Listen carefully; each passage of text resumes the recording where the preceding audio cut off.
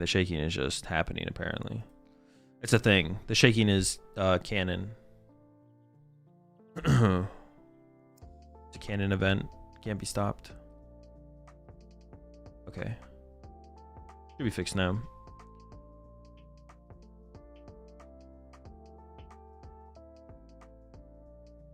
Appreciate the subs there. Neto and Tismy Pueblo.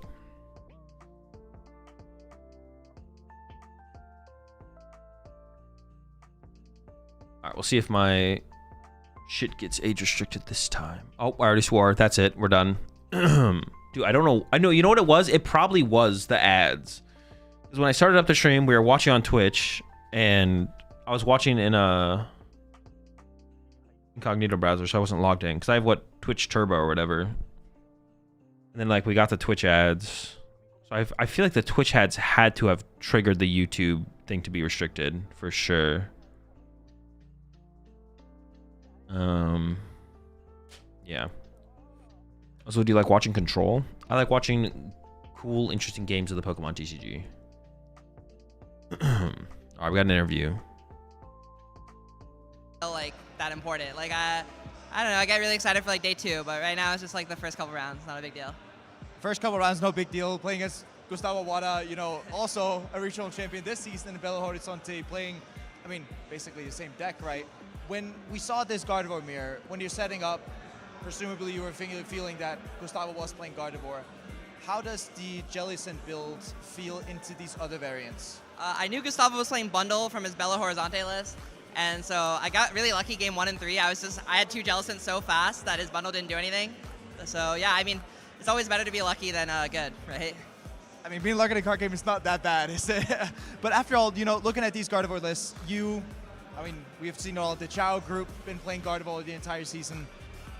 Was it just a play for this event, or has it just been, you know, we played Gardevoir for so long, we just keep doing it?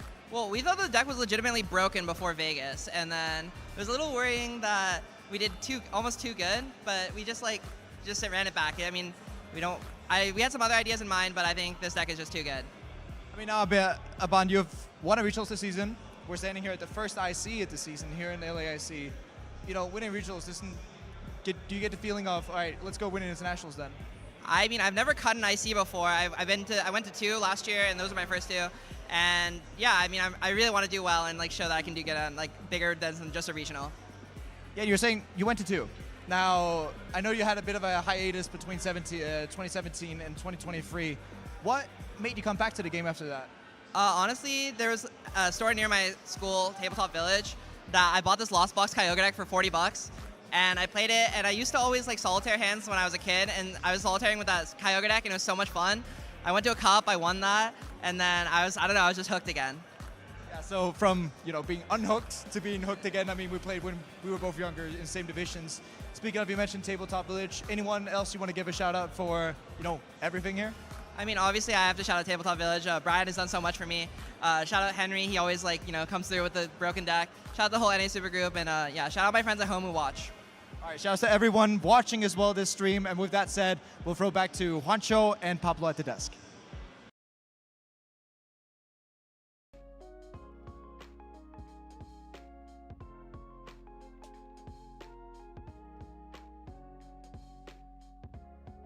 Wait, mods? Oh, my bad.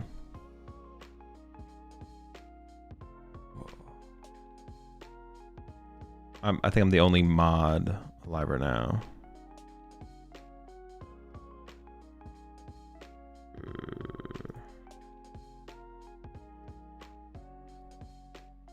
Wait, Harrison, I'm gonna mod you on this side as well.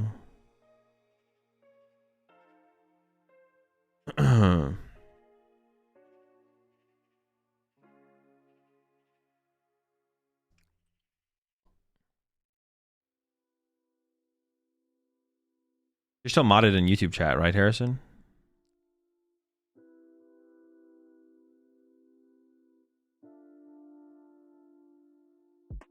I'll mod you over here as well.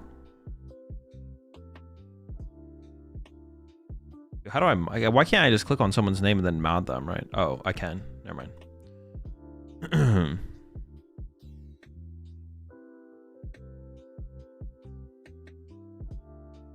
Do you think a bot intentionally didn't shout you out because you texted Chip about his cheating? It's definitely possible. That's definitely a possible reason.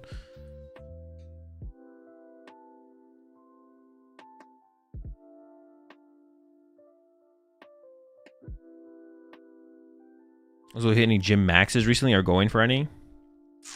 No and no. I guess that's something I ever track.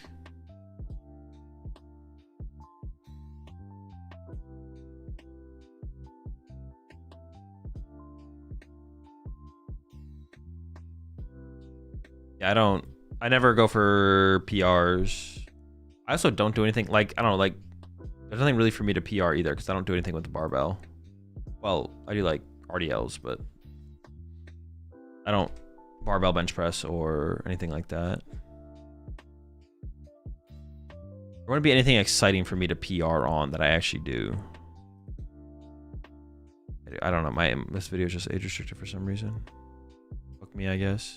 Oh, there we go. Now I'm gonna get age restricted again. No, dude, my swearing is definitely. It definitely was the ads we saw on YouTube. I don't know what the ads were for, but the ads bodied me. Not on YouTube, on Twitch. The ads on Twitch bodied me for sure and age restricted my video.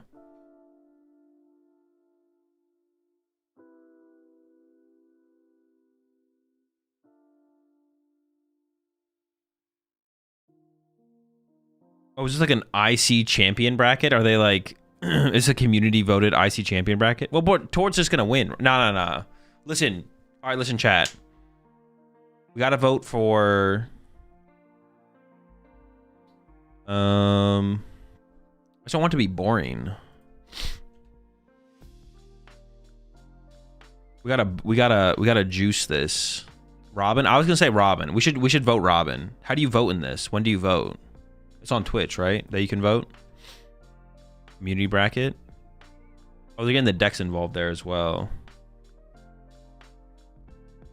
I mean, the deck Danny played was way cooler than the deck that Tord played. Also, I made that deck. The deck Danny played, I made that. The only reason the deck was good is because of me. I discovered the Sableye technology. Draw control probably beats Lugia, no? No, it does not.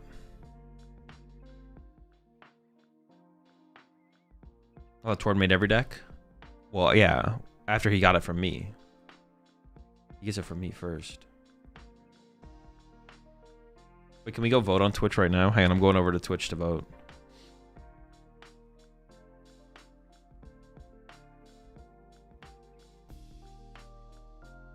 Happening now. Wait, view all two. What's the second thing to view?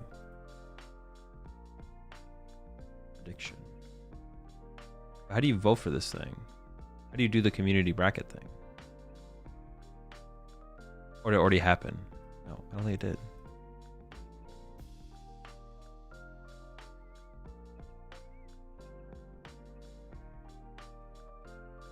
Danny would just E-hammer all towards energy.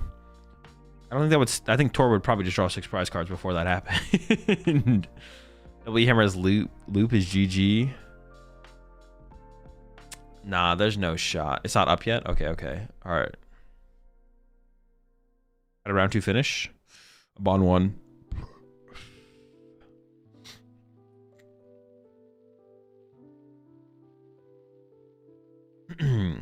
Which version of Lugia is this, though? Just broken Lugia. Yeah, classic broken Lugia.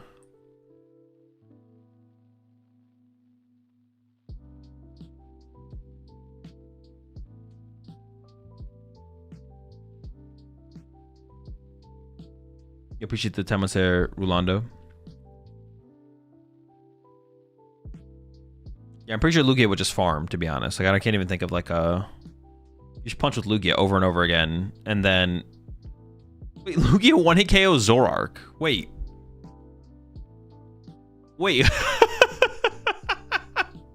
Dude, I didn't even... If you don't have a double turbo on the Lugia 1-hit KOs a Zorark. What the heck? Dude, the power creep has gotten ridiculous. Kidding me?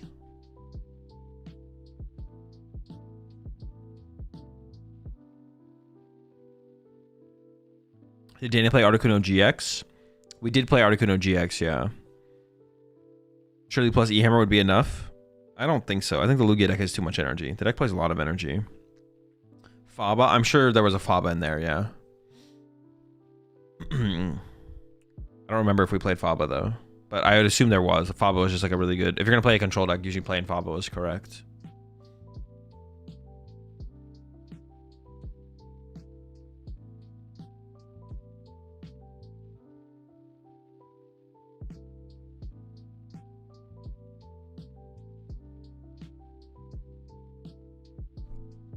Cord will homie scoop to Daniel so Zoro can win for real, for real. True, true, true, true. But yeah, the control deck was definitely the wake of the two decks. The control deck is by far the cooler deck. Also, I'm the reason we played Zoro control at that tournament. So there's also that.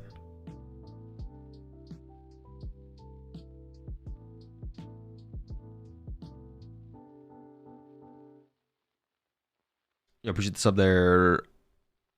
Broderland.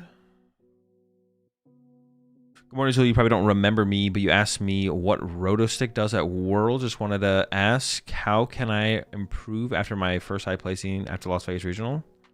Playing more Pokemon. Self Glaze is too much. Dude, I made the deck. I'm gonna get my credit here, bro. Danny gets no credit for that list. You're saying you won that LAIC? Basically, yeah. Why is Magneton Blower not popular in the Lugia meta? Magneton Blower? Wasn't a card yet. Ace Packs weren't cards yet.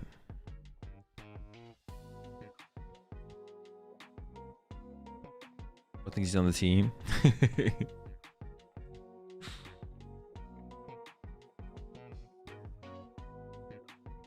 Why wasn't it popular though?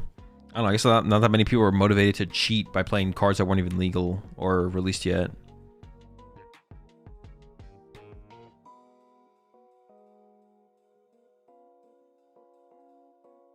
What was the reason for the Sableye? I don't know. It's how you beat Lost March and like another couple matchups. Like you ran your opponent out of resource and then you hit him with the Sableye and they just lost. Because the only mobility card people played was Guzma. So you Sableye them and then they lose. Like that was our win. Is that our win condition against Blacephalon? I think Blacephalon, we beat Blacephalon with Crushing Hammer. Like the win condition against Blacephalon was, you just trap a Blacephalon in the active. That's what it was. You just literally trap a Blacephalon in the active because no one played Switch. People added Switch after that tournament. Because no one was playing Switch and Blacephalon, so we just sat there and you just Crushing Hammer spam them. And then if they get too many energy on a Blacephalon, you would Articuno at first, and then you would go into... Because you never gave them Beast Ring, so they wouldn't be able to actually build up the energy on the thing. Wait, they had Welder though, right? Am I trolling? Maybe you said to overcome the Welders. I don't actually remember. I know we had a win condition. They did have Welder though. They did have Welder. Maybe they ran out of Welders?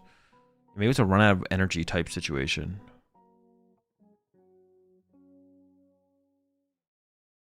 I don't actually remember, to be honest. I remember being able to like just trap the Blacephalon in the active.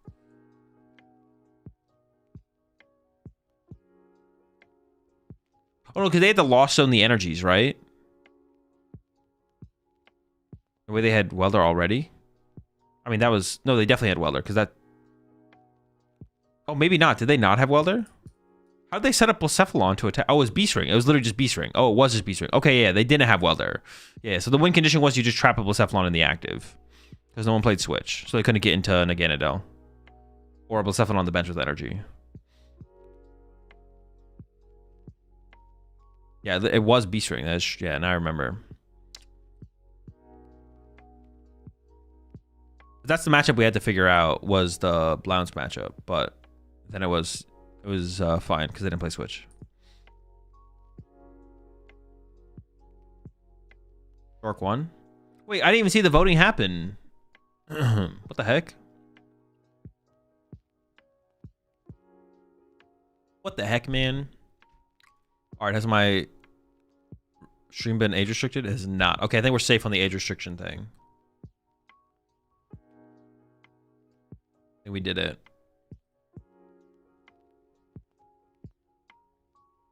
don't know what led to the age restriction, but it happened. So.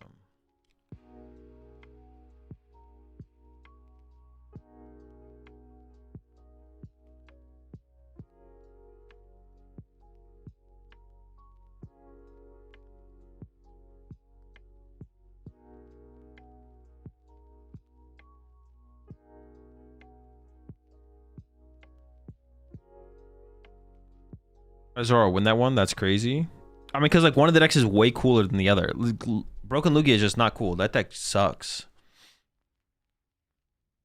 Say fuck 30 times for science. It honestly might be worth to like test the limits, but it definitely was the ads. Phantasmal Flames is not legal, no. Are you playing in Doom tonight? I guess maybe. No, probably not, because I have to get up early for day 2 tomorrow. So no. When's next round? I assume it takes longer since it's an IC. In 3 minutes. No, it doesn't take any longer. Being an IC doesn't make it take longer. They want to get into the next round as soon as possible. It's the same. Yeah, it's the same time amount. 50-minute best out of 3. So. No marathon for day 1, Doom day 2. No, definitely not. That's too much. Too much poke. Not enough sleep. There needs to be a balance between sleep and poke. And that is not. That crosses the line. Crosses the line. Can't be doing that. The stream did get restarted, yeah. Because it was age restricted for some reason, so I had to reset it. If you win Doom, you'll finish just early enough to start day 2. I could play the Doom and then like... No, I'd rather just go to bed early tonight, to be honest. Because now that I already don't have that much sleep, I'll probably like be down. I'll be good to fall asleep. I'll probably be able to like fall asleep at like 9 p.m. or something like that. I've been told once upon a time you said money and poke, only money and poke matter in this world. Would you now amend that statement to money, sleep, and poke? Yeah, we might have to get sleep involved, to be honest. That's a good call. I think so, yeah. What time is the IC starting your time zone? Today started at like 4 a.m. Tomorrow looks like it's also starting at 4 a.m. So it looks like the same time, same start time for day 2.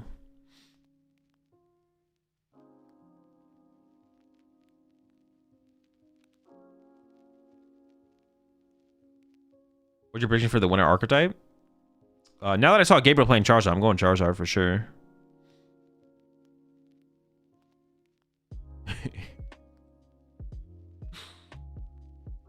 So just man the fuck up and drink 5 monsters. Your heart is a muscle. You train to failure. Uncle getting sleepy. Shake my head. True. I gotta lock in. You're right.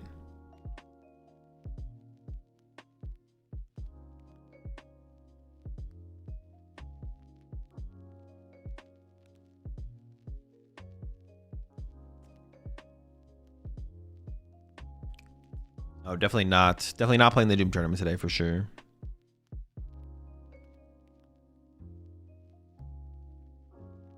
Even winning a limitless tournament does not make up staying up until 2 a.m. feel worth.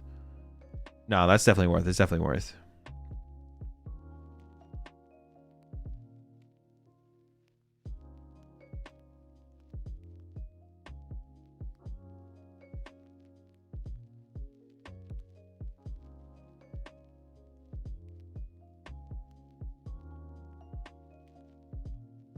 Yo, which format is this tourney? Standard format. Oh, it's no, you mean, yeah, Phantasmal Flames is not legal. Phantasmal Flames becomes legal next weekend.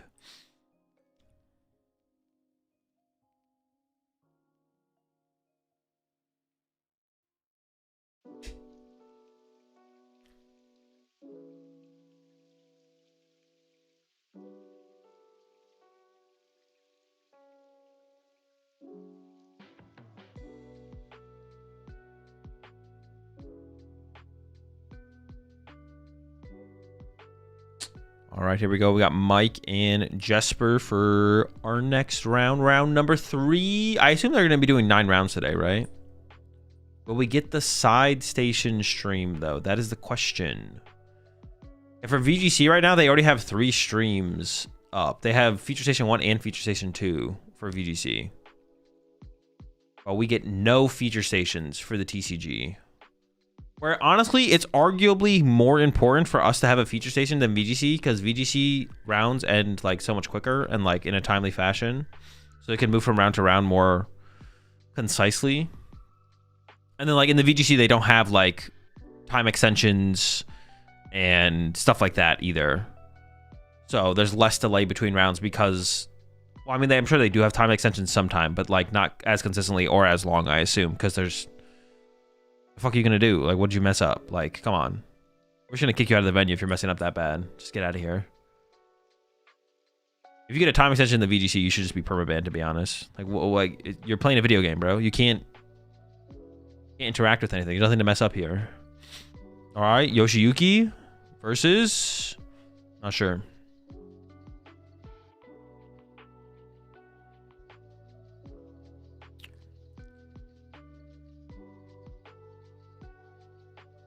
I'm doing good, Polyp. Hope you're doing well. Yeah, honestly, no, I was gonna say don't do it. All right, Mega Kangaskhan versus the Conk. Oh my gosh, the Conkeldurr. I actually have no clue. Oh no, this is actually like a fine matchup for the Mega Absol deck. But like if a Mega Kangaskhan gets picked early, could be in trouble here. Lucas with the, I mean, it looks like the Conk, right? Like what else would this be? Conk has a shot here, low key. It actually does, yeah, it actually does. Wait, this is a favorite for Conk, right? I don't know, actually. Like you, when it came into Absol is tough. It's got 330. And they're gonna like go like, it's gonna be like an Iono plus combo. Also, Yveltal might be annoying. I don't know. Is there anything really to trap with the Yveltal? You have Jets though, so you should be fine, right? Yeah.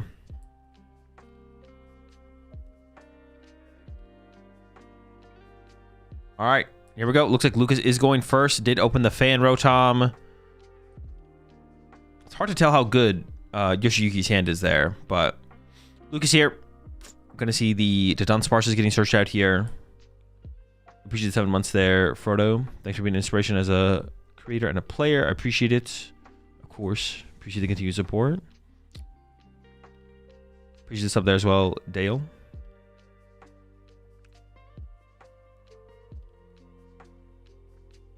So what did Tor say?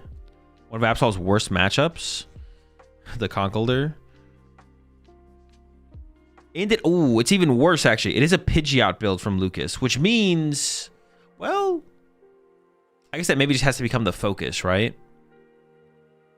The Pidgeot means like you can't just go KO Conkeldurr with an Absol and then be out of like stuff on board. We'll see. Prediction? My bad. All right, prediction's up. Go ahead. Appreciate 26 months there, Upstream Punnage. He could be playing Gatorades. It seems like could help with this matchup a lot. Yeah, I mean, theoretically, you'd be looking to... Ooh, Raw Trolley in the hand, as expected. Theoretically, you're looking to, like, line up Attack with Absol plus Iono. I mean, if you can get... If Yoshiyuki can get, like, 2 Absols online here, like, this seems like a matchup where we want to go, like, retreat to Absol. Retreat to Absol to attach to Absol to load up an Absol with an Absol. So it's easier for us to go Absol into Absol. Because like there's no other good attacker in this matchup besides Absol, right? The only good attacker in this matchup is Absol. Obviously, like Ursaluna at the end of the game could come up, but like I feel like you want to try and chain Absols here, but it can be tough. The deck's like not that good at going back to back Absols. I guess we could just we could turbo energize twice in a row here though, I guess.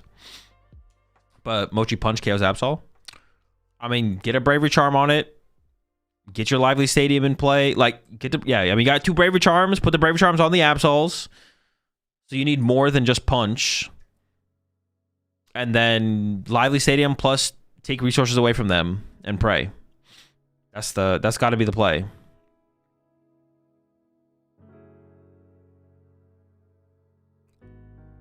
Yeah, all your other attackers suck besides Absol. So I feel like we want to try and go Absol. But it is tough to do that. It is tough to do that. If this is Ryuki's list, Watchtower is an option for Yoshiyuki. True, if he is playing the Watchtower, that'd be pretty good. I do see the Cornerstones in there. I was opted for a Cornerstone build. do see a pretty thorough price check coming in here. And we're gonna finally see. Oh, I guess the Pidgeot. No, the Jet Energy just make it too easy. I was like, I guess the Pidgeot does open up like a Yveltal line, but there's like no Yveltal line because of Jet Energy. There's Absol number 1. And Yveltal. Giving it some thought. Commit to the Yveltal seems a little weird though. This is going to be Absol Petch. Nope, there's Kangaskhan plus Petch. But instead of the Yveltal, we should get second Absol, right? I feel like second Absol's got to get involved here. Instead of the Yveltal. Actually, how much does poisoning ourselves matter? It could matter a decent amount, right? Well, I forget how much Conkeldurr does. 260, 270, 280? Oh, we're going to have Bravery Charm, so we should be safe.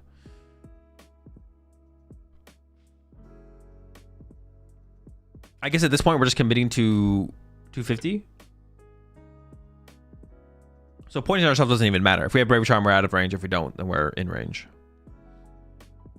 Gives up the Ursaluna off the Vessel. I don't like that either, though. I feel like the Ursaluna... Well, I guess we have more... Maybe as many Nitrotrus as we have Nest Balls. Maybe it's about the same thing, to be honest, to get in the discard pile.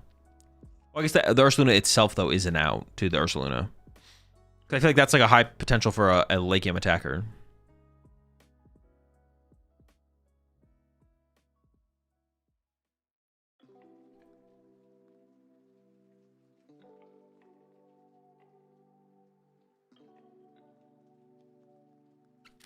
Alright, going into the Yveltal, and then we will be turbo energizing here. Loading up our Mega Absol. Coming into the Absol on the next turn. And sometimes a fast Absol, maybe that's all you need. Alright, there's 2 Dunsparce on the bench, and Pidgeot will be set up. So in this game, it's not going to be all you need, but sometimes it's all you need.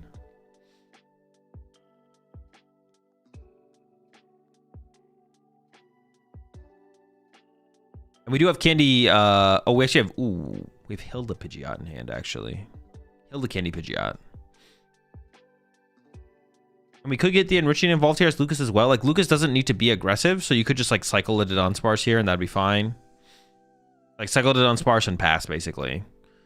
And then, I mean, obviously get, like, another Timber in play. Maybe get a Girder if Lucas plays the Girders.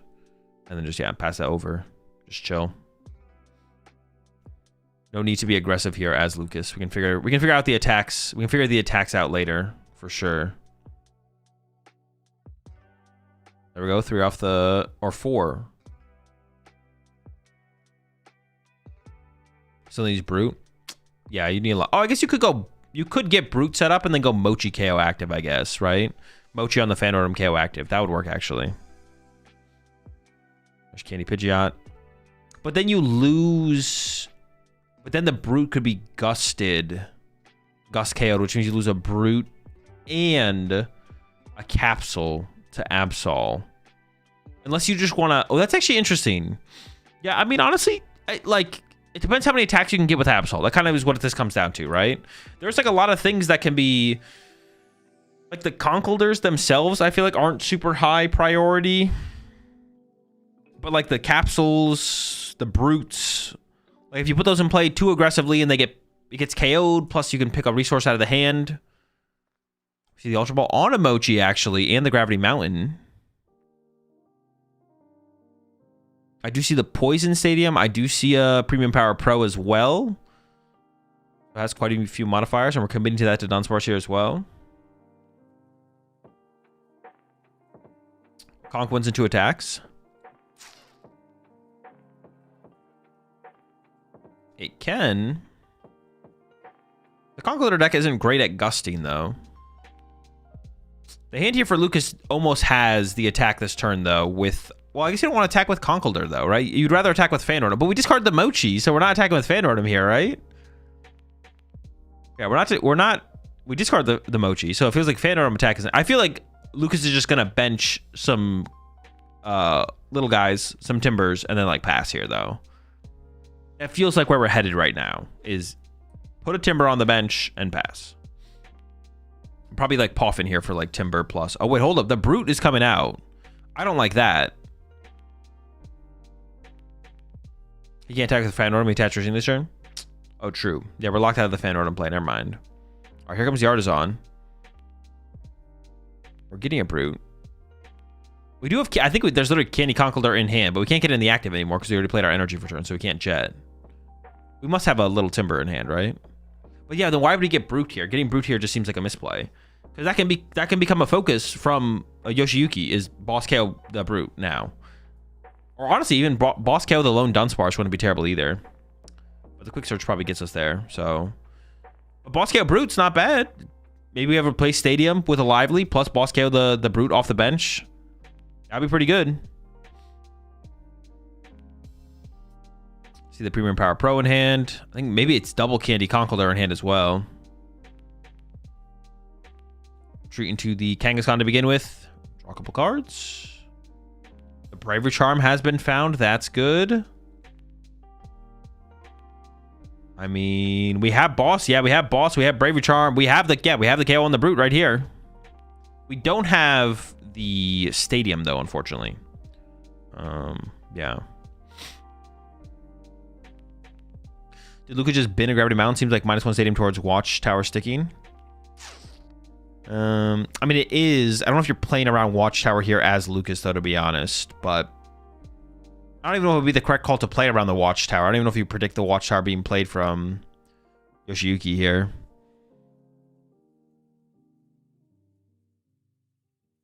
It is, of course, possible that this Absol gets 1-hit KO'd next turn as well.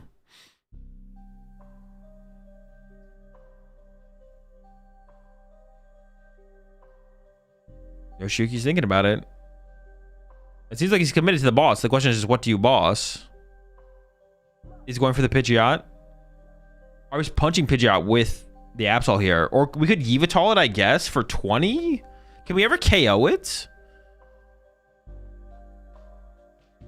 Like KO it, 2-hit KO it, excuse me. We can't KO it this turn. Don't get me wrong. That's not what I meant. Okay, we're just gonna go for a punch on it. So we're trying to be able to set it up to go like Iono plus KO, I guess, at some point.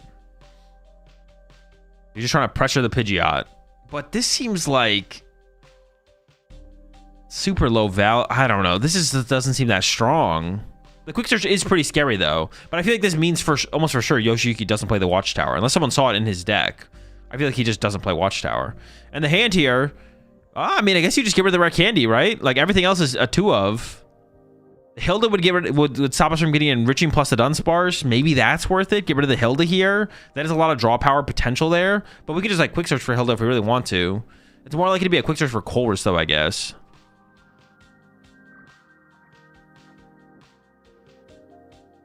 Looks like I kind of like the candy as well because like you already used the candy on the Pidgeot. This would be another candy. Actually, no, the candy probably makes the most sense there, right?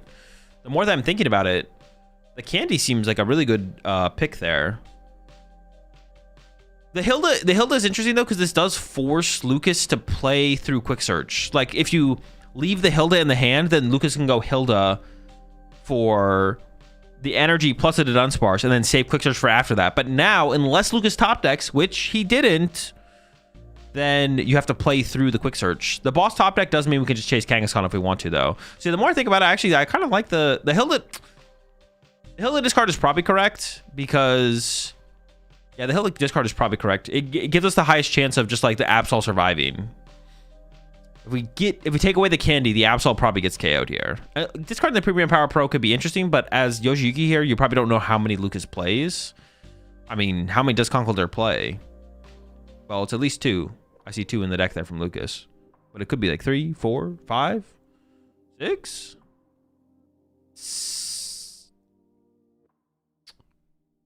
Never mind, it's 250, not 280. Wait, Conkeldurr's attack? It really seems like KO Brute and take the candy away would have been real bad for Lucas. Yeah, the punching Pidgeot seems weird. But now that we punched the Pidgeot, I like the Hilda discard. But if we had KO'd the Brute, the candy discard seems like that much better. Well, there's also just like an Artisan in play. So maybe it's not as good as I think it is, actually. If we replaced the Artisan, then KO Brute seems really good. But without replacing the Artisan, then KOing the Brute definitely has less value for sure, right? So it is going to be the Quick Search for the Hilda. Now we're going to see a lot of cards here off of the Dunsparce and Enriching. But it looks like the play from Yoshiyuki did exactly what he wanted it to do. It forced the Quick Search into becoming the draw power for turn and not searching out the deck for the final piece. Yeah, nothing great drawn there. Nothing that's going to get us closer to the KO this turn.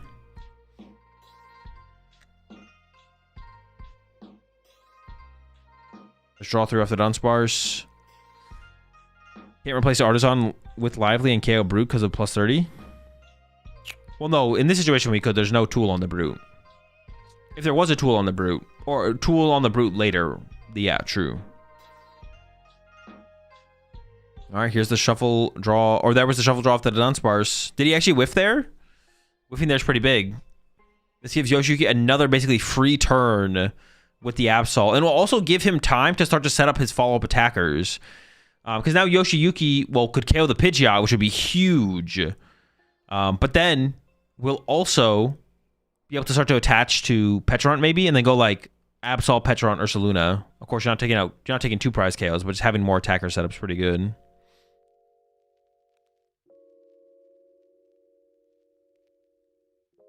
I guess you can fan road him. Yeah, actually, honestly, a fan road him attack here is pretty decent, so you don't need as many cards next turn, right? Yeah, I kind of like the fan road him attack, yeah. You need less modifiers on the next turn. Especially if you get like Ioned or something like that. You already attached? Oh, shoot, yeah, Enriching Energy. Well, he could attach again here, and if no one catches it, I mean, I'm not going to report him to the judges. If y'all want to snitch on him, that's on you. All right, over to Yoshiyuki here. We did top deck a penny. So we could get that. We could honestly get the energy off the Yveltal here. And like put that on the Petront maybe. Or the Monkey Dory if you want to heal the active. Gonna first draw some cards with Kangaskhan, of course. What do we get? Yeah, well, that's pretty good. And a Dark Energy. Fill up the Petch, attach to the Monkey Dory. We got options here for sure. This will destroy his future comm chances in real time.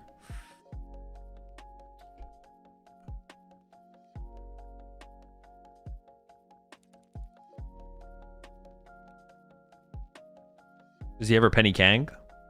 Penny Kangaskhan could be cool. Yeah, just get the the second 3 prize liability off the board. That wouldn't be terrible. I don't know if you'd commit to it yet, but I guess the question would be like, what supporters are you trying to play on future turns? If you're not trying to play Penny next turn or the turn after, you might want to just commit it this turn, because it does seem like Yoshiyuki has kind of gotten a free turn here. But boss KO Pidgeot. Look, no, if we boss KO Pidgeot last time, we're definitely boss KOing the Pidgeot this turn. Or if we boss punch Pidgeot last time, we're definitely boss KOing the Pidgeot this turn, right? Like 100%. He's committing the energies to the Monkey Dory, putting some damage on the Timber. But yeah, we're boss KOing Pidgeot 100% here. Definitely, definitely.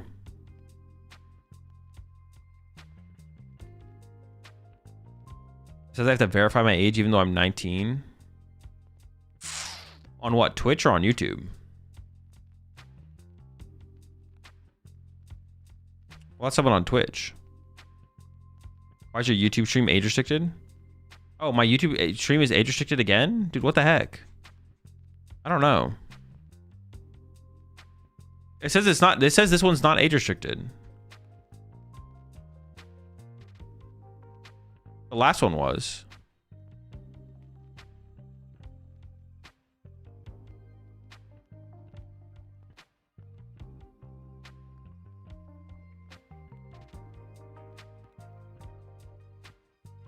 Oh, maybe it's like a new thing on YouTube or something like that. That's possible. Because Azul swears a lot? No, that's just not true. Because this has never happened before on my channel. This is the first time this has happened on my channel.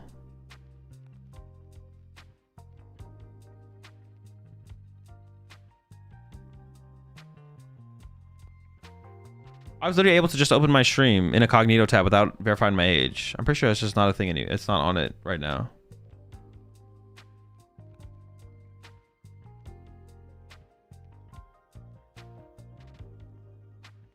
Works now how to refresh? Okay, yeah.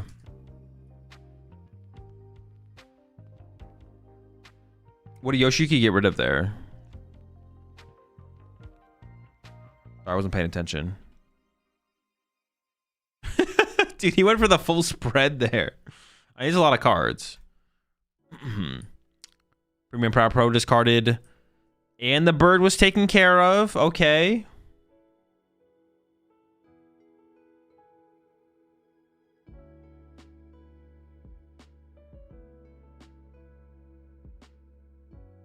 Absol might survive another turn.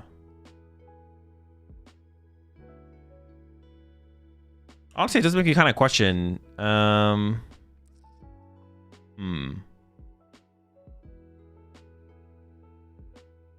does make me wonder, actually. No, not really. I guess this is always just kind of the play. All right, Colress here from Lucas. We've got the town store and the enriching energy, but we need it's like not even possible to get the KO here. How much would we even need? I guess we just need Mochi plus a Premium Power Pro, right? But drawing into the Premium Power Pro is so unlikely here from Lucas. It is in the deck. The second Premium Power Pro is in the deck, though. Boss KO Kanga seems like it maybe should be the try and stopping the penny. This turn, yeah, I guess I honestly don't hate that, but I don't. Getting there is like so unlikely though. I feel like. All right, Premium Power Pro. Oh no, it's an Ultra Ball. We did get the tool card for the Brute, which means we can get the Mochi off the town store, but we are still a Premium Power Pro short. I just saw an orange card and I got excited.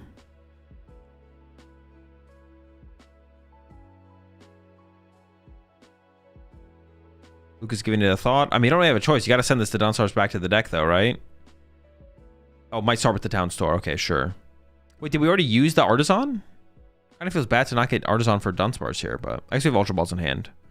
The Premium Power Pro is in the deck. I see it. Oh, is there no Mochi?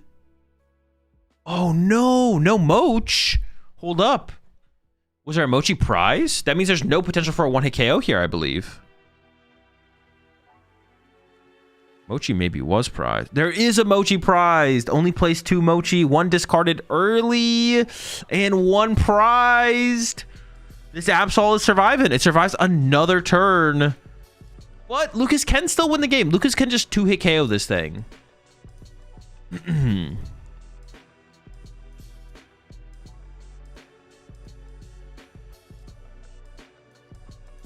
Yeah, so even if we drew the Premium Power Pro here, it would not matter. So we're just swinging here as Lucas. Lucas is deciding just to get in there now at this point. Maybe this should have been the play a turn ago. Maybe it wasn't possible though. Actually, kind of catch your Kangaskhan and pray. I guess. I don't think we have one in hand. I don't know if it plays it.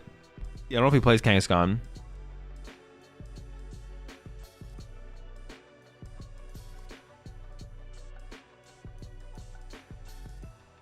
Was PPP not enough?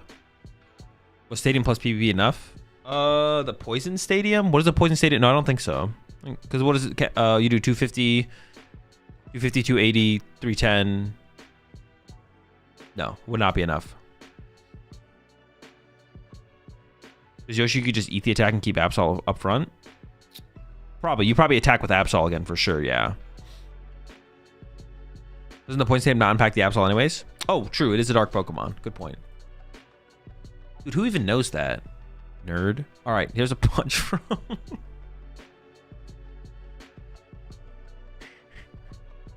right, here comes the punch from Conkeldurr. We are aggressively setting up the 2-hit KO here. But this does leave enough damage in play for Yoshiyuki to actually KO. Oh, no, not quite. Never mind. No, I guess... No, triple Monkey Dory is not possible here. A little bit of healing might need to be done here from Yoshiyuki, though. But also, honestly, just a KO on the active Conkeldurr seems good. Boss KO on the Brute also seems pretty good. Yeah, Boss KO on the Brute does seem pretty good here from Yoshiyuki. But that means we wouldn't be able to penny the Kangaskhan out of play, which would also be a pretty good play, I think, as well. Monkey Dory once. We could Monkey Dory twice this turn with a penny, getting another Monkey Dory on the bench. But we can't triple Monkey Dory. Triple Monkey Dory would let us KO the Girder off the bench, which would be really cool, but not quite possible. Would Yoshi want to penny the Absol now? I don't think you could afford to do that. I don't think so. I don't think you could afford to penny the Absol here, no. Chase the Brute, though, seems pretty good, to be honest. Chasing the Brute seems decent. But also KO in the active. KO in the active is actually pretty weak. I think chasing the Brute is probably better for sure. But I guess you could Lively Stadium as well, because you can move damage off your Absol to the Brute to get the KO. Penny the Absol and Clutch for 3 turns. No, Clutch doesn't work in this matchup because they play Jet Energy plus the Dunsparce. Oh, wait. Oh no, we have to do it like that. Nope, I'm not going to get baited again. I've done that too many times. Yeah, boss number 3 might be coming out here for Yoshiyuki. It is happening on the Brute. And then... Oh, almost forgot to use the Town Store, actually. Let's search out a Turbo Energize. We only have 26 minutes left. We definitely need to start to see, like... And we should have been... I mean, Lucas has just been playing kind of slow in general, to be honest. Like, there's no urgency at all from Lucas. You're in, like, a bad situation, but it's still winnable. Well, you need to... Like, it's a favorable matchup. You need to try and save time for Game 2, Game 3, Game 4, Game 5... Game 6, game... Okay, there's the damage move over from the Monkey Dory. And then the knockout with the Claw of Darkness. Discarding another card. Another powerful resource from Lucas's hand will be going down here. Second capsule could get picked. And yeah, looks like it is just going to go after the second capsule here. I assume Lucas does play 3 capsule. But that means if Yoshiyuki can KO a Brute Bonnet that gets the last capsule, that's it. That's kind of game. You have no real strong ways to attack at that point, I assume. Yoshiyuki wants one more peek there. From Lucas here, I don't think I would scoop yet. Yoshiyuki is down 3 boss, so Yoshiyuki's access to your bench is very low. Yeah, very, very low. Very low access to the bench. So I think you still feel pretty safe here as Lucas, but Lucas needs some urgency in these plays for sure. Like, Lucas is playing so slow. There's no urgency at all. And as Yoshiyuki here, I don't think you're mad at that. Like, you're like, all right, listen, we're just sitting here, we're playing some Pokemon. You know, you take as much time as you want. I would be happy to just have this be a 1-game series. Even though it probably shouldn't be. Like, the Conkeldurr actually be able to play way faster, but Lucas is just taking no urgency in the plays from Lucas here at all. And yeah, I don't think Yoshiyuki's complaining. Yoshiyuki would like the possibility of this ending up in a tie or a 1-0. So Yoshiyuki's not mad if this doesn't go to a game 3, I don't think. Yoshiyuki might have a 4th boss. He might, but it would be like unlikely to find it, right? Even if there is a 4th boss. The possibility's there, but actually finding the card might be a little bit tough.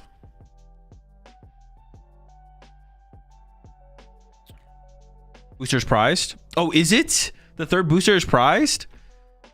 Oh, Lucas, pack it up. Go next. What are we doing? Okay, I guess Lucas could go Ursaluna KO this Absol into get the booster Conkeldurr Gust KO Kangaskhan. That is a line, actually. There is still a line here for Lucas, but this also involves Yoshiyuki actually misplaying, I feel like. I think as soon as Lucas, like... Maybe that's not true. We'll see what Lucas has access to this turn. Because Yoshiyuki... It'd be hard for Yoshiyuki to get the read that the thing is prized, right? It'd be hard to get the read that the 3rd capsule is prized. So as Yoshiyuki here, you probably penny the Kangaskhan out of play. And then Absol knockout. And then start to build up, like, I don't know, your Petra Run or something like that. And then you still probably win as Yoshiyuki here, but yeah, it would be hard to get the read for sure. Unless Lucas plays something that can find a tool card and then just doesn't get the tool card. Oh, wait, is this actually KO? No, not quite. Wait, no, if we have a Stadium Bump, it does. Hold up, hold up. Do we have a Stadium Bump? That Gravity Mountain, turn 1. I wish I didn't know. We could attack with back-to-back Phanoroms, but at that point, that's our 3rd Jet Energy, and then Yveltal. Dude, there's just no urgency here from Lucas. Dude, this is so... There's no urgency at all. He discarded another Stadium also? Wait, did he Ultra Ball away Stadium right now? That's a huge mistake. Hold up. I didn't even realize that the Phanorotom... Oh, he did. Oh my gosh, that is so bad. I didn't even realize the Phanorotom was in range to KO. But it is. Yeah, Phanorotom plus Stadium actually got the knockout here. That is a huge mistake. He literally had the play. Yeah, and Phanorotom KO here. I thought you had to wait for Ursaluna attack. But no, we don't even have to wait for the Ursaluna attack. Like, Lucas here could have gone Phanorotom KO, get the tool card off the prize cards, and KO Kangaskhan next turn. Or back-to-back attacks with Conkeldurr also gets there. But there's just a punch for 70, and we get another Absol attack from Yoshiyuki here off the back of a massive mistake from Lucas. 22 minutes left. Yeah, there's... Yoshiyuki doesn't know that there's a tool card prized. Yeah, does not know. Double Monkey Dory once again available to Yoshiyuki. 2 Jet Energy gone now as well. There's 2 Jet Energy gone. We could see Yoshiyuki just like retreat to Yveltal and then maybe trap the Fan Rotom for a turn. Or do we see the Penny on the Absol at this point? That's what we're going to see. Penny on the Absol, and I assume we're going to go to the Yveltal this turn. First get our draw off with the Kangaskhan, retreat to the Yveltal. 2 Jets gone, trap the Fan Rotom for a turn, start to rebuild up this Absol as well. Fresh Absol now fully set up. Oh no, second Monkey Dory. Oh, maybe Yoshiyuki can just win with Yveltal at this point. Well, no, but we're so low on Gust effects. This kind of feels like a mistake from Yoshiyuki, actually.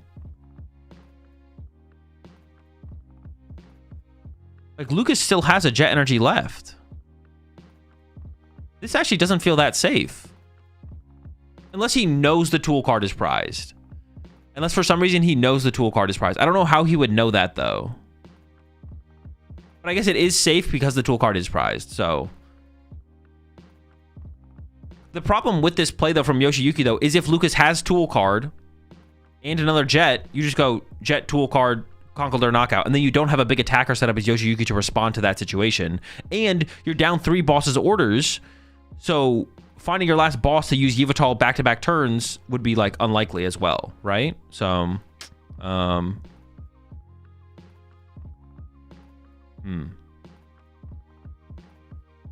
Because he had KO with Mochi off of the town store, and he did not get the Mochi off town store. Reasonable assumption that Mochi was prized. No, it's the other tool card that mattered, not the Mochi. It was the Ancient Capsule. But I don't think there was a read there from... I don't think Lucas gave information over to Yoshiyuki that the capsule was prized. I don't think it existed anyways.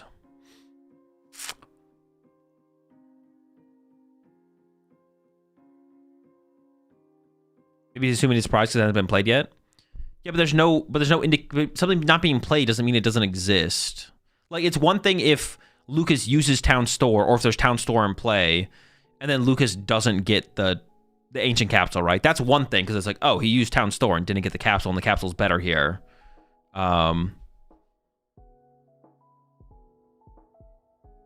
Yeah. If Lucas just has Jet plus tool there, then Lucas is in like a pretty good spot, I feel like, at that point. I guess if Yoshiyuki has like double E-Switch plus Absol as a follow-up, then I guess you could get an Absol back online in a single turn. So then it's maybe worth testing the waters, to be honest. If Yoshiyuki had double E-Switch in hand there, or had access to double E-Switch. Or I guess just Yveltal plus boss. No, because you have infinite Jet Energy. So Yveltal doesn't actually do anything anymore. No, never mind. Yeah. Yeah. Lucas, I don't actually think Lucas needed to scoop that much sooner, to be honest. Probably should have... well, he misplayed by not keeping the stadium. If he just kept the stadium and did the stadium bump, then he would have been fine. As soon as he maybe messed up the stadium play, he should have conceded right there. But as long as he had the stadium play available, which he did, he just needed to go stadium attack knockout, and then he would have been in a fine spot. The bigger thing here from Lucas, I feel like, is just a lack of urgency. Like, he is just not playing very fast at all. Like... He's playing like way too slow. He could have assumed tool was prized when he got capsule off town store.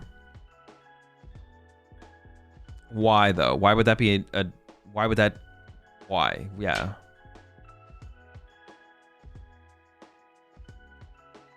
Why would that lead to him believing it was prized? All right, fan art start here from Lucas, as good as it gets. And Yoshiyuki here does have the Arven and has Absol in hand. There's just the pass over to Lucas. Maybe he's thinking about benching some stuff, but opts not to. Does he run Tool Scrapper? Probably not, no. I doubt there's a Tool Scrapper in the build. Double Timber prize, but, well, actually, some lists only play 3 Timber. So that actually could be a big deal.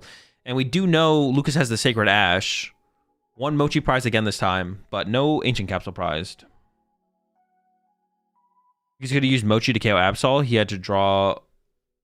He had draw left to find Premium Power Pro.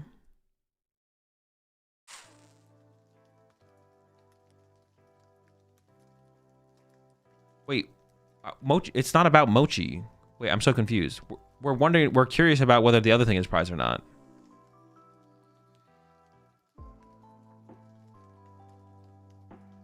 Yeah, he knew the Mochi was prized, but it doesn't tell him that the Ancient Capsule is prized. That's the card we would be curious about. It's like, is the Ancient Capsule prized? I'm not sure what y'all are talking about.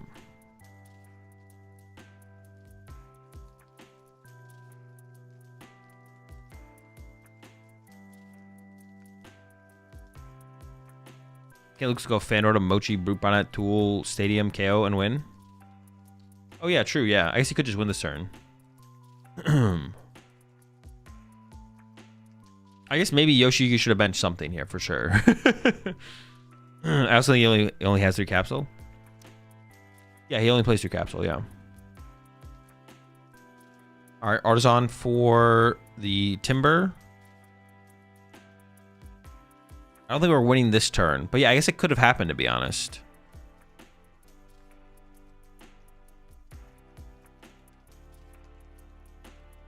You probably would have grabbed it if it wasn't.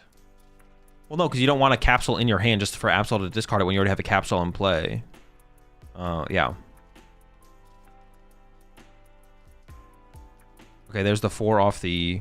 Yeah, because if you put a capsule in play... If you have a capsule in play and have a capsule in your hand, it's just 2 free capsules for Yoshiyuki. You'd never do that. So Lucas not getting capsule off of Town Store doesn't tell Yoshiyuki that there's a capsule prized, because you would never put the capsule in your hand to begin with. Could you do the bench?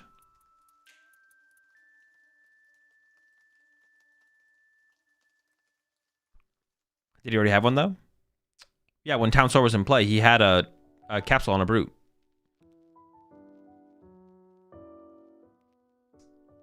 $15 minutes left. He's got time. I mean, he should be playing faster still, but...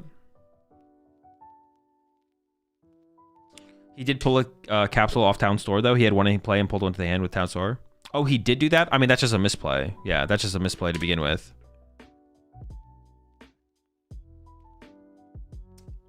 Was that 3 Kangaskhan? Oh, it's an Ursaluna. I mean, that's just a misplay to begin with. But that doesn't tell him that the last one's prized.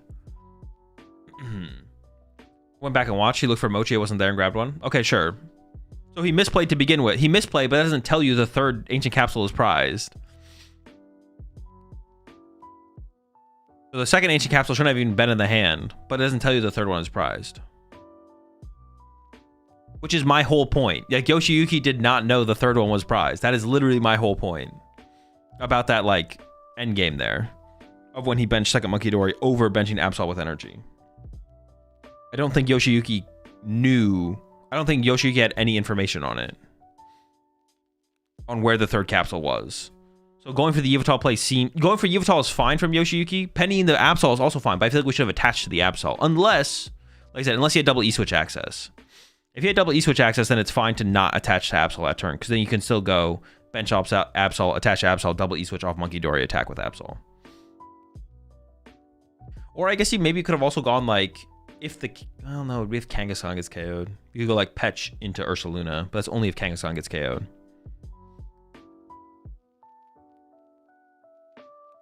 Alright, and it looks like Yoshiyuki is just fully committed to...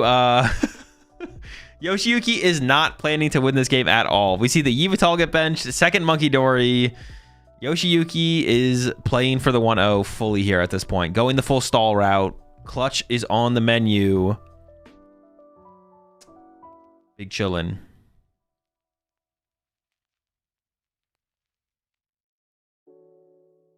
I mean, it's possible Yoshiyuki just guessed us, hoped it was prized, unless Lucas indicated through body language or something like there was no play Lucas made that indicated it was prized. Yeah, there was no play, but yeah, Lucas definitely could have, like, on that last search when he, like, looked through his deck, maybe he made it clear that it was prized. Attach to the Yveltal.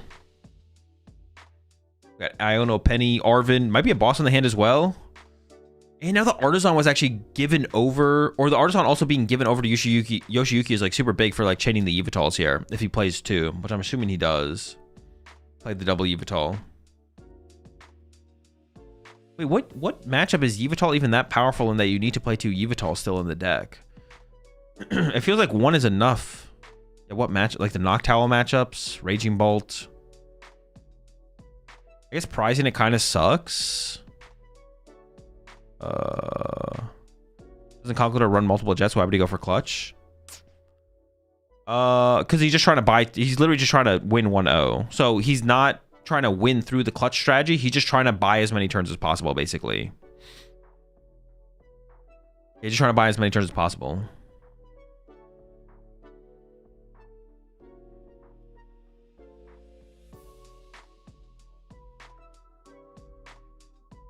We could get the Mochi in the fan room, true. We just start swinging with the fan room here. Doesn't Conkeldurr run multiple? Yeah. Conkeldurr, I was already answering that question. Conkeldurr runs multiple jets, but the point is he's literally just trying to buy as many turns as possible. If he gets like 2 turns, like even though like Lucas will inevitably win this, so Yoshiyuki is playing for time. So he's playing to just buy as much time as possible with his actions. Not his actions, but like the game plan he's choosing. He's never winning this game through clutch. Yoshiyuki is conceding that he will, if there's infinite time, he will always lose this game with the game plan he's choosing, but there's not infinite time. So he's sitting here and being like, I'm just going to sit here and clutch as many times as I possibly can. And if that buys me enough time to win the game, 1-0, the match 1-0, then so be it. If not, we tie.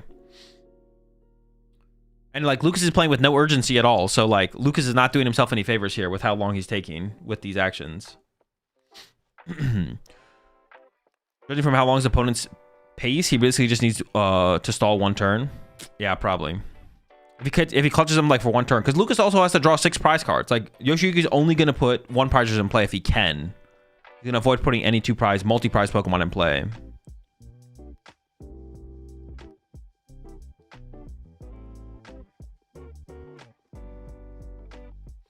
I feel like they gotta stop showing rogue decks in the early rounds. I give them a little bit of the benefit in these kind of situations, to be honest, Corgi, because like at the ICs they're showing like the early rounds. Like they probably picked this match because of Yoshiyuki, and they probably didn't like vet the opponent at all, would be my guess. But like this, I assume this match was mostly just picked on it being Yoshiyuki versus a Brazilian player, a player from Brazil, right? Like that's probably the reason for the matchups. Like player from Brazil, we're at LAIC, Latin American International Championships in Brazil, cool. Yoshiyuki, Japanese player, cool, run it. And in these earlier rounds, it's going to be harder to get a Ryuki versus Tord or whatever, you know, William Azevedo versus Yoshiyuki. Like those things are not going to be as easy to line up. So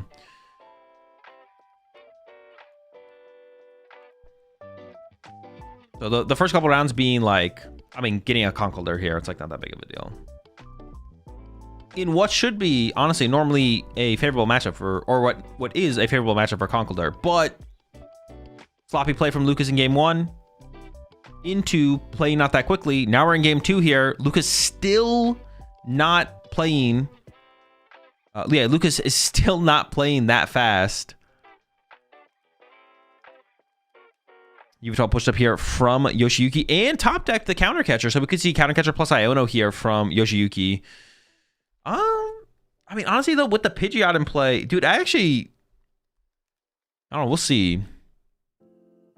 The Pidgeot makes it, like, really hard to... There's 2 Yveltal on the list. The Pidgeot makes it really hard to ever, like, get a turn, though, right? We're just never going to get a turn.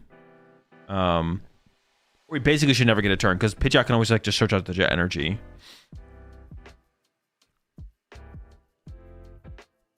But there is only 8 minutes left.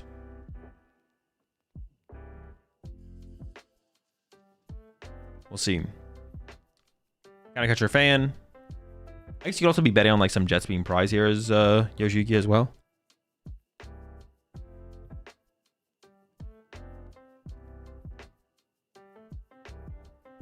He should have jetted Pidgeot so he has an attack option, right? Yeah, that probably would have been a little bit better, yeah. You just swing and pass every turn for Lucas, right? Yeah, Lucas's turn, like, okay, we're gonna see a boss on the Brute.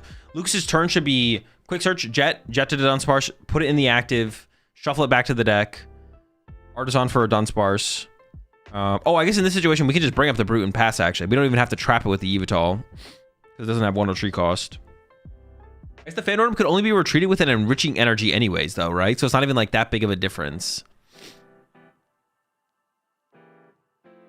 Dude.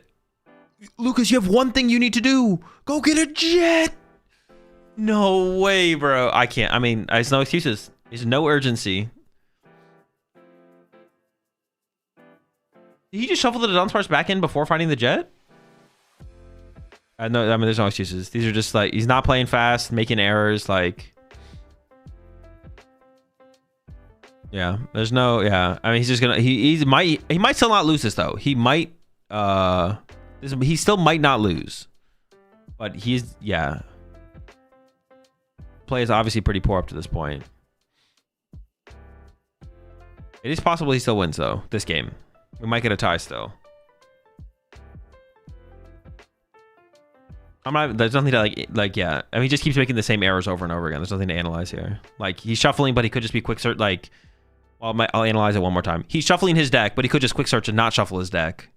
But yeah, there's zero urgency, so. And he also didn't go get the jet. Oh my gosh, there was a single jet energy left. Is the last one prized? Or should he only play 2?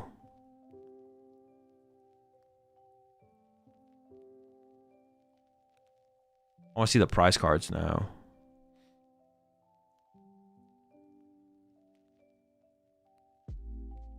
He prized a jet, and it's in the last 2. So he has to whiff and attack this turn. This is the turn that Yoshiyuki was looking for. He has to whiff and attack this turn. No, you can't do that. Oh my. All right, it's over.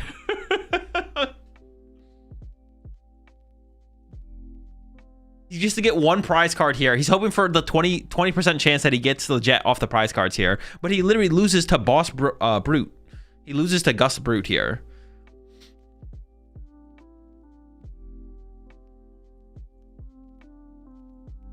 I don't think he knows about the jet to Dunsparce.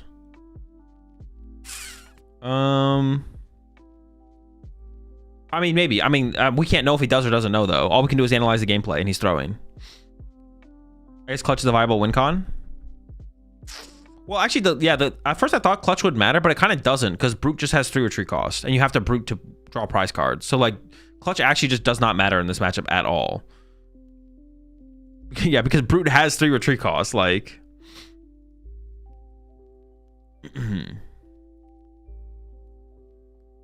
No way that's so risky. Why ever risk that as a loss condition?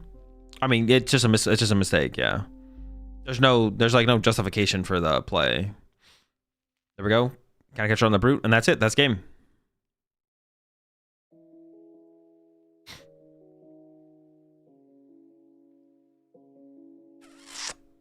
Yeah. Well, all right. Game over.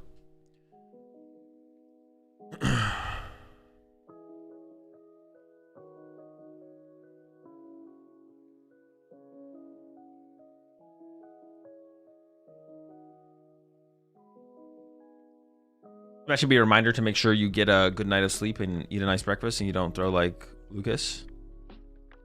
I mean, we don't. Maybe he did. He could have got those things. That has nothing to do with him misplaying, though. Oh, we are clutching out here. Okay. What was the right play there? As Lucas, you have to pass because you have to conserve the jet energy. Because you can jet up to Dunsparce and shuffle the Dunsparce back into the deck with the jet energy, and then repeat that infinitely. So it's like an infinite mobility loop. But as soon as you commit the jet to the Conkeldurr, you can't shuffle it back into the deck to use it again. So now he's stuck. Now Lucas is stuck because his 3rd jet energy is prized. His 3rd jet is gone, so he's just stuck the rest of the game.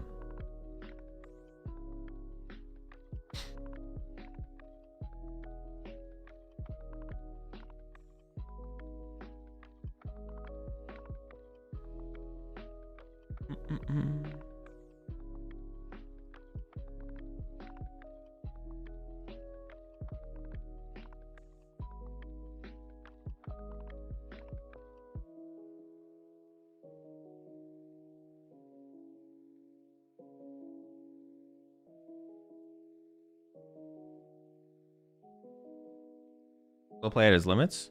No one's slow playing. No one's slow playing on either side.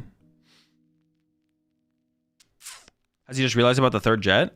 I mean, he should have known on his last search, though, because he searched through his deck and only saw 1 jet in the deck. So he should have known on his last search, but...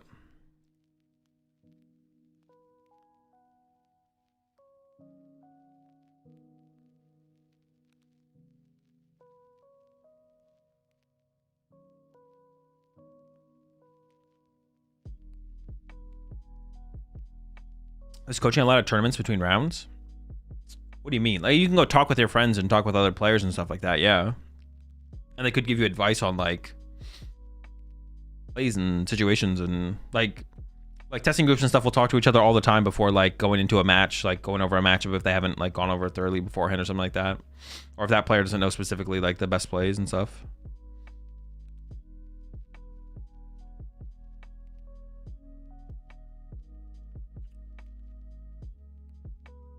And I'll pull up my chat as well, gamer.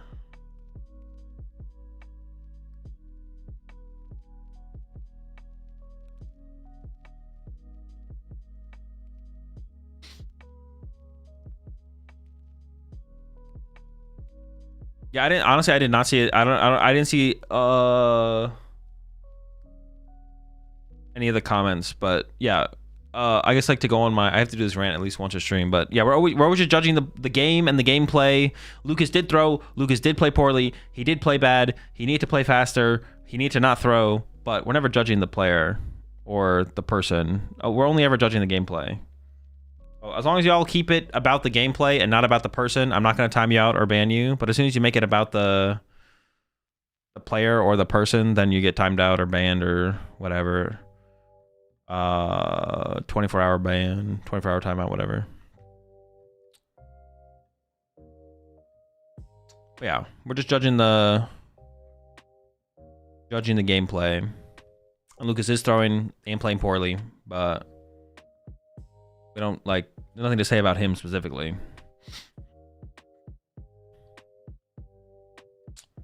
Yeah, I mean, we're kind of just waiting for this one to end. Yeah, Lucas is literally just draw passing right now with quick search on board. So yeah, obviously it is just over. Everybody say sorry to Lucas. Can we get some sorry Lucases in chat?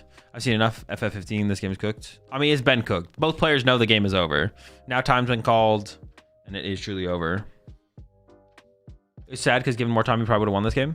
Yeah, I mean, but that's it. But like, that's where we analyze the gameplay, right? We're like, we look at the situations that Lucas could have done better, and then we can take that and learn from it, or he can take that and learn from it. Yeah,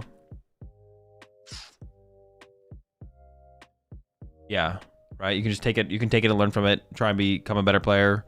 Learn from the mistakes that he made. Apply that to your own gameplay in the future.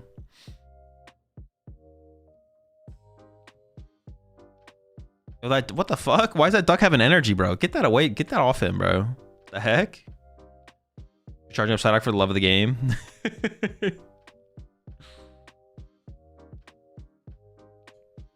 I think if Lucas scoops at like 20, 30-ish minute mark and plays with enough urgency, he can win game 2. We also not make this error though as well, right? Like also, but it would be different as well if, yeah, the match is just over. If Lucas had scooped game 1 sooner, Yoshiyuki probably would not have played this game out this way as well, though, which is like worth noting. Like Yoshiyuki only played this game out this way because of how little time was left.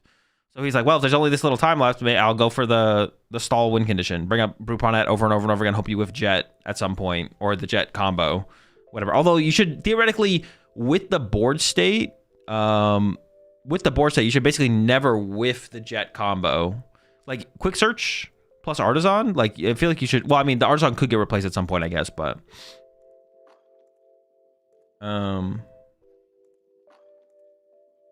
yeah.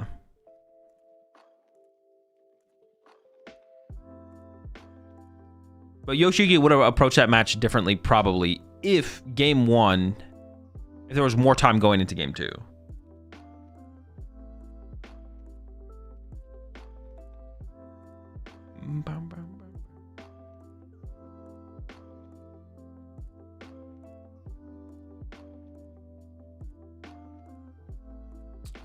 Yoshi isn't drinking that tea. True. Where's the tea at?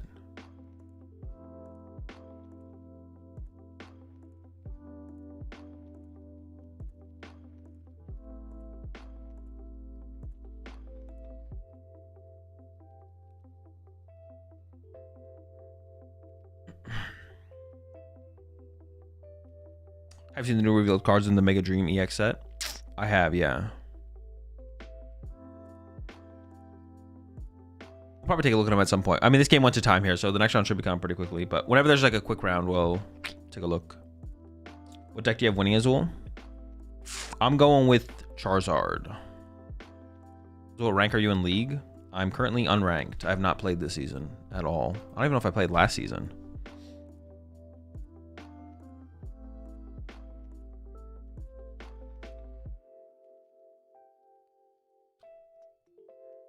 Prediction payout?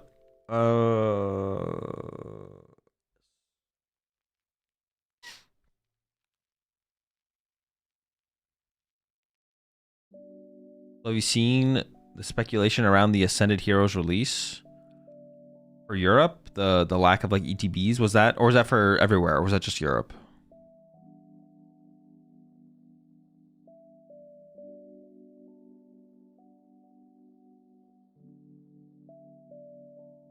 Maybe Blood Moon Ursa is better than Conch? Probably not. And Dragon Ball a good pick for Stuttgart? I mean, it's at the very least, it's fine for sure. I Premier Ball League tomorrow. Should I play Charizard? That's fine pick. There's a lot of fine picks.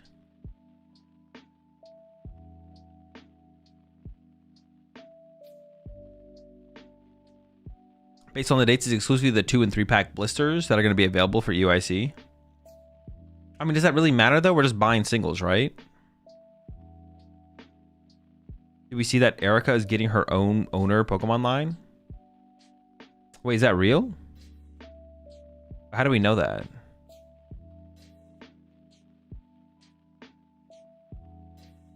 I did not see that. What's gonna mean singles are gonna be turbo priced on Poke Beach? So they're not done with owners Pokemon then, because it's not happening in. But it's not happening in the January set, right?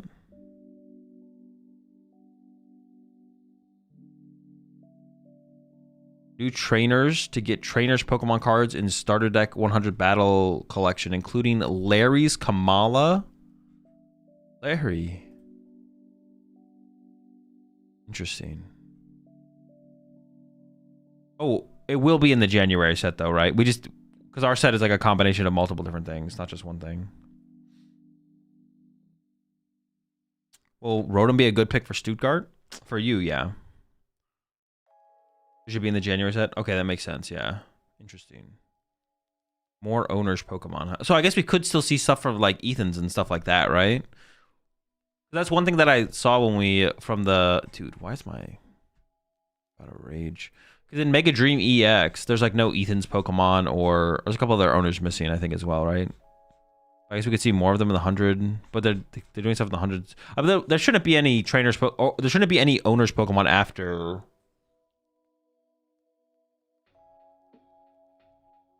Appreciate the 10 months there, Bugman. Just got back from Japan this week, trying to catch up on everything I missed. Hope you're doing solid, brother. I'm doing good. Hope you're doing well. Hope Japan was fun.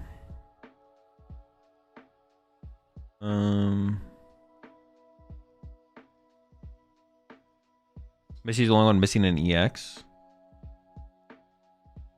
But it also doesn't need an EX, right?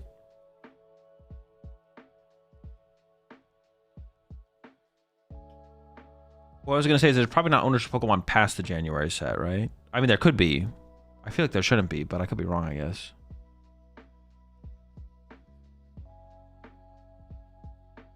Can we do this set review now? I need to know what opinion to have. No, I'll probably do this. We'll take a look at the cards in between round, or when there's like a faster round. So Guard keeps moving further down the graphic. Do you think we're close to a point that you can afford to lose to Guardy while trying to win? No. Definitely not. Also, part of that as well is like it just becoming more even between Jelly Guardy and Gardevoir. It's not really the Gardevoir archetypes aren't becoming like that much less popular. It's just like it's becoming more and more of an even split, and they're splitting them up on the graphic. That's about it. Oh, it's 8. It's almost 9% Mega Absol. What the heck? Interesting. That's a lot. Is there something missing from this chart that's usually on here? I feel like there's something kind of missing. Already still 14%? Yeah, exactly. It's like not... It's basically still there. It's basically just like still there. Sarah Ledge. I don't know if Cerulege is the thing that's missing though. Well, like it's not missing, but like it doesn't feel like it's missing. You know what I'm saying? You know what I'm putting down? Yeah, because Guardy was 14.9 at Vegas, and now it's 14 or 14.1, whatever. Yeah. Beating Guardy is still very important if your plan is to win the tournament.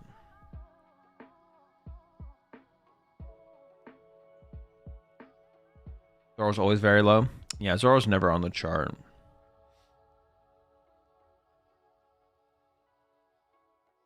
Wonder if Zork is more popular than Bolt this weekend?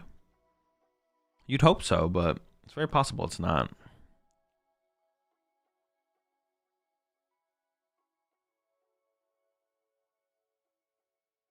I wonder if they'll show the best of the rest. I doubt it. It's only like the European... Well, actually, I guess I don't know what production team is like doing this one. But I would assume it would be... Actually, I just don't know. I don't even know who it is.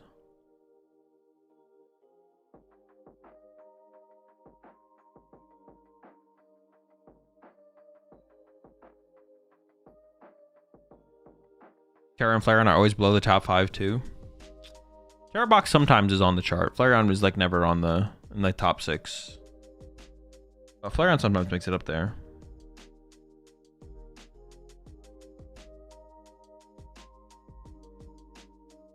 What do you think of Cynthia's Garchomp currently?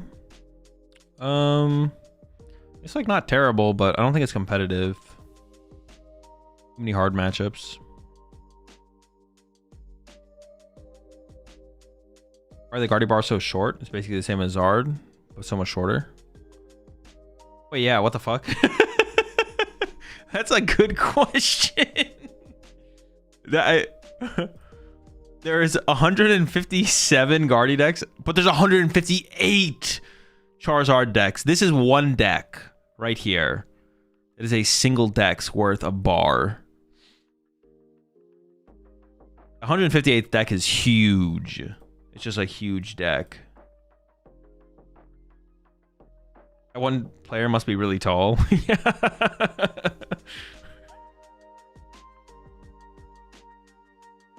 That deck is Gabriel Fernandez. True. That's Gabriel Fernandez on Charizard is this big of a difference. Do you think the hosts and IC and... Nope, but I am going to time you out for that.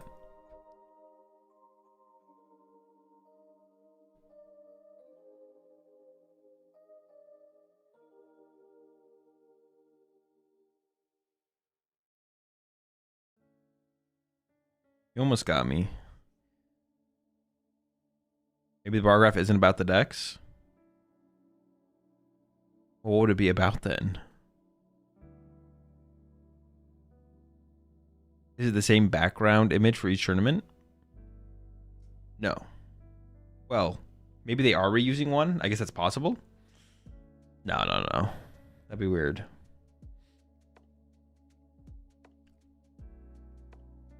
Trying to make it look like Guardy is irrelevant. True, they're just pushing anti-Guardy prop is what they're trying to do for sure. It's like Charizard's more popular by a lot. This is a lot more popular. It's like a whole... I don't know what do you got. It's got like a whole this much over Guardy. A lot more popular. Guardy's not that popular, guys. Don't listen to... Guardy's not very good. Look at how much more popular Charizard is. And it is technically more popular. What the heck? Danny 2-0 Tord? With Control Zoroark versus Lugia? The 2-0? Wait, why'd they mark it as 2-0, bro? What? Why is that listed as a 2-0? Isn't it supposed to... Why is it 2-0? I guess they're just like reusing the graphics, so they're just setting it. It's just funny that they went out of their way to mark it as 2-0. Azul, when you cast for a Pokemon, about how many people did they have working production for TCG? I don't know. There are some people back there, though. More than one.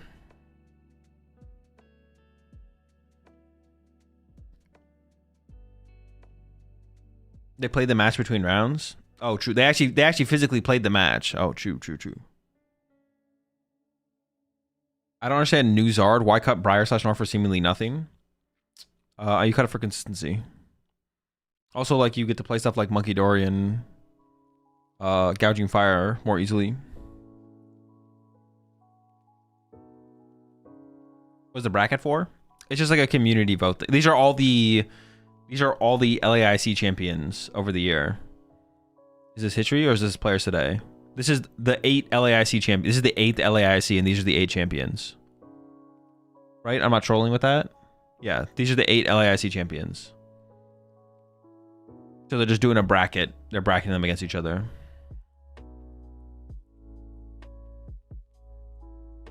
It's like instead of like doing a community vote on like cards or something like that, they're doing a community vote on that. So how do I deal with a guy on my locals who never gives me credit for my wins against him and always just says I got lucky and he drew bad? I mean, honestly, just don't care about him. Guy sounds like a loser. Just keep beating him. Yeah, just take your free dubs, I think. You think Gabriel is playing Shaman and Counter Catcher in his Zard build? Yes, he's playing both those things. Altaville getting it over Tord is actually the craziest thing I've ever seen. Well, hold up. They did do it, like they were talking about the decks, and Danny's deck was way cooler than Tord's deck. Tord was just Broken Lugia, but Danny's deck was the Control Zorak, which I take full credit for. I wonder if they're gonna do Owners Megas. I mean, I guess they could. I want to say I don't think so. Well, yeah, I actually don't think so. I don't think they will. I think the Owners Pokemon, like, it's just like awkward that they're still doing Owners Pokemon. Like, it's not awkward, but it's like, this is it. This should be the end of Owners Pokemon. Should be like this. The January set should be the end of Owners Pokemon for sure. I feel like. I also could be wrong though.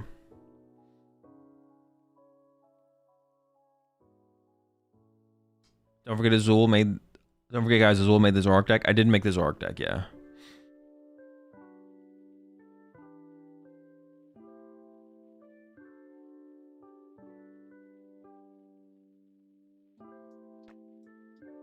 Why is Zard seeing more play when Pult's still popular?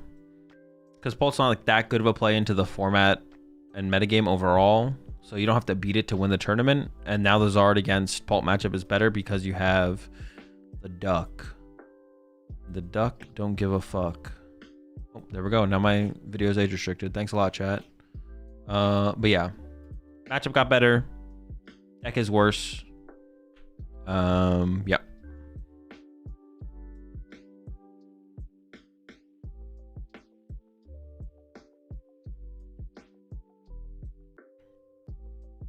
Do we need double colorless energy back? Yes. Actually, I think the PokemonTCG will die because of how bad the game is without double colorless energy. So if we don't get it back, like we have like 2, maybe 3 years left. So they have time to reprint double colorless energy, but if they don't reprint it in that time span, the game will definitely just like die. Like already, I predict like going into the next rotation, we're gonna start to see a massive decline with the lack, because I don't think they're printing double turbo energy anytime soon. So I think we'll see a massive decline going into the next rotation. And then from there, they have a little bit of time to reprint it. But if they don't reprint it, we're going to be in big trouble. You know what we need? Via Seeker too? It's time? Well, that's just silly. What the fuck? You can't even use it. Badu will just stop you from using it. Why would they even want to reprint such a silly card?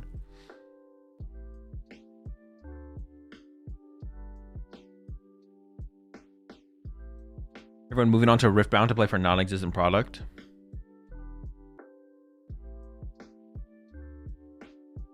Is it impossible to get Riftbound cards right now?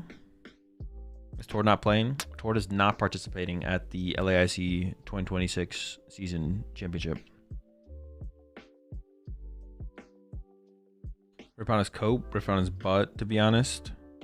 Where I live, yes. Riftbound is Giga Scalped. Riftbound is cool. Riftbound is sick.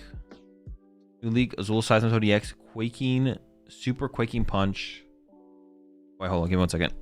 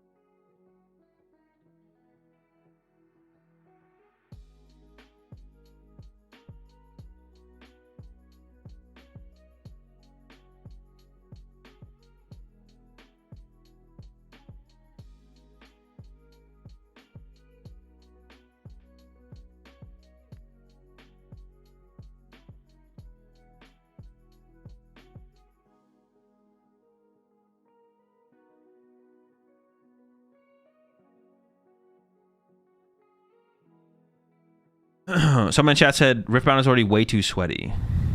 And then I said, before I realized I was muted, I said, I just don't understand. What does that mean? What do we mean here? Like, I guess the reason I don't understand it is because I am the sweaty player. So I don't witness the sweaty player, because if you're also a sweaty player, I just like recognize you as being like a competitive player.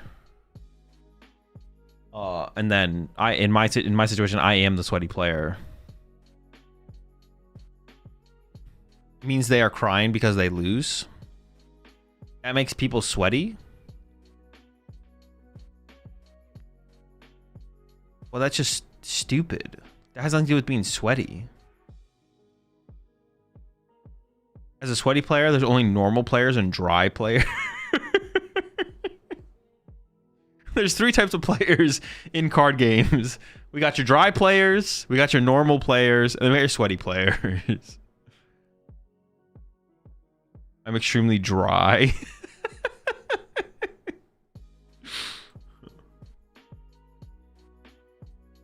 I called a shop sweaty once, and the player took offense to that and told me I'm rude.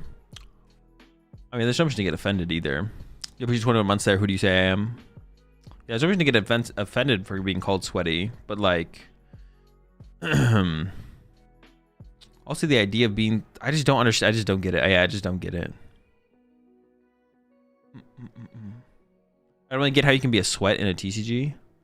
Yeah, I don't get it either. I don't understand. I don't understand it. My goat is soaked.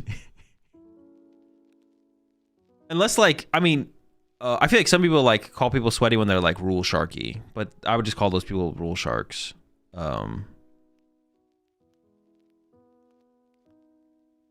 Yeah, I would just call those people rule sharks. But I know. I think some people make that like, what's it called? Yep, that's what I meant.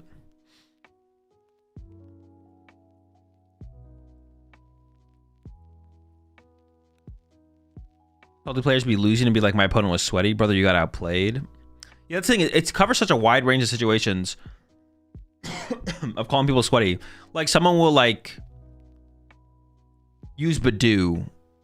I mean, honestly, that is actually true. Like, when Badoo first came out, people thought, like, people who used Badoo were, like, sweaty tryhards. It's like, bro, you shut up with your Badoo deck, bro. What are you, a sweaty tryhard? It's like, bro, I'm just optimizing my Dragapult list, bro. I mean, not me specifically. I don't go to locals, but it's definitely an interaction that happened. Okay, but Badoo though, like, bro, Badoo, come on, man.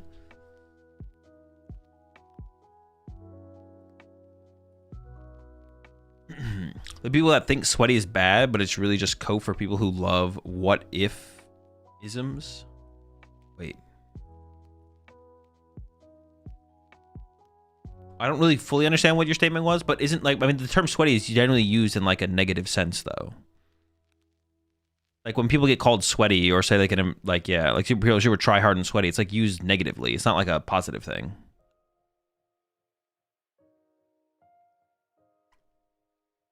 Like if you're trying to be positive about someone being good, you just call them good. You'd be like, yo, that person's really good. You want to say they're really sweaty. But I feel like sweaty, a lot of the time sweaty just implies someone just being a lot better than you.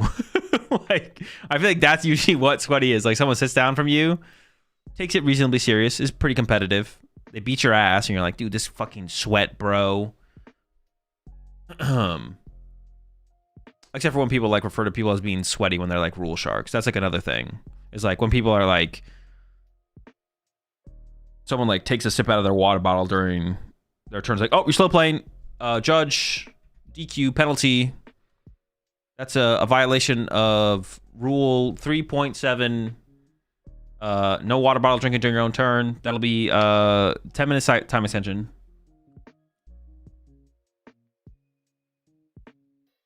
That stuff is cringe. I do agree. The rule sharking stuff is cringe. I'm just thirsty because I'm sweaty. Hey, bro, I need to drink water. I'm dehydrating out here. I'm starting to hallucinate. Let me take a sip. If I get judge call for drinking water, I'm throwing hands. I mean, if you're using it as a slow play tactic, though, I think it's a reasonable judge call, right? These secondary tables have not... We don't have a stream for these secondary tables, right? Like, this is not happening right now.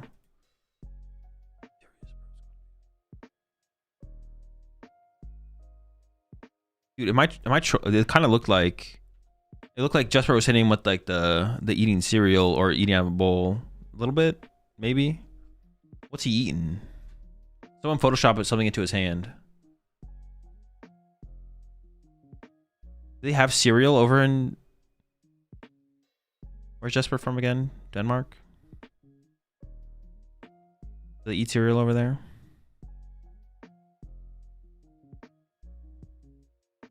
I got Rule Shark at a challenge on Tuesday after playing Hilda on the board and not letting go. He called Judge, so I was gonna rescind it and go with a different play. Yeah, like that kind of stuff's cringe for sure. Like, yeah, if your hand's not off the Hilda, you haven't played it yet, you can put it back in your hand, whatever. And then if your opponent calls a Judge to like trying and get you to force that. For sure. Is it legal to stream your POV of the event as a player? Yes, you can't. No, you can't like have like a bunch of electronics and stuff involved.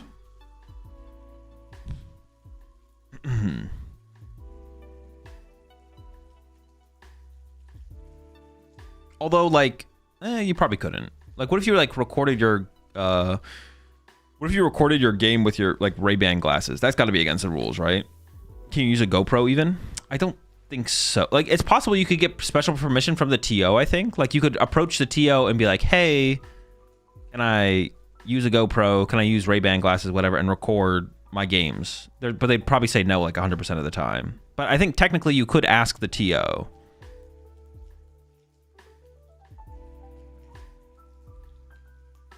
But they would probably say no like 100% of the time, so. Like at a regional. Like at locals, people do it all the time, but. Day 2 judges were looking out for people with meta glasses in Vegas. Wait, actually? Is that a real thing?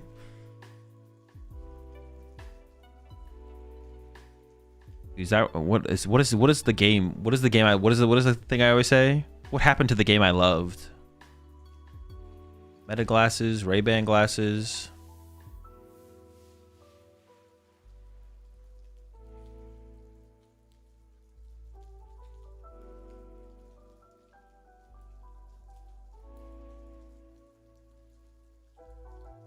What happened to the game I used to love? Japan Worlds, Daichi recorded his matches with a camera. Oh, did he really? Well, he must have had permission, obviously, but.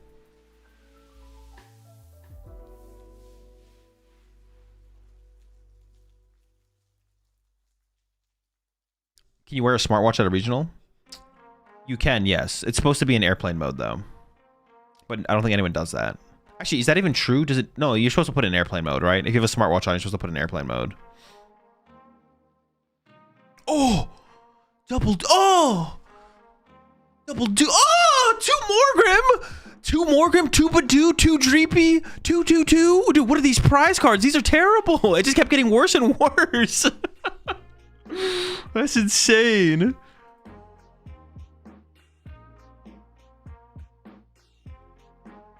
So at first it was like, well, double Badoo was prized, so we can wear candy into a Grimmsnarl. We're out of more Grims, but we have candy. We can use candy because there's no Badoo stopping us. There's no Badoo stopping us from using our rare candy. That's what happens when you pile shuffle? Well, no, that's impossible with a pile shuffle. That's the point of pile shuffling, is that's not possible. The players must have not pile shuffled this game, which makes sense because then their prize cards look like that. Because it's impossible, like, if you pile shuffle, it evenly, like, distributes and splits up the cards. So, like, there can't be 2 Badoo together after you pile shuffle, so. It's, like, literally not possible.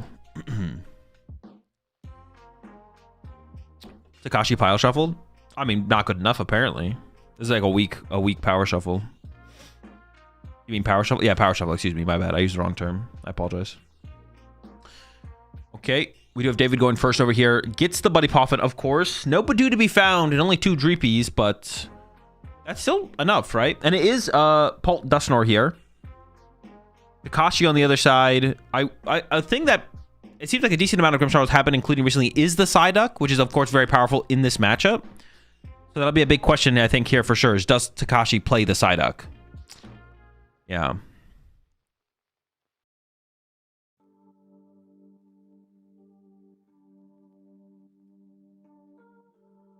Get to take a look at those glorious Badoo once again. Chilling, hanging out.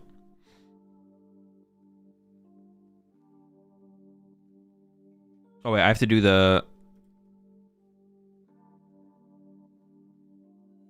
prediction. Our prediction's up. I did not need chat to remind me this time. Does he have Klefki? Probably not. No Dragapult Dusknoir players play the Klefki because it's like the deck in its best form can't take advantage of Klefki properly. So then your deck has to be come like a bad build of Dragapults to be able to utilize Klefki. So it's just like not worth playing the Klefki basically.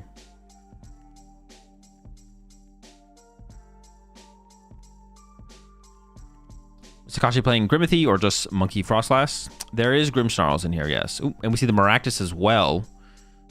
I wonder if that's actually ever an aggressive line to take here. Would be like Maractus the Monkey Dory? Is that ever a thing? Doesn't seem that good. Well, no, it doesn't seem that good. Seems okay.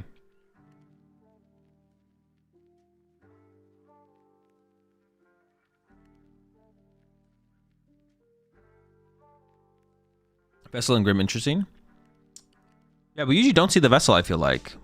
It's usually the Energy Search or no Energy Search item card as well. We've seen some of that recently as well. Maractus or Yveltal and Grim? I don't know. I don't really have a strong opinion, to be honest. I lean towards Yveltal, but yeah, I don't have a strong opinion. Maractus is pretty chill, though. Why Maractus over Yveltal? The ability is pretty cool for the prize trade into like Golden Go and stuff like that. Although, no, it still kind of matters, yeah. The damage from the ability can be relevant in going for like a 2/2/2 line against like Golden Go. But the free retreat of Yveltal is like just pretty nice. Just mobility is kind of cool, so yeah. Yveltal can't trap Mew EX. Oh, another good point. Yeah, you can't trap the Mew EX. Wait. But neither can Maractus. What are we doing? It's the same thing, right? It just KOs it faster. Yeah, Maractus is like specifically good against Dango. Outside of that, I'm not too sure, to be honest. Yveltal plus Petch is pretty cool, though. But I assume that means that Takashi is not playing the Petch, so. What's your opinion on wearing the watch the wrong way, like Takashi? That's how I wear my watch at tournaments. It's easier to check it.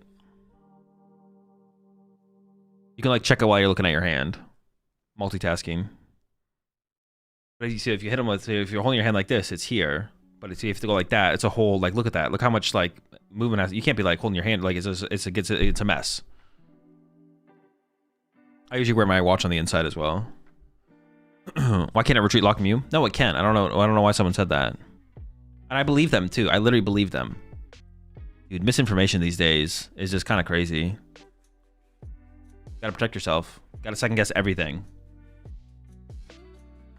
You're gonna actually show your opponent your hand? Exactly, yeah.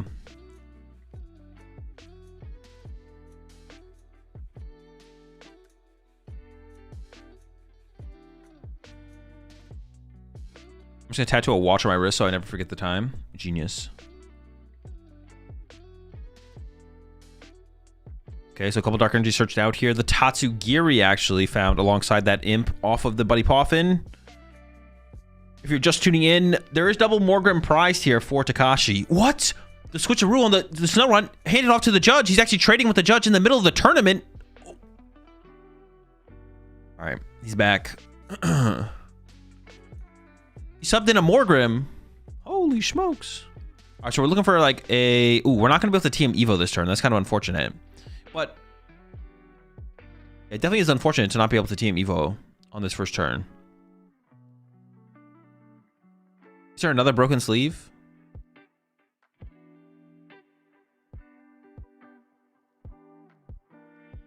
Dude. We got a tournament to play here. Why do the judges are trying to trade with the player mid-tournament? There's got to be a rule against this for sure, right?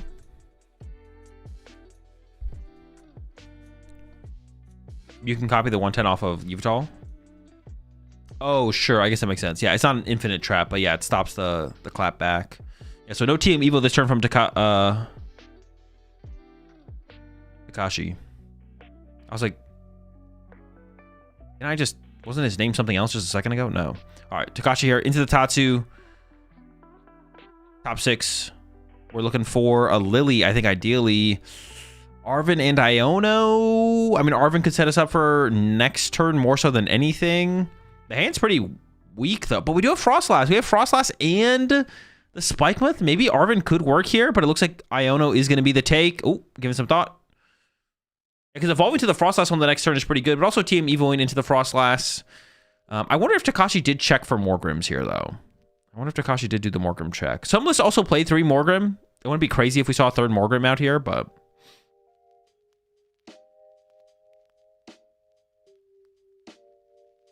Throws out the Spikemuth aggressively.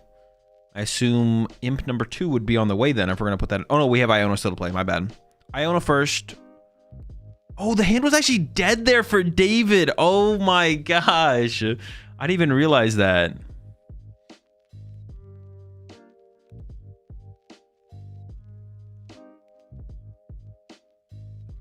Monkey Dory found. Double Grimmsnarl, and then we're into the Spikemuth. I mean, if Takashi was looking for a Morgrim here, now we would know that the Morgrims are prized. Let's play mismatching energy cards optimal. I mean, if it helps you prize check better. Okay, I feel like at this point, Takashi should probably know. There's a lack of Grim in this Grim deck. We need more. We need more Grim. All right, over to David. Hand is freed now. The hand was dead previously. We are only 1 Ultra Ball in the hand for draw power, it looks like, though. Did already find the Jamming Tower, which is pretty good.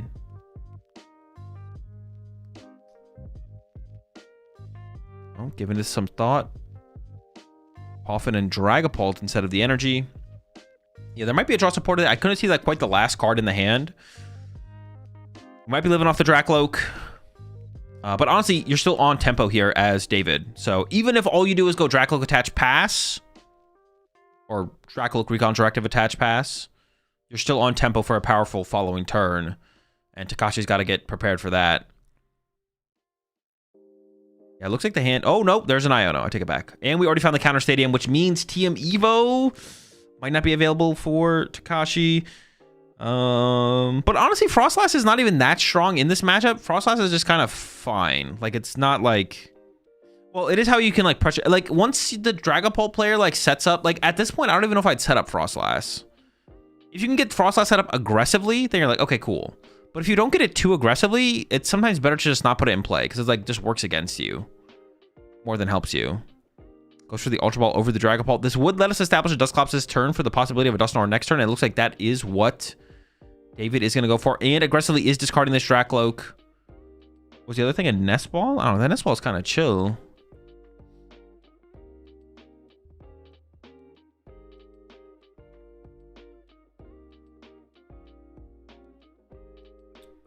Now the Clops is out.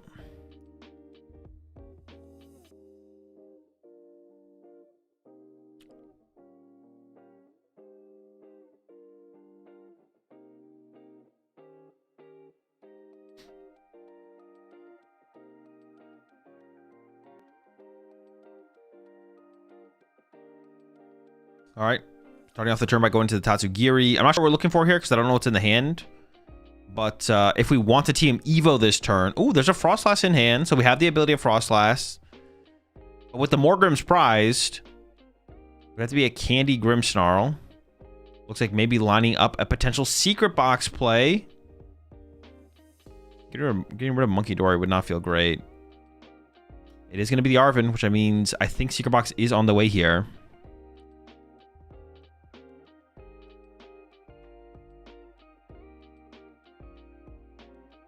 Team Evo and Secret Box getting lined up. Team Evo probably going to become fodder for the Secret Box. I wonder if the air... Was the air balloon prized? I assume there's an air balloon in the list, but... Harder treating here would be... Not attaching to Monkey Dory, actually, is what I should say. Seems kind of bad. Don't do that. So much Grim. Alright. Or... So little Grim.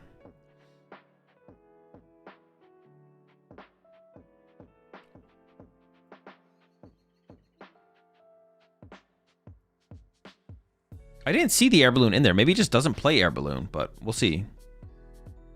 There are the discards. And heading back into the deck.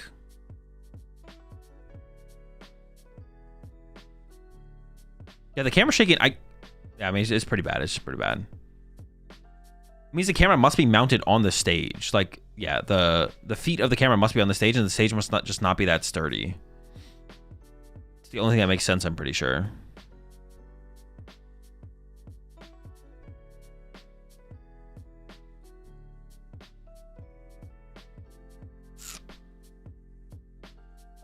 Hopefully I mean, I was hoping that they would fix it going into this round. I'm sure they have to be aware of it, right? Like,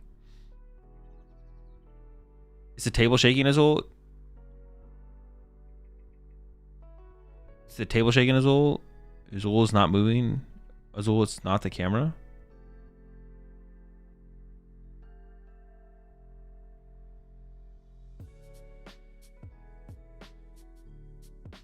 Nah, it's gotta be the camera. It's gotta be the camera. It's gotta be the camera. There's no way it's the table.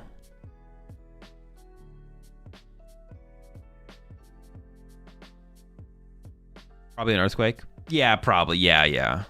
Play through it. Whoever sticks around and continues to play has a higher chance of winning the tournament. No one wants to take that L.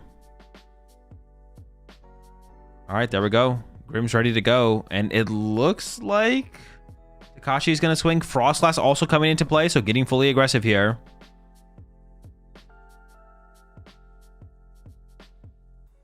Doesn't bench. Interesting. Didn't bench. Oh, wait, we're not done yet. Okay. I thought like all this damage is getting loaded up, so I thought there was going to be yeah, David is just getting extra prepared here. Thinking about the 30 on the Duskull here, it looks like. You ever been in a big earthquake? It's low-key terrifying. I would imagine. No, I've never been in a earthquake, thankfully. I mean, up until like 4 years ago, I lived in Indiana, and before that, Massachusetts. Now that I'm in California, though, the potential is there to experience my first earthquake. All right, attach a Dragapult for turn, and then into the Lily. Did have counter catcher there, right? But choosing not to counter catcher. Actually, though, but like punch Grimmsnarl, KO Impidimp is like pretty powerful here, right? And then you just KO the Grimmsnarl next turn. Actually, David could just board wipe the Grimmsnarls, all the Grimms. We could have a lack of Grimm going to this next turn. You could even say that we need more Grimm. Oops. Did David just see the card? No way. It looked like he did. Not on purpose, but like he like almost dropped it. Yeah, he like almost dropped it, and I mean, there's a good chance he saw the card there, though. It definitely was not intentional. Okay, we're into the Dracloak, so there's continuing play here. Would you say the outlook is grim? I mean, if the Grimmsnarl and the Impidimp are taken care of, I would say the outlook of this game for Takashi is looking a little grim. Oh. But it all starts with David having to find at least a Dragapult. And then on top of that, to KO the active, we need a Dusknoir. And to KO the Impidimp, we would also need a Dusclops or the Hawlucha. And we are seeing a lot of... We did see a lot of cards this turn. Lily, Loke, piecing some things together here now. Here comes an Ultra Ball. Getting rid of the Latias and the Luminous. I mean, at the very least, we're getting Dragapult. So this is going to get Dragapult, or it's going to get something... Oh, that's a bad sign for Takashi. The Dusknoir has been searched. And actually... Oh, no, wait. No, actually... Even if David whiffs the full Grim Wipe... Oh, the Looch! Okay, the Grim Wipe's coming. But hold, it's not over yet, though. Takashi does play Maractus, so we could see a Maractus trap Hawlucha next turn, and has more Monkey Dories established and set up. So this isn't completely over, but I mean, it's a pretty good turn, I feel like. It's like a pretty solid turn here from David. But we got Frostlass spreading damage. We got a Monkey Dory set up. We could also just like sacrifice Tatsu here as Takashi as well, and like leave that in the active plus Iono, and then maybe reset up after that. The problem for Takashi specifically, assuming Takashi only plays one Rare Candy, is that we're always... I mean, currently we're 3 turns away from a Grimmsnarl. So that's like not good. So I think we do need to find a way to buy some time. I mean, Countercatcher Hawlucha, even without Maractus, plus just like pass could be a play. The TM Devo will be a threat eventually here. And we got the Monkey Dories here as Takashi. It's always better to be on the side of the Monkey Dories than not. Like I said, we could just sacrifice Tatsugiri here as Takashi. Double Monkey Dory damage over to the active Dragapult. Frostlass continues to build up damage on the Dracloak. Countercatcher the Hawlucha. And then we're pretty close to a TM Devo board state at that point. The Iono here will put David down to 3. We'll get to see the top deck return and then 1 Dracloak's worth of draw power. So yeah, Takashi definitely isn't out of it yet. And is playing at a reasonable pace of play, so I'm not too concerned with time yet here for Takashi, where it's like, should we just concede to save time at this point? But I want to say David still has the edge here for sure. I would say David is at the advantage. Shouldn't David have put 10 on the Frostlass to avoid 30 on any one Pokemon to protect the Duskull? Yeah, probably. That's a good shout for sure. The 10 on the Tatsugiri doesn't seem like super beneficial. Yeah, I think so.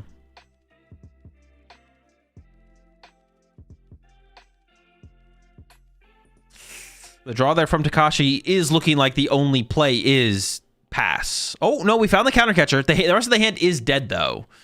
But the Countercatcher was found, so you could just bring up... Oh, my God. Dude. David's hand is literally 3 Ionos. He's going to heal the Tatsugiri. Does KO the Duskull. Okay, we will get a prize card to work with here. And I think it might be Impidimp. It's Impidimp or Lily. What one is it? It's, I'm guessing, Imp. It was Lily. But yeah, 3 Ionos drawn off the... off the Iono from David there. Which is definitely, like, it's not bad to see a draw supporter here. But, I mean, there's better cards to see here in this situation as David. Boss's Orders. It's pretty good. A way to move your Hawlucha if it gets countercatchered. Also pretty good. You're not super hyped to see it, but... For the current situation, I don't think you're too mad as David. You have to do... I guess another thing you have to be careful about is Ursaluna. I don't know if Takashi plays it, but... It is a pretty common card. That or the Petron EX as like a closer. Second Monkey Dory getting used here now as from Takashi. I feel like this has to go to the active. Yeah, does end up on the active here. And then is maybe going to save the Countercatcher? We have it. We could play it. Just bring up the Hawlucha. Hope it can't move. Just going to pass, though. Is content with just giving David a guaranteed Dragapult attack this turn. Dude, if he top decks the 4th Iono. Oh, he can't Countercatcher. He would have to do it before that. True. Good point. He would have to Countercatcher before the prize card draw there. So could have done it. Didn't do it. Jamming Tower here found from David.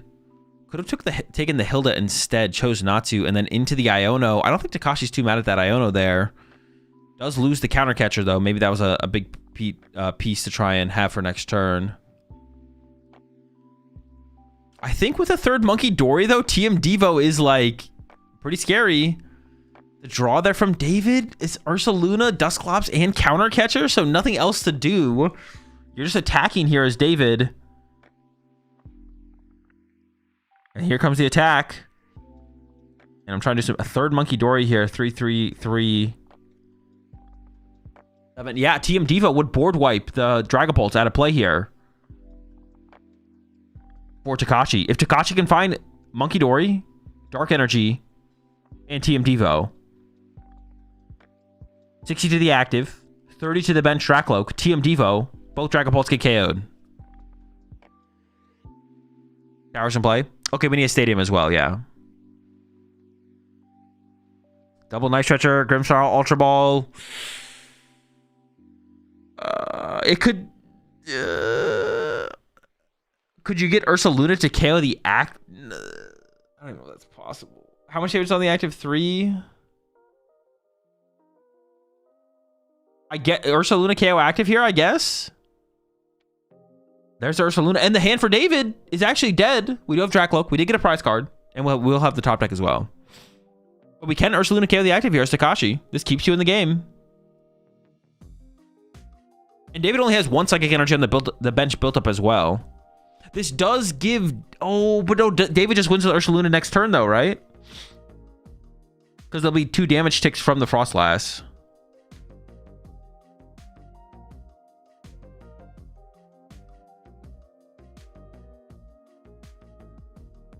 This is game here. David will just win next turn by going to attack with Ursaluna. As long as Takashi commits to the KO. I guess Takashi could not KO. Could you afford to not KO here? I don't know if you could afford that. What if you don't KO? Yeah, that's what I'm wondering now. Can we afford to not KO here? I'm not sure. But I'm not sure if, yeah, I'm not sure if you can afford that.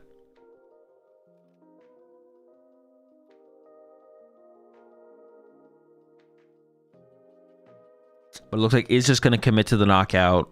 But of course, we know David has Ursaluna in hand. Going down to the 0 card hand here from Takashi, going down to a single prize card remaining, and would win next turn with a Hawlucha, with KOing the Hawlucha with Monkey Dory damage. So I mean, it got kind of close here, I guess, at the end. TM Devo was also a possibility from Takashi here as well, right? But yeah, David here can just retreat to Ursaluna and win the game.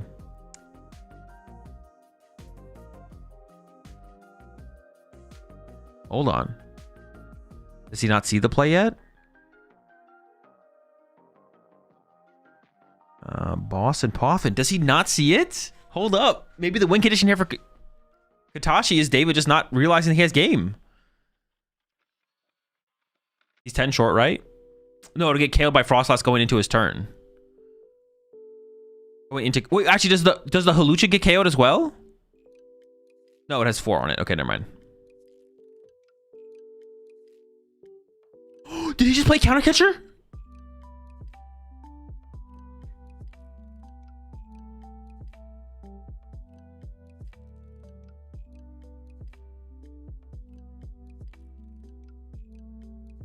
Wait, Takashi just wins. Takashi has KO on Hawlucha.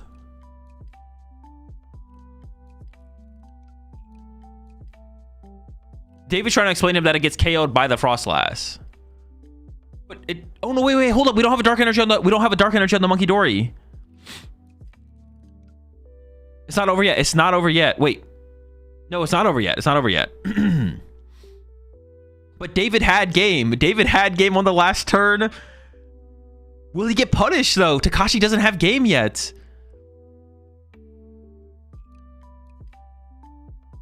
Okay, push up with the Ursaluna. Draw for turn is Arvind. Is there a Night Stretcher for an energy? All we need is a dark energy here. There it is. The Night Stretcher comes in, and that will do it. Takashi will take game 1. He steals game 1 after a misplay from David. David not realizing that his Ursaluna was active. I mean, let's just go back and make sure. I mean, I'm pretty sure David has Ursaluna in hand. And it was active. It could attack for free here because Takashi was down to a single prize card. The extra damage comes from the Frostlass to give it... Dude, when can I see his hand? Gosh darn it, dude. Let me see his hand, bro. Please.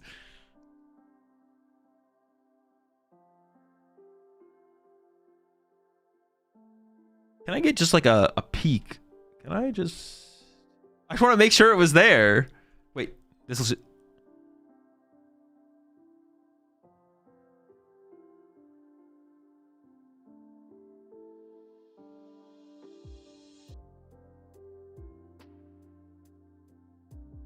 Dude, they never be showing us his hand.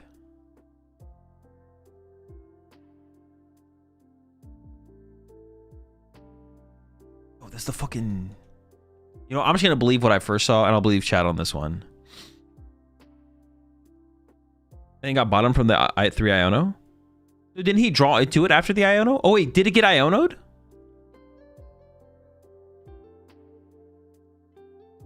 I thought it was in that hand, though, at the end.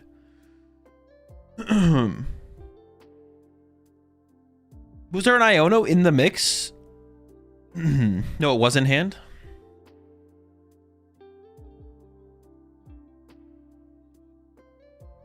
Oh yeah, we can go back to the Iono turn, right? When he had the triple Iono hand. That's when he would have... That was the last Iono to be played, right? Yeah, there it is, right? Ursaluna Counter Catcher Dust Clouds. Was there another Iono after this one, though? No, there wasn't. Like, Takashi just played out his whole hand and then took the knockout. And then we had, yeah.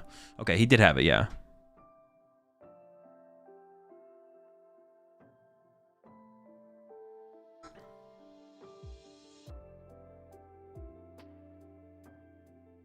Shouldn't he just punch Ursaluna anyway since it couldn't attack?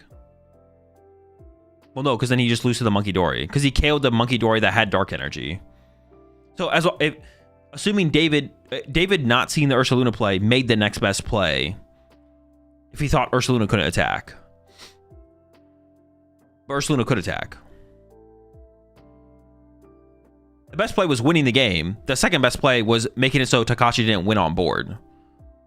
But then Takashi did top deck. And the punish happened. Takashi takes game 1. We're going to game 2. This time, but double Badoo is not prized. David actually opens a Badoo. Takashi is going first, and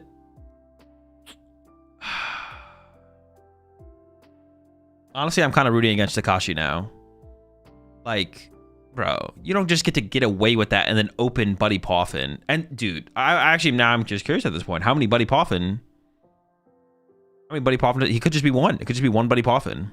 Prize cards here for David. 2 Ionos prize for Takashi in the top 2, and then for David, Dragapult and Luminous. Dragapult Luminous for David double Iono for Takashi. And opens the Buddy Poffin, of course.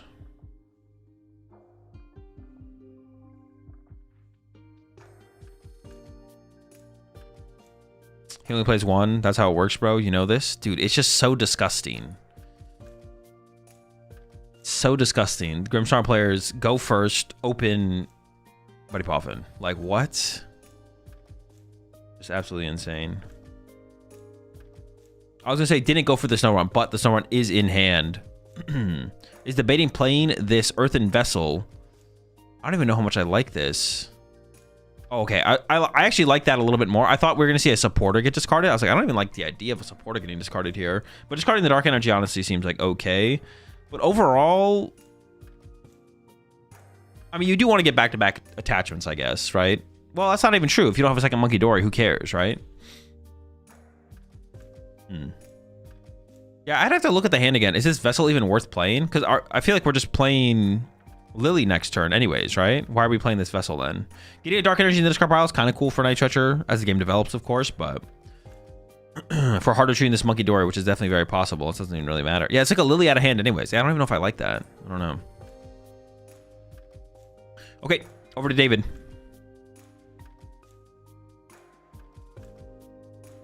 Ultra Ball to get our Dreepy. Never how you want to find your Dreepies, but better to have Dreepies than not have Dreepies.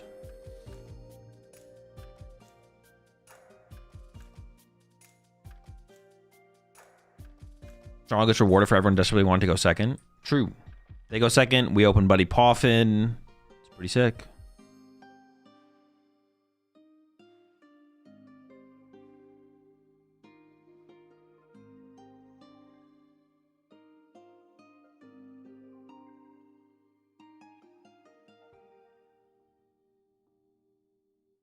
Dude, I'm just going to take your points, Hunter.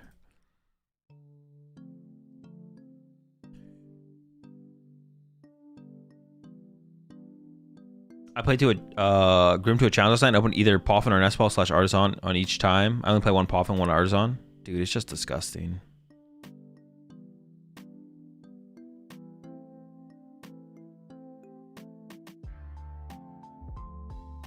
So we can guarantee a Dark on the Monkey even if he has to retreat it, probably.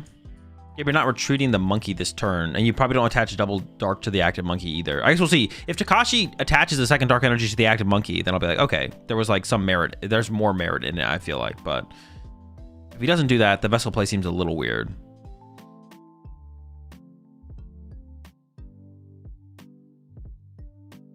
One Dreepy and a Duskull into the Itchy Pollen. The Itchy Pollen, of course, will slow Takashi down a little bit. But that is definitely a subpar start there from David, but still on tempo. The most important thing is it's still on tempo. In game 1 there, we didn't see the Psyduck from Takashi, and I don't think I've seen it on any of the searches, so I don't think Takashi has the Psyduck for this matchup. Of course, it's not a terrible matchup without the Psyduck. It's just like, It's nice. It's a cool addition to have around. I think it's more impactful in the Charizard matchup than this matchup, but you don't hate to have it when the Dusks are threatening. All right, here we go. 8 off the Lily.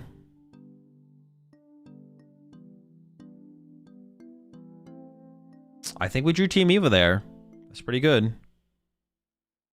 And another Monkey Dory with a Dark. I mean, it doesn't get better than this. That's like the perfect draw. Monkey Dory, Dark plus Team Evo. Evo can grab us a Frostlass and a Morgrim or double Morgrim. But I assume we're going to see the Frostlass and Morgrim here. We'll see.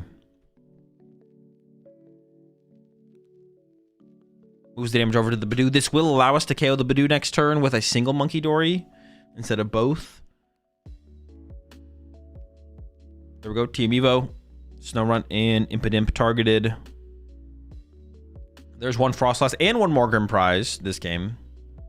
There's a Frostlass. There wasn't a Frostlass prize in the last game, I don't think. But there was definitely a Morgrim. Multiple Morgrim.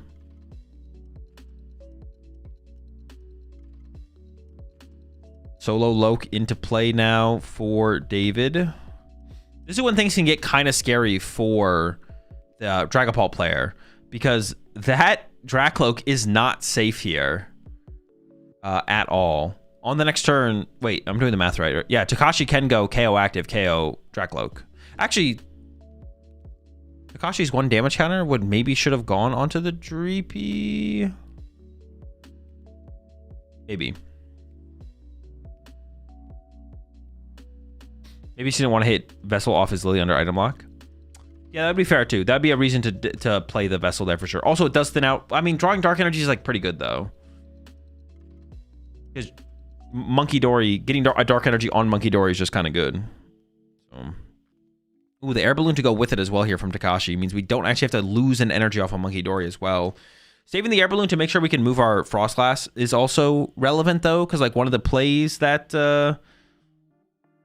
Holt likes to do when they fall behind in this matchup is Countercatcher, Frostlass plus Iono. So having a Dark Energy in this card pile means Arvin finds Night Stretcher, I guess, to retreat it. So the Air Balloon to the Monkey Dory might be worth it here. We'll see. Yep, there's the punch. Okay, this is looking really bad. That Dracloak is far from safe here.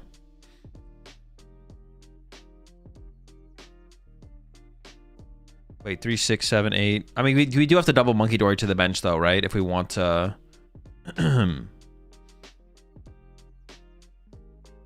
Yep. Oh. All right, there's the Grim.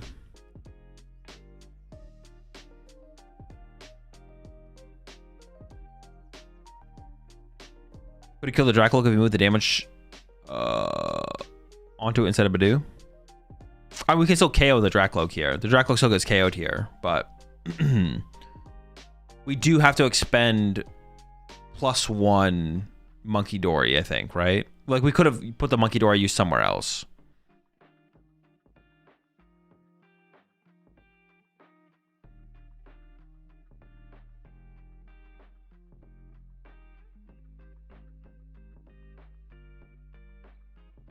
And it does get, yeah, we can KO it by Frostlass as well. Yeah. Move the 3 onto the Dracloak. And then you can just move 1 from the other Monkey Dory. So that, yeah. Yep. And it looks like Takashi's going to go for that. So up to 5.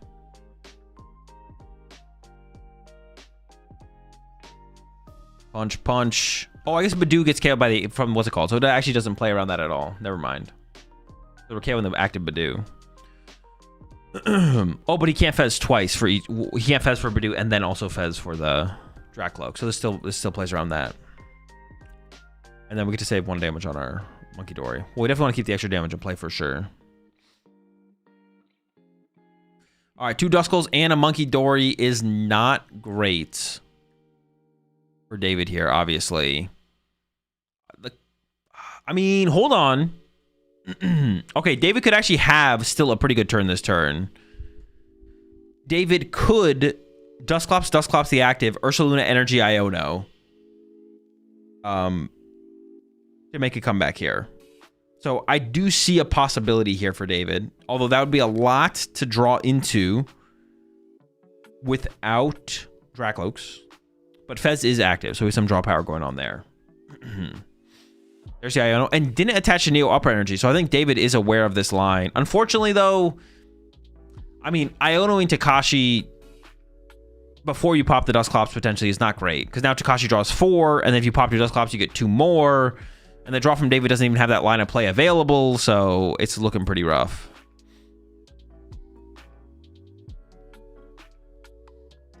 It is looking pretty cooked here for David. This turn from Takashi, you can just focus down the Duscles, take away the possibility of any kind of Dusk shenanigans. And then from there, look to chase down some more Dracloaks on the following turn. But honestly, Takashi from here can probably just go 2-2, right? Take 2 this turn on the double Duscles. And then next turn should be able to line up another 2 prize turn, almost for sure, to close things out.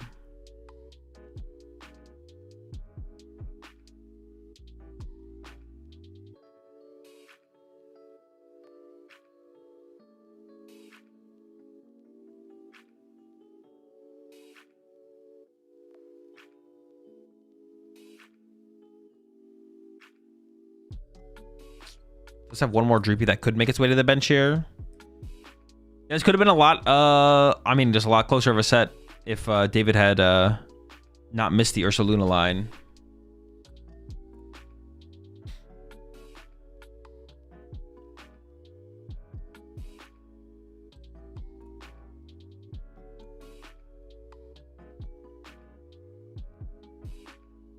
Why need Latias to retreat at dusk? To what, like Monkey Dory, I guess? Like we sacrificed the Dory? Maybe, I mean, that could have been better, I guess.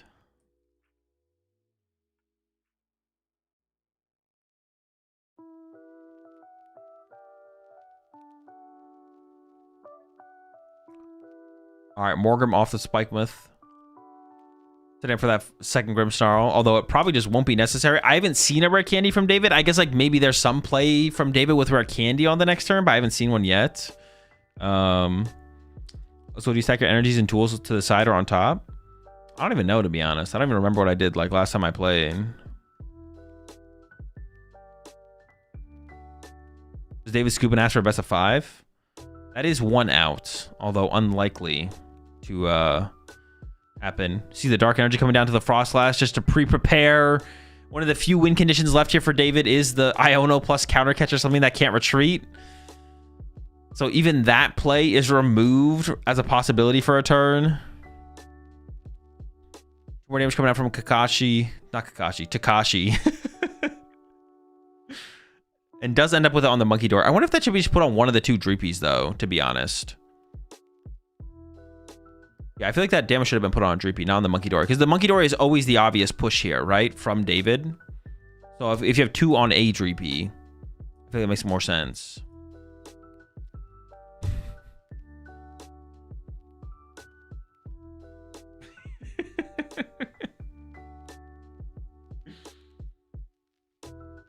Ursaluna, Latias searched out here. Oh, hold on. Down to 2 prize. No, we can't even KO this Grim with the Ursaluna. I was like, wait, hold up. Monkey Dory move 30 into the Ursaluna. But even if we could do that, that still wouldn't be enough damage for the Grimmsnarl to be KO'd going into the turn.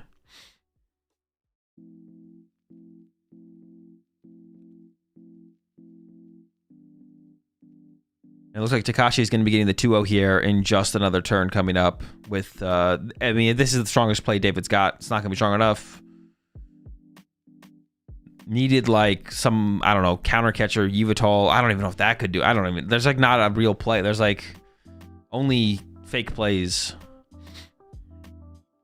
Only fake plays. 2 Draclos getting searched out now, but still not going to be enough.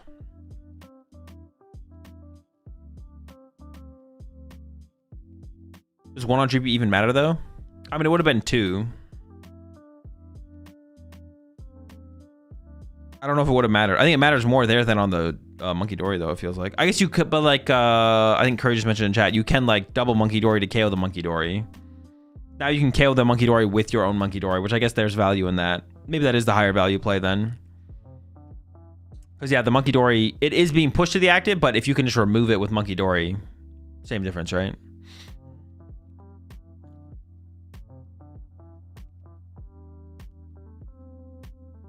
Choking game 1, came back to haunt him.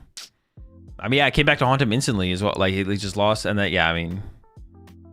Isn't able to push this to a game 3. There's only 5 cards in Takashi's discard pile here.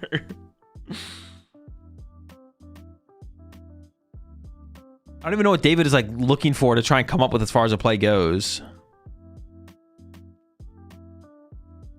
You can't attach to bear and monkey. I mean, there's literally no play here. The play is like, oh, maybe Countercatcher KO Frostlass? Okay, I guess Countercatcher KO Frostlass here. Hold on. The Countercatcher KO Frostlass does mean he doesn't guaranteed lose next turn. Yeah, you don't instantly lose. It doesn't look good, but hold on. It's not over yet. Wait, does the Monkey Dory do the same? Can Monkey Dory do the same thing? Maybe this is just as good, actually. But now you would lose if there's a second Monkey Dory anyways, right? I feel like the better play is KO Frostlass every time, right?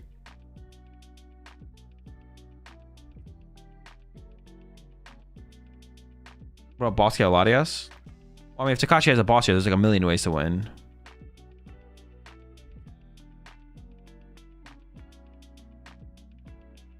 Oh, that's second Monkey Dory. That's game. Wait, is it? Am I trolling? 3, 2, 5, 6, 7. Oh, not quite. Not wait. No, not quite. I guess not quite.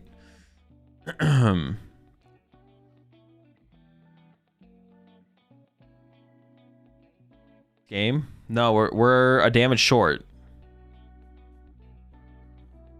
180 plus 7 plus last. 180 plus 7. Where are you getting 7 from? What the fuck?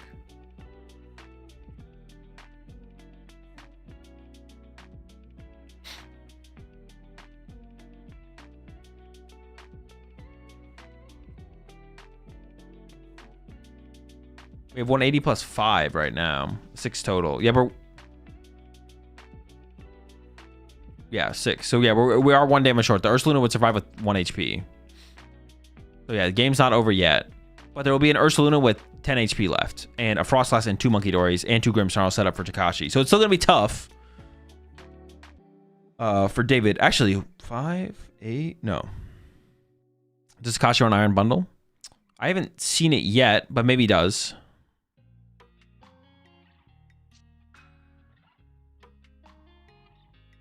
I assume not. What? Oh, you could also just TM Devo this turn. You could double Monkey Dory plus TM Devo the Drakloaks. But, I mean, honestly, that play seems fine. But it looks like it's just going to go for the big swing. Has boss in the hand for next turn, potentially.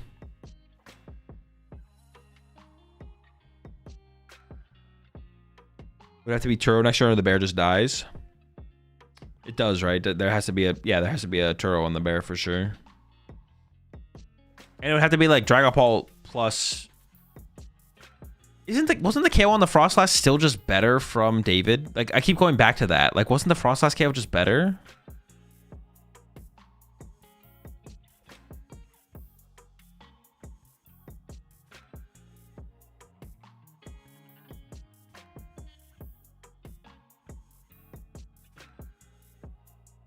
Spreading the damage here across the Lokes. I assume to probably set up for some kind of TM Devo play. Not this turn. I mean, you could still TM Devo this turn. It's only 6 minutes left, so this is definitely not... Game 3 is not completing. Maybe it's just going to be a TM Devo line here from Takashi. He's going to throw out the Artisan here and activate it. So Monkey Dory number 3 will be on the way, I'm sure.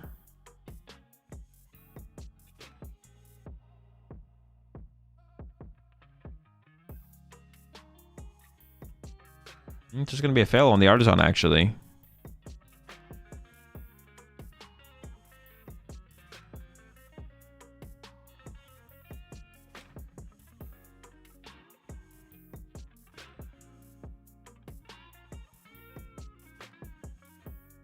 Doesn't Punch Bear hit Monkey Dory, just win the next turn? I mean, there's like 6 million different ways to win the game next turn, to be honest. Pick a way. They all win. Frostlass. That's what I feel like. I feel like the Frostlass should have been the KO there from David. KOing the Monkey Dory felt like super weak. I guess like KOing the Monkey Dory feels like it maybe sets up better for a... No, it just doesn't though. It just doesn't. Yeah, it's like, it just feels super weak. Yeah, I don't know. It just feels weak.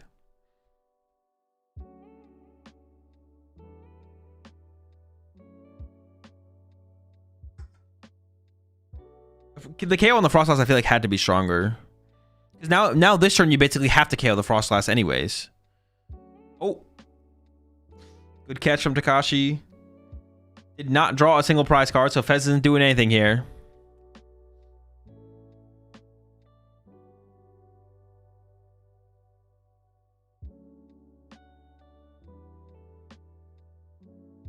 Neo to the Draclo. Maybe not.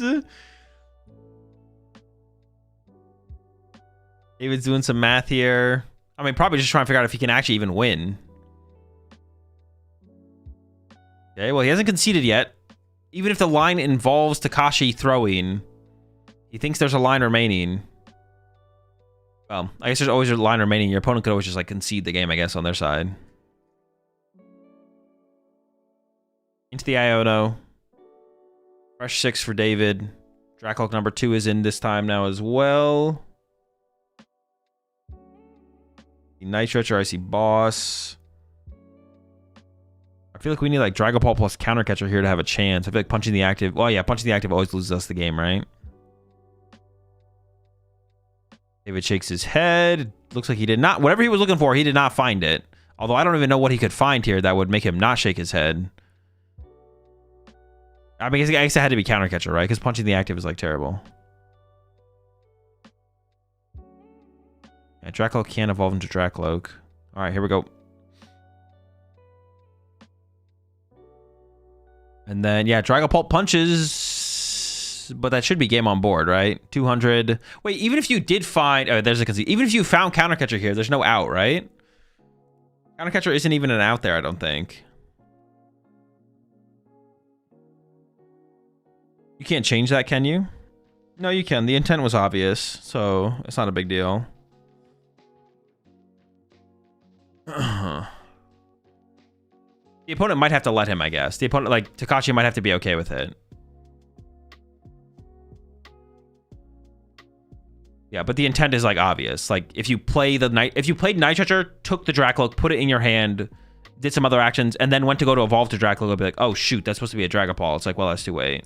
But if he just goes, play Night Stretcher, immediately from discard pile to evolve, it's like, well, the intent's, like, so obvious. Like, it's obviously just, like, a visual error. Brain fart. Have we seen a side stream link yet? We have not, no. I'll check again.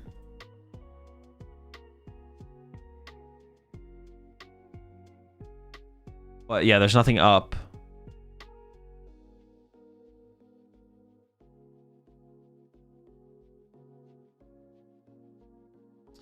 Side stream would be right now. Well, it would be running simultaneously, but it's not even up on the... It's not even live. Like, if you go to Play Pokemon on YouTube right now, there's a VGC Feature Station 1 and Feature Station 2. But we don't have those for TCG. Like, hold on, let me see.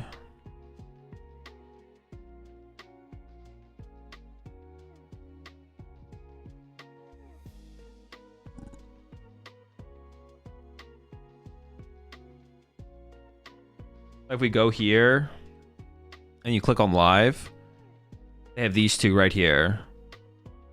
They have the official VGC stream right here, and then they have VGC Feature 1 and VGC Feature 2. And then we have the main TCG stream here, but there's no Feature Station stream for TCG. But there is one that is unlisted and scheduled, but it's not live. Did they maybe name it wrong? No, because it's still there. Like, if you go to Rahul's Twitter and you click on the link that Rahul tweeted, that still exists. It's just an unlisted stream. That hasn't gone live yet. Maybe they're only doing it for day 2 though. I guess unless that's what you mean. Maybe they're not going to do it for day 1. Maybe they're going to do it for day 2. But so VGC right now has 3 matches being featured right now. They have the mainstream and then 2 feature station matches, and we get nothing. We get nothing. There's absolutely and we have more viewers. Okay, actually, I didn't even think that would be what? And we have more viewers. Oh wait, we're on the Play Pokemon channel though. Wait, there's 2.9K on Play Pokemon? Interesting. To be fair, the viewers are spread across 3. I mean, this one has 12 and this one has 35, so... Wait, hold up. Nintendo should be VGC, I think? Oh, okay, that makes sense. That's where all their viewers are. Wait, Nintendo, like... The Nintendo YouTube channel? Yeah, but there's 156 people watching it. Nintendo of America is streaming it to 156 people. How much are on the Pokemon channel? Hold up.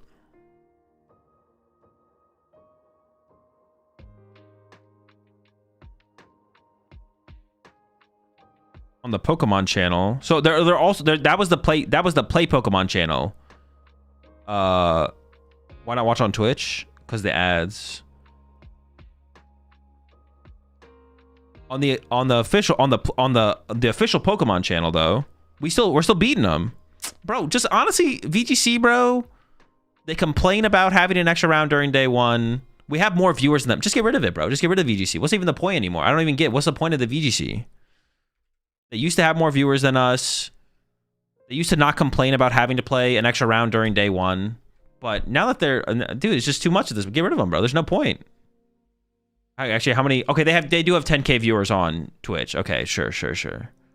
They got lucky this one time. They got lucky this one time. Next time we're getting rid of them though. Next time they gotta go. 10K bot. Yeah, 10K bots. Botting their Twitch views. You can't bot on YouTube. That's why they have less views over here. All right. Oh wait, hold on. But hold on. They have front page cheese. I say that, but they're on the front page of Twitch right now. They have front page cheese. That doesn't even count. That's literally cheating. Yeah, they still, once again, yeah, what's even the point? What's the point? They have Twitch front page cheese. What the fuck? All right, take it back, everything I said. Get rid of them.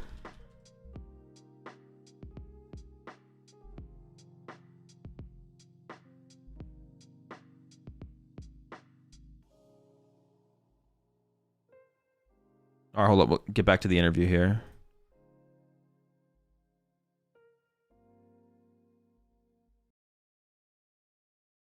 Is this your first time in Brazil? Are you enjoying your time here?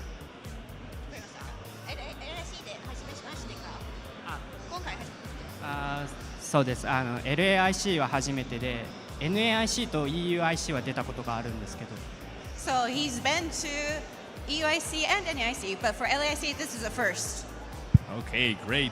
And so in game 1, you had some very difficult prizes, but you were still able to win the match. How were you feeling, or what were you thinking throughout game 1 with those tough prizes?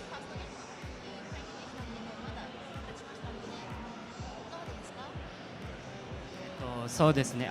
最初に山札確認したときに、マリーの技能が2枚落ちてたの、サイドに行ってたので、ちょっと大変だなっていうところで、最後も相手の方がうまくて、エネルギー引ければ勝ちだったんですけど、エネルギー引けなかったら負けだったので、良かったなと思います。So in that first game, when he first did his prize search, going through his deck, he definitely had a small heart attack, realizing what he had prized as far as Marnie's Pokemon goes.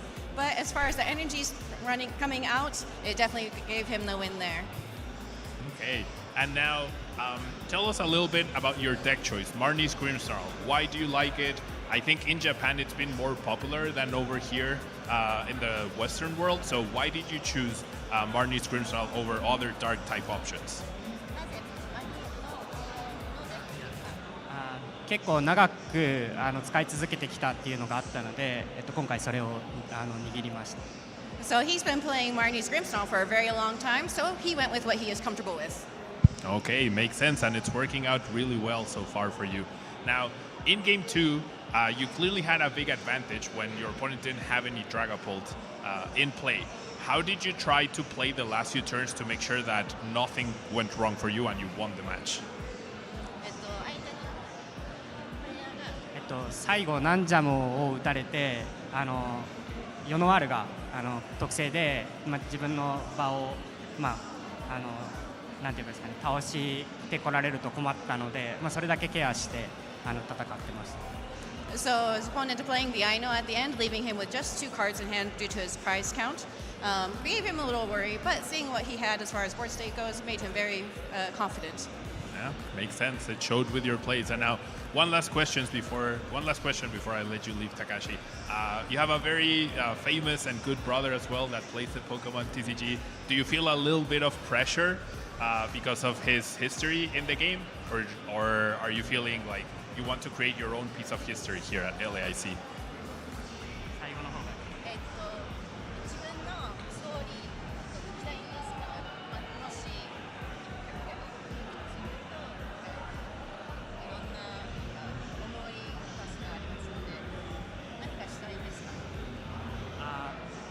そうですね、日本で応援してくれる家族、米拓がいますので、引き続き頑張っていきたらいいなと思います。And so he has a lot of lovely support from his family back home in Japan, and so it is thanks to them that he just continues to wanting to pave his own path.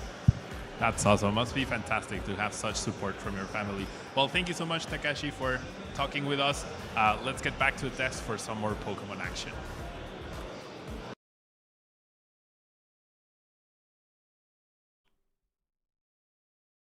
Famous Pokemon brother is his brother Tord. Yeah, there's actually only one famous Pokemon player in the whole game, isn't it? Tord Rekliv. It's the only one. So obviously his brother would be Tord. Yep.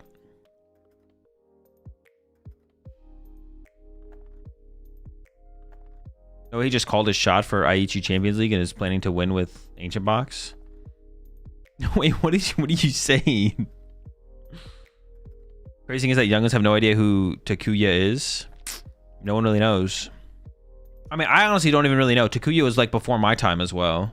You appreciate the 7 months there, Keezy. Was a little wash confirmed. I wasn't even talking about myself. I was just kind of memeing him to meme him. The famous Tord Yoneda. Yeah. How come you didn't go to Azul? How come you didn't go to Brazil, Azul?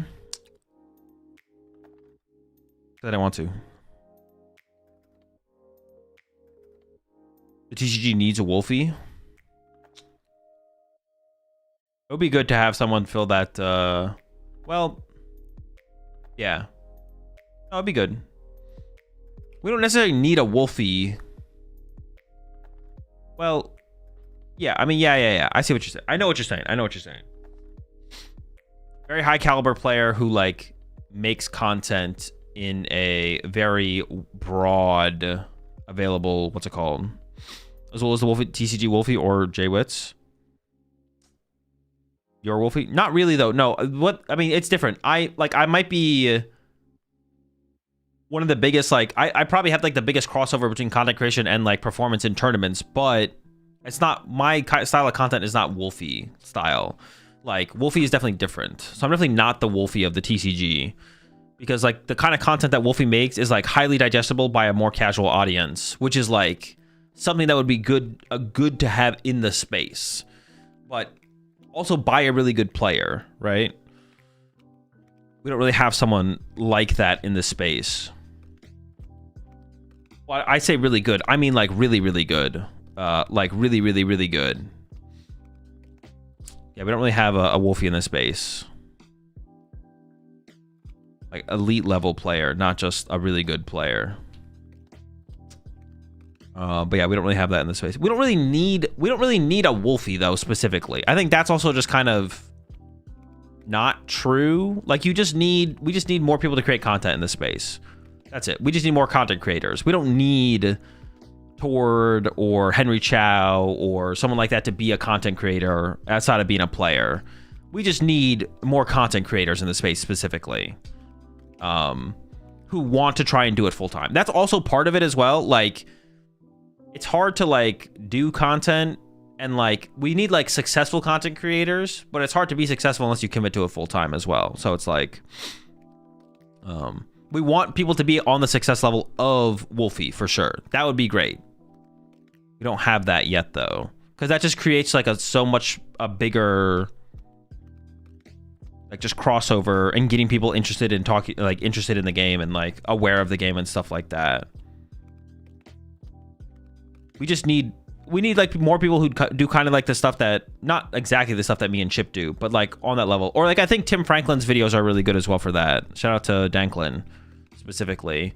Like the videos that Danklin makes, the videos that me and Chip make on our secondary YouTube channel, stuff like that is like really, really good for getting people interested about the game for sure. But like my content is like definitely leans more toward more competitive, so it's different. But Tricky Jim also good. Yeah, also the stuff that Mahone's been doing recently is really good as well. Yeah, the stuff Mahone's been doing is really good. So yeah, we just need more of that. We just need more of that. More content that has the ability to thrive in a more mainstream, not fully mainstream, because even like the videos that Wolfie makes, like Wolfie's a huge YouTuber, but his stuff is a little bit more niche. You know what I'm saying? Like it's still kind of niche based. You're never gonna hit like the full mainstream with Pokemon content, whether that be for the video game or the card game or anything. It's never going like full mainstream. Because like even stuff like the stuff that like Leon Hart does and like Breaking Nate do, like that's more mainstream because it's a little bit, it's like a broader section of people would be interested. But yeah, in the Pokemon TCG like playing side of things, like playing the game, we just need more content creators in like all fields. But I've been seeing a decent amount more people pop up on my YouTube feed and like my shorts feed who are like making Pokemon videos. So it's cool to see there's more people getting into the content, into the YouTube side of things for like YouTube videos. Like people I've never heard about them on a competitive sense or like outside of that, but they're making videos about the Pokemon TCG in like not even like a super competitive sense, but in a playing the game sense. Like they're talking about decks and stuff like that, which is the important part. It's about playing the Pokemon TCG, not collecting the Pokemon TCG. And I've been seeing a lot more of that recently on YouTube, which is cool. Have you seen my YouTube videos pop up on your feed? I don't think, well, no, I don't think I've seen one of yours pop up yet, Heracross, but keep at it. That's the big thing. We need people to keep at it. We need people to just keep creating content. In like all areas in the game as well. Like there's like so much, there's like infinite room to create videos.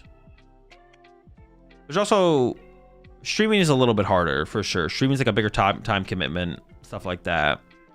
Streaming is more tough. But for anyone out there who's listening, who's like maybe thinking about getting into streaming, you don't need to, like all you need to do for streaming, you don't actually have to stream that much. You just need to be consistent. But more important than streaming is like creating video content for sure. Because like your viewer base most of the time comes from your videos. Like you need that crossover connection. The crossover connection thing is like really, really important. Like you need videos. You need to make videos as well. Just streaming is pretty tough, especially in the PTCG live category. Why are you guys saying streaming in chat? Is that an emote? So will you be in the next H2L to boost my ratings? I don't know what an H2L is. When you dropping that Metafy on how to stream and also be good at the Pokemon at the TCG game? Who knows, maybe one day.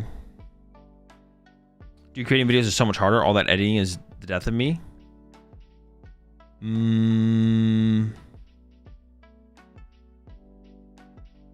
It's harder in terms of like the technical skill, but time-wise, it's probably easier to do just videos as opposed to streaming. Like for like the trade-off in terms of growth, right? If you stream for 8 hours or you edit YouTube videos for 8 hours, you're going to see way more growth from editing YouTube videos for 8 hours. Like it's all a time game, as a time thing. The technical skill to edit is there's a higher technical skill to editing than there is streaming. But for growth potential, the videos are worth way more like the hour to hour comparison, editing for an hour is worth more than streaming for an hour. by like a lot, especially in a category like PTCG Live where there's so little traffic. There's just so little traffic in the category. But even if there was more traffic, there's no discovery on Twitch. People find you through YouTube videos and shorts and stuff like that. People need to find you in a different way. The way people initially found me is because of my success in the Pokemon TCG. So like the reason people came to my stream initially was because they're like, oh, Azul just won a tournament or whatever, or I know his name and now he's putting out that he's streaming on Twitch. That's how like people discovered me initially, was my success in the game. But if I had no success in the game, no one would like come to my stream initially, right? And that allowed me to like start to build up a following on my stream. But if I had no success in the game to begin with, I would need to like make YouTube videos or something to build up that discovery.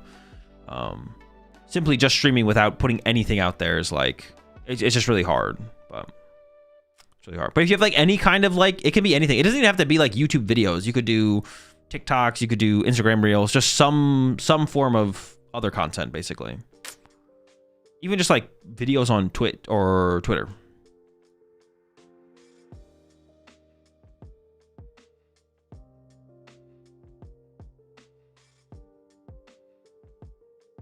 I do a lot more streaming than YouTube right now because I'm not technically that great at editing efficiently, but I do enjoy both of them. Just trying to stay consistent even if my content is not high quality.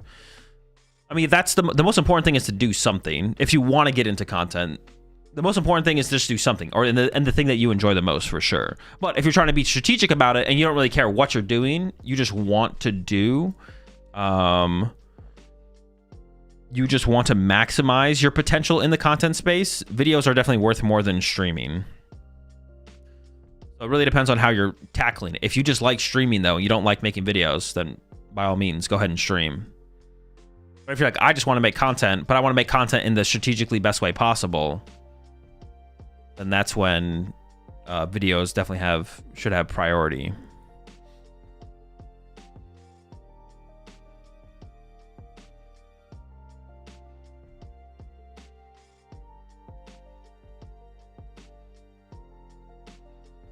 You just have to want to post content, to be honest. That's kind of the main thing.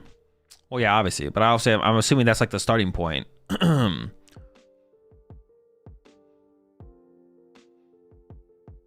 I assume making content consistently still matters.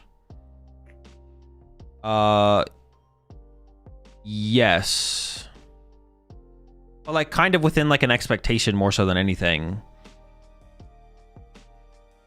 Like, yeah, it's not about consistency. Consistency doesn't even matter as long as like the expectation. It's the expectation for the consistency that almost like matters more. Like you could stream 8 hours every single day if you wanted to, or you could stream like 3 times a week for 4 hours. But like if people know when you're going to be live and that you're always going to be streaming at those times, those 3 days a week, you can be almost just as successful as streaming like 8 hours a day every single day. So it's like consistency meeting the expectation of what you say you're going to do, basically. Or the expectation from your audience, and creating an expectation and then like meeting that expectation. You don't have to like upload a YouTube video every day. You don't have to stream every single day. If you upload a YouTube video once a week, but you know, everyone knows when it's happening and like your audience like is kind of expects it. That's like the important part.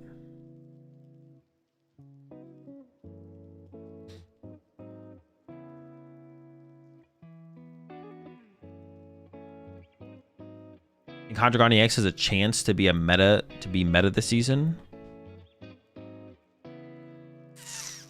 I mean, after rotation, sure, yeah. I don't want to count it out after rotation for sure, because the card is very powerful.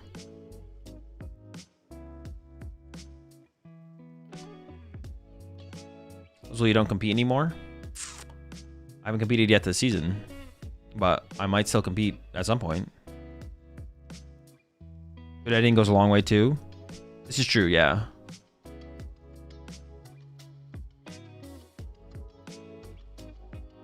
I mean, that is like probably the content we're missing most in the space is like well edited YouTube videos for sure. What is next rotation? Rotation is always at the beginning of April.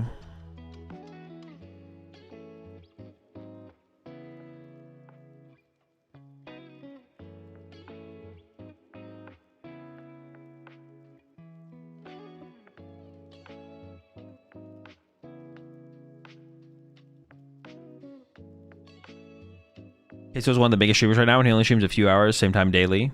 Yeah, exactly. Like, it doesn't have to be a ridiculous... You don't have to stream a ridiculous amount of hours, but you can. It just depends on what you want to do. Also, I've never played after a rotation before. This may sound like a bad question, but how does that affect things?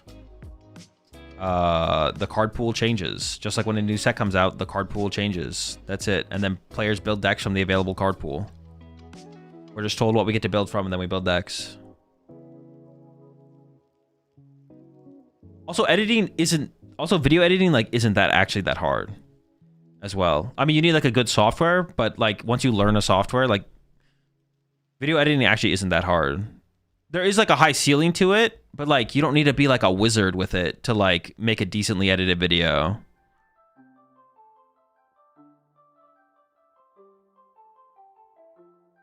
Do you do your own editing? Nope. It's just potentially time consuming. Can be, yeah.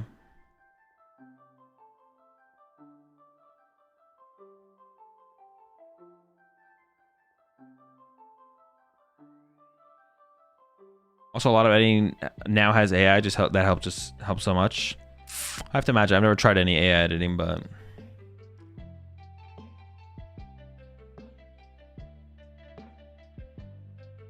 who won the last match? Takashi. Dude, I almost said Kakashi again.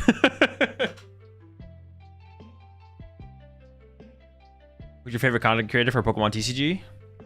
Probably right now, probably Tim. I don't watch that much, but I'll tune into a Tim video now and then for sure.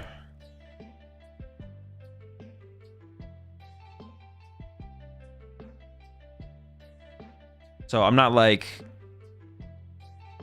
really like comparing him to like everyone else in the space, but Tim would probably be the one I watch the most frequently for sure.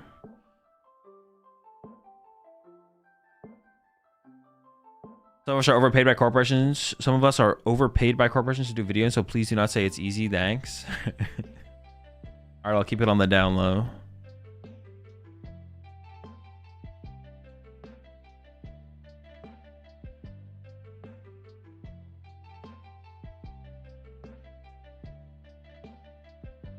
Are there no offstage matches for TCG? I don't know. Maybe they didn't get it set up in time. Maybe they're gonna do it for day 2. I don't know. It's pretty disappointing after seeing that it was posted about, or seeing that the stream was scheduled for there to be offstage matches. What happened to the Uncommon Energy channel? Nothing. It's still there. Videos will still be getting uploaded as consistently as we can.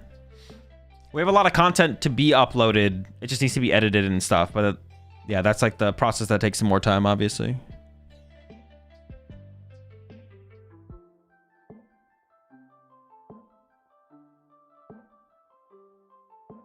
I've been disappointed in Tim. He makes great videos on some super creative decks and says he will probably play it just to pivot to Grim at the last second. I mean, it's hard to make like a... Wait, does he ever actually say he'll play it though? Isn't he like almost always like... It's pretty obvious that he's just kind of memeing or joking, right? Did you ever be fine with someone editing your content and uploading it? What do you mean editing my content and uploading it? He says he considers it.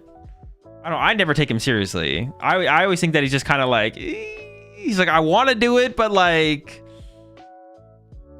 yeah, I always think he's just kind of trolling with that, to be honest.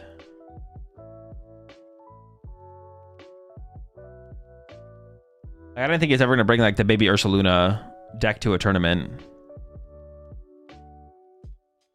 Andrew Hedrick lives. Bro, if Hedrick is still playing Dragapult, honestly, we're not that many tournaments away from when I can confidently say that I think Hedrick is just wasting his talent. Like, Poltnor is like, it's fine. Honestly, are we already at that point? Is Hedrick just wasting his talent, bro? Listen, if he just wants to play Dragapult, that's fine. Like, you know, he can obviously play it, but I can also say he's wasting his talent.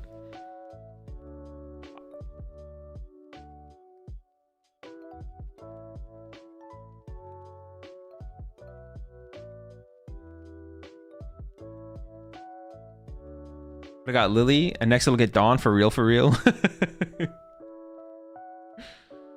Androgenetic Stockholm Syndrome intervention when? Truthfully.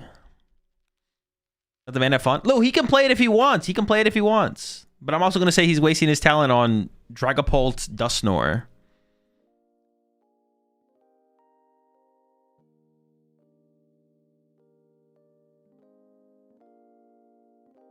Is he better off playing Guardy? I think he'd be better off playing like any other good deck. Honestly, let's get Hedrick on the Zoroark. That's what I want to see. Do you think the Guardy list that plays 2 Ralts is bait?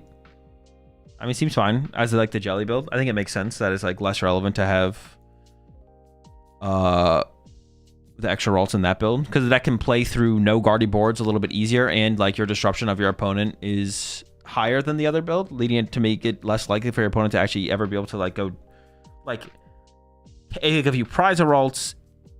It's one thing if you prize a Ralts and your opponent KOs the Ralts and you completely lose. But the deck has like, yeah, the deck just like, then you just go, okay, cool, back to Jellicent, punch you, plus bench Ralts again, like Nitrogen for Ralts. Right? So it's like, it's not that, you're not that hurting that much. Seems fine. What if Hedrick went Pult Zard? I mean, then he's basically retired at that point.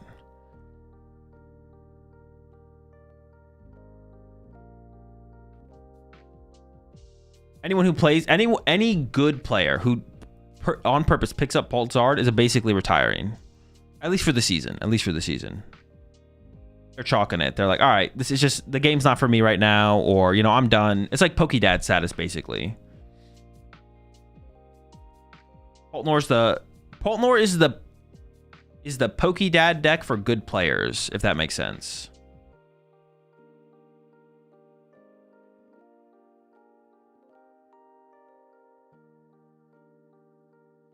It's like, you know what? It's like there could have been like a really good player, but, you know, they took a couple steps away from the game for a little while. You know, they have kids now, they have a family. You know, they're like, you know, I want to play a regional. You know, they pick up like a Golden Go or a Joltik box.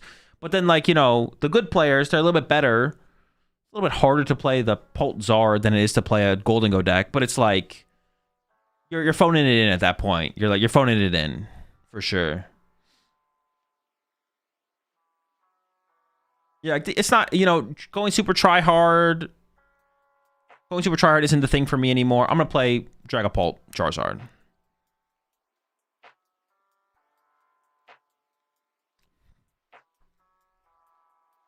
Do we ever see the Cynthia's deck doing well? Maybe. It might take a rotation though. I like before rotation, no, probably not. So you're saying Poltnor gets punted out? And Pult Lopunny is the new meta best deck? Pult Lopunny? Don't you mean Dusknoir Lopunny? Pult Lopunny, that sounds terrible. What's even the point? Lopunny turn 2, Dragapult turn 3? To be fair, I think you are wasting your talent every time you don't go to a tournament. True, you could say that. What is the sweatiest deck currently? It's got to be Zoro Pidgeot Control. Although, you could say that, but as of right now, I'm the only player of my caliber streaming and watch partying these matches. So wouldn't that be an efficient use of my talent? Like, I'm filling a gap that doesn't exist. There's plenty of good players who are going to go win the tournament. But there's not any players of my caliber watch partying a tournament. Think about it. Think about it. What deck do you see winning this tournament? I'm going with Charizard. If Gabriel Fernandez believes in Charizard, I believe in Charizard for the tournament.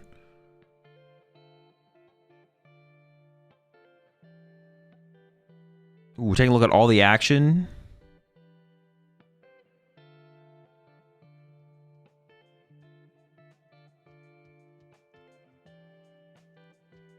Different talent being tapped into. No, it's a mix. It's a mix of both for sure, right? Like, you could say like my commentator side, content creator side is like being utilized here as well for the watch parties, but my knowledge depth and all that is also being applied as well, right? You have to at least it's a mix of both. I could agree with you that it's not just like completely one over the other, but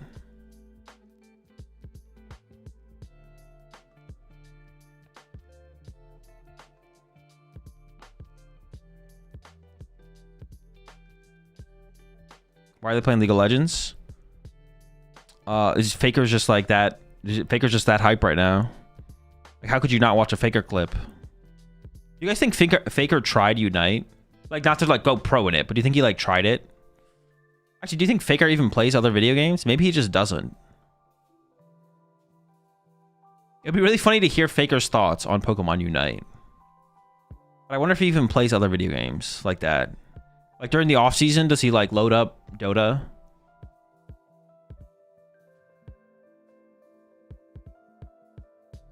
He said he only plays chess. Faker reads. Faker beat Silksong. I don't believe it. Oh, you need to beat Silksong. I saw you got like 2 minutes logged. Chess. Chess is the other one. Makes sense.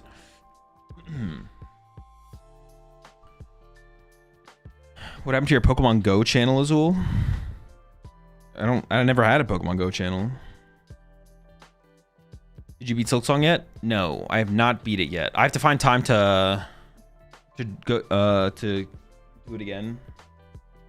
All right, we got Diego, world champ, 2017, right?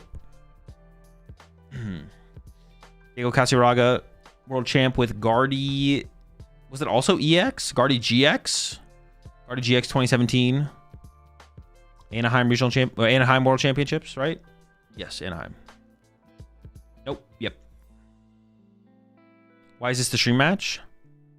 I mean, the matchup isn't as bad for Golden Go as it has been previously, but if Carlos doesn't have the unfair stamp, this is definitely a questionable stream. I feel like Raging Ball's still got to be like heavily favored, right? Maybe it's changed. Maybe it's changed a little bit. I don't think so, though. No, it definitely has gotten quite a bit better for Golden Go. With Genesect, it got better, and now with the Solrock Lunatone engine, it definitely has gotten even better for sure. No, it's probably still favored for Raging Bolts, but it might just be like a 55-45 type situation. So it's not that bad of a selection for sure. And you got to get the champ on. 4-0 start. He also got top 4 already earlier in the year. Ball has a hard time keeping a single prize board. I mean, it's like almost impossible, right? Unless Diego plays the Cornerstone could be a problem. Okay, so nothing crazy. I mean, Latios is like only the only big piece that could like stop an early big combo from Diego here, but besides that, I think it's very Dango favored because single prize board state. I mean, maybe. What won the prediction last round? Oh, did I not? And I'll pay it out right now. Takashi won, and then new Swiss round. Okay.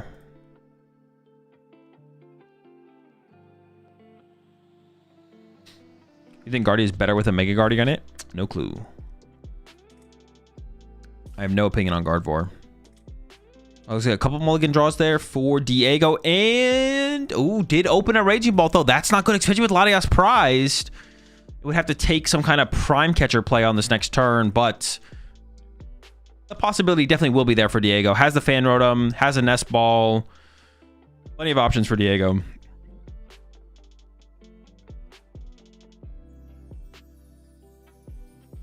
But it might have to cost the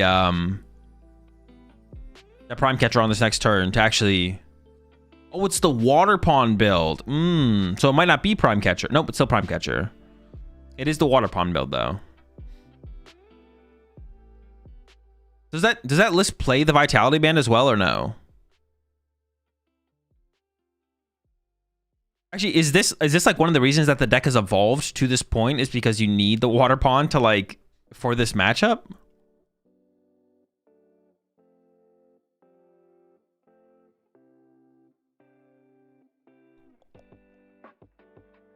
Maybe Volt dominates the single prize board, the single prize game state. Definitely pretty good. What do you think about the Water Pond build? Is it better than the normal version? No clue. I've never played it. I mean, Raging Ball's so bad right now. Like, sure, why not? I'm down. But yeah, yeah, I don't know. The Raging Ball is, I think, is so bad right now. Why not? You need something in there to give yourself a chance. Yo, appreciate the 3 gifted there. Ruby King, welcome all to the Rat Pack. I appreciate that a ton.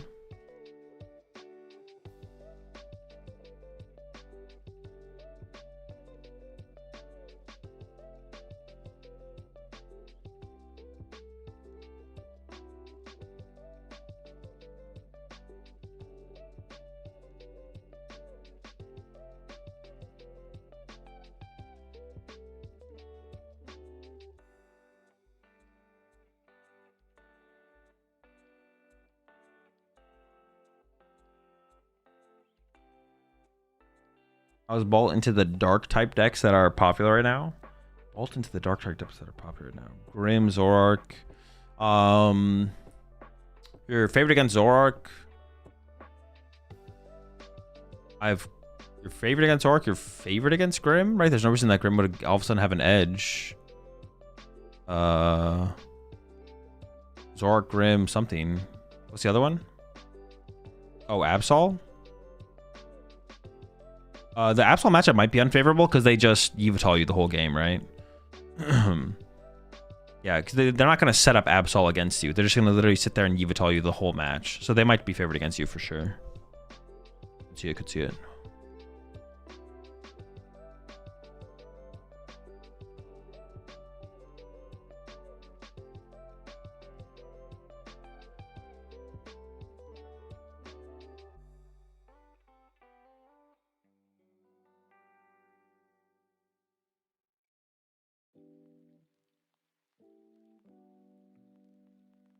In order to beat Cornerstone with Zoroark, what one card would you include? What one card should you include, including counting Phantasmal Flames? I think I lean towards Okidogi just because Okidogi has other use cases. All right, we did see Diego get down the water pond with the grass energy.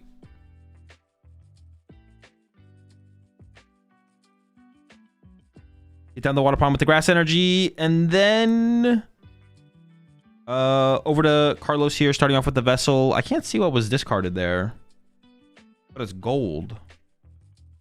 I mean, it looks kind of like a Poffin to me, but I have to imagine it's not a Buddy Poffin unless there's like another one in hand.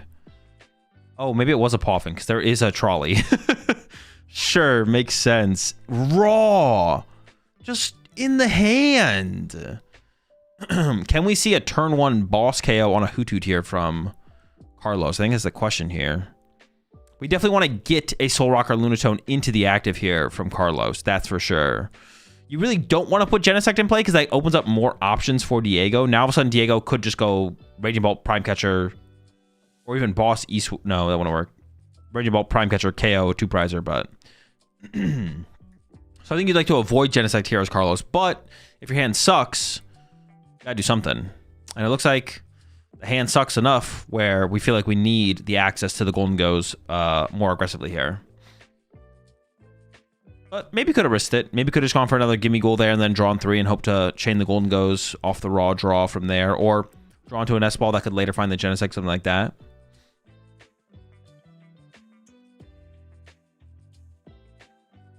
Oh, there was a Golden Go in hand. Okay, actually, I just don't like that from Carlos. We actually had a Golden Go in the hand. Not a fan. There was no energy. There was no energy attached. Ooh. Not quite, I don't think. There was a Golden Go in the hand. Oh, we have Arven. But it's definitely not a Prime Catcher build. Well, honestly, actually, Carlos still could be playing Prime Catcher. Now, I know we saw the trolley just get played, but if he was able to hack Arcanine and allow himself to submit multiple A-specs, and we don't see the Prime Catcher grab, but all right, so did not hack Arcanine to submit multiple A-specs. Unfortunate. Was going to have to settle for, looks like a Soul Rock Punch the active play. Never hacking. I think Kildare or Dawn and Poltnor. I like Dawn, kind of, to be honest. Not a hacker moment.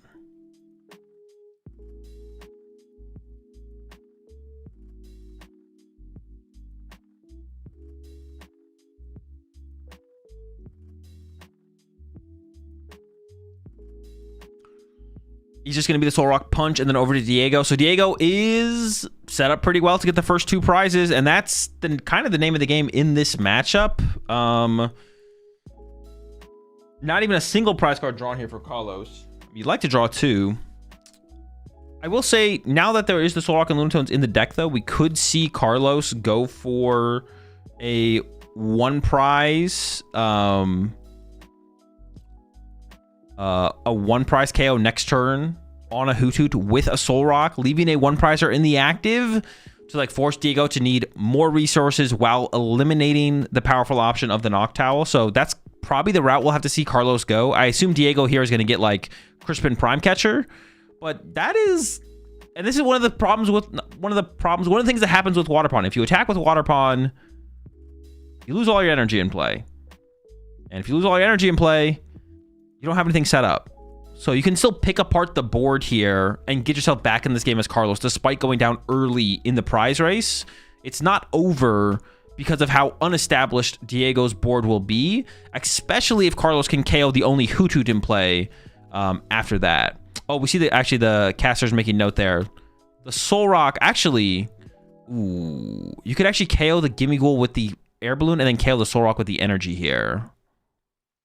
Which, that could make it pretty brutal for Carlos to get into a 1 prizer, which means Carlos might just have to commit to a Golden Go KO, which is definitely where Diego wants to be. Diego wants you to just attack with a Golden Go next turn and then respond to that with a Raging Bolt, so we'll see. Water Pawn's loaded up fully now. There's also a lot of cards in hand here for Diego. So it probably is going to be Gimmighoul KO plus Solrock KO. And that will make it hard for Carlos to get into a Solrock attack on this next turn. Or that much harder. It's not impossible, but it'll be tough. I do think I see a second Air Balloon in the hand there already for Carlos. So it is possible. Ooh. Actually, looking at this board, I don't know how good it would be, but what about just, you could just KO the Water Pawn here, though, and Diego has no other Terra Pokemon in play. Oh, goes for the Gimmighoul? Okay, I don't hate that if I'm Carlos here. I don't hate that. That gives us the Soul. I think the better KO there from Diego was the Solrock, for sure. As Diego, do we target the Lunatone? No, you'd always go for Solrock over Lunatone, for sure.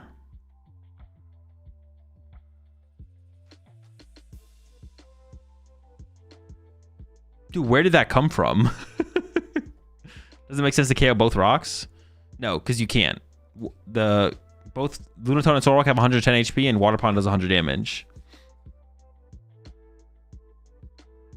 No Terra and Lone Ball killing Water Pawn is so good. Yeah, KOing the Water Pawn, there's definitely an argument to KO the Water Pawn here for sure. I'm definitely not against the Water Pawn knockout. There's no Area 0. No Area 0 was established last turn to go wide bench. So that last bench space kind of has to become like a Terra Pokemon to get access to Area 0. Now, as Diego here, you don't need Area 0 theoretically. But yeah.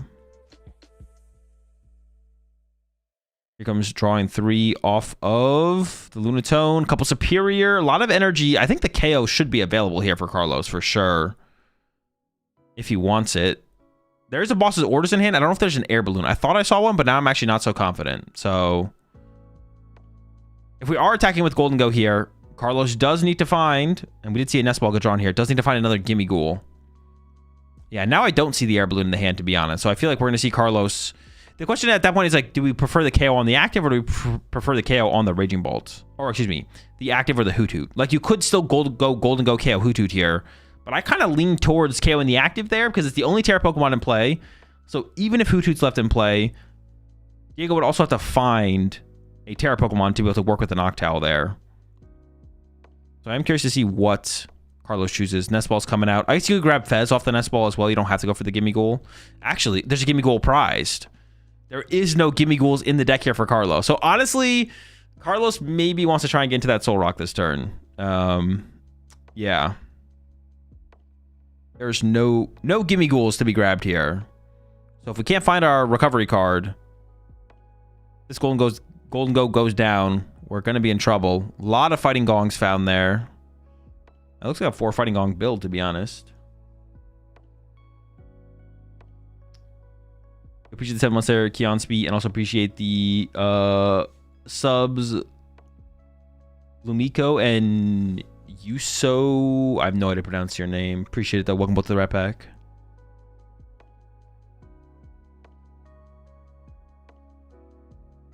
So do you think Guardy should be running Squawkabilly? No.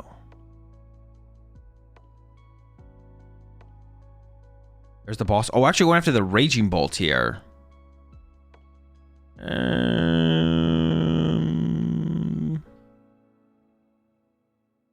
I feel like that's worse than the Water Pond KO, right?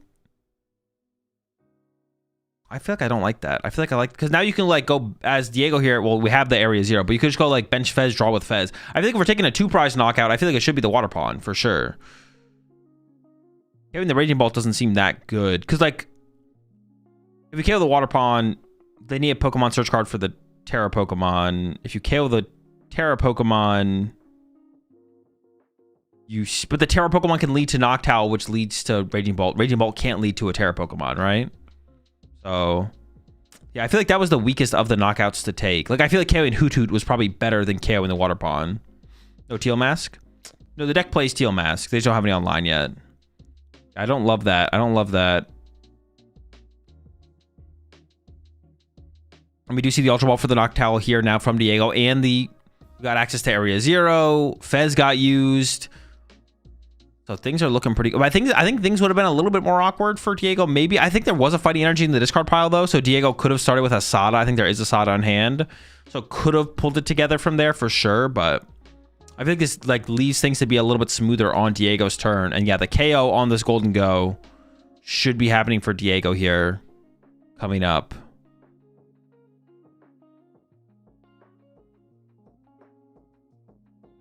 I think the issue is Diego needs 4 energy, and he has none in discard right now, so he'll need 2 Ancients or double Teal Mask. With Ancient, I don't know, it's def weird. Yeah, I guess like this play just lets Diego see more before having to like commit anything though. Like you can bench Fez without Area 0 in play, and then still get into a Noctowl that way. Whereas if you KO the Terra Pokemon to get access to some plays, it needs to be a Terra Pokemon in that last spot. Yeah. He has a Fighting Energy in discard. Yeah, I believe there is a Fighting in this card there, yeah. As well, have you ever played against Diego? I have. I lost to him at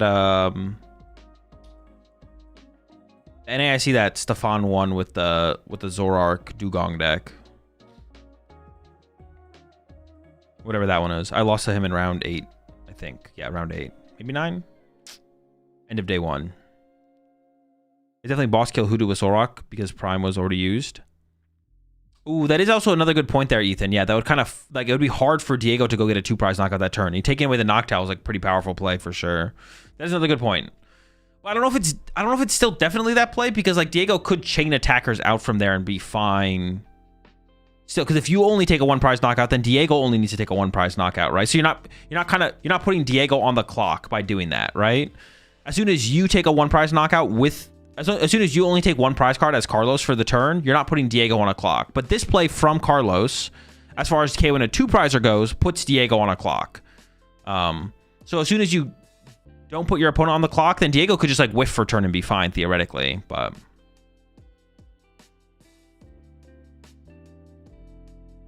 I think it's Water Pond, Hoot, Bolt. Oh, in terms of like how good the play was.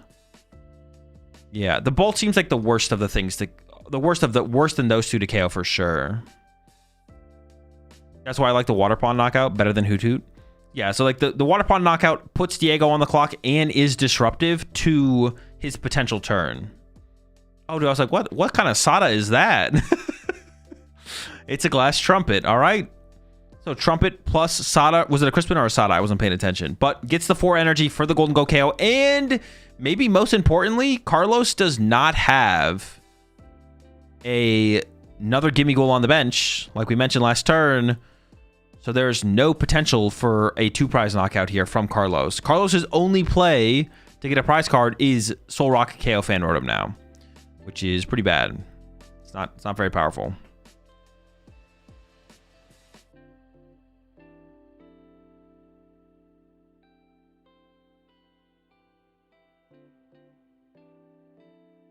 Where's the teal? You don't need the teal. We got the trumpet. Gimme goal found off the prize cards here from Carlos. But like I said, the only real prize card to be gained here is off that Fan Rotom. But drawing that prize card is like so irrelevant. Like, what if you just, I mean, what if you went like Boss Noctowl Pass? Is that ever the better play? I almost like that more, to be honest. I feel like Carlos should boss the Noctowl. You can still hit it for 70. And then next turn, look for boss KO Water, or probably KO Pheasantipity off the bench. Yeah, I almost like that as the play here from Carlos. I'm not gonna lie. Yeah. Oh, ooh, he's doing it. Okay, cool. I like this. I like this. Unless he has a Premium Power Pro that he plays, then I don't like this. Well, that would make like no sense to do this and then knock it out.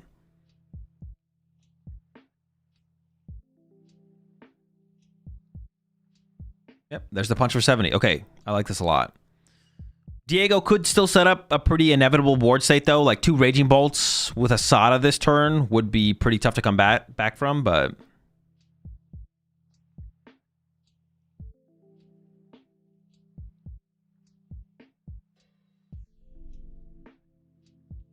Is there a better way I can shuffle at events? I always lose to bricking and my opponents get so lucky every game. I play Hydrapple usually and I always brick. That's got to be a copy pasta, right?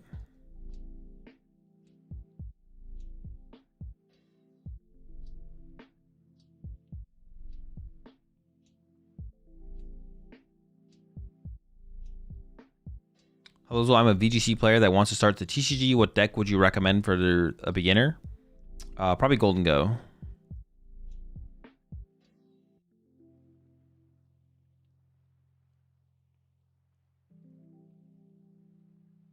Problem is, as soon as Dango comes to the active, Carlos just loses to KO. Well, yeah, you're hoping that doesn't happen, though, right? So, like, you're hoping Diego has a slow turn with no Hootoots, and because you didn't take a KO. And then next turn, you boss KO, the most valuable 2-prizer on the board, as Carlos here, and you hope that's enough to carry you through and lead to Diego whiffing. So whether that's Fez, or if there's a Hoodoo put into play, going after the Water Pawn, or just KO in the Raging Ball could be fine here as well from Carlos.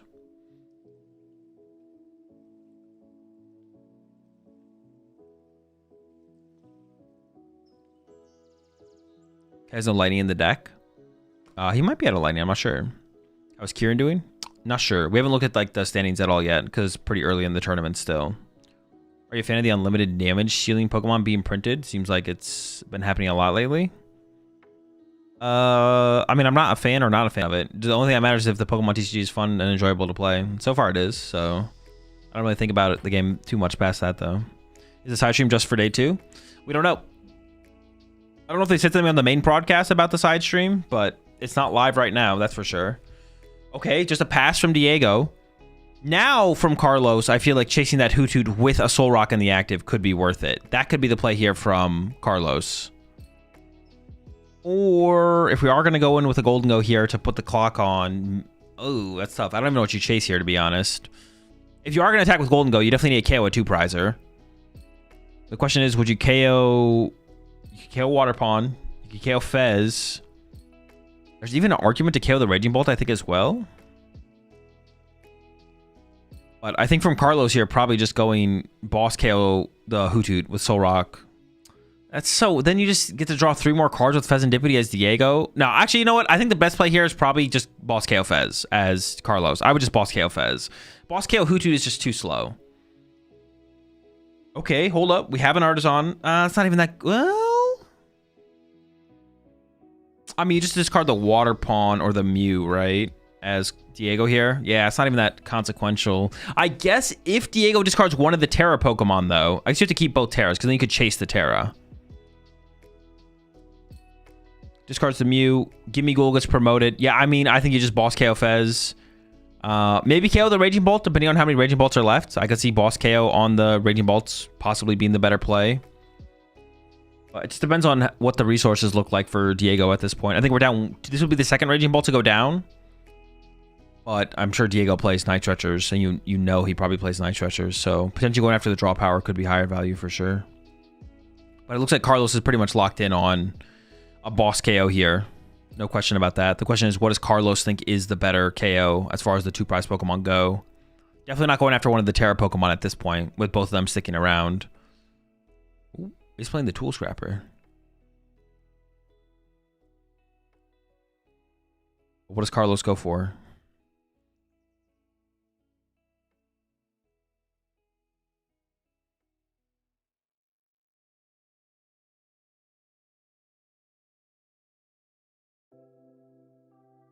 All right, we're definitely chasing one of them.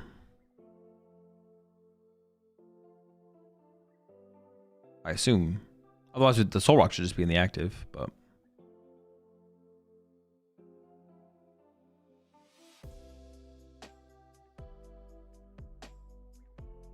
Does go for the bolts. KOs it. I'm sure there's outs to bolts left for Diego, but does need to find it. But I think I see Sada plus Ultra Ball in hand here for Diego, so this one should be basically over at this point. The draw power from the Fez plus a Noctowl off an Ultra Ball should be more than enough to close this one out. We'll see though. Starts with the Fez. Grass Energy, Night Stretcher. Oh, we're maybe not... Are those energy retrievals? No, that's a lot of Sada. What the heck? Oh, there's a Vessel. I feel like there's got to be game, right? I feel like Diego's got to have this one. Let's see. Going in with the Ultra Ball. What do we have left? Oh, has the Vitality Band. E-Switch. So we could just see Water Pond, KO Soul Rock, KO Lunatone. That will also do it. Not the play I expected. I wasn't sure if he had the Vitality Band, though. And he does KO the Stones. And we go to game 2. Diego up 1-0. We will get to see. You see, that's like the awkward part about this, though, is I feel like you want to go first as Golden Go in this matchup. But Carlos plays Trolley. So at that point, what do you do? Does it become a go second matchup? We'll see what Carlos thinks. I feel like it probably does become a go second matchup. Like if Diego knew Carlos was playing Trolley, Diego probably would have chosen second.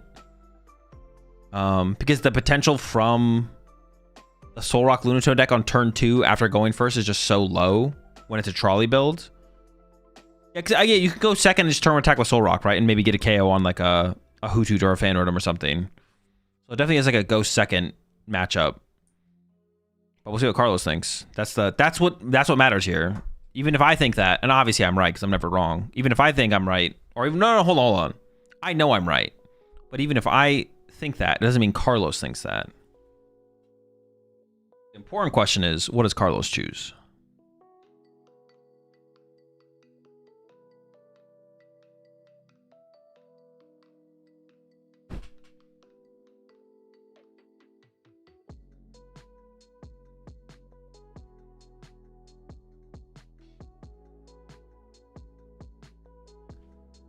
Maybe I wouldn't have revealed the Vitality Band tech. I don't know. Maybe. It does save time, though, right? That was probably his fastest win condition. Yeah, that was probably Diego's fastest win condition. So, like, saving time is a factor. Trying to conserve that information would be nice, though. For sure. The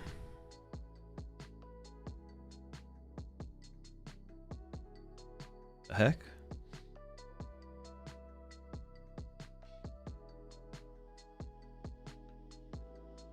Styling on him is a factor. There's a lot of things, guys. True. The style factor definitely goes up with the Vitality Band play. Simply going Raging Ball, KO, Golden Go. We've seen that a million times. Like, who cares, right? But, oof. The Vitality Band Water Pound combo. That's what I'm talking about. Anyone did E half the time? Yeah, Carlos isn't playing, like, very quickly. He's not playing slow. But, like, man, I just, like, dude, I feel like we've been spoiled recently with how fast some of the players we've watched recently like play.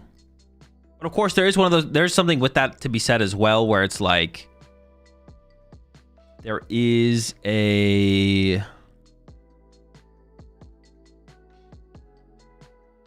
not every player is like as good as like Henry, Chow, or Aban and can play as fast as them either. Like being better at the game means you can also play the game at a faster rate with a higher accuracy, right? But I feel like there's also like I don't know. I feel like there's like, what do I even say? Like the way we're taught to play the Pokemon TCG, the way people learn to play the Pokemon TCG is to take, and my thought process on this has changed as well for sure.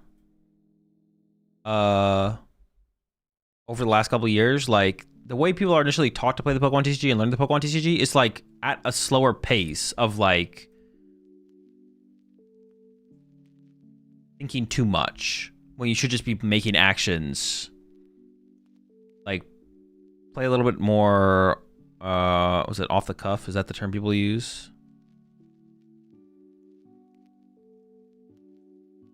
To become better at playing faster, basically. Like from a earlier part in your learning process of learning the Pokemon TCG, learning to try and play as fast as possible is like important, I guess. I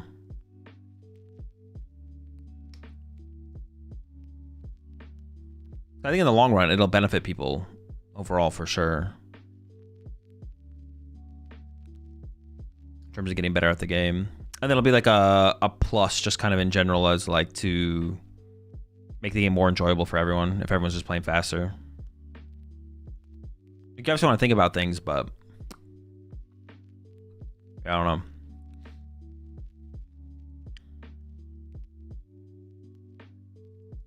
Triple hoots here for Diego. There's an area 0 in the discard pile. Does have access to Crispin and Fighting Energy in the hand, and there's the pass over to Carlos. Air Balloon in the hand. I think I see an Artisan. I mean, oh, we have Fighting Gong. I was gonna say, I don't know if we want to like use our Artisan immediately though. A Fighting Gong can get us that Soul Rock, and we will be able to draw 3. We're looking for that trolley, obviously. It's not prized, which is nice. But there's a lot of things we do want this turn. Oh, there's the Iron Bundle in this build for Carlos as well. So the Iron Bundle here would lead to a turn 1 knockout with a 1 prize in the active from Carlos. So that's what we're looking for here for sure. Wasn't it better to go first in this matchup? No, because the build from Carlos is a trolley build. So you're not going to be able to pressure your build, and you're not going to be able to pressure your opponent. You're not going to be able to pressure your opponent more after you've gone first. So going second makes the most sense in this matchup. And then same thing on like Diego's side as well. It's like you have the potential to pressure through like a Crispin Raging Ball attack or a Phantom attack, or you know, just chill and you're kind of in the same position you would have been in if you had gone second anyways.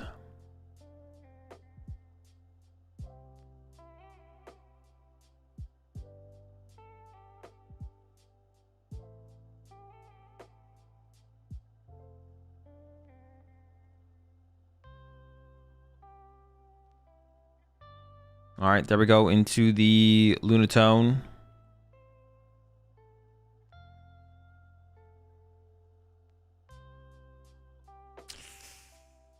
I mean, there's a boss in hand. Is there an air balloon? Maybe there is an air balloon. He's going to throw out the Artisan here, which isn't terrible. Oh, that is it. Oh, we have air balloon boss. Okay, we're chilling. Okay, this is fine. Now, we could get Iron Bundle here if we had access to Trolley, but our only access to Gimme Ghoul is the Artisan, so we can't afford to use the Artisan use on an Iron Bundle here, of course. We got to commit to it now.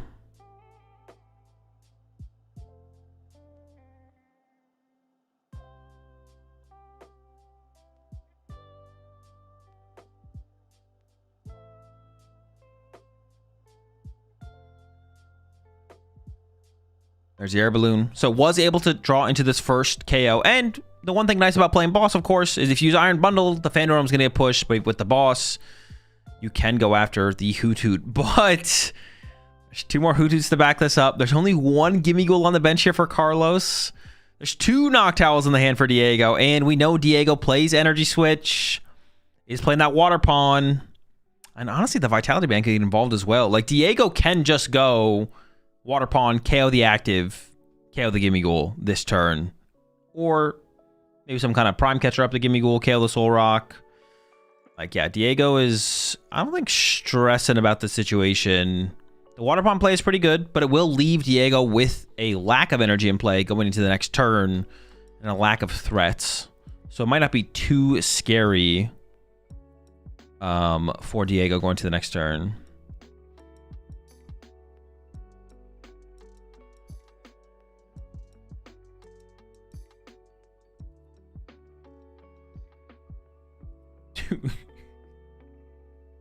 What are you guys arguing about in chat? Best of 1 versus best out of 3? TikTok brain? I think local should be best out of 3 to prep for majors. Best of feels better in general, lesser chance. Variant screws you. Well, no, but locals like more casual. Like I wouldn't want to go to a League Cup if it's best out of 3. I mean, if they have some that are best out of 3, that's fine. But I wouldn't show up to the best out of 3 League Cups. Maybe a challenge, but probably not.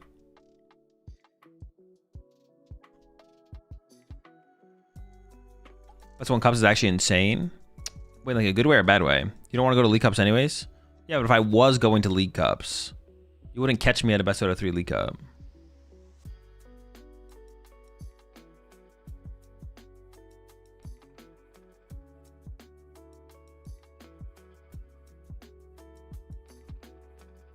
But obviously, like, regionals should be best out of 3. Why not best out of 3 is better? Because I don't want to spend that much time playing Pokemon not at a major tournament. I'm fine for best out of 3 and cut at cups, but not Swiss. I'm not trying to play best out of 3 Swiss cut or Swiss thing. Swiss. Best out of 3 Swiss at a cup.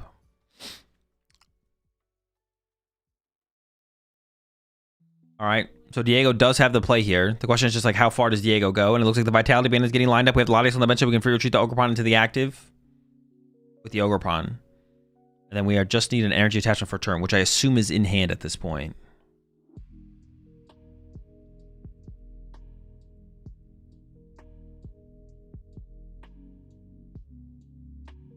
We had a Tio have a best of 1 tourney, 40-minute rounds, and we thought he was doing too much.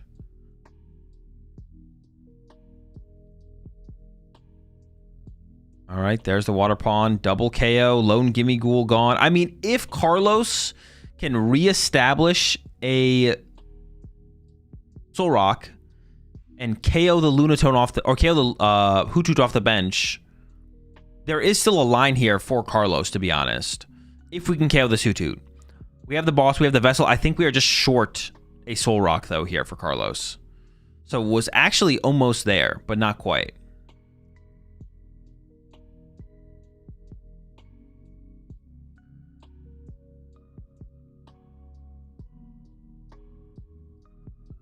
How do you retreat, or am I crazy?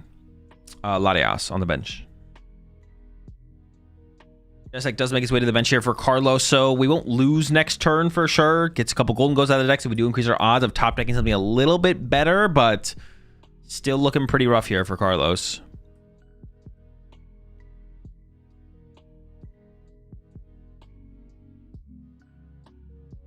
And is committing the Vessel as well this turn. Switching out a fighting and a metal. Maybe it should just be double fighting. Yeah, Diego can't win next turn, but it's not too far from closing this one out. Diego has Prime in hand, can probably take 2 next turn. Yeah, I can definitely take a knockout. That's for sure. There's a boss from Carlos on the Noctowl, so going to try and trap that in the active. Think about retreating to the Genesect. Does that ever make sense? I don't think that makes any sense, right?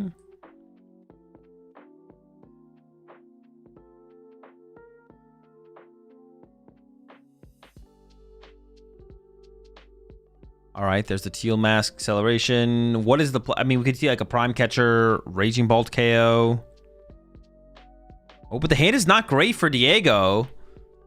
Attaches a fighting energy for turn to the Water Pawn. I think it's like Grass Energy Boss something. Okay. If Carlos can top deck, it is an Arven. That means Trolley. I don't think Carlos is doing anything this turn. But next turn, if we could see a boss KO on that Hoothoot, I guess the Water Pawn is still kind of a threat. But I don't... Well, that still might be enough, to be honest. We might be seeing the comeback happen here from Carlos. Into the Trolley. Soul Rock. Some Gimme Ghouls. Honestly, ideally triple Gimme Ghoul. All right, squad is here.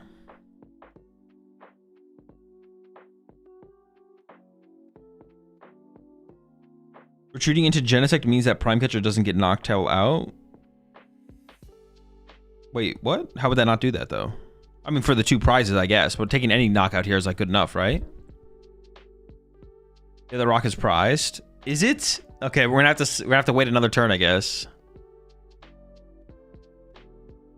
Iron Bundle is... I don't know why we grabbed Iron Bundle's interesting there. Would we not just want to like cycle with Golden Goes next turn and then find our recovery card for Soul Rock? I'm not sure about this Iron Bundle grab. That seems weird.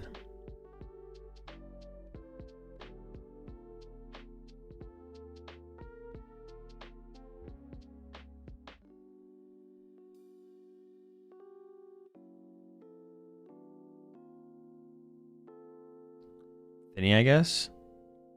I don't know, it just kind of seems bad. I guess you could pop it next turn and then boss it, whatever, boss around whatever gets pushed up anyways.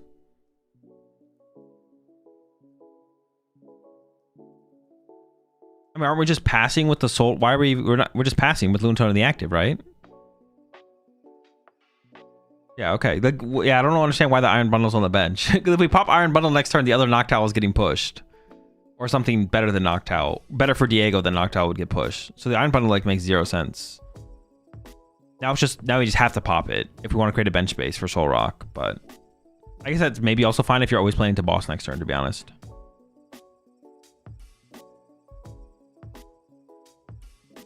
Would you not promote one of the gimmies? Oh, to play around Sob. Good point, good point. Yeah, I guess I would, yeah. You definitely should have retreat to a gimme goal there to play around Sob. Very good point. And Diego could have done it. Diego could have sobbed there. Maybe not actually, because we did accelerate the crash energies to Teal Mask, so it might not have been possible.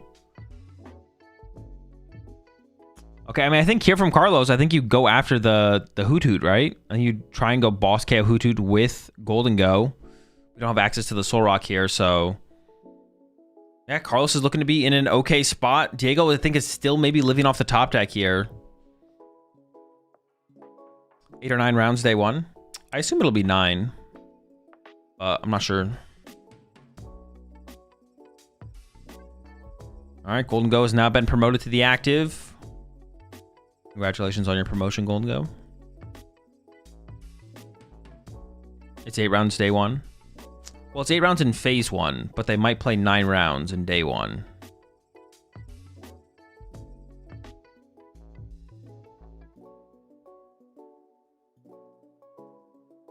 Our IC is always 8? No. It's possible to have 8 rounds. Oh, all right. There's phase 1 and there's day 1. Or there's phase 1 and there's phase 2 and there's day 1 and there's day 2. They will probably play 9 rounds today on day 1. 8 rounds from phase 1, 1 round from phase 2 is probably what will happen today. And then the rest of phase 2 rounds will be tomorrow. But no, ICs are not always 8 rounds in phase 1.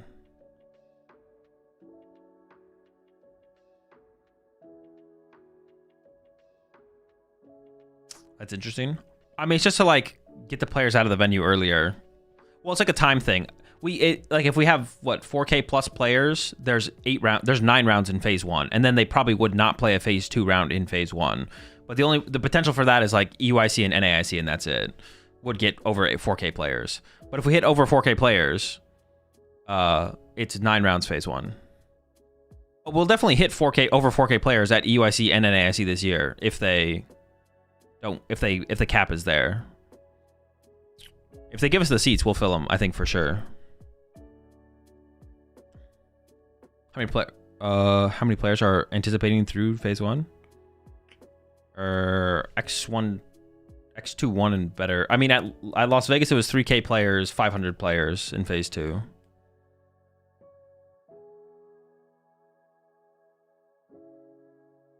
So, a 6th? Roughly a 6th?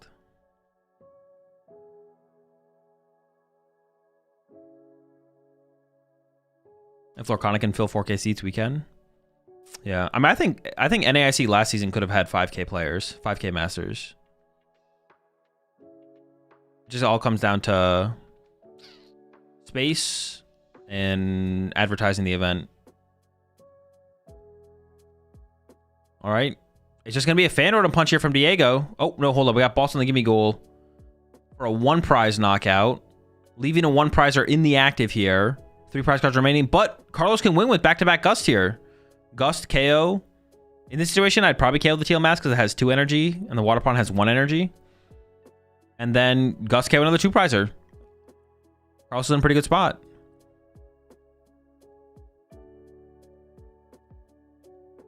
Or maybe I guess you have both your Turos in your hand and you're not expecting hand disruption from Diego. I don't know if that deck usually plays hand disruption though, to be honest. I'm not sure if Raging Bolt, the new way people are playing Raging Bolt, I don't know if they have like a Judge or an Iono.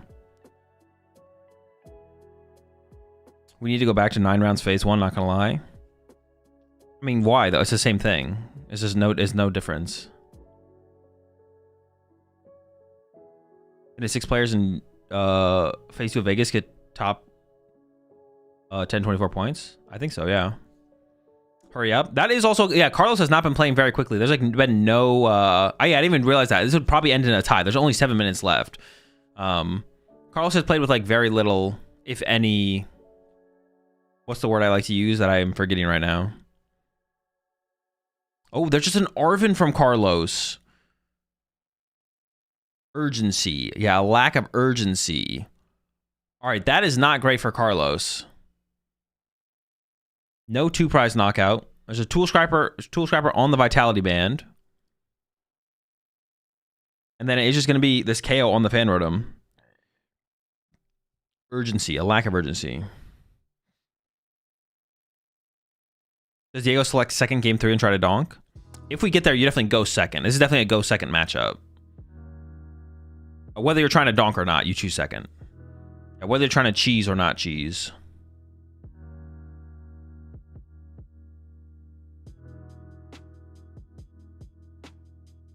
All right, there's a Crispin, Raging Bolt plus Crispin. But now for where we are, Carlos did whiff the 2-prize KO. Oh wait, but did Carlos have a boss in hand or no? Did Carlos just choose not the boss because he didn't have back-to-back boss? Or did he just not have a boss? Oh, there's just no boss in that hand actually, never mind. I thought there was a boss in the hand.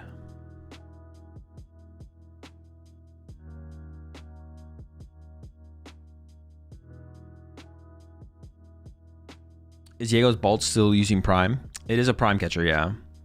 Does have E-Switch, but still Prime. No fighting. So just into the Water Pond, but this still works for Diego. You can go Water Pond this turn, KO the Lunatone, or the Iron Bundle, I guess. And then next turn, Raging Bolt. Or, yeah, I mean, you have to take a 1-prize knockout here as Diego, yeah. And then next turn, go into Raging Bolt, take a knockout on 2-prize Pokemon. We have Prime Catcher in hand to make things a little bit easier, possibly. But I guess for like how you saw that last turn play out from Carlos, maybe you chase the Raging Bolt? Is that ever the play? Because we saw the Raging Bolt get put into play, but it didn't get any energy onto it. So now if we can take a KO, if Carlos finds boss here, I guess I just don't know what we boss. If we can find a boss.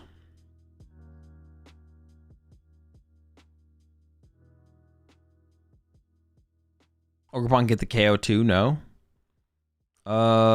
Ooh, it would be close, right? 1 grass. 3, 4, 5. 150. No, you need. Ogerpon would need 2 energies, right? Yeah, the Ogerpon would need 2 energies there. Or 3 energies, excuse me. So I think you're more scared of the Raging Bolts. Because Raging Bolt also equals Sada, right?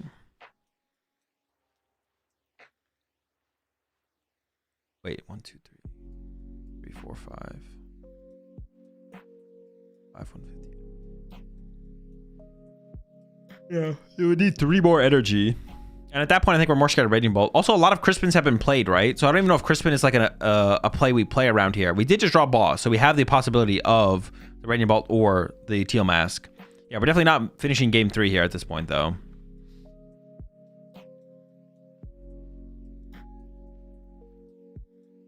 Yeah, at least 2 Crispins have been played. At least 2 Crispins have been played. So there's a lot of Crispins gone.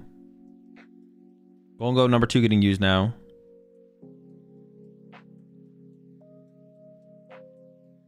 It's going to be a boss play from Carlos. The question is, what does Carlos think is better? Teal Mask or Raging Bolt? I lean towards Raging Bolt. I think Raging Bolt's the thing to go after here. Higher chance of having Sada in the hand.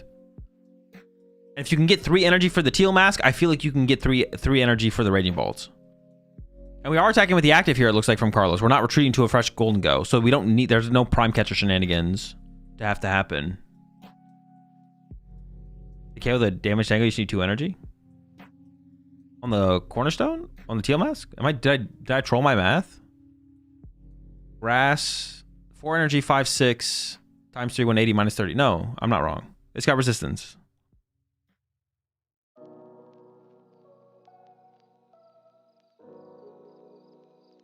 Oh, even worse. There's a picnic basket. Wait, this makes it so much worse. We have picnic basket, but we're still KOing the Teal Mask? No. I didn't even think about that. Surely you retreat the Dango to play around a possible Ursaluna? Well, if you retreat the Dango, you don't attack this turn. There's no air balloon. I don't think, anyways. Dude, if we have picnic basket, we always go after the Raging Bolt there. Okay, maybe not. Okay, the one thing is like the Teal Mask. Okay, the one thing I guess still remaining here is like the Teal Mask has 2 energy on it, which does supply the Raging Bolt with its energy it needs. So I guess that is fair. The Raging Bolt is being supplied with the Teal Mask energy. So if you KO this Raging Bolt, but there's another Raging Bolt, then there's already 2 energy to go for the Raging Bolt. So maybe actually, okay, the more I think about it, maybe there is a better argument for KOing the Teal Mask than the Raging Bolt. I still lean towards the Raging Bolt, but I could see it. I could see the Teal Mask being correct. All right, sob here from Diego, but plenty of churro in the hand here for Carlos. So Carlos will be taking game number 2, no problem. And honestly, if they pick it up fast enough here, yeah, Diego doesn't even want to see it.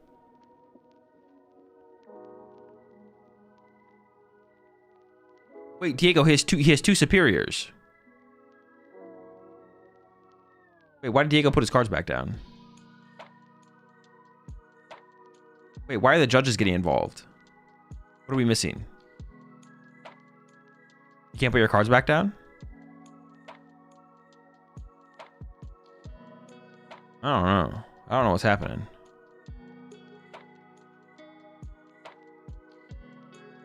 Oh, did Carlos draw with Lunatone when there was no Soul Rock in play? Yeah, I honestly have no clue what's happening.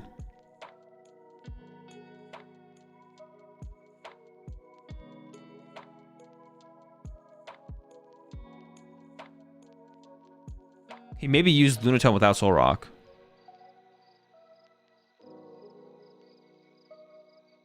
I think that was first. Yeah, I didn't see anything happen. Are the judges saying you scooped already, or? I mean, it wouldn't matter. He has game in hand anyways. He could unscoop and then he loses. Like, I don't think that's... There definitely is something else that's going on here. Actually, let me turn on the casters real fast and see what they have to say. Pause were from the Pheasantipity or the Lunatone. The only thing they have to double check. Okay, it is that. I'm sure they'll sort things out here. Yeah, I think they're just unsure if Lunatone drew cards there. I don't think the Lunatone drew any cards, but that's fair. The judges are just checking, making sure of that. What are the rules? You can unscoop? I mean, I don't know. Is it that big of a deal? Like, are we not gonna, like, all right. Dude, y'all are so literal sometimes. Okay, like, all right, listen, all right. Diego was going to pick up the game, but then the judges were like, wait, there might have been an error, a gameplay error in this game. Like, are we not like, okay, they should just like unscoop the game and resolve that? Like, what are we doing here? Like, what are we doing? Like, I don't even, well, what are we doing? Like, when we look at that and we think about it, we're like, should we not add the nuance of, oh wait, there might have been a gameplay error in this game. Let's stop before he like fully picks up his cards, when we could maybe rectify this. Let's solve the potential gameplay error, and then with that information, let's let Diego decide if he wants to scoop or not. Or I mean, the game might just be over, right?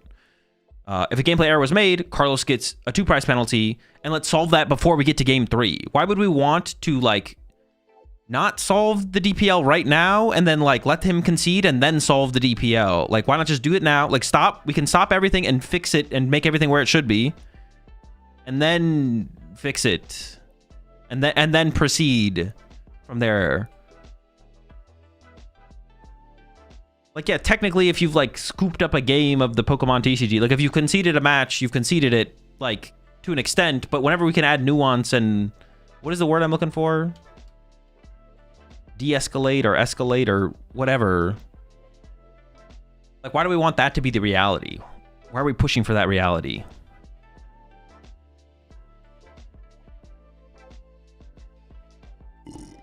Well, we can add more nuance to the situation. I saw Lunatone tapped, like he used it, but he didn't draw from it. It was Fez. Okay. Oh yeah, that's what they're going back to check. Like we should definitely just like get that should be resolved first. The penalty should be applied to it in the match it should be applied into. Because like also a way you can think about it is like Diego like is playing with false information, right? Like if his opponent made a gameplay error or cheated, whatever, and it looks like he didn't, so now he's pack up and now he concedes and we go to the next game. So Diego's not making an informed decision with full information that he should have available to him, which is his opponent cheated and should have they didn't cheat. His opponent made a gameplay error and should have a 2-prize penalty. Therefore, then he should be able to reassess his decision. But if there was a 2-prize penalty, he literally just wins the match. So but no, Carlos definitely didn't cheat. Don't flip that. Yeah, so you're absolutely correct with applying the results now. I didn't realize it was a gameplay error situation. Yeah.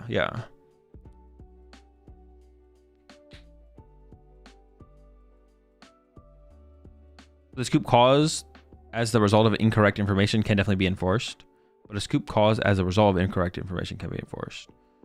Yeah, of course. It depends like how far along you are, right? Like if the slip has been signed and the match has been like submitted, then like yeah, going back at a certain point you can't go back. But that's too black and white. They need to chill out and be flexible. Definitely. That's how we should try and view things as much as we possibly can. When we can add more nuance, and then instead of it just having being yes or no, if we can add like a yes sometimes and a no sometimes, that's better. You know, we can't always do it, but when we can do it, why would we not want to do it? You know what I'm saying? It's like the people who complain about that the people on stream can have stuff reversed more to a higher extent than people not on stream because they're on stream. But it's like, why wouldn't you want that? It's like if someone makes a gameplay error that can be fully reversed and not have a double prize penalty because they can literally go back and look at what was put on the bottom of the deck or put into the deck or whatever, and there's no 2-prize penalty or gameplay error assessed as a penalty to a player. Why would we not want that? Like I feel like that's something we should all want. Sure, not everyone can be played on stream, so like some matches will have more 2-prize penalties than others or less gameplay errors or whatever, but if we can minimize it, why would we not want to minimize it?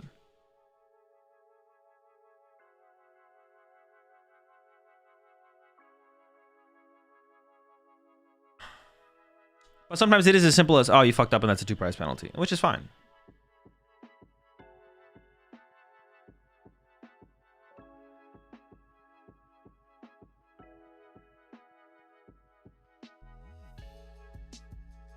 Are they going to tar and feather the cheater now? That's usually the correct play, yeah. The judging on featured matches definitely works too slowly from the required ideal. It does take them a while to move things along sometimes. But it only takes like a super long time when they get the head judge involved. And like one of the two judges, I say this every single stream because there's always a gameplay error, but one of the two judges on the stream table should be effectively a head judge. They shouldn't like take away one of the head judges from the floor, but they should just have another head judge at the tournament that is always on the stream table. And maybe they like swap out with a head judge on the floor or whatever, but something like that.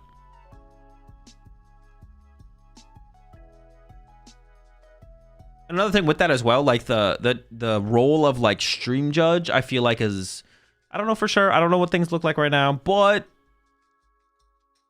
there should be like people who regularly are stream judges because it's a different environment.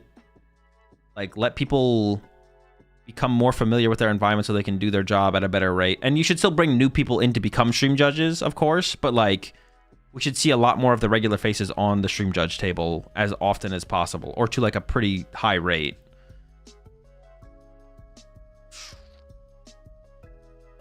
There's a whole different set of things you have to worry about and deal with when you're on the stream table with like all the iPads and whatnot. Pram is a permanent stream judge. Definitely don't want permanent stream judges. And if Pram just quits the game, then no one's experienced to be a stream judge, but we don't need everyone to be a stream judge, I guess is what I'm saying. I'm not saying that's like the current environment of the situation, but I'm saying like it's okay to have like a select group of people be stream judges and then slowly bring more people in to be like try out the position and stuff like that. Are the judges full-time positions? No. Like you mean like jobs? No.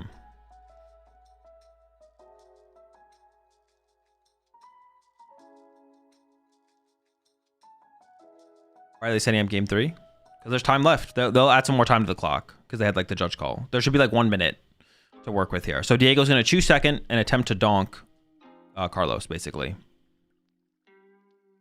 Maybe there's enough time for Diego to get like 2 KOs.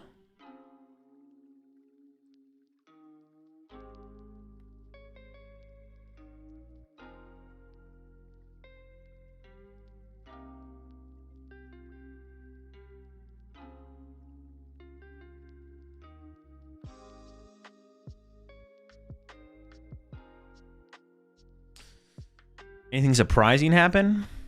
I mean, the most surprising thing so far is probably the deck that Carlos is playing specifically, but besides that, nothing too crazy. Wait, they will let them begin the match? Yeah, they didn't run out of time. They at least get to play 1 turn. If you decide who goes first before time expires, well, actually, they might be out of time here. Actually, I take that back. They actually might be out of time. But if they decide who goes first before time expires, then you start, see, they do have 50 seconds left, so they put a little bit of time back on the clock. But if Diego said I'll go second and they decide that, then even if time expires while they're shuffling up, they'll still play turn 0, which would be Carlos, and turn 1, which would be Diego. And it looks like Diego might have lone Genesect, possibly. Trolley is prized this game. Carlos's time stalls for a tie now. I mean, there's nothing to stall for. It's literally 1 turn. Diego gets 1 turn no matter what. Like, Diego's never getting more than 1 turn.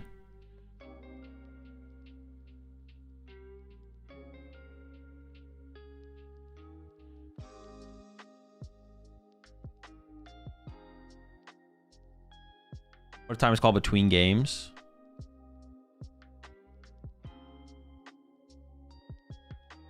There is no turn 0, so only 1 extra turn. Oh, wait, true. It would just be 1 turn, right? Yeah, never mind. It wouldn't be 0, 1. It would just be 1, right? Okay, yeah, my bad. Never mind. It's not turn 0. Yeah, if time is called while the players are shuffling up, but they've already decided who goes first, and that player gets a single turn, and that's it. Which means nothing happens because they can't attack anyways on their first turn.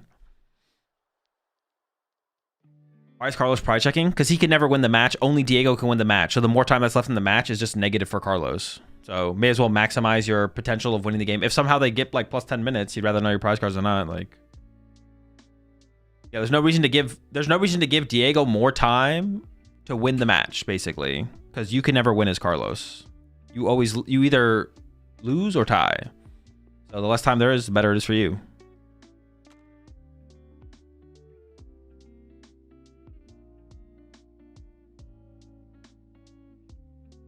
Hazel, in your experience, do non-stream matches have judge reviews this often? Seems like we've had a lot of judge calls on stream lately.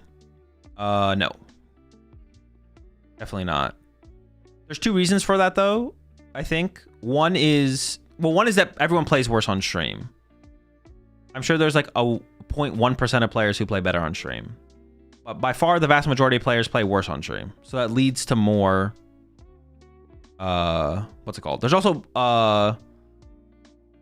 higher scrutiny on stream. Like, there's more people watching the game, so if one person who's watching the game thinks something is amiss, they have to go back and watch. They have to go back and check the VOD. So like right there, they thought Carlos used Lunatone, but he didn't. He used Fezandipity, right, to draw the 3 cards. But one of the judges thought, or someone backstage thought, that he maybe drew with Lunatone and not Fez. So now they have to pause the match, rewind, and be like, no, everything's fine. And that comes up a decent amount as well, is that someone sees something that they thought was wrong, and if anyone sees it, anyone backstage, anyone at the table sees something and they thought it was wrong, they have to go back and review it. So that's another reason. So people play worse on average on stream. When nothing goes wrong, but someone thinks something maybe went wrong, there's more people watching that think something could have gone wrong, so you have to go back and watch that. And then, because you're on stream, you can't just be like, nah, you're good. Like, if someone like sees like an extra card off the top of their deck, or if someone attaches 2 energy into play, and then let's say me and you are playing, and you attach a second energy, and I realize it, I'm just like, you attach the next second energy, put it back in your hand. But if the judges are watching, they have to be like, all right, wait, stop, take the energy, where does it go, where's it supposed to be, they read you your rights, you go to prison for 3 months, and then resume play. So there's just like so many more layers of like unnecessariness, but it kind of makes sense. Like, so it's like, that's why it seems like the stream so yeah, overall stream matches have a lot more delays because of technicalities that kind of aren't necessary, but you should go through them. They are like correct to go through. So it's the proper procedures. So. But they're not real judge calls. Like a lot of the delays we see on stream are not like real judge calls. They do happen sometimes, like where someone messes, like genuinely messes something up. But a lot of the times it's like, well, and some of them are just players. Everyone plays worse on stream, right? So at least a little bit. When I say everyone, there's probably a percentage of players who play better on stream. Automatic judge calls and the judge calls take longer because they want to not be wrong on stream. Yeah, that's a good point as well. They really do not want to be wrong on stream. That's very important. And that's a good thing, right? It's a good thing to an extent, for sure. Yeah, the judge calls on stream are also automatic. You can't just be like, yeah, you can't just have two players figure it out by themselves like you can off stream. Remember, chat, if the judge doesn't read you your rights, the penalty doesn't count. Remember that, remember.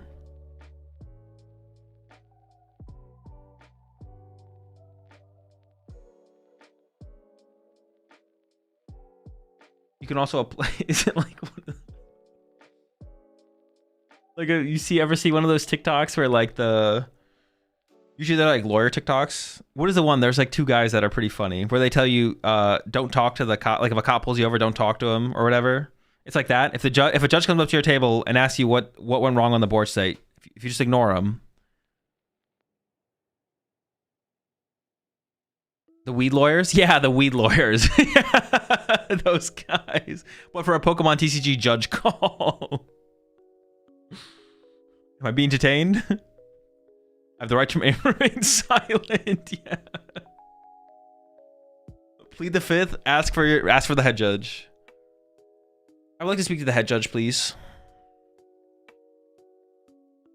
I have the right to remain silent until the head judge is present.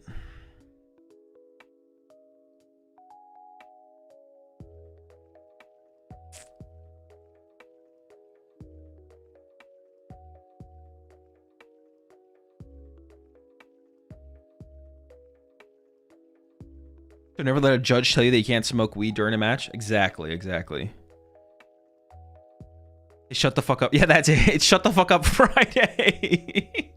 When a judge walks over to your table and asks you what the problem is between your opponent, what do? You shut the fuck up. If the judge insists on intervening in the match at that point, you tell them, I have the right to remain silent until the head judge is present. And only when the head judge is present do you say anything. And until that happens, you shut the fuck up. Okay, we're for sure getting age verified now. True. Actually, let me check. I feel like that shit's kind of like instant. Nope, not age verified. Bodied. Dude, it was definitely because of the ads on Twitch. The ads on Twitch played, and then that's what triggered it for sure. It's not anything I'm saying, though. Sorry, Judge, I can't talk to you. Azul said so.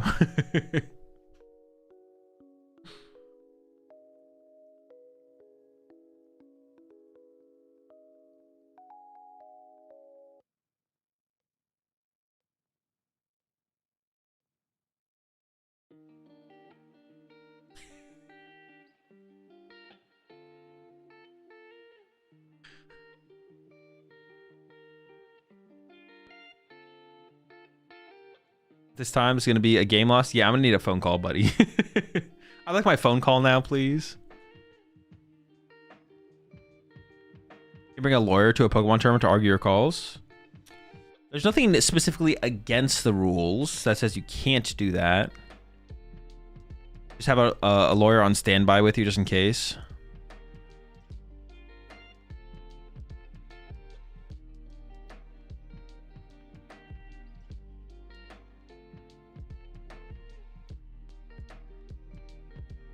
You ever seen the movie Idiocracy? Sounds familiar, so maybe. I don't remember it. I feel like at the next regional I'm going to hear someone talking to the judge. I object. Yeah, it sounds familiar, but I don't know if I've ever seen it.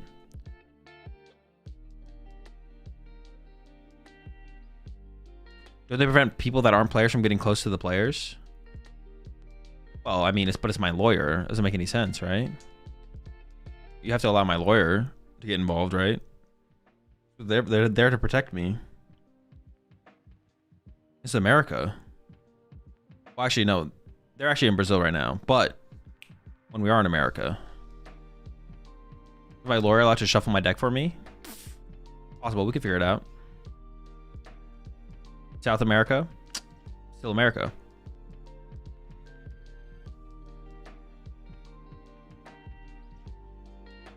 South NA? South North America? True, yeah. Wait, wouldn't South North America just be Central America? They just Azul claims Brazil is the 51st state. Well, the rounds are going by pretty fast because we are hitting time like every single round. I am going to go make some food, though. I definitely need to go get some food and then another energy drink. We paying out? Oh, true. I've been mostly keeping up with the... Oh, it is a tie.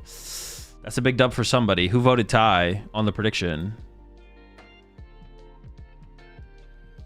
And honestly, that is not a match I would have expected to tie. Golden Go versus Raging Bolt is not a tie I would have predicted. 807,000 Bulu bucks were paid out to 5 individuals on that prediction. That's pretty crazy. I'll be right back.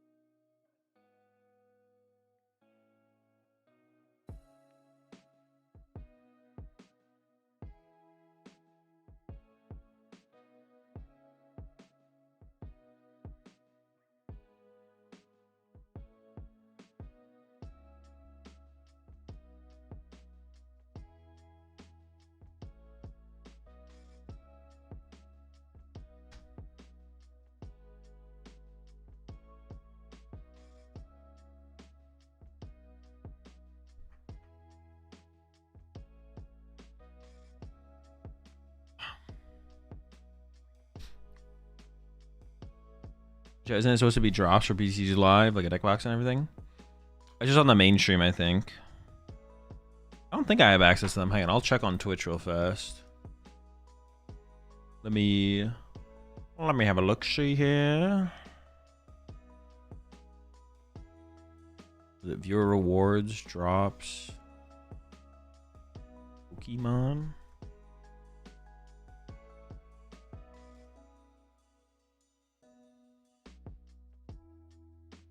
Pokemon first. Oh, it's Pocket. There's Phantasmal Flames drops, but like the stuff they were tweeting about is like exclusive to the main Twitch channel, I think. So when is the next casting gig? Oh, Lucas is playing this one. I didn't know Lucas was gonna be. Has Lucas been to anything else this year yet? The next casting gig? I couldn't tell you until it was announced.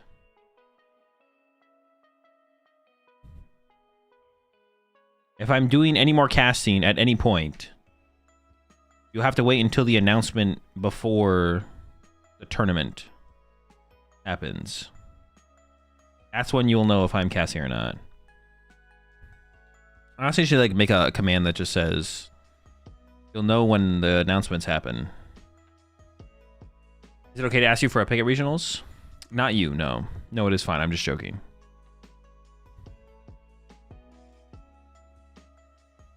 It's okay, as well you can tell me, I'll keep it a secret. What cereal flavor is that? It's chicken and green beans, and I topped it with some blackberries. Pretty solid flavor. That seems like an NDA thing. Gotta wait for the announcement. Yeah, exactly. Although I will say, I don't think it needs to like be that way. I don't think it's that big of a deal. Like, would you actually put blackberries on your beans? No, it's like separate. I have my blackberries are in this bowl, and then I have the other stuff in the other bowl. Like, yeah, the casting stuff like is like not that big of a deal. Like a casting announcement thing. It doesn't matter who's casting an event. Like as soon as the event is announced, it should be like fine for the, in my opinion, it should be like fine for the casters to talk about it or whatever. It's like not that big of a deal like any other like thing, you know what I'm saying?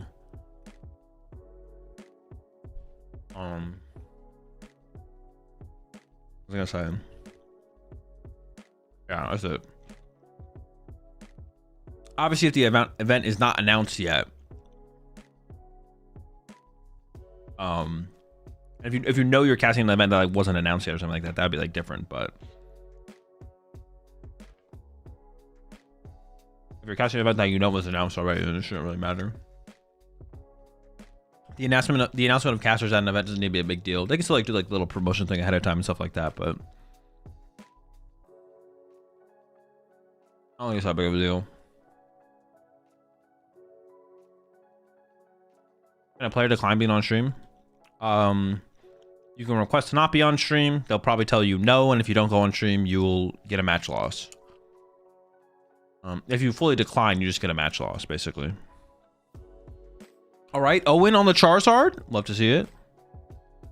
The pros like Henry or Gabriel never hard brick. They're out top every regional. Yeah, well, they stack. Like they power shuffle, and then they do a little stacking besides that. That's how you like never brick. If you always open a good hand, like you're not like you don't brick. You know what I'm saying? So unless there's like some weird celebrity guest cast, I don't think it's a big deal. Yeah, sure. I guess that would be like a cool reason to like save an announcement.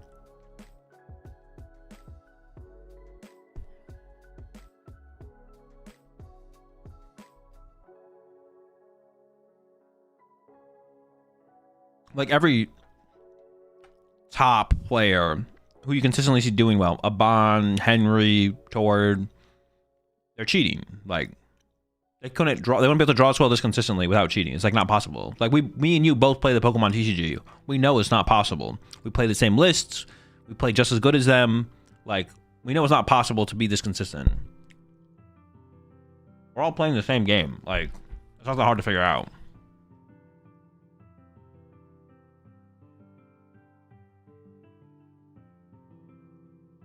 What happens if I play Guardy without pink sleeves? You explode.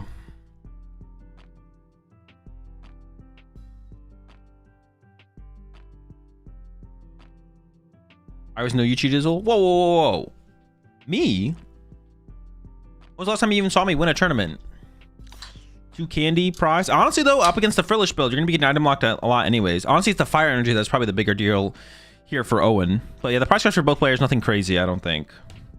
The fire energy would be the biggest thing, but they are in the first 4 prize cards, so.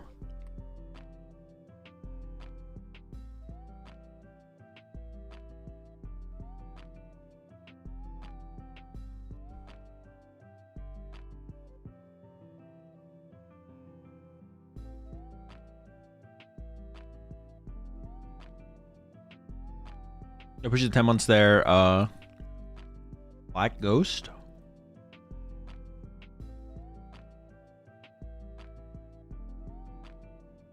Prediction, please. All right, I got you.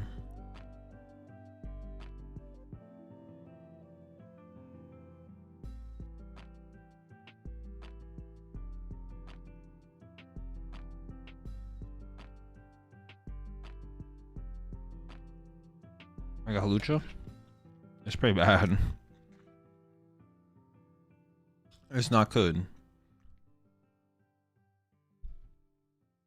Hold up. I need to go get my water bottle. Wait.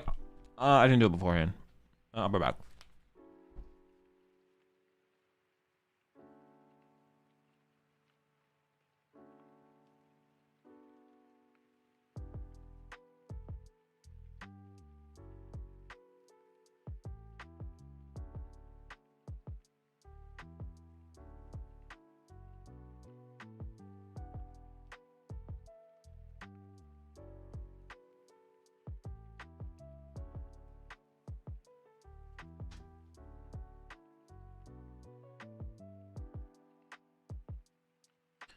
What I was going to say was, I'll try and remember to run an ad in between games so it doesn't happen during the game. And I was going to do that before the match started, but the match has already started. You know what? No, I'll just wait. I'll run an ad after game 1, and then I'll run an ad from game 1 to, or game 2 to game 3. Dusclops. All right, I hope Owen loses now, I'm not going to lie. At first I was hyped because it was Charizard, but there's a ghost in there.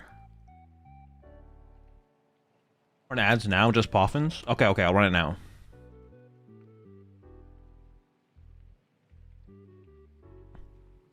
Yeah, it'll just be the early turns.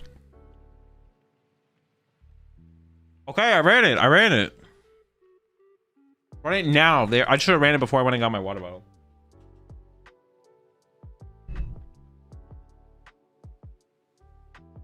All right, over to... His hate is terrible. Over to Henry here. Has just a Frillish, but does have turn 2 Jellicent and is going to be able to turn 1 item lock because it is a Mew in the active. So has turn 1 item lock into turn 2 Jellicent. 2 Pidgeys from Owen. 2?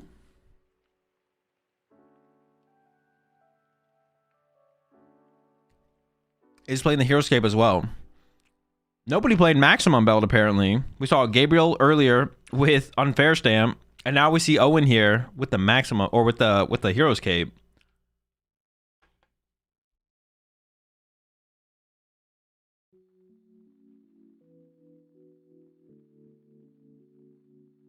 Prize checking coming in from Henry here.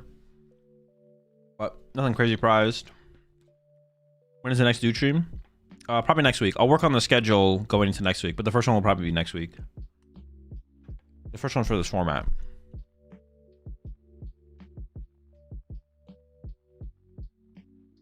Why did he not just card the energy instead of Guardy? Well, you want back-to-back attachments on the Frillish? Actually, I don't really know, to be honest. Because Henry's going to go like back-to-back attachments onto Jellicent. Mew draw? Yeah, you might only grab 1 energy here, so you can draw with Mew. Or maybe 0 energy. Maybe you grab 0, and then you can draw with the Mew.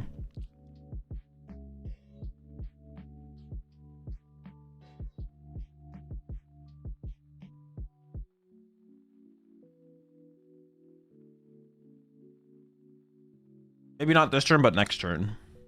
All right. Over to Owen. Another Duskull.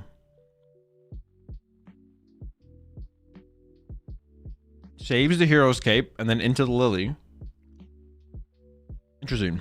I feel like we could have seen the, I feel like we could have seen the Hero's Cape on the active there. But not happening. We're looking for that TM Evo here and an energy. That is that's awful. What are we doing? Where are the good cards, brother? We did find a Jet energy. It's pretty sick. And with that Gust. Nope, passed. All right, over to Henry. Monkey Dory's down. Jellicent energy. Could play the TM Devo. With the current board state, Henry's maybe feeling like he can get aggressive here. Item lock plus tool lock in play. No candies. Is gonna burn the Devo here. Attaches the Monkey Dory, draw 2 with the Mew. Ralt's now found, and then are we knocking out the Charmander? We're probably knocking out the Charmander, right? Yep. Get aggressive, get the KO. Pidgey push here from Owen. Off turn is into the Charizard. Does have Fez in hand. And Arvin. But we're tool locked now, so we can't even Arvin for TM Evo. It's got to be that Fez for 3. Ooh, miss TM Evo. Do we have a boss? We could boss around the Jellicent to attach the Evo? I don't think so. Goes in with the Arvin.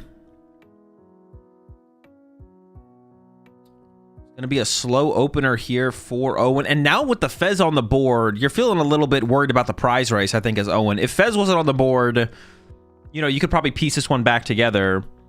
But yeah. Wait, we didn't Evo last turn? He didn't have one last turn. He just drew into it. No sushi, that's on him low key. True, true, true. Yeah, so now Owen is literally just waiting to draw into boss, basically. Oh, Owen thought he could. I mean, I don't think that changes his plays at all. I don't think it changes anything he does. But he was about to TM Evo there. I swear he had Arvin, no? No, but he lilied. He lilied into the Arvin.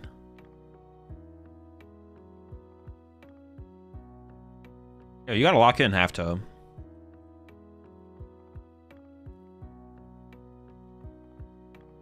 Miss to the Fez. Alright, let's see what Henry can put together here. Big fish. Second Ralts or second Frillish? It's gonna be the Ralts. TM Devo no longer an option for Henry, but with Fez on the board, with how big of a lead he's gonna have, I think Henry's feeling pretty good about the situation, to be honest.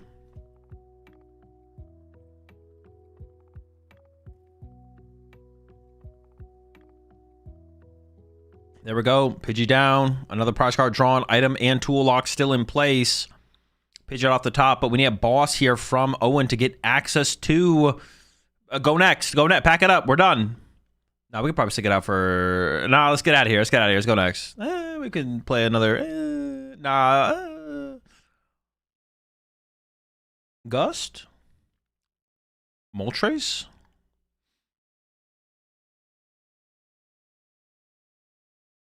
Attach retreat? Alright. Go bird? That's kind of tanky though. He's got 130.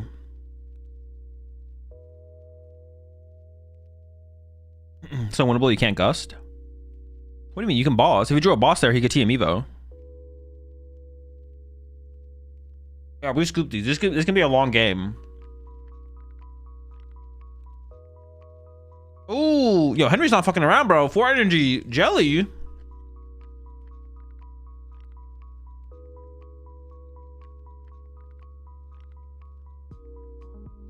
All right. All right, there's no boss. We pack this. Pack it up. Pack it up.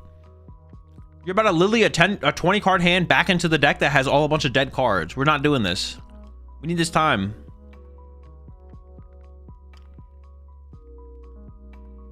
We played Dusknoir and Briar into Guardy. That's a dub. We just need to play the game. Oh, no. This is so much time. I do like the no Lily play, though, for sure. Just keep stacking the hand. Like, actually, I genuinely like not playing Lily there, because the hand has so many good cards, but I think we should have conceded, for sure.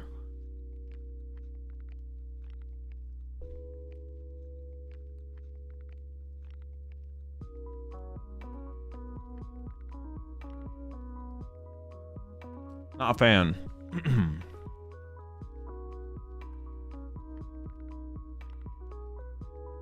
Do you think a Cruel Arrow play is going to work? I mean, he doesn't think Cruel Arrow is going to win him the game, but like... Next turn he can Cruel Arrow the Kirlia. Right? And start to like... I mean, that's a thing, you know? That's... You KO the Kirlia. Alright, another knockout from Henry here. And here we go, Fez. Oh, boss? Hold up. Does he even have a candy in his hand? Because didn't he prize 2 rare candy? No, there is one. There is one. There is a rare candy. That is pretty funny, though. He prized 2 rare candies. Okay, hold up. All right, hold up. I take it back. There actually might be a line here. Maybe I spoke too soon. Maybe I spoke too soon. He did arm for candy earlier. Because the energy is all trapped on Jellicent. So here you can boss, like, the Rolts. And then KO the Kirlia with... No, what?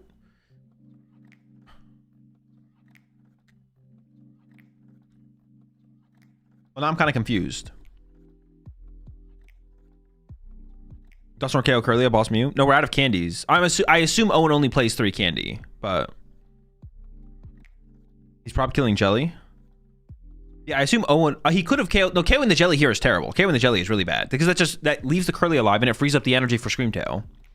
The play here from Owen was like, bring up Ralts, snipe Kirlia with Fez, trap energy on Jelly. Now I honestly just don't know what he's doing. This gets Dusclops. But... Wait, he could have gone... No, is that even good?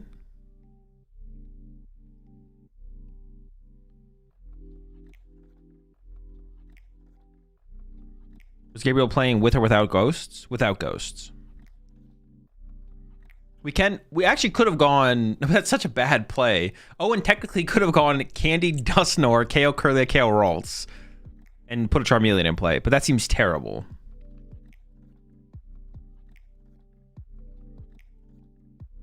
I mean, there's no good play. The best play from Owen was still probably to concede 2 turns ago, to be honest. The best play from Owen was probably to concede 2 turns ago. At this point, I feel like we're still just wasting time. Especially because the boss on the Kirlia suggests we're not KOing the Kirlia, which to me doesn't make any sense. Because it feels like the only play is to KO Kirlia. If Henry Chow does not get Gardevoir set up next turn, the turn after you could go Iono plus KO Jellicent, and then if there's still no Gardevoir, you could win. But I mean, this play doesn't maximize the potential of KOing Kirlia because we would bring up the Ralts then KO the Kirlia. This allows Henry to just like retreat back or send up the Jellicent again, or set up whatever he wants, I guess.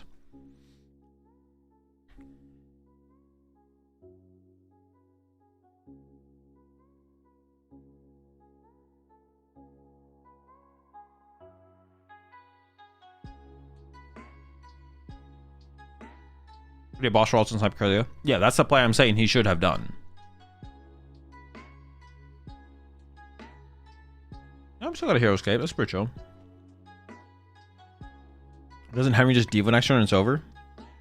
No, the Devo's gone. Yeah, we're Devo on like turn 2. Maybe turn 1 actually.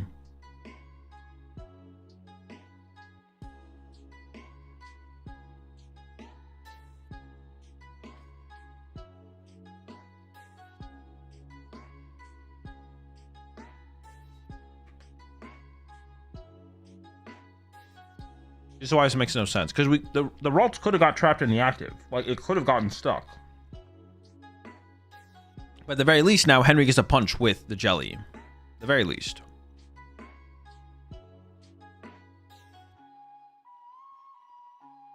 He just KO'd active. Yeah, I just don't think he thought that much about the play, to be honest. But it's like, fine. There's the energy anyway. Like, oh, actually, it's not even true. We might not have retreated there.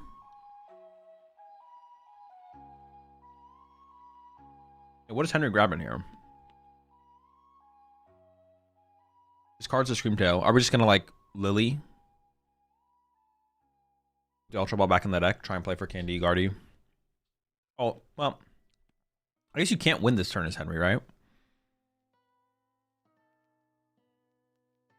KOing the Dusclop seems like the best thing to KO for sure.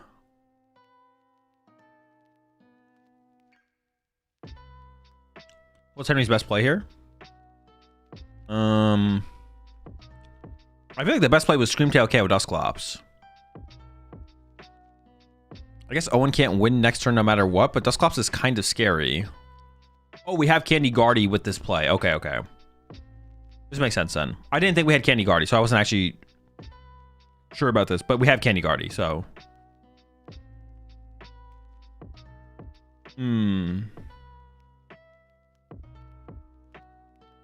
He wanted he meant to draw with Mew before playing Lily, got a little bit ahead of himself, and he's played the he's played the Lily at this point. Hey, playing quick, you get to play more Pokemon faster, play more games. If you're the better player, you value the more games. But got a little bit ahead of himself. Definitely want to draw with Mew there. I think we're looking for a Night Stretcher here because I think the play is probably Screamtail. But like, overall, it's kind of like whatever. Mew KO Dusclops? Sure. That's a funny one. Yeah, sure. Why not? Appreciate the tier 1 there, Drunk Panda. Welcome to the Rat Pack. Also appreciate the 69 months, J-Car. 6-7. All right, here we go. Night Stretcher for the Screamtail. Monkey Dory setup. Only one Monkey Dory. We could set up another Monkey Dory, I think, in the hand. I think we have Ultra Ball and Vessel in the hand. Why would we kill Klaus when he can pop anyway?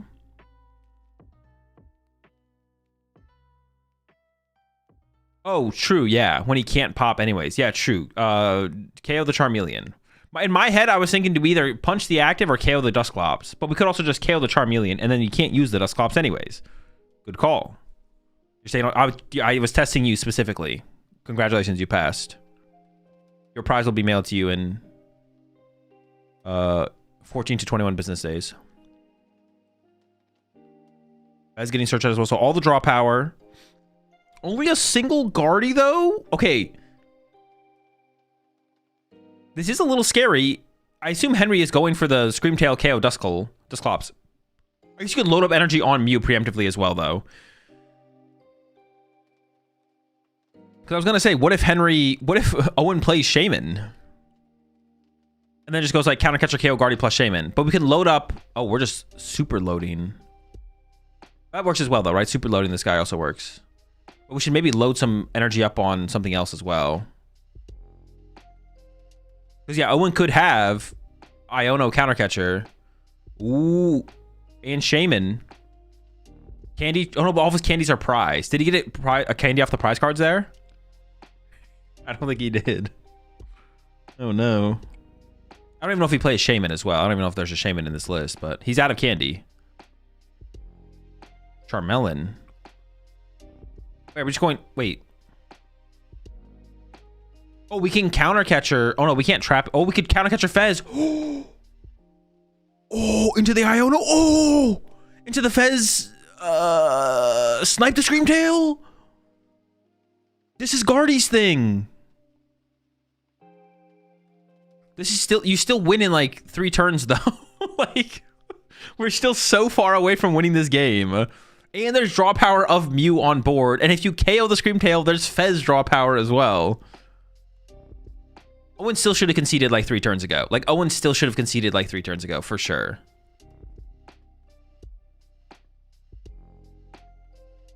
Oh, pack it!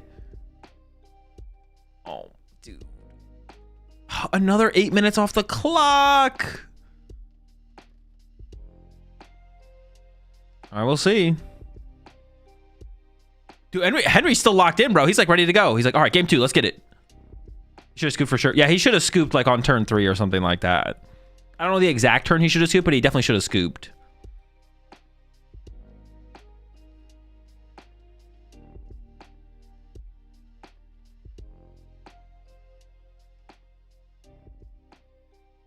Definitely a mistake there. All right. I mean, we'll see what happens. We'll see if he gets punished. Like, if we get to game 3 and he's in a favorable spot and then it times out, it's like, you have no one to blame but yourself there. If that happens, I get to make another rant. People aren't scooping today? Bro, nobody wants to concede, bro. But it makes sense. Like, why would you want to lose when you could win? What? Only losers would concede. But I'm a Giga Chad Alpha. I don't, I don't concede. Conceding is a beta move. I think people are generally inclined to try playing it out. Well, yeah. I mean, obviously, that's what we see, but we know it's a mistake. Oh, I was gonna say, what the fuck? Oh, but yeah. Wait, what the fuck? Oh, okay, he's not done with his turn. Okay, we're locked in. At first, I was a little bit confused as to what was going on. Because it looked like Owen was trying to play his turn, but it's not his turn. All right, and the hand here for Owen is pretty good. We have Town Store, Charmander, Lily. There's also an Arven in the hand, but Owen is short in energy to just play the Arven for turn. Unless he plays Energy Search, but I doubt he does.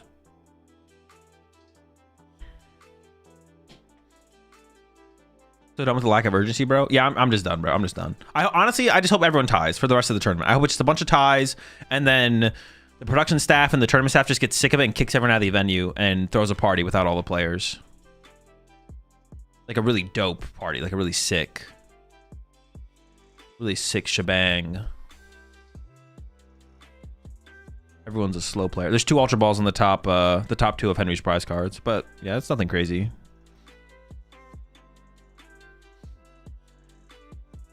With extra staff mats? Yeah, with extra staff mats.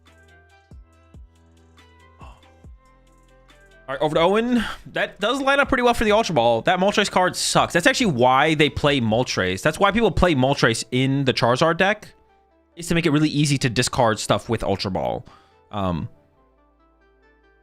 You do risk starting the card, but it relieves a lot of stress on decision making in the mid-late game when you're playing Ultra Ball. So that way you just like play the Ultra Ball, boom, insta discard the Ho-Oh.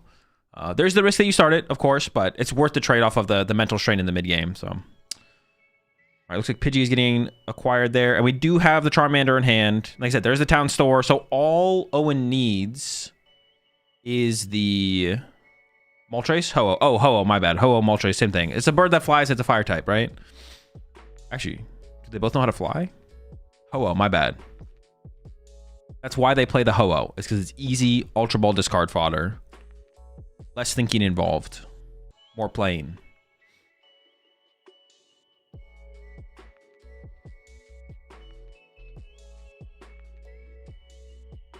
Wait, Henry's allowed to deck search? Some dude got a warning at Las Vegas for searching during an opponent's turn. Well, he wasn't searching. He was just prize checking. He's like, I've completed my search. I'm just going to prize check while you start your turn. A lot of players have been doing it, so I assume it's fine. Yeah, a lot of players have been doing it. And doing it on stream. We've seen a lot of players doing it on stream as well. So it should be... I mean, players have been allowed to do it for... Oh, did he whiff energy? Gosh! I like this. But hold on, we have Ultra Ball Candy in hand. But we're about to get item locked. Wait, we did a Town Store ahead of time, though? I feel like we should have ripped that Town Store before playing the Lily there, right? Am I trolling? I'm trying to maximize my outs to energy there for sure. Yeah, I also did it on stream. I mean, everyone's been doing it. It seems like it should be a fine thing to let players do. IMO. Oh, we got boss. Oh, no, but we're going to get Frillish item locked here. We're not going to get Jellicent item locked. The boss doesn't actually save us. Maybe we do go for... Actually, no, we might get... We actually might get... Well, no. Now that you see the boss as Henry, you go for the Frillish item lock. I imagine. Once you see a lack of energy in the hand, you go for Don't Iono plus Frillish item lock, ideally bump Stadium. But... Yeah. Iono plus Jellicent. Wait. I'm actually not sure. If you don't have Iono, you Frillish. If you do have Iono, you Jellicent. That's what I mean to say here, I think. Because like Iono plus KO the fish here is pretty solid.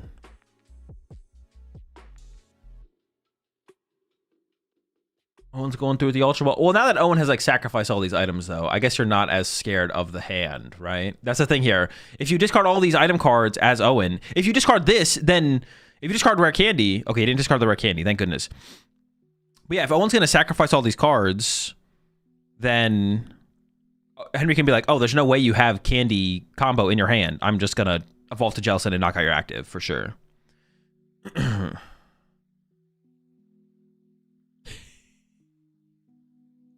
Wait, who's the originator of that? Oh, was it actually Tyler? Tyler's just trolling then. Yeah, Tyler's trolling.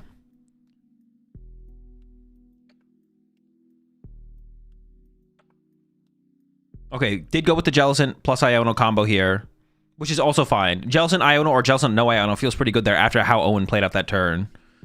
I think Owen did misplay though. Like I think Owen should have used Town Store, got the Evo, attached it before playing the Liz. I think you just maximized the odds. Now it didn't actually conflict. He didn't get punished for not doing it. He didn't draw into a TM Evo and no energy. So there was no punishment, but I think it's still correct. Maybe somebody getting to play during my turn is so whack. It's not my fault. You want to prize check more, but can't keep pays of play. I mean, it's either... Well, like, to speak to that response, even though I know Tyler is trolling, but to speak to... it does feel bad. The idea of it is kind of cringe, but would you rather I take 2 minutes to prize check, which is apparently allowed, and I can just do it, so you just have to deal with it. You're going to sit there and you're going to watch me prize check, and you're going to like it. No shame. No shame. Or you can start your turn, and I'm going to prize check while you start your turn. Like, it's up to you. Do you want more time or less time? So you're not allowed 2 minutes to prize check? 1.5 minutes, my bad. And we should bench Fez last turn? From Henry or from Owen?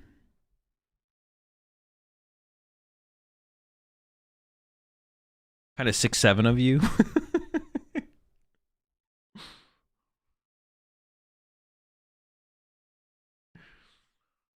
We all know just looking at the prize cards would solve everything. No one's disagreeing with you. I don't think anyone disagrees with you.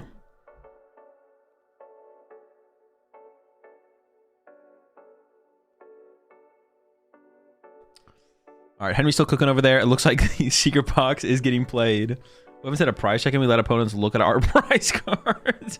And then they give us hints about what's prized through charade. It's like a little mini game in the game. It's purple. It has ears. Ooh, Candy Guardy and the Mew. Into the Lily for 5. I'm not gonna lie, dude. Henry is kind of cooking out here, and we could actually see. We probably don't see a Screamtail here. You probably just keep the Jelly in the active here.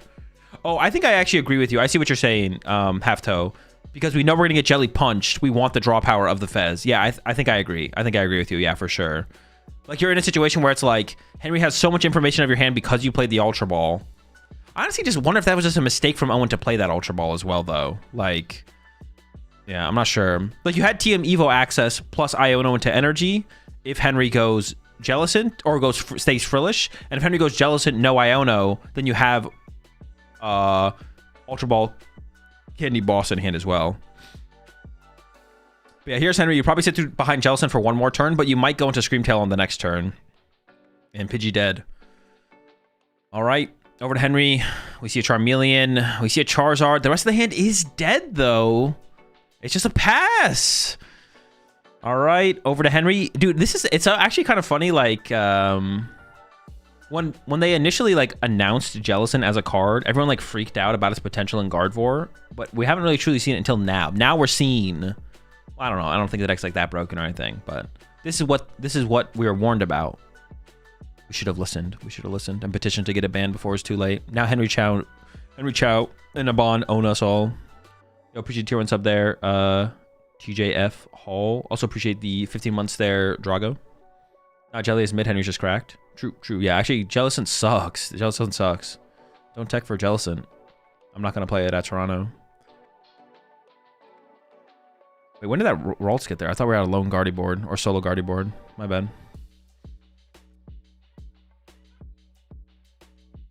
Has there actually ever been banned cards in the Pokemon TCG? Yes. Mostly in the expanded format, but we've had a couple times in the standard format. Not often, and I think maybe even half of them have been like mistranslations that have led to bans. Before like erratas were a thing.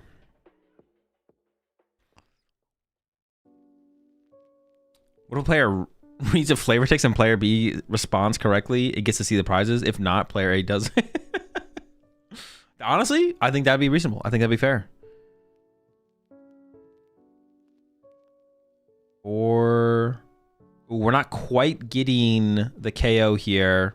Just gonna build up some damage on the Pidgey, knock out the active. There's a Charizard in the hand here for Owen. Finally, is it the first Charizard of the game? I think it is the first Charizard of the game. A little bit too little, too late, probably. Hold on, I don't want to count him out. Well, I kind of do want to count him out, to be honest. I don't think he's winning this one. All right, there's the knockout into the Guardy push here from Henry. Maybe the Hero's Cape could save. We got Owen off the, not Owen. We got Briar off the prize cards. But can't Henry just go like Screamtail plus KO Pidgey this turn, right? Screamtail, KO, Charmander, trap the Duskull in play, and then you KO the Duskull for the last. Yeah, this is looking pretty cooked. Back-to-back Screamtails wins the game. If the Duskull doesn't evolve, Double Monkey Dory would win the game on the next turn.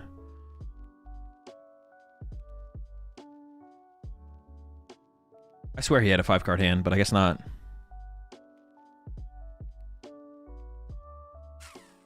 Pretty chalked. Definitely some errors from Owen, though. Definitely some errors from Owen. Even in game one. I mean, game one, like, we didn't go to time, so, like, Owen didn't get punished for taking too much time in game one. But even in game one, it's, like, one of those things you could, like, speak to in terms of just, like, how tuned in is a player with a format or a metagame? Like, how well are they playing the matchup, knowing when it's kind of over, they should concede? Or just kind of how locked are they in on the tournament in general? Like, I mean, the more mistakes you see a player make, the less likely that they are as locked in as they could be, potentially, right? So... And we did see Henry make an error in game one as well, but, I mean, not drawing with the Mew before the Iono. But even going into game two, how fast he's playing, I think, as locked in as someone can be, I think Henry is. You know what I'm saying? Like, Henry is that locked in, so. All right. Owen here. He's got an Ultra Ball. Does have to KO the Screamtail here as well as Owen. Otherwise, you just lose because your Duskull dies. Does have an Iono in hand, so that's kind of cool. Pretty cool card. Gonna be able to disrupt Henry's hand. But there's draw power on the bench with the Mew. And there's just plenty of options here as well from Henry. Got Mind Bend. We got Double Monkey Dory. You could just punch. You could literally punch a Charizard with a Gardevoir. And if that's happening, that's not good. We do have to evolve that to the Dusclops, yeah. It's thinking about this Ultra Ball here. Missed Punch Iono. Pray for Countercatcher Briar. Missed. To stop the Monkey Dory, to stop the Mind Bend. Sure, yeah. Missed Punch Iono, and then Countercatcher Briar for the game. Okay, all right, that is a line.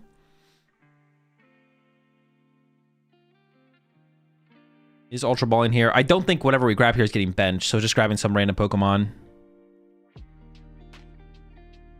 You Double Monkey KO Zard. After drawing 3? Oh my gosh, you're right. Oh, is that just game without Hero's Cape? Yeah. Oh my... Wait. Oh yeah, Briar can't even be played. Yeah, true. I mean, as long as Henry sees it, that is just game, yeah.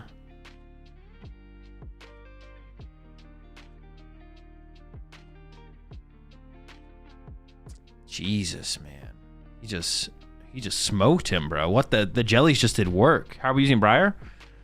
I mean, in that situation, we'd have to distract the judges and Henry at the same time, and then somehow convince like the cameraman to probably pan away from the screen as well. So it'd have to be like a pretty big distraction. So he would need an accomplice, but I assume his brother's there, so he has the allies on site to help him make the distraction happen, and then just like take a card off the top of Henry's deck and put it as a second prize card. And then next turn, Countercatcher plus Briar should lead to game, but that involves like a big build-up action. Obviously, he'd have to be pretty prepared for it. It's unlikely that he came that prepared for this situation, specifically in this matchup, but, you know, I wouldn't put it past him. He's a very strong player, so...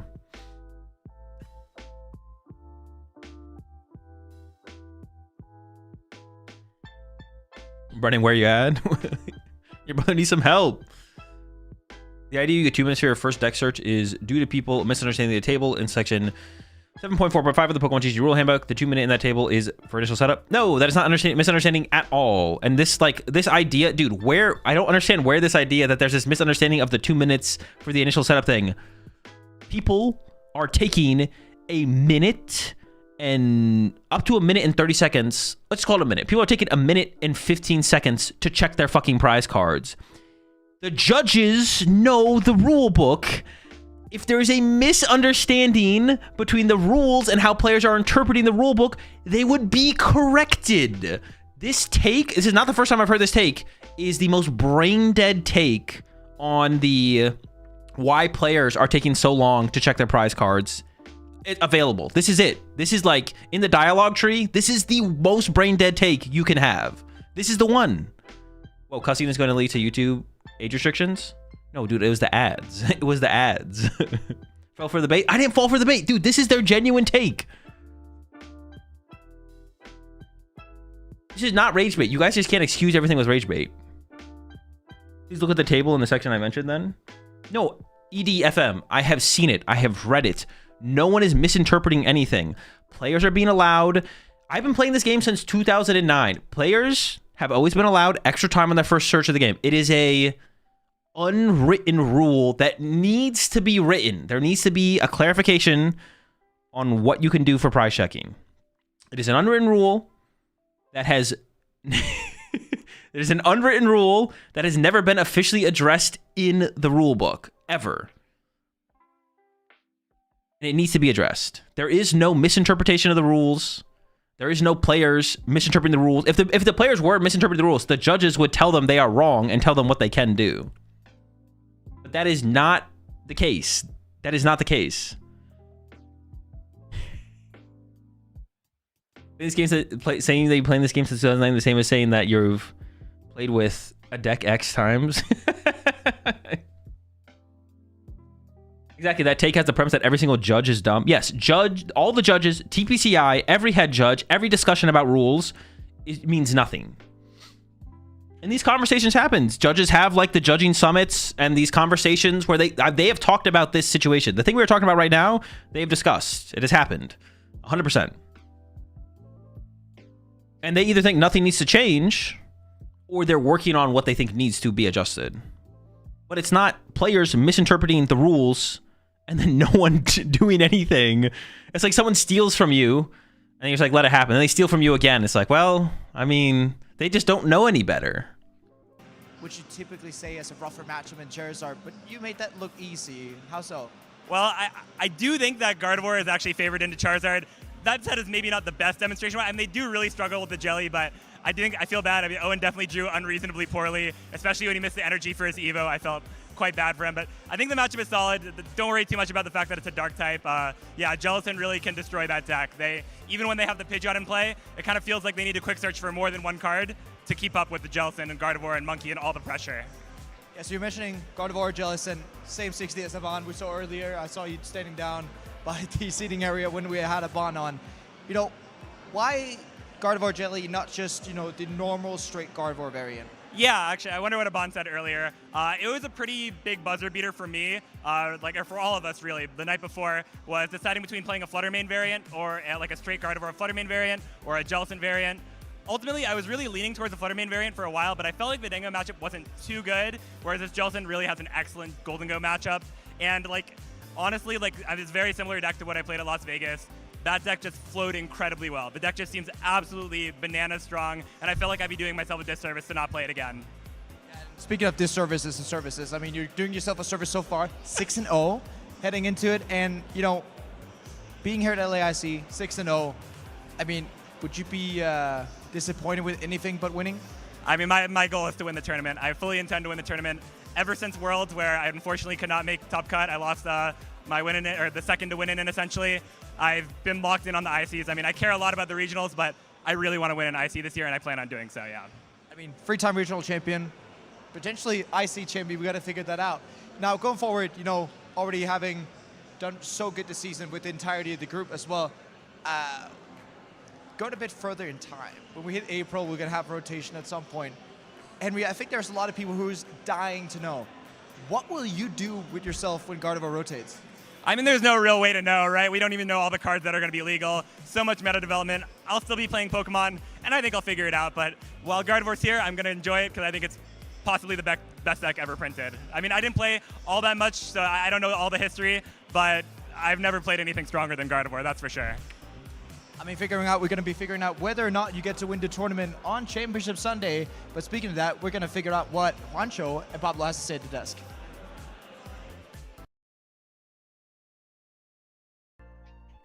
Alright,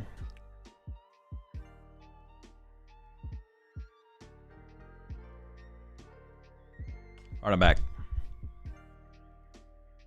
My rant ended just in time for the interview. Oh, so was that a dub take of Guardy being best deck of all time? It might be. You could argue for it's like the highs of Gardevoir don't beat the highs of other decks. Like the high of Broken Lugia was way higher than the high of this. ADPization had a higher high. GG Guardy Gallade back in 08 had a higher high. So there's decks with like higher highs for sure. But the consistency level that Guardy has been at maybe is undisputed. Like the longevity of being a tier 1, sometimes tier 2 deck that Gardevoir has had might be undisputed. That is possible for sure. Did Henry Chow make Mally broken back in 2018, or is that someone else? That was not Henry Chow. Henry Chow has like stopped playing in like 2011, 2012, and then started playing again in 2014. Yeah, I mean, I could see it. Mew VMAX? No, Mew VMAX isn't even on the list. Mew VMAX is not even a consideration. ADPization was the tier 0 deck until it rotated? I mean, that's not true. It was a tier 0 deck for a very long time, but towards the end it did fall off and become another top deck.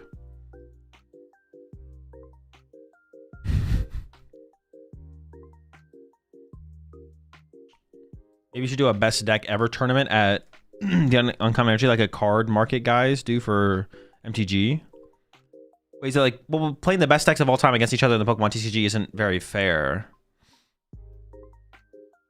You could like tier list them, but you can't really do yeah.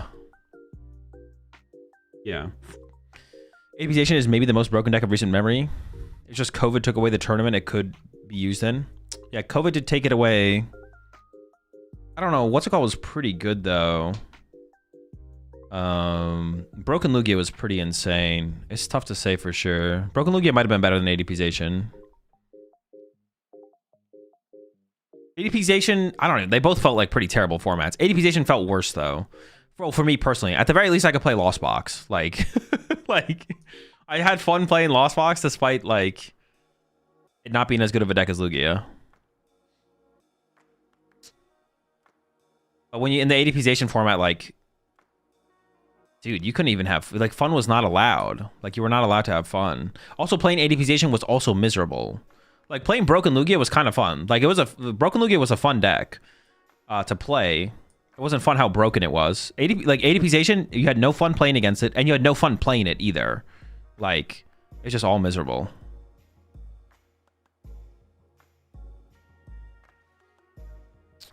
Y'all forgetting about Toad/Shaman? Deck was literally so broken, they had to ban cards.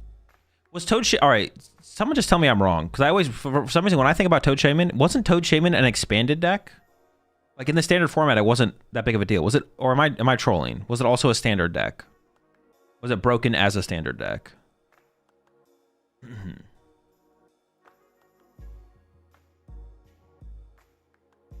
was standard? Okay. For some reason, I only remember it being an expanded deck. Be like broken as an expanded deck.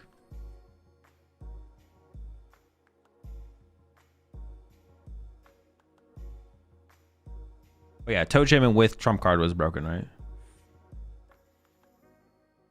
It was only standard at Athens. It wasn't standard after.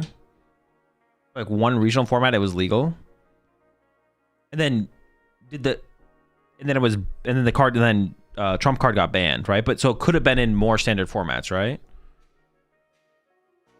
Vision K won a regional and nationals with it. He won the regionals. Nationals he won with Toad Garb.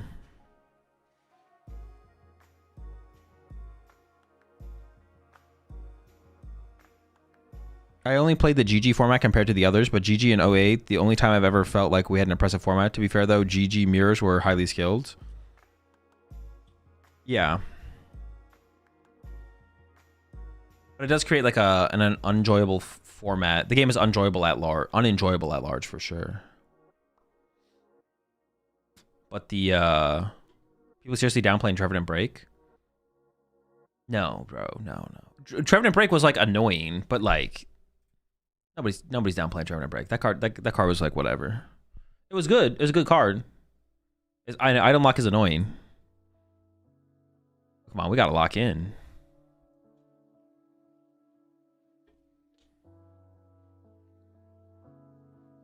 What is GG even? Guardy Gallade. Like 08 Guardy Gallade. 08 2010 Guardy Gallade. Well, yeah. I mean, it's those cards. All right, hang on. Let's take a look at. It's finally worth it to probably take a look at the rounds here. Oh, so Azul Guardy Gallade. Yeah, that's me.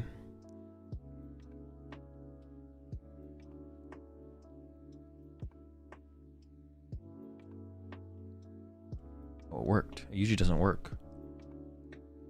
All right, so we got Gabriel Fernandez, 6-0, with no Dustin or Zard. Good Zard. Frank, 6-0. Lucas, 6-0. Nigel, 6-0. Dude, I gotta look at... I feel like I've been seeing Nigel's name a lot recently. Hey, you love to see it. 4 Americans in the top 8. 4 United Statesians in the top 8, excuse me. Vinny, 501.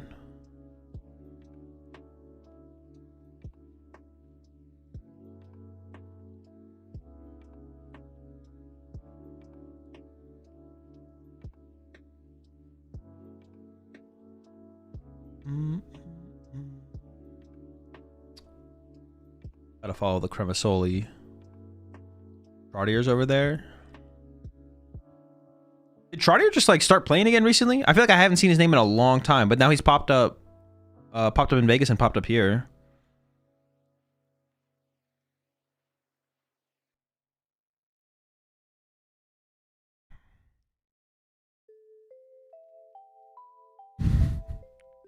Yeah, he took a break.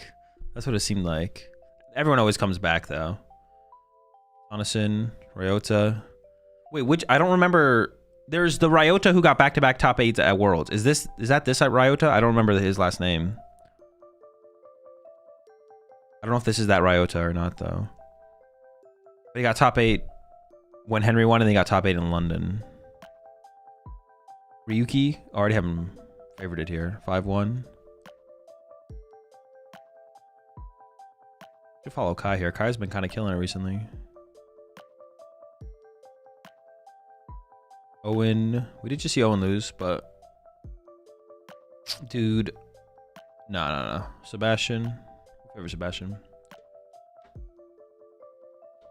How many points do you need at LAC to make it day 2? 16 match points. Miloslav, pretty good bounce back so far from the round 1 loss.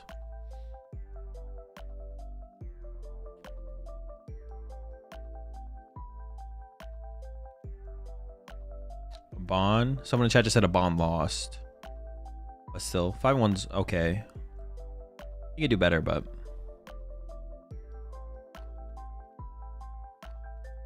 Hey, so you mentioned sometimes that you couldn't find the right deck to play for a tournament, or you just don't vibe with the current decks. What's your advice to fix that if you feel the same? I mean, if you truly feel like you want to be playing, and you can't find a deck... if you truly feel like you want to be playing and you can't find a deck, then try all the decks until you can find one. If you can't find a deck, then sometimes just taking a break is maybe the way to go. Just take a break for a format. Like the next format will be coming up pretty soon. The next format is always only like 3 months away. So maybe just like take a break. That would be my recommendation. Yeah, if you really feel like you want to go, or maybe just like kind of don't care, just be like, I don't even know, like some way, like remove the mental pressure. Just be like, all right, I'm just gonna pick the best deck, and that's the deck I'm gonna play. Like, if you really want to go to the tournament anyways, or whatever it might be, pick a deck, play it, bring to the tournament, and then not to think too hard about it from there. So like remove the expectations and stuff like that, and just kind of go for the point of just going there and hanging out and playing, as opposed to like trying to really maximize your potential at the tournament.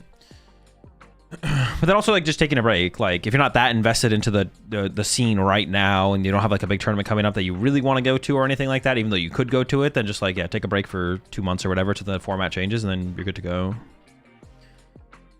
How come we never played Guardian a major? I played Guardian 2, maybe 3 majors. I don't remember.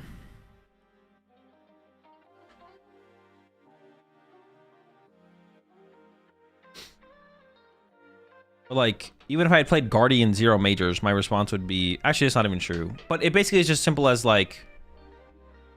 I chose to play a different deck, yeah. I don't have anything like specifically against Guard 4. I generally don't like to play the most popular deck in the room, unless I feel like I have an edge in the mirror match. Even if it's like an obvious tech inclusion, like playing Cramorant in Golden Go.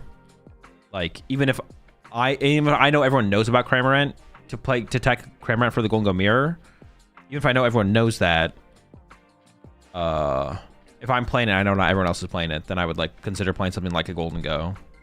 If I feel like I don't have an edge in the mirror match, like I would, like if I was gonna play Guard right now, I'd want to play like Jelly Guardy or something, because I have the edge in the mirror. It's like better in the mirror than just playing like Brave Charm Guardy versus Brave Charm Guardy. That just doesn't sound very fun. Or like if I played Pult Noir, yeah, like I would never play Pult Noir, basically. Well, I wouldn't play it now because it's bad, but I wouldn't play it before because it was good, but it was super popular, and the mirror match just felt like shit.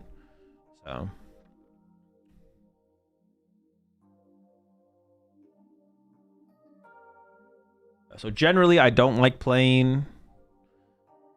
generally, I don't like playing the most popular, or one of, like, the most popular, or one of the most popular top decks, if I can avoid it. Sometimes you can't avoid it, though. But then besides that, yeah, I don't know.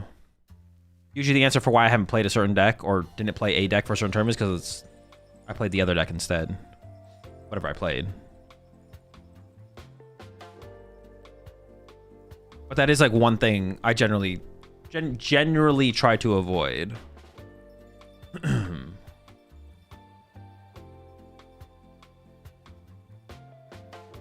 besides that, yeah.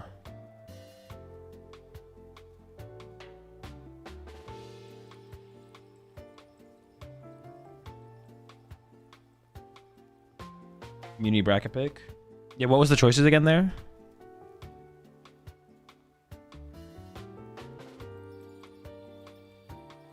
Nicholas Galaz with Gramble McCargo. Wait, Galaz didn't win though, did he? Versus Robin with... Wait, now I'm confused. Why is Galaz here actually? Versus Robin Schultz with the... Wait, we not had 8 LAICs? Honestly though, the Gramble deck was pretty sick. I would definitely put the Gramble over the Reshizard for sure.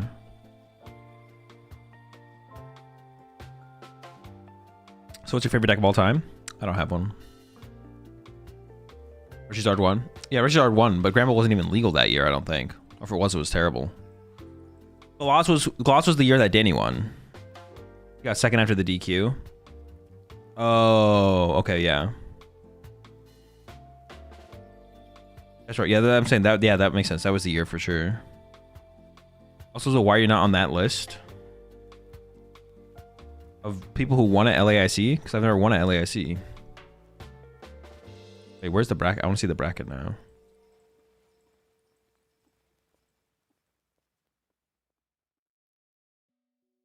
Did they show the bracket? Yeah. Yeah. Because never lucky. This is the 8th LAIC? Oh, this is the 8th one. If you haven't won LAIC, why aren't you there? Oh, shit. True, yeah. You didn't email Chip to give you the dub? What the fuck? Well, he didn't respond in time, so I didn't know I'd be able to get the dub. Like, he said he could have put me in the script, but he, like, told me too late. And then at that point, I couldn't register, so. But now he knows, like, for next year that I'd like to be added to the script in the winning slot. So, well, I'll, like, next year I'll go, obviously, because I'm going to get the win, but.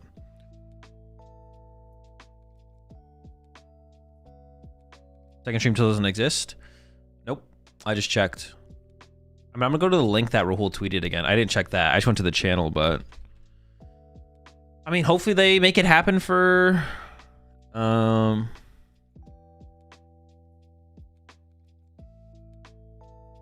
Maybe they make it happen for day 2, I guess. I mean, like NAIC, I think they was just they literally just had the top table sit at NAIC and Worlds. I'm pretty sure they just had the top table sit at the feature match tables, but let's see what Rahul's link says. It just says waiting for play Pokemon, November 21st, 2025 at 3:45 a.m. So they are only 9 hours late. TCG Day 1 off-stream matches plus no commentary. 2026 Pokemon with Latin America International Championships. 2026 Pokemon Latin American International Championships. It just has not started. It's on the Play Pokemon channel. There's 2 VG feature station streams happening. And then I'm actually curious if I go to the official Pokemon channel, are the VG ones being cast on that or no? It's just on Play Pokemon. So it's just on the Play Pokemon channel.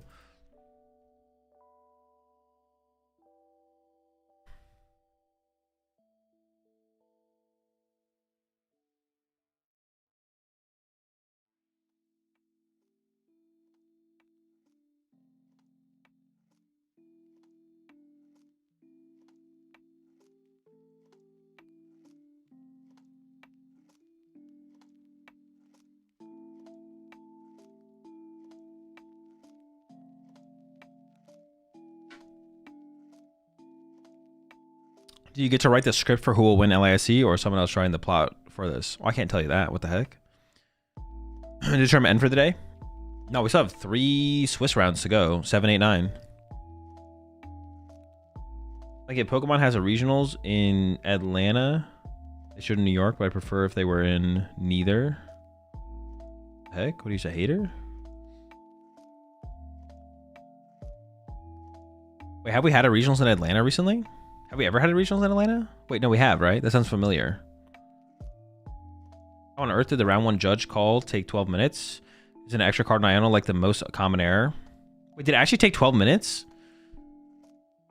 How on earth did the round 1 judge call take 12? Did it actually take 12 minutes? That's ridiculous.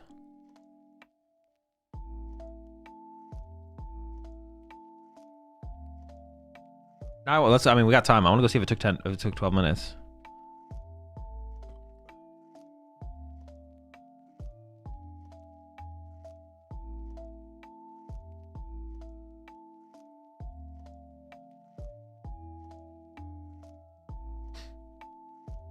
Can we have a regional in 2027?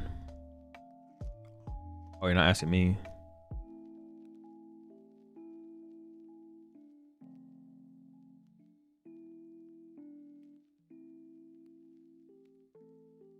I think there is maybe like an unnecessary fear from like the judges and the people backstage about like messing something up, right? Like I feel like there's like an unnecessary fear of like messing something up. Oh, there it was. Okay, hold up. 6. Then it gets caught here. Let's just say that's the caught part. And then this is... Oh, shoot, but there's no freaking numbers on the freaking... Oh, wait. 40-20. Because then it looks like keep playing, right? We can see how long it takes. Actually, no, that maybe isn't true. When they get back, they'll have the extra time added, right?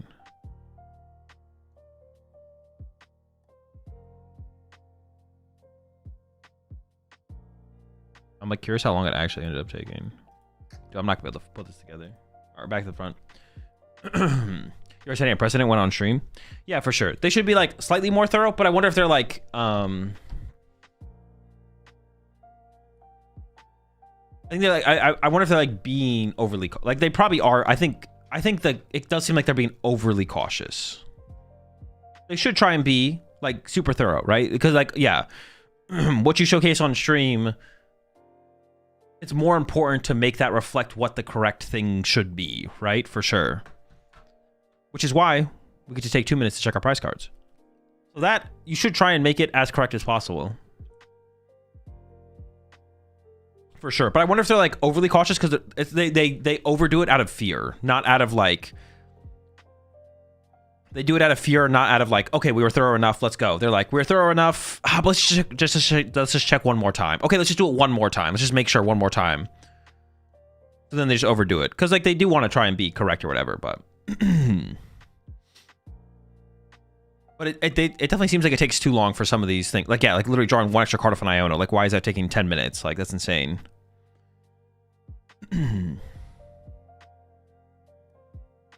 Newer watchers coming in, watching a 50 minutes delay is crazy. Yeah, exactly. It also just like not fun to watch, or it's hard to understand what's going on as well. But now that we can cut to Chip at the purple desk, and then he'll explain it to us now.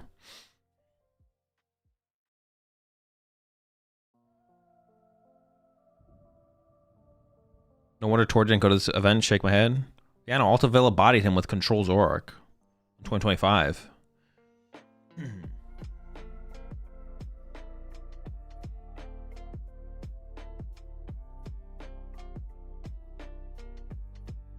my opinion, hold up the stream tournament for 10 minutes is worse for PR. Yeah, definitely. Also, if they get something wrong, it's just like not that big of a deal. I mean, people will make it a big deal, but I don't know. People are cringe. We just gotta make sure we call out the cringe people, and we'll be okay. Yeah, it's like okay. Like, I don't want them to mess anything up on stream, but like if they mess up a ruling on stream, it's like, all right, just don't have that be like a consistent thing, obviously. But yeah, it seems like it takes like, I don't know, 10 minutes to like take a card, the Iona card, and put it back in the deck. Seems like a long time for sure.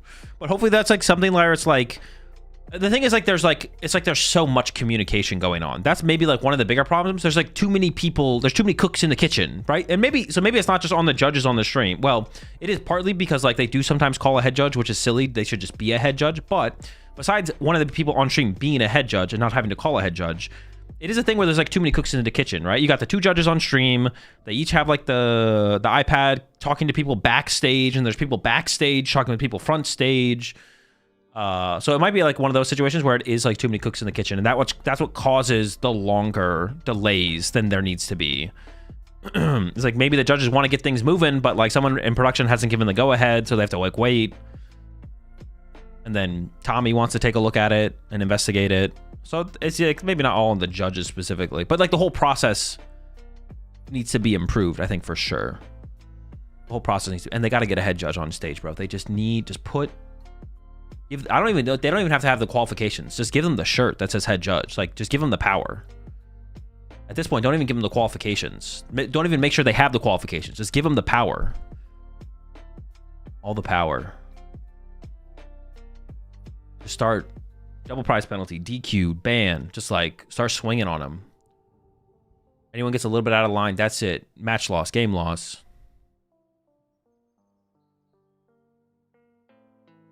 I think the whole reason we are in this mess is the lack of qualifications. I don't think the judging I don't think the judging stuff is like that bad. A judging training shirt. I wonder if the judges ever throw hands. With who? With each other? Or with the player? This is so dumb. It's such a ridiculous. I wonder if the judges ever throw hands. Not every judge is head judge material, but there are way more head judges than openings. Yeah, exactly. There's plenty of people who qualify for head judge.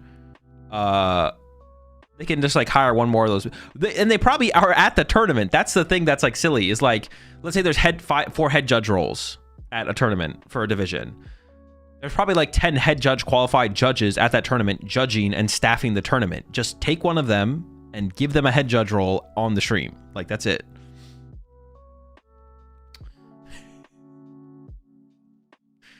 Just like, it's not that hard to do. Like, the stream judges should not have to call in a third party.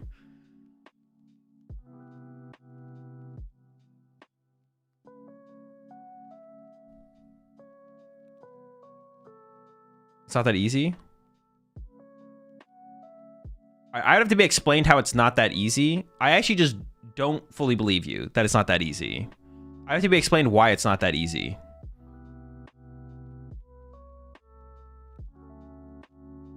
Isn't your significant other a judge? She's judged in the past. Also experienced regional head judges. There isn't as many as you think. Well, you have to become a potential for a head judge at some point, right? So the time is now. Take the next most experienced player, give him the head judge powers. Let's get cooking. It'd be really hard to explain via chat. All right. I'll give you the benefit of the doubt that there might be something I'm missing. As well, for my ego, did you laugh at my comment? What was your comment? I did laugh at your comment, yes. I did laugh at your comment.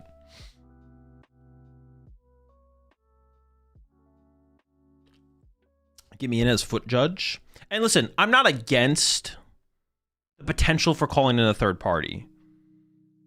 But it seems like oftentimes we have judge calls on stream that lead to the judges calling in the head judge. It takes like 15 minutes. And then the obvious ruling just happens. It's like, it's just like, what are we doing? Like, just have the judge call it and then go.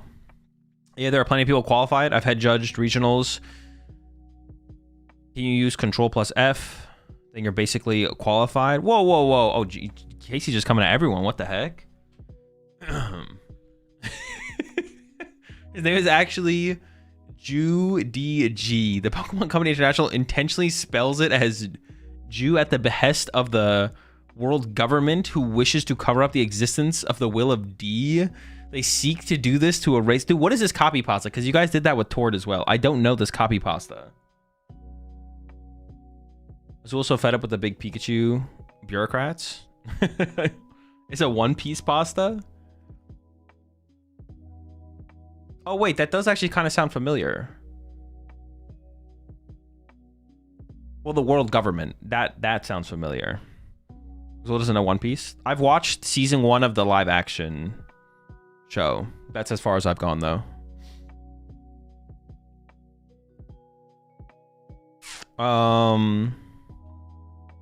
Yeah. Judge rant while we wait for the next round. If a head judge gets involved every time anyways, then not having a head judge on the stream is infinitely throwing. They don't always... Now, to be fair, there's not always a head judge involved, but it feels like a head judge is involved often enough on stream where for the sake of the quality of the product, which is the stream, the production value of it, there should just be a head judge on stream that can just like make these calls. Because like you'll have a gameplay error come up, which is fine. The judges or players will catch it, which is fine. And then we all sit here knowing the obvious outcome is a double prize penalty. It takes 15 minutes. The head judge comes on the stage, goes off the stage. They come back on the stage. And then it's a double prize penalty. And it's just like, okay, we'll just let one of the judges on the stream be a head judge and just be like, it's a double prize penalty. Like, and this is all for the sake. I don't have anything against the judges. It's all for the sake of just the quality of the stream. Like, what was you trying to improve the quality of the stream? Less downtime? Less, what's it called? What less downtime is better? Now we got like the potential of the secondary stream. We got the potential of the analyst desk that Chip did in Las Vegas. We'd rather see more of that than sitting here for 15 minutes while they decide to give someone a double prize penalty. So...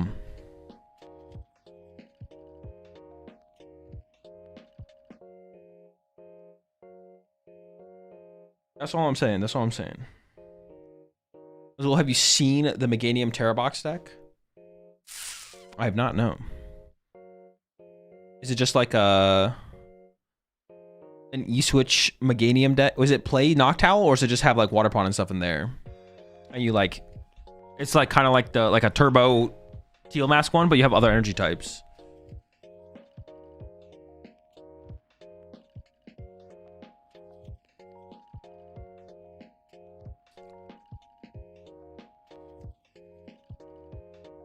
Wait, can the judge berate someone into being DQ'd? What kind of question is this? Like, I don't like the way you shuffle? Like, the judge says that to a player? No, I don't think so, no.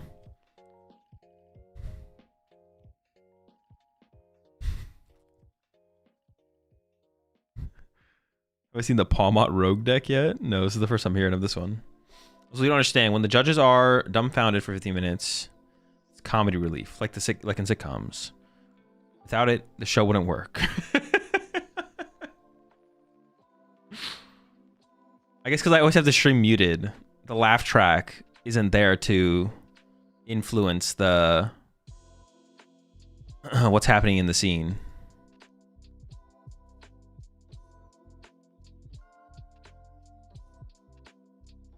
What happened with the judges? Nothing.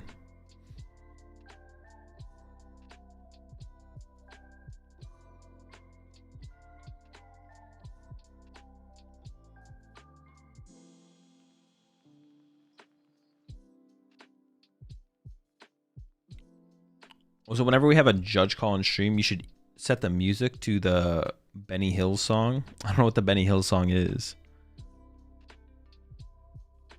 It's a new Palma from Dazzle Flames. It paralyzes your opponent's Pokemon so they can't attack or retreat. Or sets up, it's just nasty. Oh, what is the energy cost for the attack? Oh, you play with eels?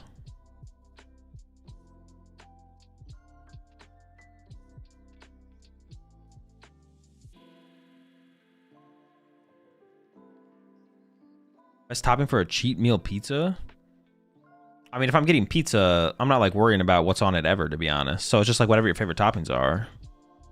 You've definitely heard of the Benny Hill song. You just don't know it by name. Maybe.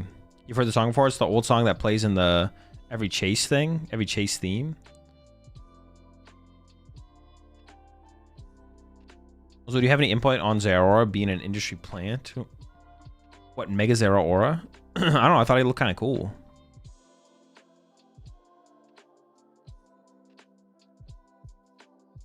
It's the trumpets. I don't know, I'd have to hear this song. You like the Philly crust? I have no idea what Philly crust is. That sounds pretty fake though, if I've never heard of it. The one that goes... That does not explain it to me at all, Omar.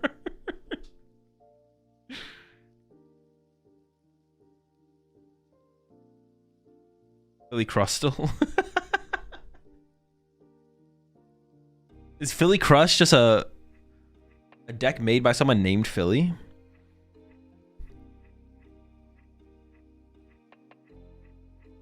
Yo, appreciate the 11 months there, Leafeon.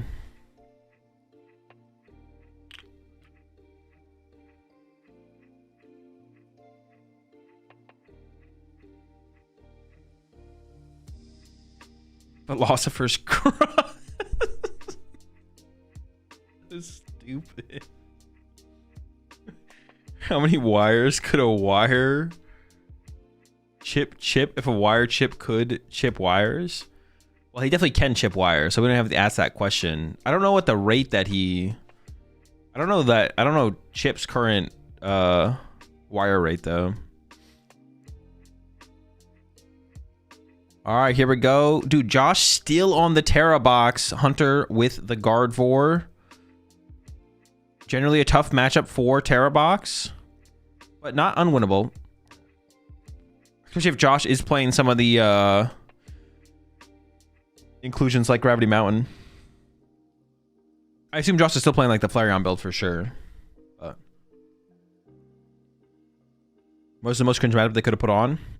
No, I can get more cringe than this. This matchup can be interesting. This matchup can be interesting for sure. Guardian can take over pretty quickly though. We'll see, we'll see. It also kind of depends on what build. Actually, does that matter that much? Does it matter if it's a Jellicent build or not? I don't even know if that matters. Although Jellicent sounds kind of annoying to deal with, I guess. Like Iono plus Jellicent sounds, yeah, it sounds kind of tough.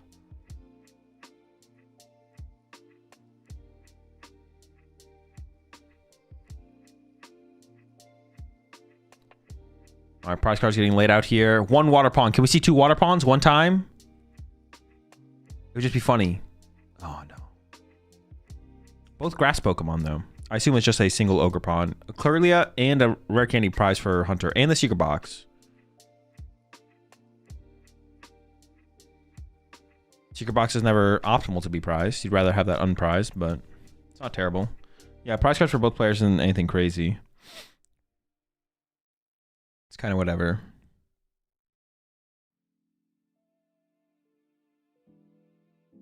Players will be fine. I've never understood the Terra Box Water Pond plan. Your board state is so bad the moment Water Pond gets KO'd. I mean, your board state is usually bad after you attack with Water Pond because it puts all your energy back in your deck. I mean, it's like a... What's the best way to describe Terra Box? Terra Box is like a high pressure, like prize race deck, kind of. Like you put more pressure on your opponent than something like a Raging Bolt, but it's like more fragile than a Raging Bolt as well. Like, you put more pressure on them because when you attack with like stuff like Water Pond, which is like your best attacker. Interesting Vessel. We didn't even have to Vessel there though, right? We could have just held. Interesting to use Vessel there, to be honest. But at least your opponent's board is also terrible after your Water Pond. Yeah, exactly. So you like play a lot of high pressure attackers, Pikachu, Water Pond. You put a lot of pressure on your opponent, but you also leave your board pretty vulnerable as in response. But it works out. Wait, why did we play Earthen Vessel there? I'm so confused. Why do we want all this energy in the discard pile? Is there a Super Rod in the hand?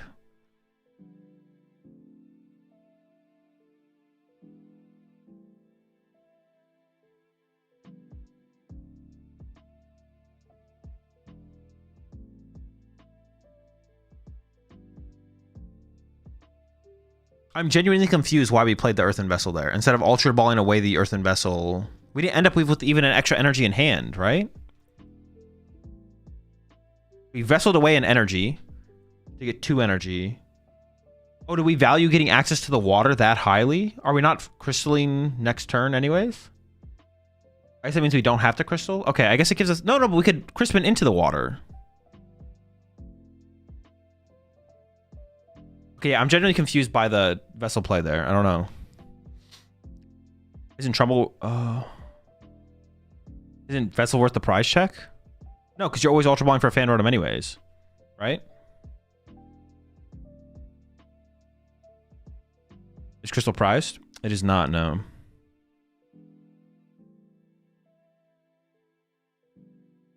Because now we just have 2 extra energy in our discard pile here as Josh. Why do we want energy in our discard pile? There's not like a reason for it, right? Not that I can think of anyways. Maybe it's Glass Trumpet? Could. I guess we could be setting up for a Glass Trumpet. I guess that's like the one thing, right? Maybe we're setting up for a Glass Trumpet. Sure. And we could actually... I can check... I'm gonna pull up Josh's build from Vegas. I think Josh was at Vegas. No. Wait, maybe. Yes. Did not play Glass Trumpet. So I'm gonna go ahead and assume there's no Glass Trumpet in the deck then.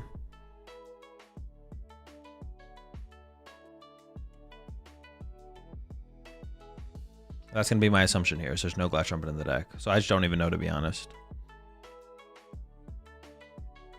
I mean, maybe... Alright, the other thing I could see, I guess...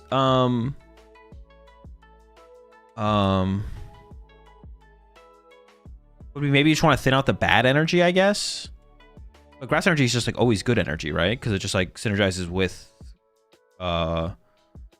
heal, mask. Maybe. Maybe the crystal is more valuable for Pikachu. Yeah, but we had an attack. We had metal energy in hand. We can save the crystal. That's not a question. By playing Vessel, we don't save energy. We don't save the crystal. All right. Over to Hunter's turn. 3 off the Mew. The TM Evo is set up, but there is a Kirlia prized. So this means Hunter will only get 1 Kirlia here. I believe. And it looks like lining up for the TM Evolution is a Fluttermane build. 3rd Ralts getting searched out here to play around boss. KO. Double Ralts. So we'll probably see Josh here commit to KO Screamtail, KO Kirlia this turn. And can do it without even putting a Noctowl in play. Can just go Crispin for 2 energy. Teal Mask, KO, KO.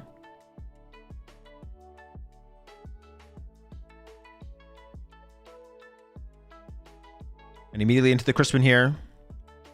Yeah, I guess the only other thing I can think about is it does set up energy in the discard pile for Night Stretcher, and then it also thins out potentially a worse energy from the deck. But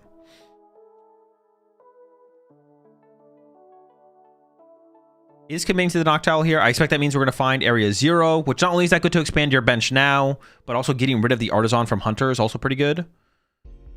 And actually, Josh in Vegas played an Artisan. I think I saw the Artisan in there as well, which is like an interesting inclusion for your Stadium Bump Stadium. I let the Water Pond play this turn. I'm like trying to like piece together how we want to like play this matchup, to be honest. I mean, obviously you just kind of Water Pond to begin with, and you kind of see how your opponent responds to it, I guess is like the biggest thing.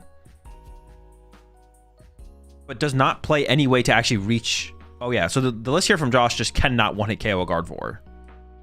There's no way to one-hit KO a Gardevoir. Has Flareon, but does not play Gravity Mountain.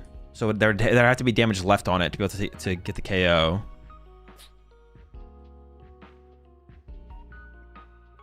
With Leafeon you can? Oh, true. I guess Leafeon can. Good point. If there's enough Monkey Dories built up, sure. But that should be pretty easy for Hunter to play around, right? Hunter could just have like... Hunter could just have like 3 Energy Guardian, 2 Monkey Dories, right? You only have 5 in play, so you'd survive. Now, I guess that is one thing though. I don't... How much does Hunter know? Is that 3 Noctowls in the hand? Yeah, how much does Hunter know about Josh's list, of course? Most people don't play Flareon in Terra Box. Fez top deck might be pretty good here, though. Has the Fish as well. Getting rid of the TM Evo. Start with the 3 off Mew, and then we have 3 off Fez after that. A lot of draw power here. And if we find a supporter off this, we could pretty easily find Candy Gardevoir. We're close. Double Arven plus Vessel. We are just 1 piece away, I believe.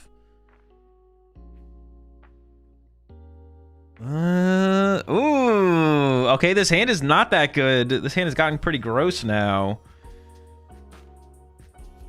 Can't even get a Curlia into play this turn. Gonna start with the Vessel here, get a Dark Energy, get a Psychic Energy, and then I guess we could play Arven for...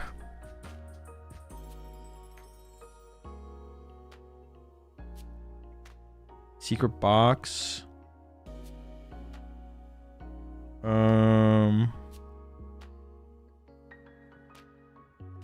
Why are you guys obsessed with farts?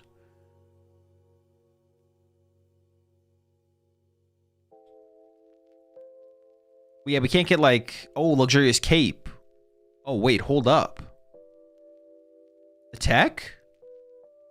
I haven't seen a Luxurious Cape in a Guardy deck in a long time. Hold on. We're getting beefy over here. Nitrogen for the Curlia. Put a cape on it. Attach to the frills and then go into the item lock? Okay. This does still give Josh just a Crispin Crystal away from 2 prize cards, though. And then Mew and Fez are on the bench. So I don't think Josh is stressing too much about this. Crystal Crispin locks up 2 more prize cards. We got the Teal Mask now as well.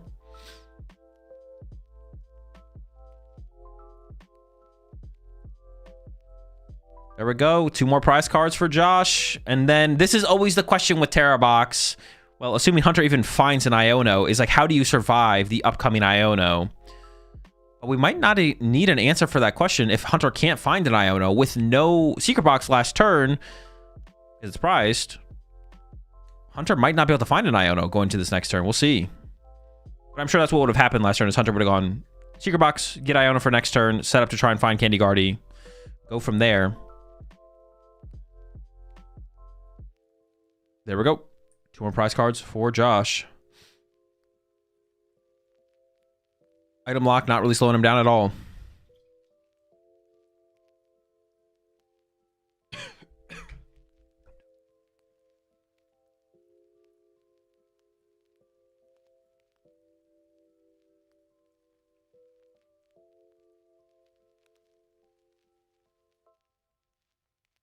All right, I'm back. All right.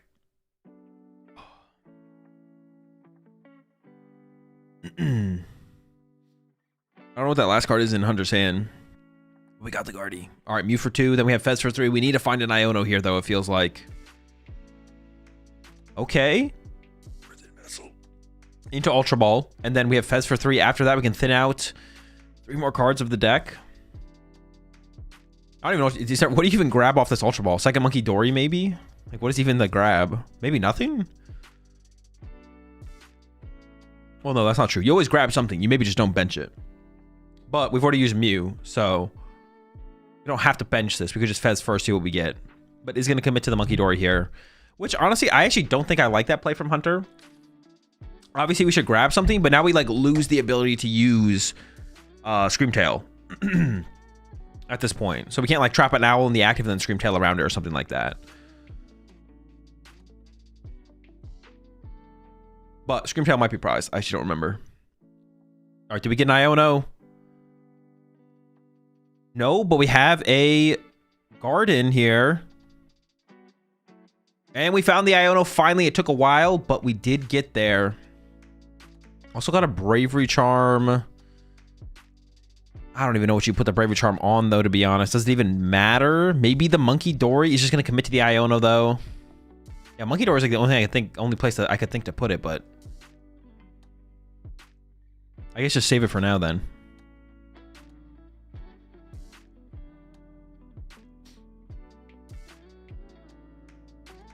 Did find a counter catcher here. Is going after the Pheasantipity. And could KO it this turn. And honestly, is there a reason not to KO it, I guess? Like, the only thing you'd be afraid of is, like, Night Stretcher or Super Odd Nest Ball. Oh, we don't have a Monkey Dory set up. My bad. We can't KO it. We attach for turn to the Gardevoir. I saw the Dark Energy in hand. I thought that was making its way to a Monkey Dory. All right, over to Josh. Nest Ball, Crispin, Grass. But Area Zero did get bumped.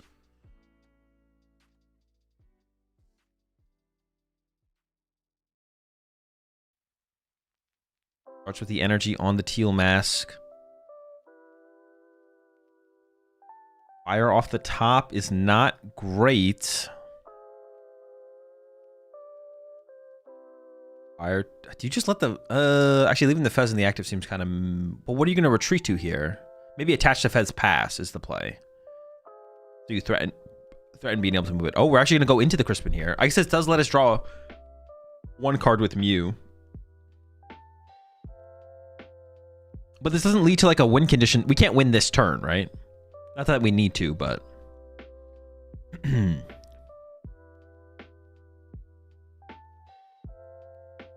Frank had a Latias in his last hand that he didn't bench, right? If he did, I think that was probably definitely a mistake, right? Yeah.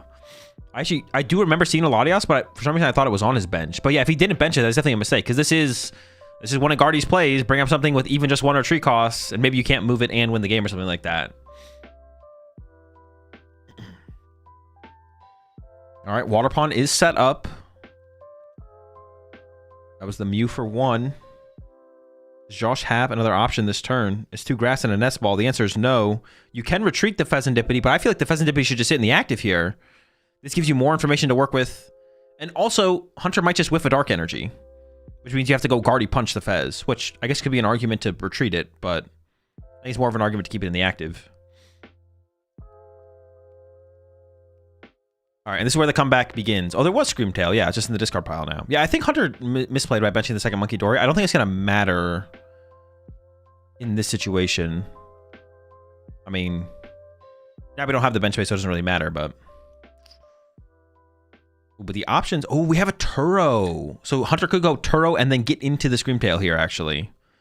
But, oh, that's like another thing as well. Is it if we had let the bench space open, we could have attached a Bravery Charm to the Monkey Dory. And actually, maybe Hunter should have just attached a Bravery Charm to the Monkey Dory. I didn't really like see the line until right now, but if the Monkey Dory with the Dark Energy had a Bravery Charm on it, we could Turo the other Monkey Dory, then bench Screamtail and attack with Screamtail, and then Water Pond wouldn't be able to win the game. If he is able to find the Bravery Charm again, though, we can Bravery Charm the bench Monkey Dory with the Dark Energy, and then we could also go Turo into Screamtail. There we go. There's the KO on the Fez. Get ourselves Lily and Candy. Fan Rotom seems like the best push here from Josh.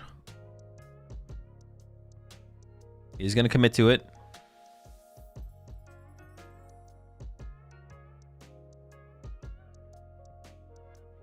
And then there's the Turo. Picks up Mew. And there's Night Stretcher for the Screamtail. But you can't attack with Screamtail here. Then we just lose to Water Pond. Well, I mean, like I said, we could have set up a board state if Hunter didn't bench the second Monkey Dory and then Bravery Charm the first Monkey Dory. We could have actually had a board state where this works. Oh, he's just gonna go for it though. KO's the Hoot Hoot. I mean, Josh does need a way to move the active and an energy on the water pond. This feels... Wait, we have game. Josh just wins. Josh has Nest Ball for Latias, right? Because we didn't bench a Latias previously. All right, cycle with the grass pond.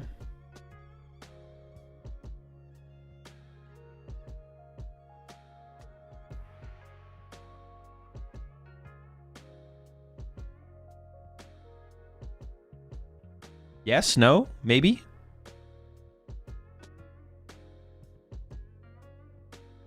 Dude, for some reason, I feel like it's in his discard pile.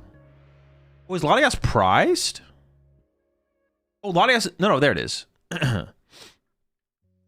I remember seeing the Latias, but then I was like starting to question where it was. Like, was it prize? Was it? Yeah, I feel like that play from Hunter. Well, okay. I don't know. Maybe that play was still Hunter's best play at that point, but like, I think we could have like predicted that we'd want that potential play here on this turn from Hunter. So I think Hunter did misplay here. Oh, it's really hard to find. On this turn here, I think Hunter definitely misplayed. Because you could definitely predict that you'd want potential access to Screamtail later in the game. So he plays the Ultra Ball. And he grabs second Monkey Dory. He doesn't have to bench it yet. He could have drawn with Fez first. Fez does eventually find us the Iono. But if we don't bench this Monkey Dory, I think it's pretty predictable. Always Turo Monkey there, no? No, because he had two Monkey Dories. And neither of them had a Bravery Charm. So the whatever he Turoed there just didn't matter. If he's trying to use Screamtail. Or Turoing a Monkey Dory doesn't matter if he's trying to use Screamtail. But this turn from Hunter, if we just don't bench this Monkey Dory, put the Bravery Charm on this Monkey Dory, and then Iono, we have a bench space for the Clefairy. No, the Screamtail. So we don't need Turo. And then we also don't lose to Water Pawn from KO Screamtail, KO Monkey Dory. Yeah, but what if we just don't Scream? Yeah, you could just not Scream there. Yeah, for sure. You could just not Screamtail. But then you don't need a Turo either. Because Turoing and Monkey Dory at that point doesn't matter. Because they're just both on the bench chilling, right? Unless you're saying... Well, yeah, then it wouldn't really matter. But you could go up there and like mind bend the Fan Rotom, I guess.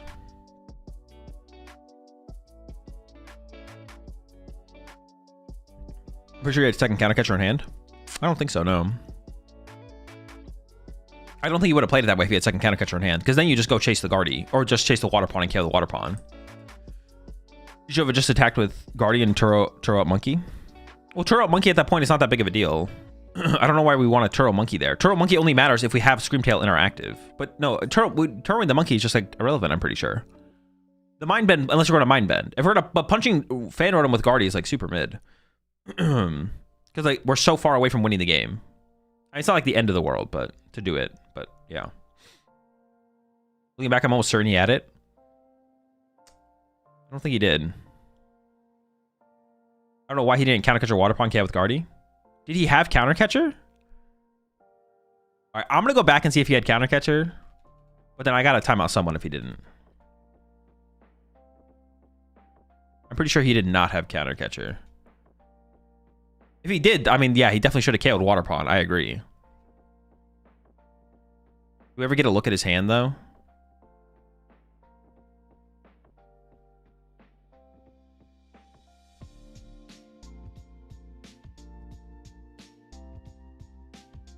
They do give us a view of his hand at some point.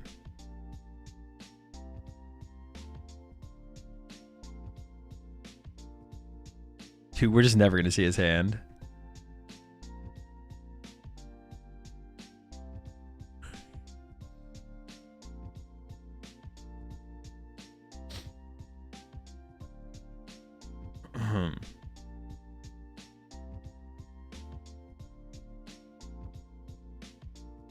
You sure he had Azul? He didn't. We saw him with Counter Catcher in his hand, but because he picked up his discard. That's what I thought. Yeah, I don't think he had Counter Catcher.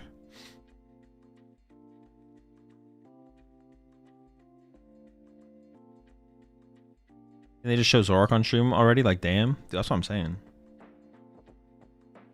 He didn't have it? Okay, yeah, he did not have it. Wait, that means I have to time someone out, though. It's only fair.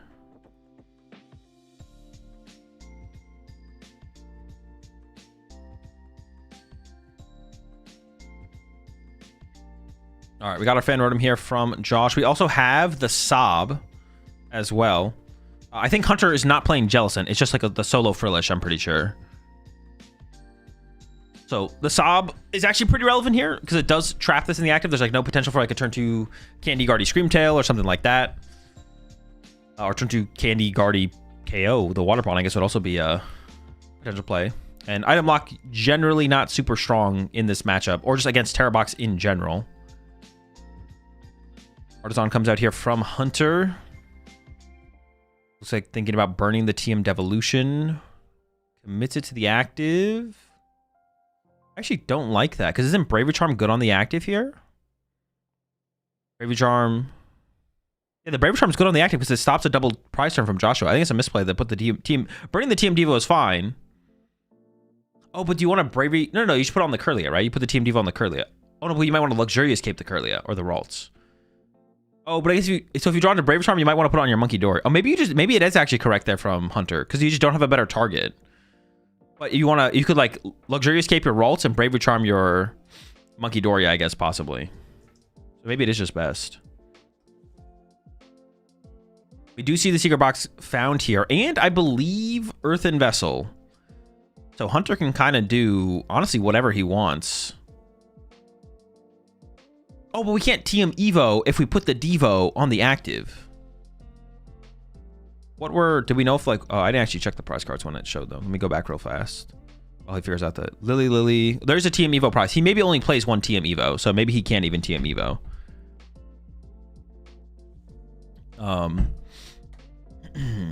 So if he knows his one TM Evo is prize, then it's like not worth playing towards, obviously. Then the Devo on the active makes a little bit more sense. But if he plays 2 TM Evo, then the Devo on the active makes no sense. And then at the end of it all, there probably just shouldn't be a tool. The tool should have just never been played, I guess, probably. So you could fully protect your board from the Water Pawn.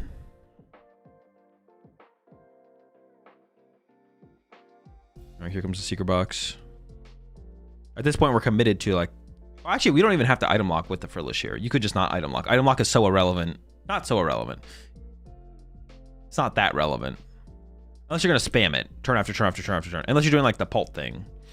To try and buy time. Like 3-4 turns in a row. 2 to 4 turns in a row. We're not doing that with Guardy, obviously.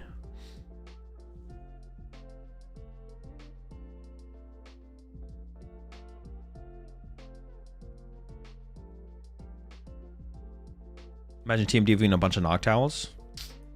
Bait your opponent into re-evolving them. Doing the Water Pawn is irrelevant despite the item lock. That is true. Well, we can always get there with a Monkey Dory, though. It's like not worth stressing about, I would say, I guess. Like if it makes our discard easier to like secret box the energy away, like Monkey Dory will get there for us eventually, right?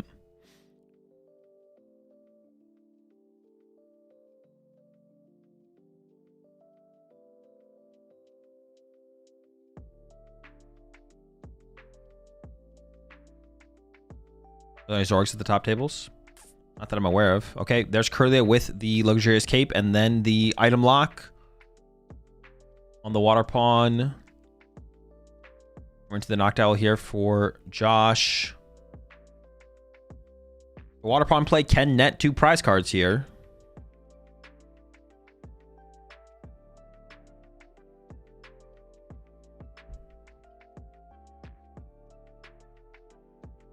Crispin and Crystal getting lined up. Immediately into the Crystal as well, or into the Crispin, excuse me. Looks like the Water Energy is prized. Or I guess it could be in the hand. So we might be committing the Crystal here to the Water Pawn, but that's fine. I guess you'd rather save it, but nope. There it is. It's committed.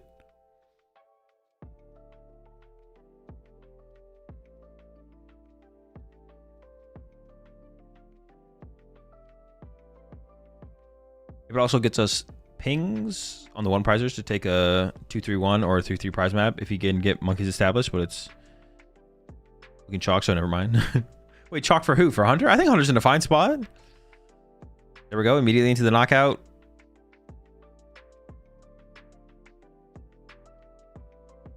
Doing a quick prize check. Not prize check. Resource check. Checking Hunter's discard pile. After the rolls...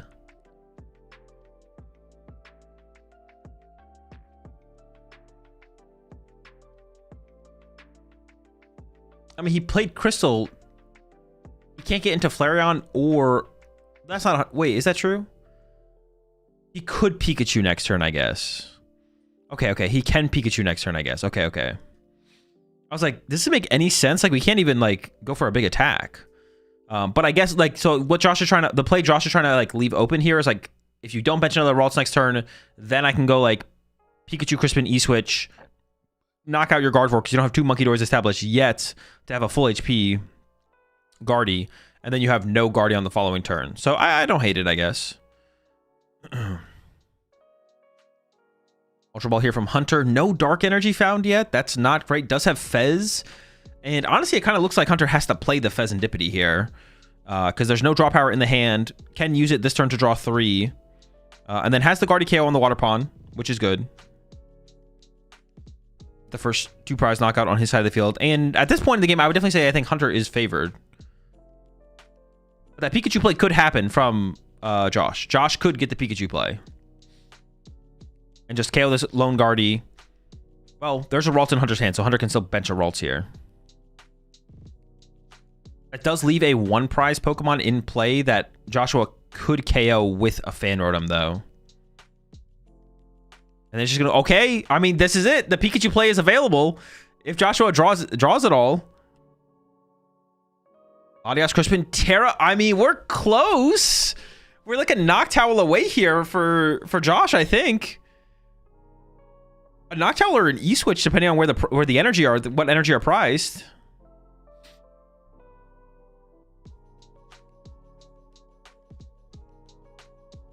Commits to the... Oh, wait. No, that doesn't KO, does it? No. I was like, wait, do we KO with Leafeon? We do not KO with Leafeon. Committing to the Terra Orb already. Is this going to be like a Flareon Punch? Oh, Leafeon Punch. Okay, sure. Flareon KOs. Nobody can't attack with Flareon. You can't pull off the Flareon attack because the crystal's gone.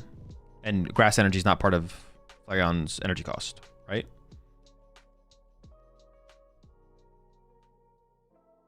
Oh, he could Vitality Band KO. He could actually do the second attack with E-Switch Vitality Band, actually. There's the E-Switch!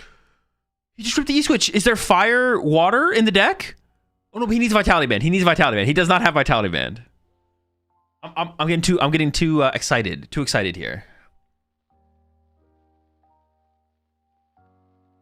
Wait, he did rip the E-Switch. If he had just waited to see if he got the E-Switch, then Pikachu would have got there, right? You can do first attack for good damage. Yeah, it looks like that's what he has to commit to here. It's just punching with the first attack. Oh, he is committing the E-Switch. Oh, he's saving the Grass in hand for draw power for the next turn. Okay. 230 hit.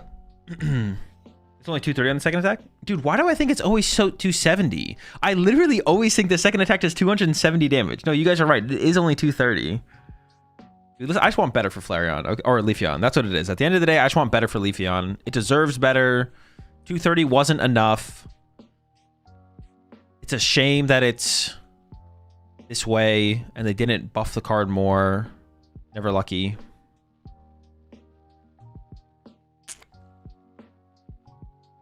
Just like chat always thinks that Petch does more damage than it does. True.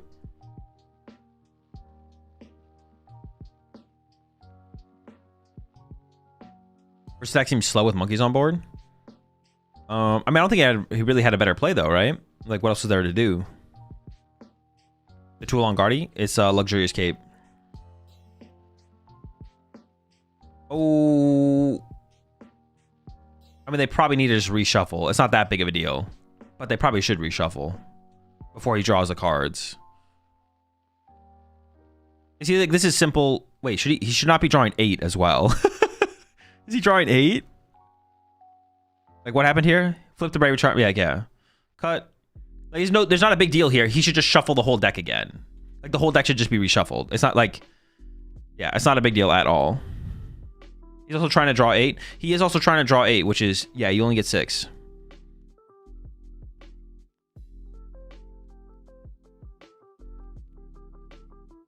Nope, clear cheating banned instantly. True. He's cooked. He's done. He got caught. Another one bites the dust. Wait, who goofed Josh? No, I'll go back and replay it because they're going to be talking about it for... well, dude, well, honestly, I kind of want to know how long they're going to talk about it for. Hunter shuffles his hand into the deck, draws or offers the deck to cut to Josh. Josh cuts the deck, cut complete, hands it back to Hunter. Hunter, by accident, flips the bottom card of the top stack that he flipped up face up, or is here or there, doesn't matter. That's the correct spot to be, but they know it's a Bravery Charm. So all you have to do is put the cards in your hand back on top of your deck, shuffle your deck, and then offer to cut again, and you're good to go. It's not a big deal. And then he also goes to draw 8s, which is him just forgetting that he's drawn prize cards. But it's not a big issue. Maybe he gets a warning, but even then, there's no reason for a warning.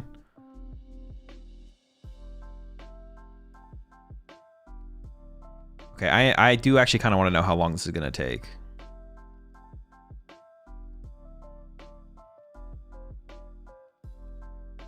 Because it's like super straightforward. Super straightforward reshuffle and into something. Super straightforward reshuffle into maybe a warning for Hunter for playing too quickly. This is such a nothing burger. Yeah, but see, this is what I'm saying. Like the judges are like, it's on stream, so they have to be thorough. They have to know where the card came from, where it went, where it's going. So the judges have to like go back and watch the replay, and they have to see the thing. That's why these things take so long on stream. It's because like this, like they have to go back, they have to watch the replay because they didn't see everything exactly happen in the moment. I'm sure if the judges saw everything happen exactly, like they saw that where the card came from and what happened with the card. If they saw where the card came from and where it went and where it should be, they probably would just be like, okay, that's fine. Put it back, shuffle up, we're good to go. But they probably just missed it. And now they have to go back and review it, which is like fine. That's what the end result should just be: reshuffle, cut, maybe a warning, proceed. He didn't look. Yeah, he didn't look at the cards. But yeah, it is only supposed to be 6 cards from the Lily. But because he revealed the Bravery Charm, everything should just be reshuffled anyways. Okay, they're both laughing. It's definitely just warning, reshuffle, and nothing else. Well, hold on. Hang on. Let's get some DPLs involved. There's still time. The judges can still make their magic work. Come on, get him, get him, get him. All right, players, we decided we don't know where the Bravery Charm came from. At this point, we're assuming you have a 61 card deck. It's going to be a double DQ and then an immediate permanent ban for both players. We're also going to pick a random player out of the crowd and eject them from the stadium as well, just to show that anyone who's anyone who witnessed it could be liable in the situation. And then we will resume play after that. We're all accomplices here. We're all involved.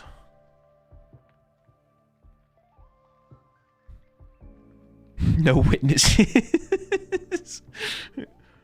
Yeah, everyone just gets permabanned from both Twitch, from every Twitch chat watching the stream, every chat.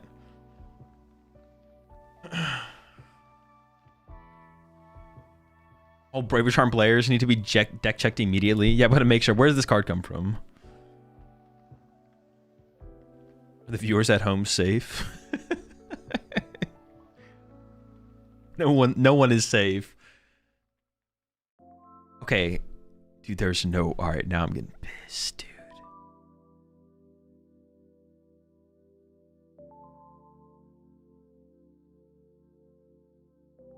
I mean, it's only been like 5 minutes, right? How long has it actually been, though?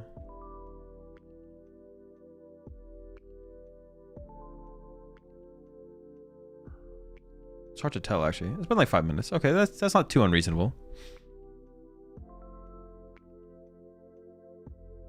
Could you opine? Wait, what does opine mean again? I feel like y'all been just like making up words in chat recently, but I know opine's a real word. I just don't know what it means. Actually, I don't even know if that's true. I don't even know if that is a real word. This would have been 30 seconds in the pit. Yeah, in the pit. Things are lawless. No rules. No replays. We just go off vibes And honestly, mostly just what the judge wants, but...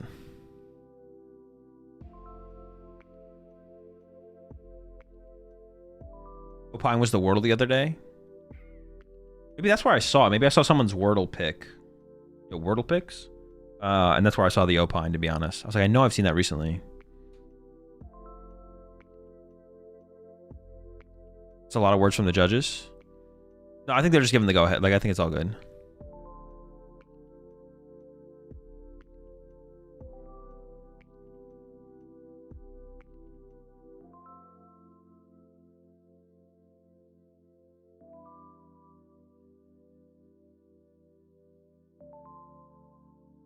Well, Hunter did say a lot of things back, so maybe there is some back and forth here.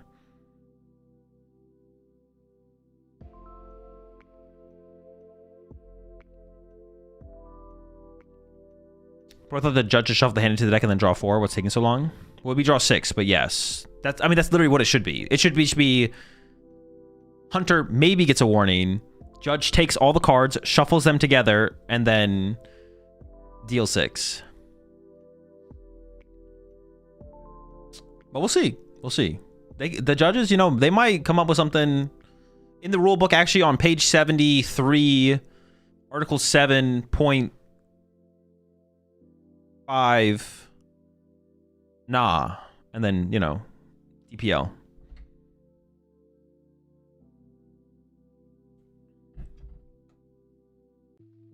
Oh, a lot of camera work. Might get hit with some player on Sportsman like DPL or something. Yeah, they got to be careful. Honestly, they got to be kind of careful up there.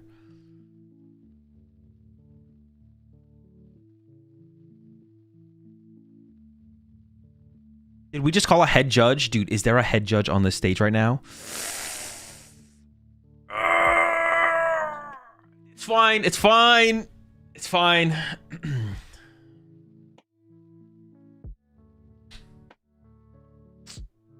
It's fine. Not mad. You appreciate the tier 1 sub there. DK, welcome to the Rat Pack.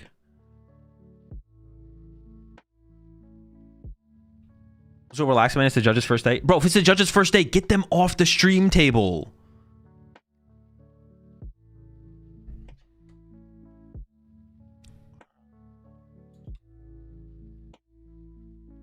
Listen, this is what I like. Listen, they can like them taking like 5 minutes here to settle this. Like, that's fine. Make sure they go through the tape and everything. I understand that. And I think that's fine. I think if they take like 5 minutes, 7 minutes here to like solve this, even though it's like pretty straightforward issue, they have to rewatch the tape, maybe get a go ahead in the back.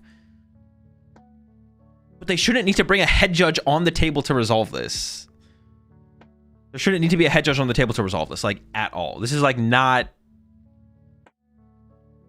Like, Twitch chat handled this one. Like, let's move on. We got this locked up.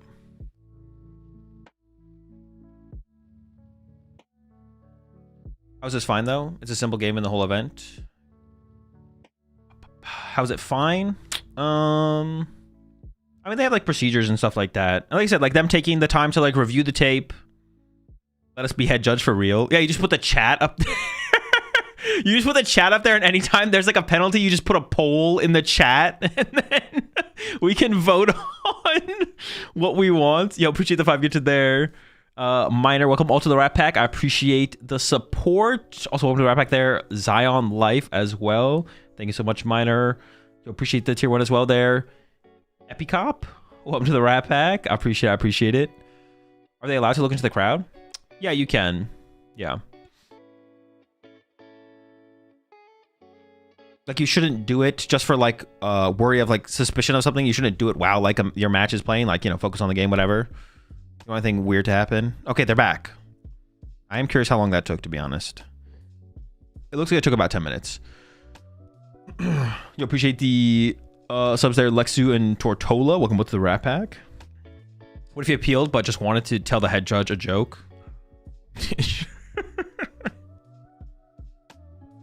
Knock, knock.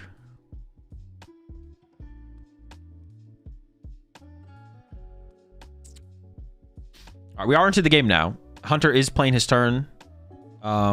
He had the Guardy, double Monkey Dory. Okay, we're back into it. Let's get it. A double prize penalty? What? Is that actually real? There's no way that's a double prize penalty. Wait, how is that a double? Is that actually a double prize penalty? What? Is it because he tried to draw 8? Like, what is the reason? It has to be from the 8? That has to be from the 8. Like, by accidentally flipping over a card in like a already sufficiently random deck. Did he see? No, he didn't see. It had to be because of the 8. It had to be because he tried to draw 8. Like, he wasn't cheating. I don't think Hunter was cheating. He made a mistake. He went to go draw 8. And obviously, you can't draw 8. Like,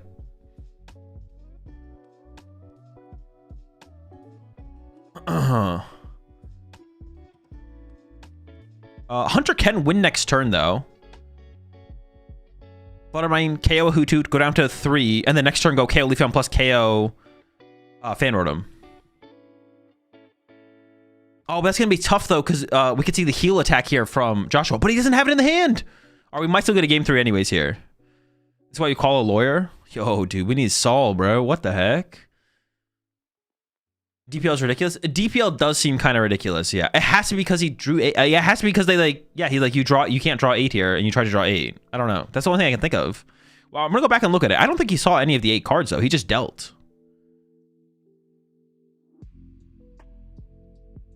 Where the Weed Brothers at? Dude, if he had just shut the fuck up and called his lawyer, bro. God damn it. Your Brave Charm flipped over.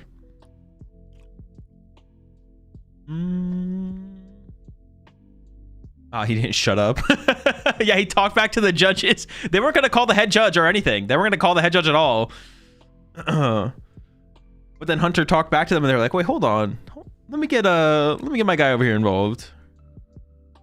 First thing I'd crash out. That just doesn't seem correct to me. I don't know. If there's any judges in chat that wanna, even if he did see it, it had to be reshuffled. Yeah, I mean, we got Scrub in chat. Scrub is known as the Scrub is the, what's it called? Something rules lore.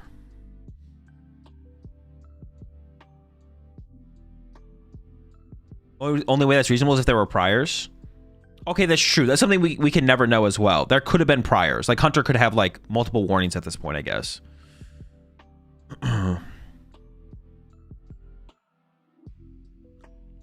There could be priors. There could be priors. We never know if there are priors, so. Okay, there's a retreat into the Fanrotom here for a KO from Josh, and then just needs 1 KO on the next turn. But Hunter does just win with a counter catcher here. Counter catcher, KO the Leafeon with Guardy. Maybe even Screamtail reach that? No, they can't. It's a Terra Pokemon. And then, yeah, double Monkey Dory, KO Fanrotom, KO Leafeon. So Hunter can win this turn despite the 2 prize penalty. Oh, we can't counter catcher. Oh, no.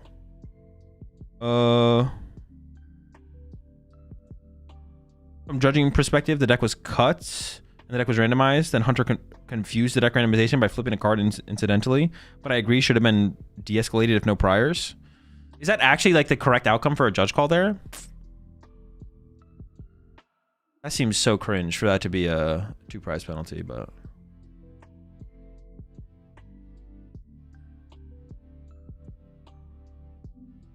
What about 3 Monkey Dory? Can that get us there? No. All right. Well, Hunter doesn't lose. But if we have like Iono plus triple Monkey Dory, KO the Hoothoot off the bench, and then maybe leave like a Candied Guardian the active with full HP, that could be the move.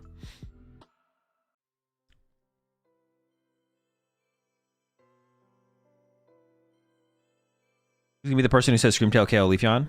I already said that one, so I'll take the L on this one. I tapped out. Did he actually get a DPL? Yeah, he got a DPL for that. Well, I mean, I guess that's technically by the rules, but I feel like that should not be the way the rules are, to be honest. That seems kind of crazy.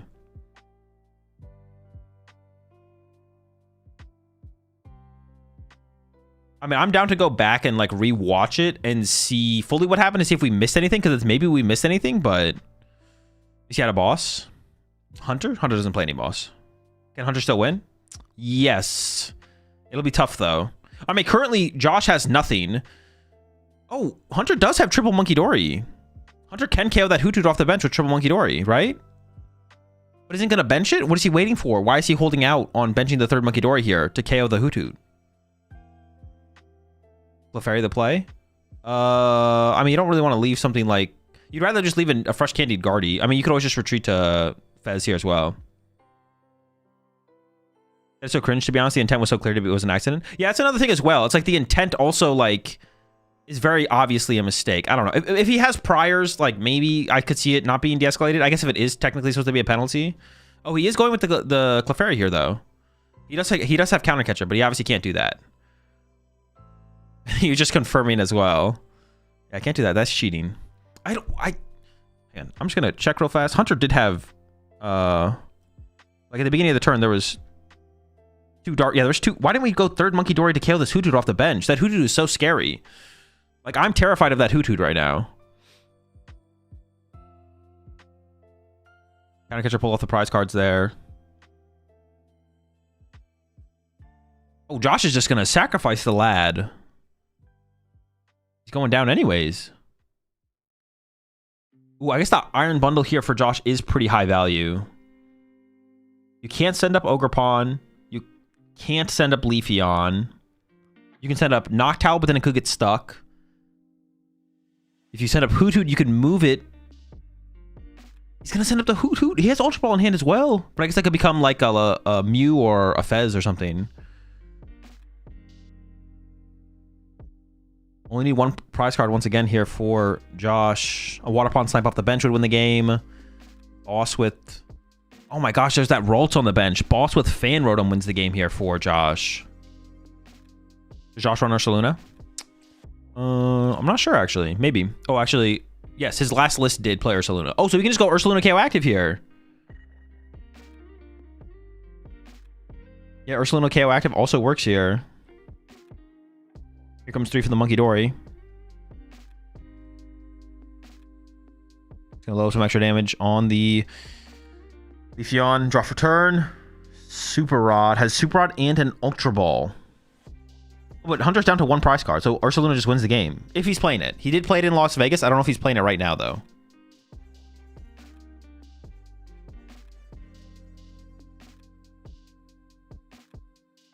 Let me see Ultra Ball. Is there an Ursaluna? Luna will end the game. There is Joshua. Dude, that is like... Alright, I just want to go back and check to make sure we didn't miss anything. Dude, that just doesn't seem like it should be a 2 prize. I don't know. I mean, alright, the rules say it should be. Okay. I trust... I trust the judges in chat when they say it should be a 2 prize penalty. But I guess I would argue it feels like it definitely should be de-escalated. So there's the Lily. As long as he doesn't have priors. As long as he doesn't have priors. If we assume he doesn't have priors, it feels like it should be de-escalated. EPL for what? So he randomizes the deck, then Josh cuts it. So now the deck is like in the... It's like the end of... This is where it's supposed to be. And then he drops the Bravery Charm. And then he deals 8. But it has to be the Bravery Charm, right? Like the dealing of 8 just doesn't matter because you could always correct that. Now that they stopped it. So it has to be the fact that the Bravery Charm got shown. But like, I would assume like, the intent is super obvious here that he just by accident showed the Bravery Charm. He didn't draw 8. Yeah, he didn't draw 8. He just by accident dealt 8. The Bravery Charm flipped. I'm pretty sure that's 8. Could that be 6? No, it's definitely 8. 1, 2, 3, 4, 1, 2, 3. Yeah. So he dealt 8. Yeah, the Bravery Charm is like, but like it feels like it's like the intent is so obvious. Like they should just like reshuffle the deck, let him cut again, or like just judge shuffle it and then deal 6. Like it just seems super silly that this is a double prize penalty unless he has priors. I like do want to say that unless is this like his 3rd warning or something for like similar situations, then sure, but I don't know. It feels pretty bad there for sure.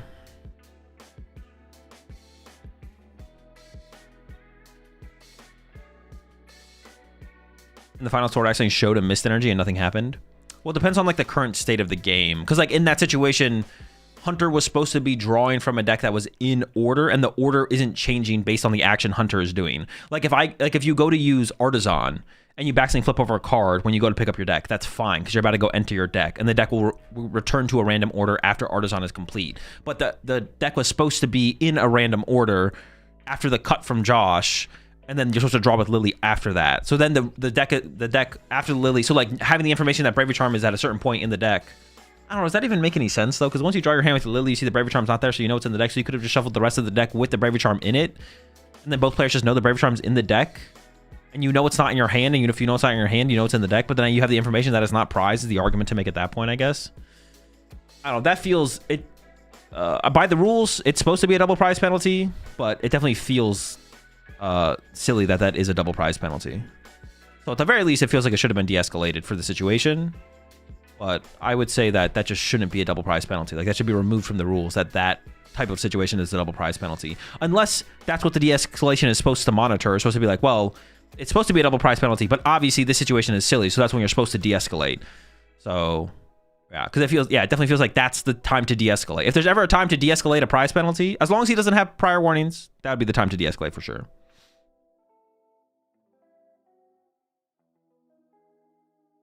Endrant. Is this the golden era of Pokemon? I don't know. Can you really say that until afterwards? Isn't that like isn't that like a in retrospect thing? I guess you could say you're currently in the golden era, but I feel like it's really hard to judge that until you've left the era, right?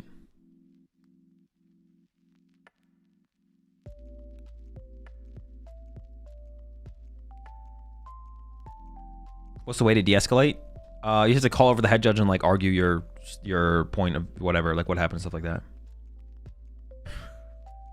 Oh, Joshua Frank! Josh, how are you feeling? 7-0 at LAIC. That's massive. I feel a little bailed out. I'm not gonna lie. The DPL definitely helped me out in that one, but I'm feeling good. 7-0 is I think now this is the best start I've ever had in an IC. I've had a couple of 6-0s, but this is the first time I made it 7-0, so it feels good. 7-0 again with TerraBox. You know, this has been your pet deck since what? Before the World Championships, even since, yeah. And you've been doing great with it. I know you and your friend Alex Szymanski have been testing a lot with the list. Now maybe you're gonna take his title as one of the best TerraBox players if he can take this IC. But yeah, absolutely. Let's talk about your deck. Sure. What did you make any changes at all? No, so well, maybe. I don't want to reveal too much. I think they need to stop like that question needs to stop being beat ass. A core 57 cards for like a few months. I think that the EVs especially are really strong into the field. You kind of saw in that game that the Leafeon can come in really clutch against Guardy. Just like if he has to swing into the Leafeon, you need Triple Monkey to kill the Leafeon with the Guardy and the Monkey, so then it takes a lot of pressure off of. No, like, I mean, right? So Leafeon. They call my lawyer. Flareon, obviously. I mean, like I hit Stefan round 1, and I was like, oh my god, he's like one of the best players. But I'm playing Flareon, so it doesn't matter. So I think the deck is very strong. I don't want to say what's changed, but I think that the core is about the same. All right. Instead, then, why did we decide to bring the TerraBox once again here at LAIC? Yeah, so actually something that Henry Chow was really preaching a lot last year was that the best thing you can do is just like get really good at a deck. I was gonna pivot. My friend Christian Fontenot right over there was helping me prep to play Dango for this event. And I was playing against some very good European players, and the deck is not like super hard to play, but I have a big like knowledge gap, I think, of how other people play into me, and I don't have that with TerraBox, right? So I think the most important thing right now is that there's like 10 or so good decks, and you just play whatever good deck you know how to play, and so that's why I played TerraBox instead of anything else. That's actually really good advice. Right, so I think the most important thing right now is that there's like 10 or so good decks, and you just play whatever good deck you know how to play. And so that's why I played TerraBox instead of anything else. That's actually really good advice, I think. Just play what you're comfortable with, and you're definitely comfortable with the TerraBox. You played it absolutely masterfully. Let's talk about a couple of games there. Let's talk about the first game, right? At what point did you think that, hey, I think I got this one in the bag? When Hunter benched 3 2-prize Pokemon when I was at 2 prizes. I was like, I know that I win. I mean, as long as my deck doesn't just like completely shut down on itself. Well, I thought I can always just find 2 prizes on a 2-prizer like at some point. Let the interview finish. I was pretty confident I was going to win that game for sure. Okay. Another question here. I know I heard the casters talking a little bit about how to shut down the TerraBox. I think it's like an Iono into the late game. Is there any way to really mitigate that? Yeah, so I think you probably noticed in both of my games, I was very aggressively, preemptively benching Mew and Fez. So like game 1, I didn't need to play the Noctowl to set up my Wellspring, but I wanted to play the Noctowl to establish the Area 0, establish the Fez, because if Hunter comes out and is aggressive with me, if he Screamtails a Hoot Hoot, if he decides to go for like a Guardy knockout on a 2-prizer, I have all of this draw, like a wealth of draw to use once that Iono to 2 comes late game. And if he doesn't knock out, or if he chooses to knock out Fez or Mew, usually he's not knocking out either my Graspon or my Wellspring, and so then all of my Hoot Hoots are also outs to finishing the game. I like it. That makes a lot of sense. With that, though, now you're 7-0. You know, you're guaranteed into phase 2. What's going through your mind? What's your game plan now for the rest of the tournament? My game plan is don't choke. There's a lot of really good NA Jelly Guardy players, so I want to dodge those. Yeah, I don't know. I'm just gonna lock in. My deck is awesome. Wellspring is the most broken card in the format, so it's fine. I'll just kill all the Ralts. They won't get to play. I like it. Good game plan. With that though, anyone you want to shout out before I do let you go? Yeah, I would love to shout out my core testing group, Juancho and Ira, Alex, Blake, Kreckler, Diane. I want to shout out the Europeans, Christian, for adopting me. All of you guys really like saved my life for this event. I want to shout out my lovely girlfriend, Chloe, my best friend, Alex, and my parents for always supporting me through everything. Amazing stuff. With that, you know, take a quick break. Can I shout out my sponsor real quick? I'm so sorry. I want to shout out the Shuffle Squad as well. Thank you for being a goated sponsor. Absolutely. Again, congratulations, Josh. Oh, my meme was my meme was that he said that Henry said, you know, just play a good deck well. But he's playing TerraBox. TerraBox is terrible. No, I'm joking. I'm joking. It's an okay deck. It's all right. I was going to say something. Payout? Oh, yeah. True, true, true. Oh, it's so funny, man. These memes. I had something else I was gonna say too, but I forgot what the other thing I was gonna say was. Something. Make Azul mewing an emote, please. The mewing.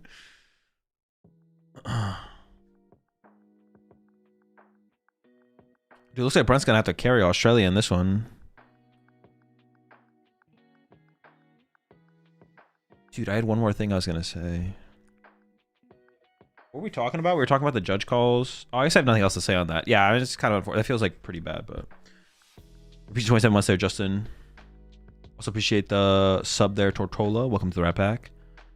Yeah, I don't know. It's just it feels bad. It just that definitely feels like a bad one. But yeah, I guess like the one thing I keep saying it because I don't want people to get like the bad idea. Like I don't want the judges should be blamed for the process should be blamed. Like by the rules, it should be a double prize penalty, but. If he has priors for sure, but if he doesn't have priors, I don't know. It feels a little extreme in that situation. If he doesn't have any priors, it feels extreme for sure. It seems weird. Does it want some Carnita Asada or what? Yeah, sure. I'll take some. That's fine. What do we got here? Miloslav 5-2, Alberto 5-2, Rune 6-1. Appreciate 3 months there, Mighty Wobble. I think it's crazy to think TerraBox is top 3. Yes, it's not. There's so many decks better than. Well, there's not that many decks better than TerraBox. Actually, I take it back. Oh, TerraBox is not top 3. The top 3 decks are like. Honestly, like if you. All right. Jelly Guardy and non-Jelly Guardy are maybe different enough where you should separate them. So it's like Jelly Guardy, Zoroark are like the top 3. And then honestly, no, it's Golden Go. Oops, I forgot about Golden Go. My bad. So it's like Jelly Guardy, Golden Go, Zoroark, or something like that. And then Charizard's maybe the next one. Say Paul's good. Paul is good. I mean, if we're just talking about like how good a deck is, Paul's like number 2. So it's like Jelly Guardy, or Jelly Guardy, Pult. If we're talking about like format metagame, Pult's not that. If we're talking about like right now, Pult's not that good, I don't think. But if we're talking about like in general, Pult's pretty good. Depends what we're talking about, though. Is Orc really that good right now? I think Zork's really good. There's so many different ways you can play it as well. Like, the deck has so much depth to, like, your options. You got Toad School. We got counters for Toad. We got counters for Golden Go. We got counters for Cornerstone. We got the more aggressive style build with the Darmanitan that we saw from Liam last weekend. Like, the deck has so much depth to it. So, I think Zork's pretty good. We got Crustle in Mega Absol. That's cool.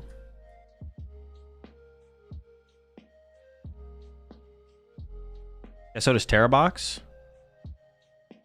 Yeah, it's got a lot of depth, but it all just comes back to water pawning and then getting Ionoed and having 0 energy in play. The thing is, so it's different with... Well, it's like a different because you're not countering something. Terrabox, you're trying to make... The thing is, like, Terrabox, no matter what, your best card is Water Pawn. Terrabox is different because you're the aggressor. There's a difference between being the defender and the aggressor. Terrabox is the aggressor, and no matter what, there's no card better than Water Pawn. So, like, the decks... We already know the deck's max, like, aggressive, like, option is, like, Water Pawn. And it's just it's not good enough. Well, it's not good enough, but we know its max power level. Its max power level is Water Pawn. Like, you have all these other things you can play and are good depending on the metagame and the format, but it doesn't get better than Water Pawning. And we know Water Pawn's, like, max potential. Like, and people aren't even playing Shaman. So, like, don't even get me started on Shaman. Like, if Terrabox was actually good, people would be playing Shaman and, like, stuff like Guardy. No, not that Terrabox is bad. Hold up, don't get it twisted. I don't think Terrabox is bad. It's just like Terrabox is just fine. It's like another good deck, but it's not, it's not a Guardy, it's not a Pult, it's not a... I put Zork in that category. It is better than stuff like Grimmsnarl, though. Rip Grim.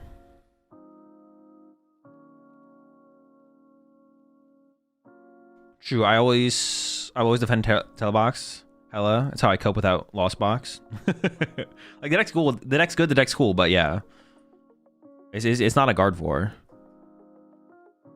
And this is like, when was the last time anyone even played Shaman? Or like, when was the last time Shaman was even played at a high enough rate? A high rate. It's like not even, it isn't. And it's still like, the deck still is like, just fine. It's just a fine deck. But it's not like a knockoff. Like, I don't know. People are like, that's like I'll say that a lot about a lot of decks, and people like get like, I don't know. It's fine for your deck to be fine. Listen, not every deck is going to be a Gardevoir or a Pultnor, you know what I'm saying? Guardy and Pultnor are like outliers. The majority of good decks are about as good as Terrabox. The majority of good decks are as good as Terrabox. It's hard for a deck to be as good as a Pultnor and a Guardy. It's rare. And honestly, I would say Guardy and Pultnor are actually like... Guardy specifically is like a special case. Like, it has been so good for so long. I guess so has... Pultnor's been very good for a very long time, but Pultnor's kind of fallen off a little bit right now. All right, hold up. I'll be right back. I gotta get the door.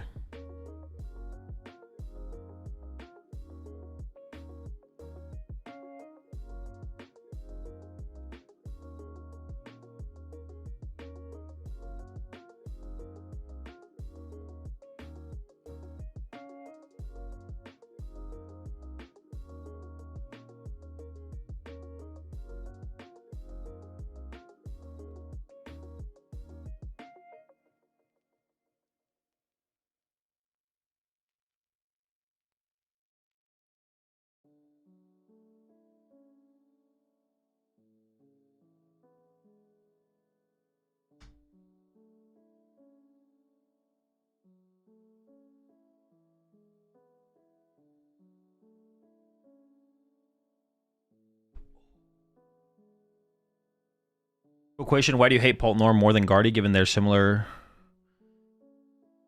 Well, that would just be you misunderstanding my point. I don't hate Pultnor. Wait, given their... How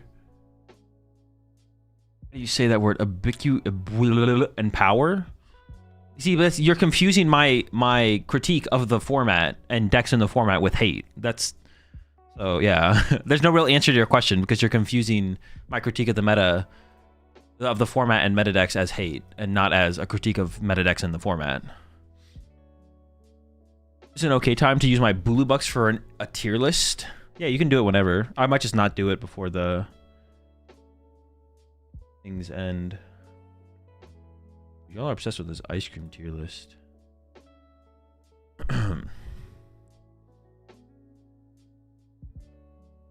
But if you're just asking why I think Guardy is good and Poltnor is not as good, because I think Guardy is good and I think Poltnor is like mid. But if you just like interpret that as hate, I don't know. That's you know, that's a you thing, you know, that's on you. The only thing I hate is Ancient Box players. Not even Ancient Box. I have no problem with Ancient Box. But the people who play Ancient Box, I hate them.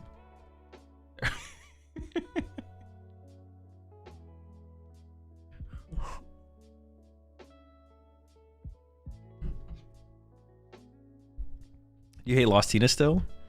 No, I never even, this is the thing, I never even hated Lostina. I just thought it was bad.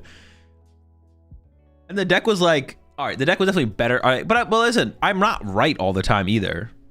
But I thought I was right. I thought it was just like a bad deck. I thought Lostina was genuinely bad. The deck was not as good as a lot of people thought it was, but it was definitely better than I gave it credit for, especially initially. But I definitely eventually gave it more credit. Maybe not as much as it deserved, but I give it more eventually for sure. I genuinely just thought the deck was terrible because the deck just seemed so bad. I'm referring more to like how you always talk about being tired of Poltnor and you don't about Guardy. Oh, sure. Well, Poltnor's just not very fun to play against. Well, it's not even just not as, yeah, it's just like, yeah, Poltnor's just not as fun to play. Poltnor's just not fun to, it's just boring. Badoo, evolved to, well, I think, the design of Poltnor as a deck, unable to be checked by just simple tech conclusions, is poor game design. Being able to sit there and slow down your opponent with Badoo and then speed up the game with Dusknoir, with a powerful attacker like Dragapult to back it up, is, I think it's literally just bad game design. So it's just like not that fun to play against. It's kind of boring and unfun.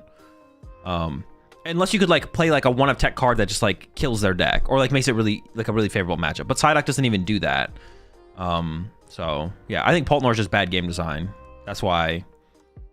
That's why I don't like Poltnor. He's just literally bad game design.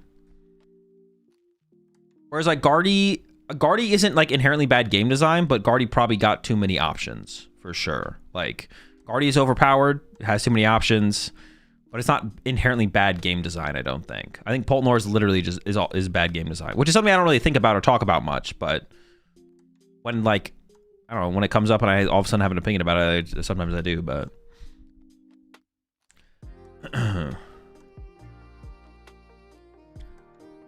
God, I hate the definition of meta. It's literally not correct. Wait, what definition? Azul and Guardy is now getting a better Screamtail. I can't. I don't know about better Screamtail. It's getting an interesting inclusion. Yeah. Like Guardy Monkey Door is overpowered, but the game is still really fun and enjoyable to play. It's not very fun or enjoyable to play against Poltnor most of the time. It's pretty unenjoyable.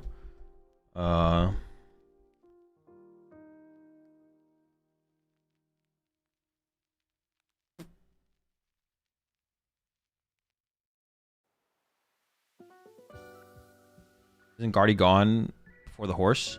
No, the horse comes out in January. Guardy leaves in April, early April.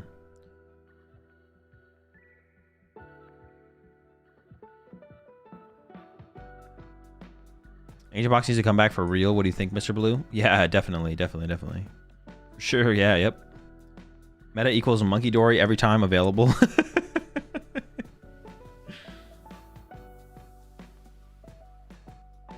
Like obviously, like we even talked about this a little bit earlier. Like, is Guardy the best deck of all time? It's definitely in the conversation. I would say. I think it's probably entered the conversation, but like the highs of Guardy are not as high as like Broken Lugia or ADPization or something like that. But even then, it's still probably overpowered, overtuned, whatever.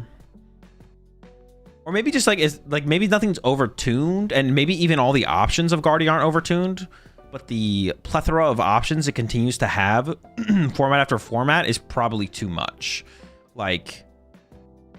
Take away like, I don't know, take away like get rid of the Flutter Mane, bro. Like just get rid of something. Like take something away from it. Like does the Frillish really need to be able to item lock? I don't know. You could probably do with like -1 option.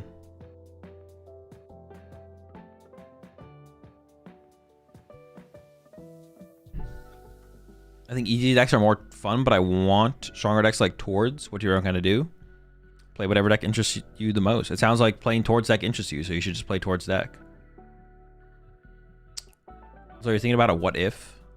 No, because I'm not really like trying to like figure out what to get rid of. I'm just like throwing stuff out there. I'm spitballing. I'm not putting that much thought into it though. Maybe a little bit of thought.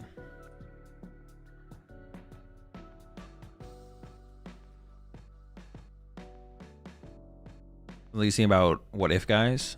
What if D's?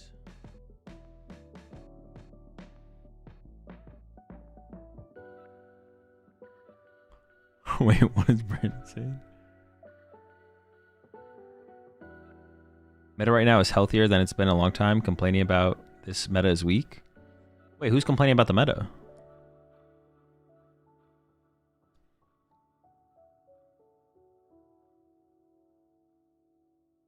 I feel like I haven't really been seeing anyone really complain about the meta. People like have like decks they just don't like playing against, I guess, more so than anything, but it's very possible we rotate in January.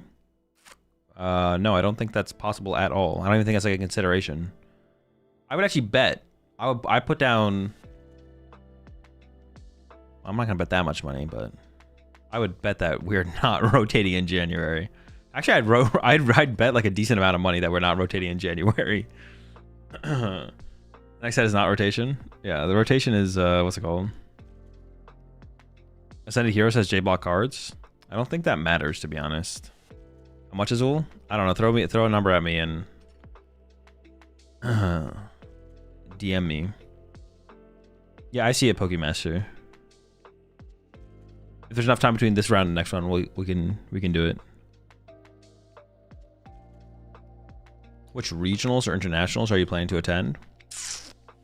I don't have the command in the title, so I can't say that. Command majors will give you all that information. About 40k channel points? I don't even think I have any channel points. Did you see the drawing I did of you and Chip? No, I did not.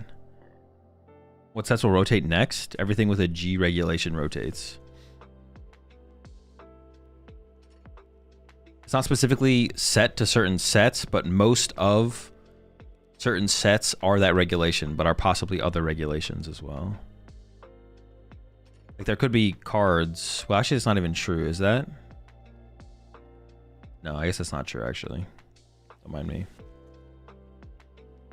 I guess some of the sets have already rotated. Some of the cards in those sets possibly have rotated, right? But yeah, everything with a G regulation. You think Raging Ball will survive without Sada? I mean, it could. It's a good card. But Sada's also a pretty good card. I don't know what you'd use Energy Acceleration, but who knows what they'd print in the future. I mean, you have like the Belly Bolt, right? Like you can Belly Bolt still. Trumpet build could work. How do you get to that LAIC Limitless page? Just put command standings in chat. Wait, did I even add that to my titles? I did. What the heck? And I gotta add command majors back to the title though. That way I can have an excuse.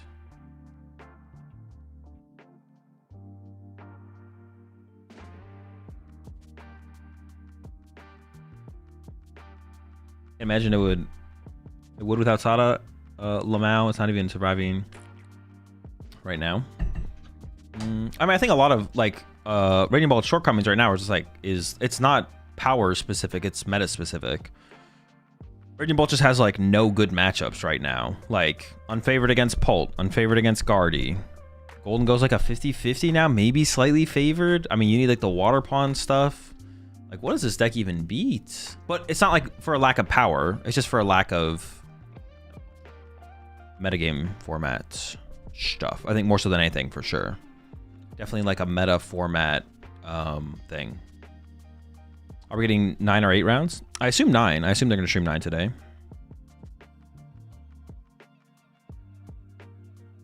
Help, I've queued into multiple games on live and can't play at all. I mean, restart the client. If restarting the client doesn't work, then reinstall the client. Did you see the thing about Gustavo's tech of Mega Guardy getting leaked on the big screen to his opponent during their match? Oh, no. Dude. Oh, but that's it. Open deck lists. Open deck lists. I want to see it all. Let's see it all. Everyone see everything. No, that is kind of unfortunate, though, for sure. Definitely need to... I I don't know. That stuff's tough. Well, were the archetypes also leaked on the big screen as well? Could you also like see your opponent's archetype? What was Gustavo's tech? I mean, it was just like Mega Guardy. It was the fact that he played Mega Guardy. Okay, they showed Mega Guardy on the stage. I mean, they shouldn't do that. Yo, they got the baby Blood Moon out here? And hold on. It's actually into what should be a favorable matchup, right? Like, Radiant Ball should be favored for baby Blood Moon. They showed Jellicent for a Bon. Oh, I mean, that's still a leak as well, though, right? Like, I mean, it's not like it's, like, worse for one player or another. I mean, the fact that it's even being on the stage before the players start the match is kind of silly, though, I feel like. Oh, unless they did it after they started. And then he all of a sudden had the information to work with. Maybe they did wait until they started, I guess. You gotta look at the screenshot of him noticing. Oh, is there a... Yeah, let me see.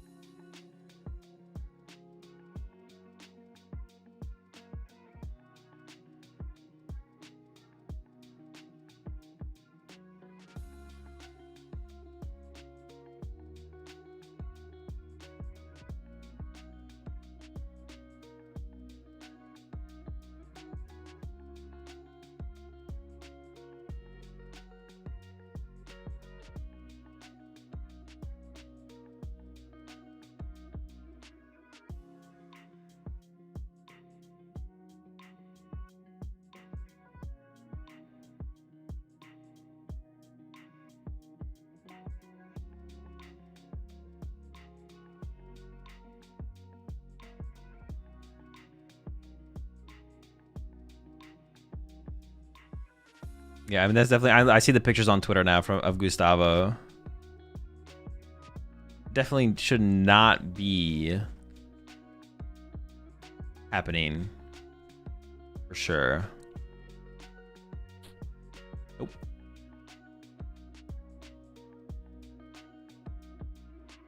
Just 7 months there, Jay Belanti.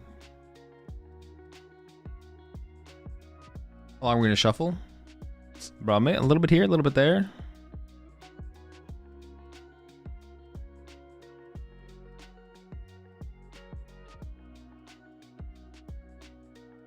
They're just warming up the cards. Wait, what the fuck? Why is he starting 1-0? Dude, if that's real, I'm gonna go take a nap.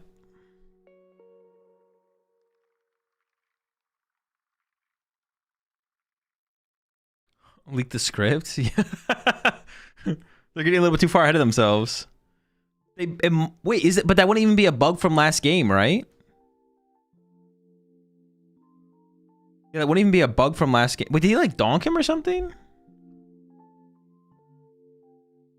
we like miss a donk? There's no way. There's no way. Well, like the last match, unless I'm trolling. The last match, Hunter didn't win a game, so there shouldn't be a 1 on Hunter's side. Maybe they just misclicked it though. Timer's at 50 minutes. Yeah, so I guess that's not. So nothing crazy in the prize cards doesn't look like. There's a lot of 1-ofs in the Ursaluna deck. So like the 1 of E-Switch, 1 of Vengeful Punch being prized and anything crazy. He won last round so hard, he got a head start in this one.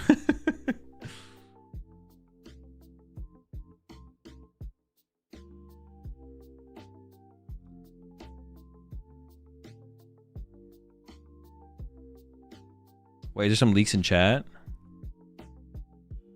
Victor had a sleeve issue, so got a game loss. Oh my gosh. All right, hopefully it's...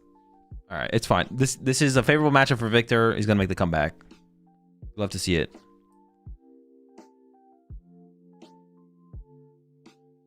Deck check issue. Big L, big L. All right, fan rotom found. Owls are on the way. We'll see if the Ditto gets involved or not here. But I mean, the question is that we don't have info on yet. Is it the Water Pond build? If it's the Water Pond build of Raging Bolts, I mean, you're going to look for a Water Pond line in the early game, probably, especially if you play the Vitality Band. If you don't play the Vitality Band, maybe not. Because most of the Pokemon in play do have that 200 or 110 HP, which puts him out of the initial attack range, or the first hit on the active attack range. They probably deck checked because he was going on stream. They don't always do that, though. But, I mean, maybe, yeah, maybe that did happen this time. Yeah, they don't always... Well, maybe they do now. I don't know. I don't play this game anymore. They maybe do deck check before you go on stream. I retreat into the Ditto and turn that Ditto into... It's gonna be... I assume some... Oh, no, Baby Bolt. Wait, I would assume if it's Baby Bolt, they just have no clue what this matchup is, because Baby Bolt's got to be terrible in this matchup, right? Like, what is this guy gonna do, right?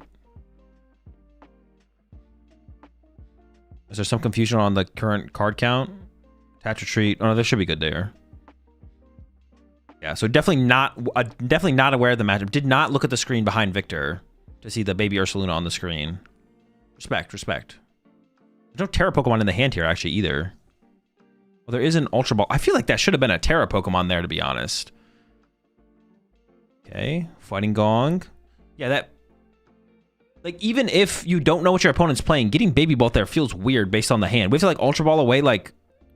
We have to, like, play Ultra Ball to get a Terra Pokemon next turn, which feels really bad. Yeah, I think that's a misplay, even not knowing what Victor is playing. I think it's a misplay. Victor no shouldn't have told him about the Ditto. Yeah, honestly, you should have got the judge. It should have evened the odds. Judge game loss for judge game loss. Ditto back to the deck. Okay, now I get my judge game loss. Let's go to game 3. All right, Soul Rock getting charged up here with the energy off the Fighting Gong, and then has Lily. Wait a second. What did we top deck?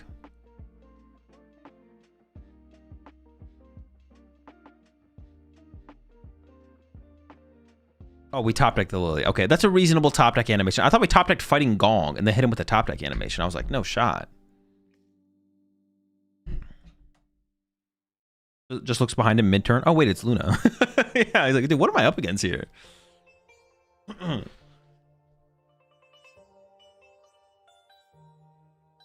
I was already down one game. Was it Judge sleeve issue, deck check, match loss, or game loss, excuse me. Honestly though, got plenty of time for Victor to make the comeback for 2-0. We got that going for us.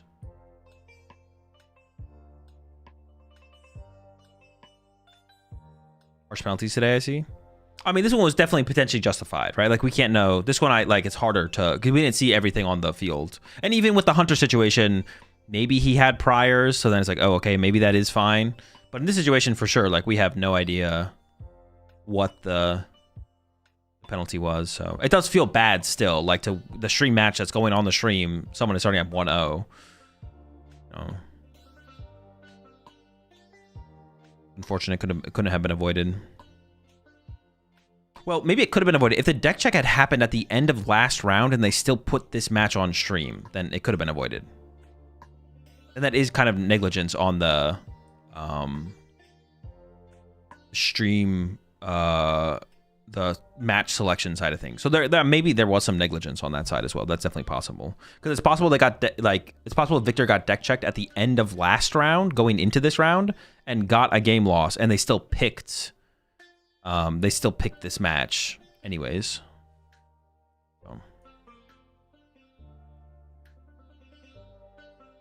So I've only played Unga Bunga decks like Roaring Mooney X, Radiant Bolt, Golden Go, and Sarah Ledge, and I feel average.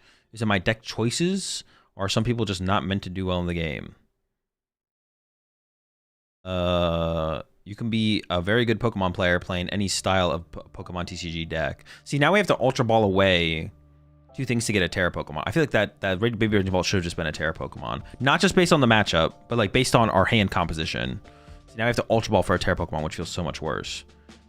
I genuinely believe, with enough time and effort, anyone can basically become a top-tier PokemonTCG player. And that's not like to speak towards the PokemonTCG specifically, but basically any strategy game of like similar caliber. Like, anyone can basically become a top-tier PokemonTCG player. Just depends if you want it bad enough. It's a combination of time and effort. So it's just kind of on you.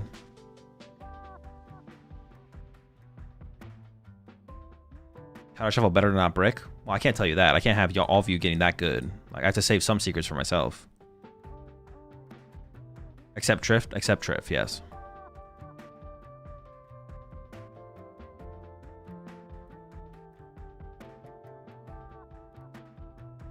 Like, what was wrong with the sleeves? We don't know. We are going to the SADA here from Contes. And ideally is looking for a way to move the baby bolts. Ideally is looking for a way to move the baby ball and just probably attack with raging bolts here. You just want to draw prize cards aggressively. And we did draw into Area 0. And an Ultra Ball. Oh, I guess we had second Noctowl in hand anyway, so we would have been able to find it. We probably don't want to play this Ultra Ball though, so we're probably looking for a Nest Ball here.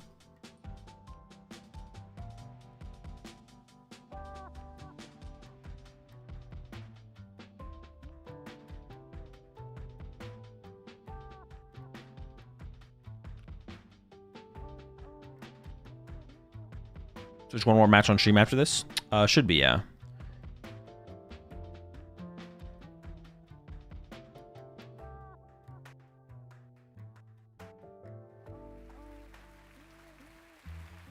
There's only 8 rounds in. There's 8 rounds phase 1. And I believe, actually I can just look it up. 8 rounds phase 1, 6 rounds phase 2. But they're gonna probably play 1 phase 2 round today. Almost 100%. I would bet on it. All right. Latias gets involved. We're back, and now we're into the Raging Bolt. So we're going to get our KO here on this Monkey Dory. But, I mean, this is, like, definitely fine for Victor. As far as the potential of the prize exchange goes, you're still ahead. Here comes the knockout. Probably just discarding the 2 energy off the bench. Looks like he's going to give up 1 off the active here. Yeah, so despite the little bit of an awkward turn there, forcing double Noctowl to get the active to the bench. Still got a pretty clean KO. And now we go over to Victor. See if Victor can not take a KO. I don't think you're taking a KO this turn as Victor. I think you're probably just punching with Soul Rock, maybe building up a Dark Energy on the Monkey Dory. Could just play Lily's Determination to see a bunch of cards. Immediately committing to a Night Stretcher here, so I assume that's just going to be the combo with Lunatone. I think we could just commit to a Lily here, though. I don't love this choice from Victor. I wouldn't have hated to see... Okay, I mean, it kind of worked out there, though. We have a Dark Energy we can put on the Monkey Dory now. Oh, I guess... I think maybe, actually, Victor could KO the active here. With, like, a Secret Box combo. But that feels like such a big resource investment. He's going to go in with the Arven. I think with the Secret Box combo here, we could KO the active here. But that feels like so much that I wouldn't hate to just see, like, a Lily and chill. And then build up for the bigger play. Like, get a Soul Rock attack off. Chill. And then build up for the bigger plays on the following turns. But if we get aggressive this turn, that means you can have a more chill next turn, stuff like that. Energize would be good. Yeah, like Turbo Energizing this turn would be actually pretty good. Just the 2 Monkey Dories to set up the Monkey Dories, get ready to go, and then next turn, get more aggressive. I guess, like, to find the Turbo Energize this turn, though, you'd probably have to involve the Secret Box and the Arven, so... We'll see. I guess you could still do that this turn. We actually don't have to, like, full commit to, like, a huge play. We could just Turbo Energize. That'd be fine.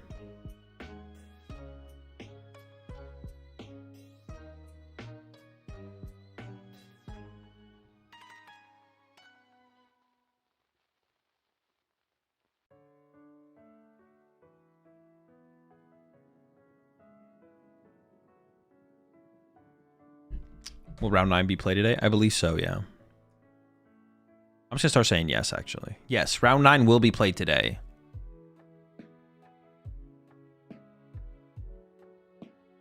I mean, we're committed to the Secret Box, obviously, at this point. The question is just what play are we doing this turn?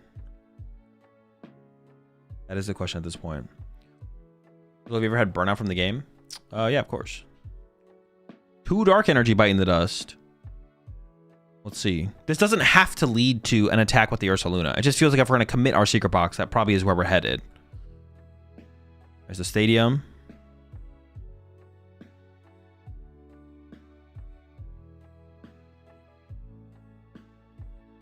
Crispin. They don't have to play 9 rounds since finals is Sunday. Yeah, but they probably still just want to get as much done on this day as possible. As like as much as is within reason, which like 9 rounds would be, right? But that's a good point though. They are not playing finals tomorrow, but maybe they could stream 2 top 4 rounds instead. So Actually, don't they do that anyways at ICs? They maybe do. Which is a good reason to play the 9th round today. Okay, well, we grabbed Crispin there. I honestly just don't want to do the math. I'm just going to wait and see if we actually get the attack off here or not. I feel like we're not going to get there, but...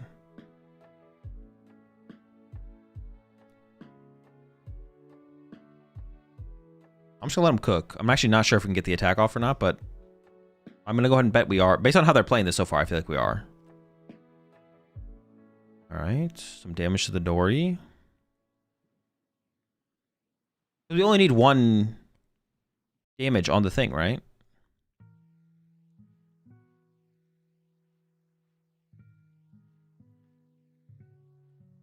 Or am I trolling? How much does it do again?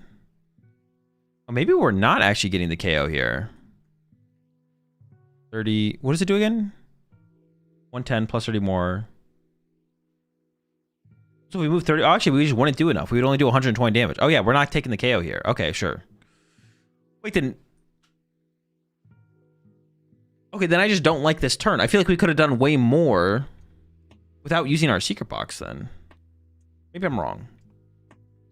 I don't know. I feel like there's a better way to play this turn then, to be honest. I feel like there's a better way. I feel like just like playing Lily. Like maybe playing 1 or 2 cards at hand, then playing Lily.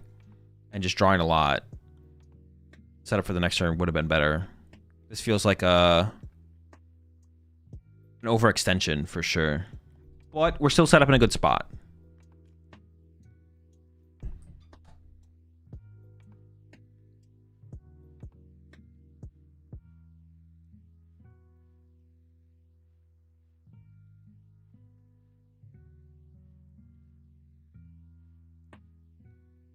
All right. So the turns on the Raging Bolt side are just going to be kind of boring because they're going to be able to easily take the knockout basically every single turn. There's not going to be too much to like think about here. I mean, you need to constantly build up your attackers turn after turn. We got the fighting energy for turn. Not being able to bump the stadium feels pretty bad though. You definitely would like to bump the stadium, but oh, they also take 20 as well. Oh wait, does the teal mask also take 20? That is how that works, right? It was from hand. Wait, the squad is going down. Has Prime Catcher, but KO active. Honestly, KO in the Monkey Dory is not even that good. Yeah, sure. KO the active is fine. Yeah, things are looking good here for Baby Urs. Leaving all that energy on the active there, I don't like for sure. You know the active is going down this turn. Although I actually... Have they even seen what deck they're up against yet? I don't even know if they have. Are they aware? Doesn't he know the active is dead? Yeah, that's what I'm saying. Maybe leaving 1 energy on the active isn't terrible, but leaving both seems pretty bad.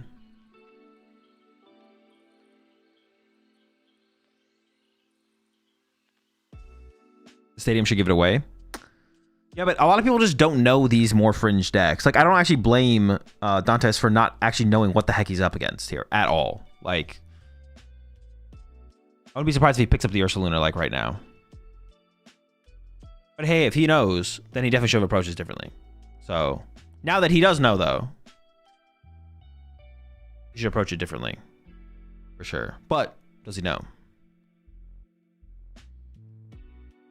Okay, well, they didn't have to read Ursa, so... Well, yeah. Good point. Have we had 2 bolts on stream and no Zoros? The bolts are thriving right now. Who knows where the Zoros are at? Probably getting cooked somewhere.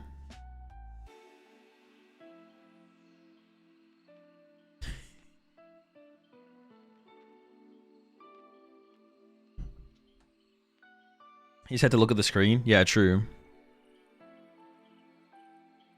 He asked if he can get up to walk over closer to the screen to read what's on it. He's like, yo, hold up. Can I go like read the screen real fast?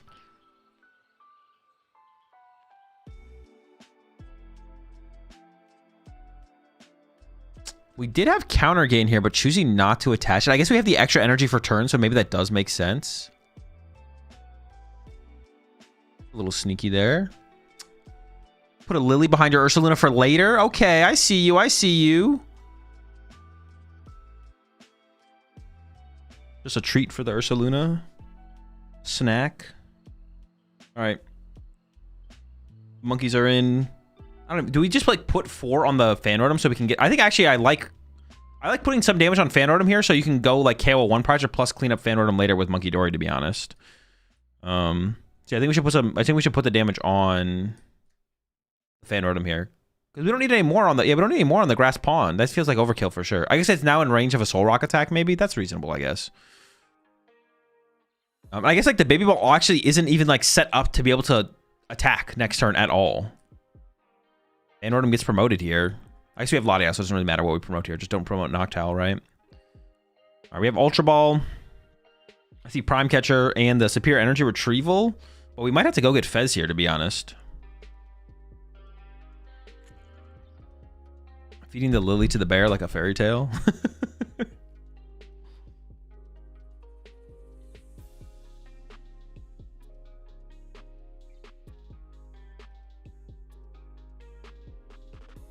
Surely Victor's Monkey Dory needs 20 on it too.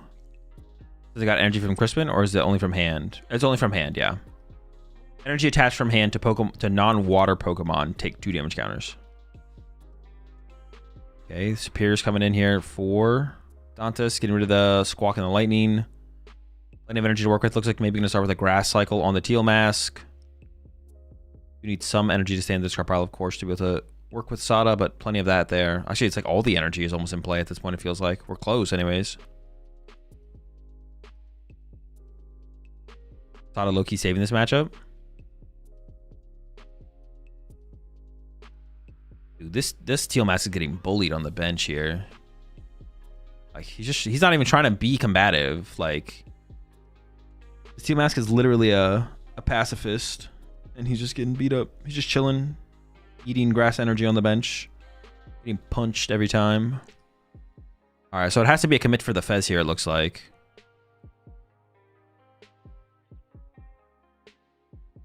Get rid of the Noctowl and an Ultra Ball. Yeah, and the Fez is the only thing I can think of that you'd actually be able to do anything here. And there's the Fez lineup. But we are bench locked now. So to even have like a powerful turn, I mean, we could find Sada. Oh, we have Sada in. Oh, we have E-Switch in hand. So we could go Sada E-Switch, Baby Bolt, Knockout. That would be. Actually, that doesn't even KO the active.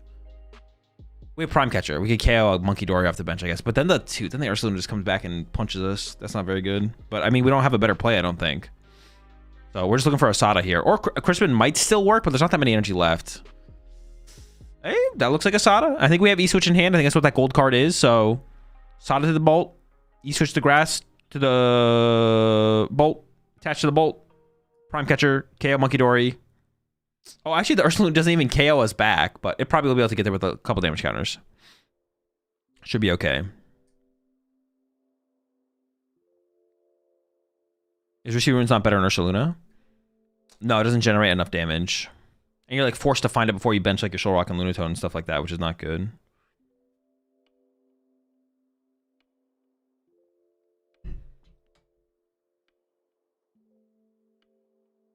Oh no, it does take 20 from the stadium. Oh yeah, it does. We do have the return KO set up actually. Never mind. They're getting cooked. Was it just a pass? We have Prime Catcher E-Switch. Maybe that's not an E-Switch? Just going to give another turn over to Victor for free, though. That does not sound very good. Victor's going to get super far ahead now. And Victor can maybe just chill with this hand. Put the Vengeful Punch on the active. Start with a Fighting Gong here. Maybe cycle another Fighting out. Draw some more cards with the Lunatone to begin with. And the Vengeful Punch is actually super good here for Victor. So many prize cards already set up on the other side of the field to take out here. Things are looking really good. Honestly, if Victor can find a boss KO the Baby Bolt might be the play here. That or... I guess we're not KOing Fez, but... we can maybe work it, depending on what we draw. We'll see.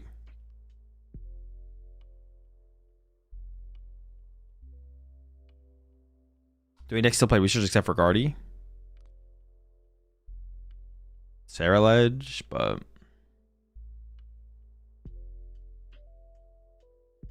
that's weak to fighting. Yeah, but it has 210 HP, which puts it just out of range of an Ursaluna attack, unless there's an energy attachment for turn. But it looks like there might be energy attachments for turn, so it might not. It might just happen. Actually, it looks like we're going the Arvid round instead. We could just set up the other baby Ursaluna this turn, to be honest, just in case there is a Judge or Iono on the other side. This will like fully play around that, to be honest. Any potential of Judge or Iono is basically completely nullified by just setting up the next Ursaluna there. Wait, what is that? What is that card in the front? Is that a... was that just an Ursaluna? Am I trolling? I can't tell. Yo, appreciate the 5 gifted there, Shadow. Welcome all to the pack. I always appreciate the support, Shadow. Thank you so much. Welcome all to the Rat Pack.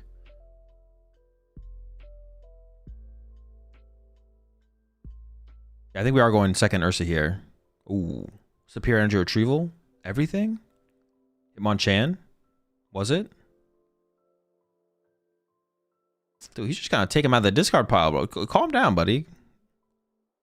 Gotta work for those. We could probably give up the counter gain here, to be honest, because we're about to go up in the prize exchange. I don't know if we're gonna ever find... Well, we might be able to find time in the late game to use it, but it could... Discarding it here seems fine. Yeah. Sheesh. This would have been another reason that building up damage on the Fan Order would have been pretty cool, because then we could have KO'd the Fan Order this turn and forced something else off the bench. But it does kind of work. It still kind of works here, actually, because we can literally just continue to load up damage onto... We can put 6 on the Teal Mask on the bench here, which I think is what we're going to see here. Just 6 to the Teal Mask, and it's only 3 damage away from getting KO'd. Yep, all 6, and then knock out the Fan Rotom, go down to 3 prize cards remaining, and then KO Teal Mask plus KO Ogerpaw, or KO Teal Mask plus whatever's in the active on the next turn will be game. In fact, Dante should have like promoted the Teal Mask here to potentially attack with it. Like, Teal Mask should be what we attack with here. Because, actually, maybe it's not 100% true. Maybe we lose if we do that anyway. I mean, honestly, the situation is just so bad. I don't even know if there's an out. I think we might be screwed, folks. You can't attach a Teal Mask? Yeah. Oh, true. Yeah, let's attack with Teal Mask. Let's just get it over with, bro. Let's just get it over with. Send the Teal Mask up. Attempt to attack with it. Oh, I forgot about that. Oh, let's go to game 2. Just play it off as like that you forgot about, you know, the stadium. All right, Sada here. Baby Ball can snipe the bench here. Maybe, but it still gets KO'd by the Ursaluna. Yeah. There's jamming in hand. True. There's the jamming. We could have done it. Obviously, got to be the Baby Ball snipe for turn. But is it better? It might be better to snipe a Monkey Dory than KO the Ursaluna, right? KOing the Ursaluna just doesn't even seem that strong.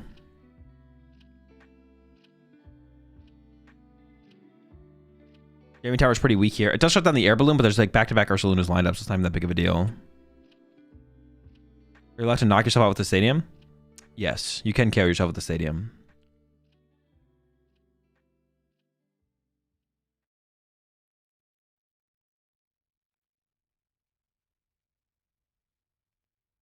KOing Ursa lets Victor Nitro turn Ursa. I mean, is that like that big of a deal, though? I mean, the Monkey Dory, I think, should get KO, but like, why are we scared of like that specifically? Just to have a little more damage in play, or?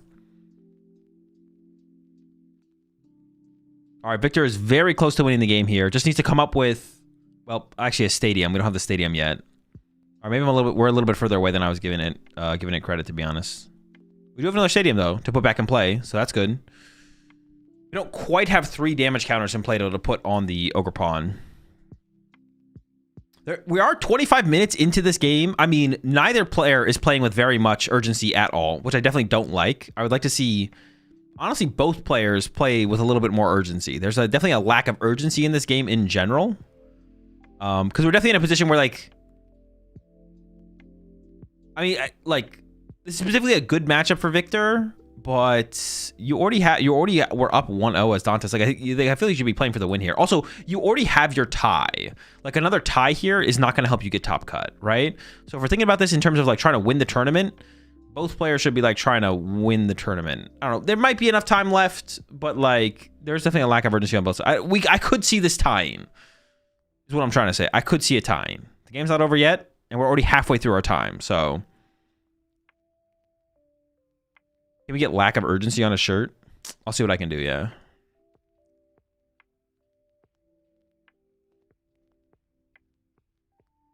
You want them to fly through the games, don't you? Well, no, but like, it's just like, they don't need to like play like super ultra, but like, there's like no, I don't know, there's like no, like,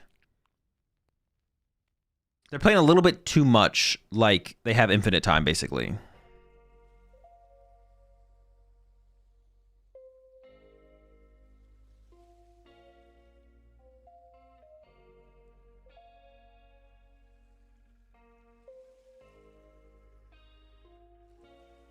Like, there's definitely a... Dante's probably fine with a tie for how horrendous this matchup is without... Well, no, but he's probably not because... Well, I'm always approaching how players approach the game with the idea that we're trying to win the tournament. So I don't care how Dantes wants to finish in the tournament. I'm assuming he wants to win the tournament. And with that in mind, a tie here does nothing for either player. Wait. Tie. No, because if you tie again, you put yourself out of an X2-1 record, basically. So tying here is just bad for both players. Like, tying is just really bad. Irrelevant of it being a bad matchup. The active on the right-hand side is Raging Ball DX. All right, 2 more.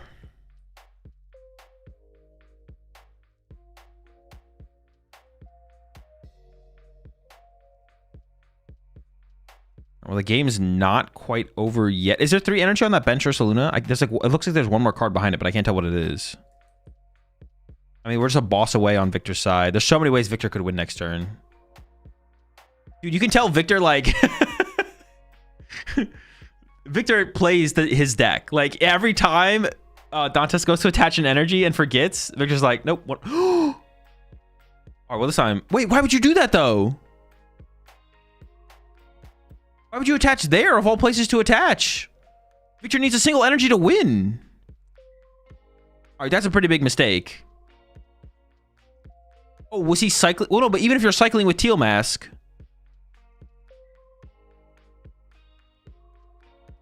That's still a mistake. I mean, y'all are telling me that Victor has boss in hand, but still. What is going on here? I honestly have no clue. Didn't draw the card. Was that him attaching for turn, though? Or was that a Teal Mask? A Teal Dance? You should attach a monkey? Yeah.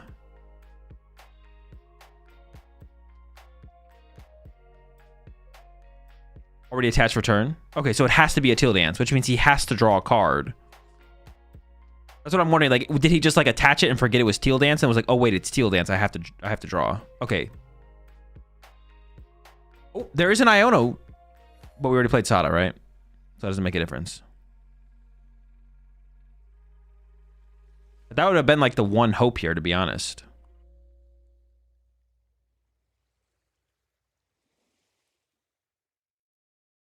Did not Sada? Oh, we didn't Sada? Okay, I mean, he got the card. Okay, this is fine then. Using the Ogerpon there is correct. If there's an Iono in the deck, then using the Ogerpon is correct. I mean, you still lose to a single energy, but this is like your best chance of winning for sure. And there's an Arvin in hand, so the game's over. But we did the most we could. Oh, we got the stadium as well. I guess it was guaranteed actually there, right? Hold up. Now, Dantes does need to take 2 more KOs, but possible. He didn't draw yet from Fez either, though. Oh, then it's definitely a misplay if he didn't draw from Fez. Then it's a big mistake. Because we could have avoided that damage on... Because now we still lose to Stadium Energy. Well, actually, that's not true, actually. If the Stadium gets played, because we found Area 0 in a basic, we can bump the Ogerpon off the bench. Now, I still think Victor is going to win this game, but there's a possibility here. Pushes up the Lunatone and then draw for turn here. Well, that should be game then. Nest Ball gets the Ursaluna. Night Stretcher for the energy. Ursaluna KO. And we're going to game 3. Tied up 1-1.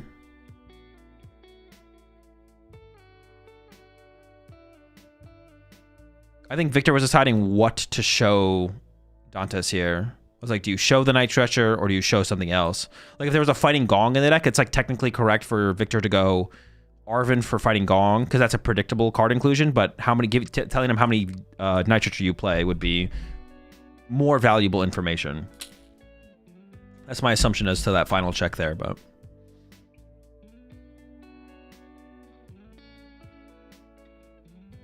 Have we lifted the mattress on Baby Blood Moon? No, what the heck? The deck is definitely still cheeks. But hey, it doesn't mean we can't root for it. I'm hoping Victor wins LAIC. Like, I'm not even memeing. Like, it's not even a meme.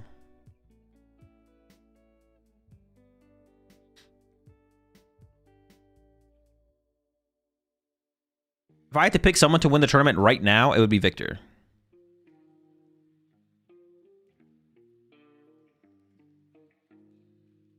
Played that game pretty well, playing a cool deck. Dude, they're just like, what's it called? Scrubbing through a recording, bro. This is all scripted. I've seen enough. None of this is real.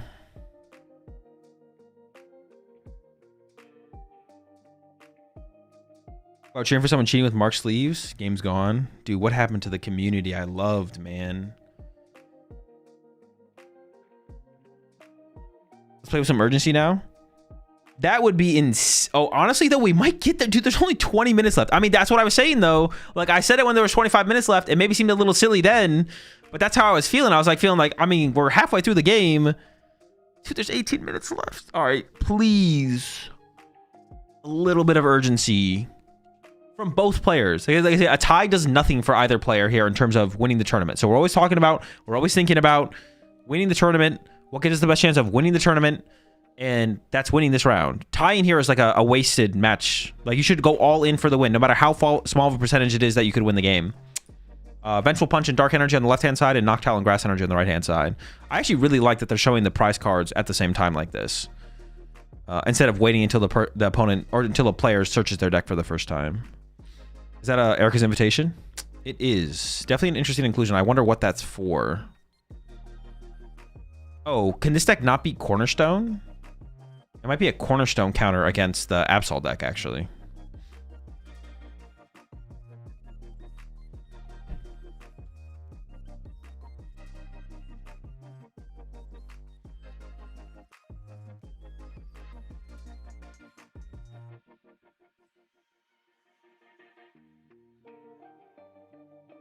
It is for Cornerstone? Makes sense. Wait, what did I add as my Cornerstone answer? I remember adding a tech in a Cornerstone. It was like one of the Koraidons, I think. I remember when I played the deck, I added something. I think it was one of the Koraidon EXs, yeah. Was it not 210 damage on the Ogre Pawn there during his last turn? No, it's 200 exactly.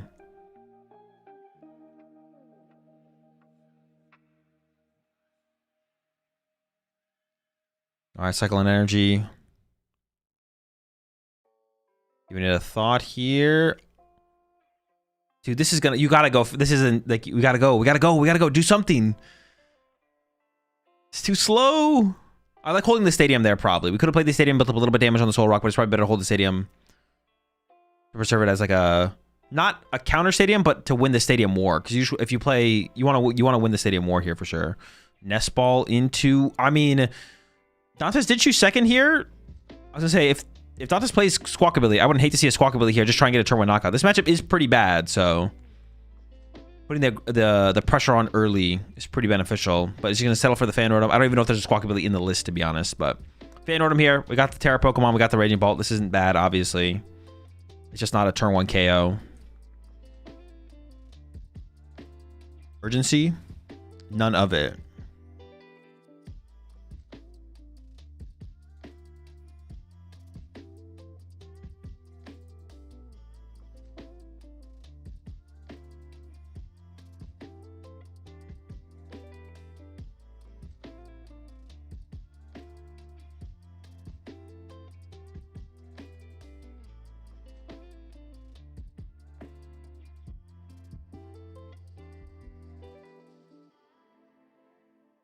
Okay, Monkey Door to the bench. Air Balloon to the active. We do see Victor is playing. Oh no, is Victor's hand dead? I thought there was a Lily. Oh no, there is a Lily. I say Victor is playing a little bit faster. Yeah, just play the Lily. We don't even have to put a stadium in play here. Like, I wouldn't put stadium in play here. Just thinking about the Fighting Gong. Okay. Have we used Solrock Luna? Have we used Lunatone's Lunar Cycle? Dude, how am I just like... We must not have. I guess I wouldn't Lunar... We want to build on the hand, though. Lunar Cycling here is just bad. We want to, like, play Lily, draw into a Fighting Energy, Lunar Cycle, build the hand for... Because it's a big combo deck. Like, drawing, like, part of our combo now, and then trying to put it together later, like, it's just going to make it that much harder. We're, like, splitting our resource or our draw potential in a combo deck. Yeah, so I think it's just a misplay here from Victor. Just play the Lily. Yeah, see, now we just drew 3 cards that are not in our next hand. Although we do have the Ursaluna in the hand, actually. Honestly, okay, the draw actually ended up being okay. Wait, we're not gonna do it though? I think we should just slap our Ursaluna in play here and then punch the active. Boss on the Hoot? But our hand doesn't even have... No, now we're going to draw a prize card and only get... This is the bad play. This is a bad play.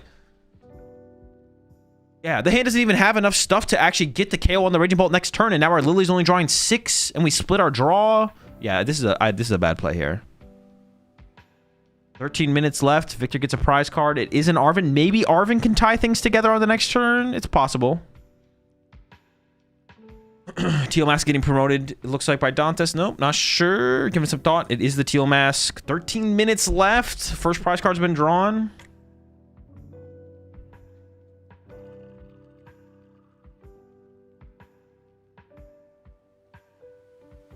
Starting with the Teal Dance.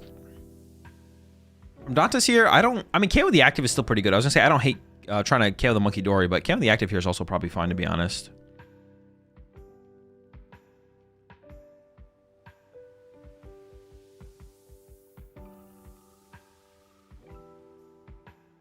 How many more matches to play? There should be one more match after this round, I would assume.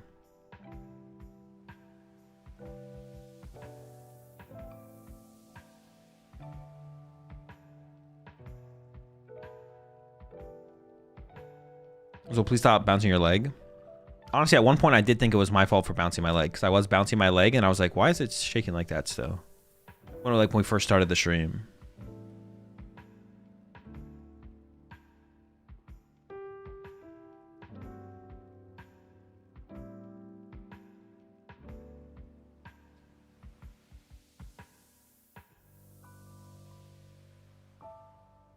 All right, nest ball for the Fez.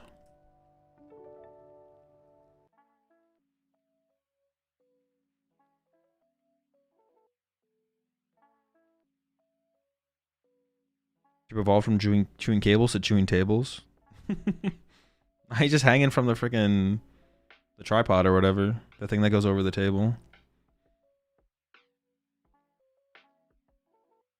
Swinging on it. Why is there so much Raging Bolt? I mean, there's not. We've just seen it twice on stream.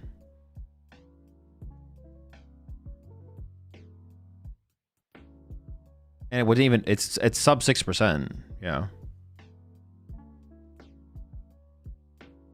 Can't wait for your H2L feature.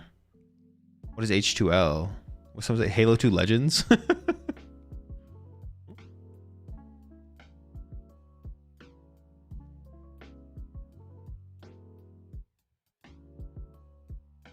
Sims is always just coming in here and saying some bullshit.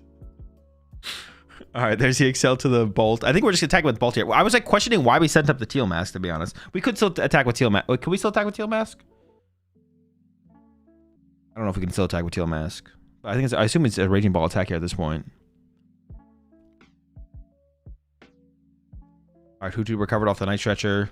I mean, I do think Victor played the last turn really poorly. So I don't even know if we're going to be able to get a response KO on this next turn. We'll have to wait and see.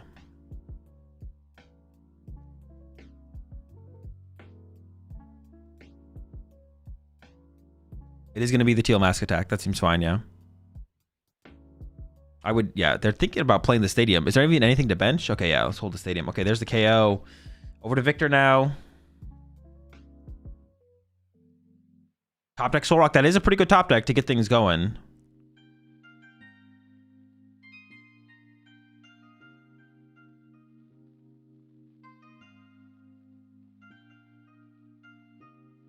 I think the KO is available here for Victor. I think Victor has the KO with Arven here. But it will leave the rest of the hand with very few resources remaining. So we'll have to like dig deep on the next turn for a potential KO. Probably won't get a full KO on the next turn.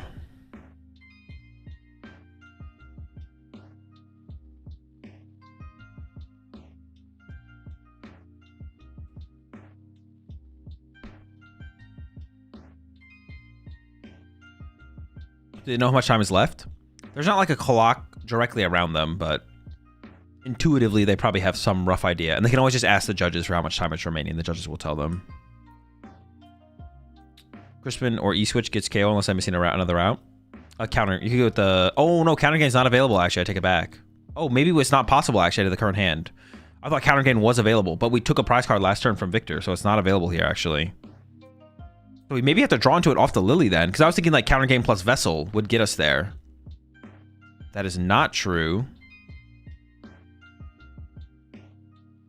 So it needs to be like Dark Energy E-Switch. Man, and now we're just like seeing how this turn is playing out. We're seeing how bad how bad last turn was from Victor. Like last turn was such a bad sequence from Victor. Like, yeah, this is bad. The chance that we get the KO here is basically 0. And now we just have an Ursaluna hanging out on our bench that could just be KO'd out next turn, and we lose a ton of resources because of that. All right, we still have... We can punch the active with Soul Rock this turn still. Like, that's something. But then we have no Dark Energy built up on our Monkey Dory yet. It's like, this might be like a sacrifice something while we build up energy on Monkey Dory line. We do have the Lunar Cycle. We're putting Fez in play. That's a 2-prizer. Honestly, things are starting to not look that bad for Dantes. We've got a Monkey Dory. We still can draw with the Lunar Cycle.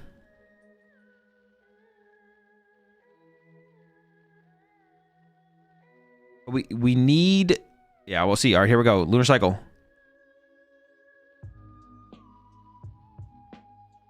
Wait, did we already Lunar Cycle? We did not, right? No, we did. We did.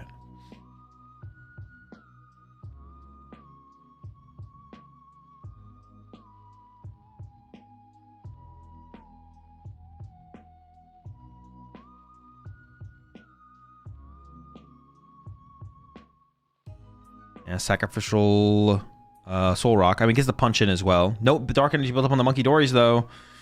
I mean, Gust KO Lunatone or Soul Rock Lunatone. Ursaluna seems like not a half bad play here from Dantes if we can find it. We do have a Hoodoo on the bench, so the potential of the Noctowl is there. 2-1-1. We're still losing the prize trade here as Dantes. Dude, there's 7 minutes left. But there could be a line here from Dantes where you attack with back-to-back 1-prizers, and Victor just can't Gust around it. That could be a line here from Dantes, to be honest. That could lead to a victory for sure. 1-prizer, 1-prizer, 2-prizer, 2-prizer. We have to like start forcing the 1-prizers like right now from Dantes.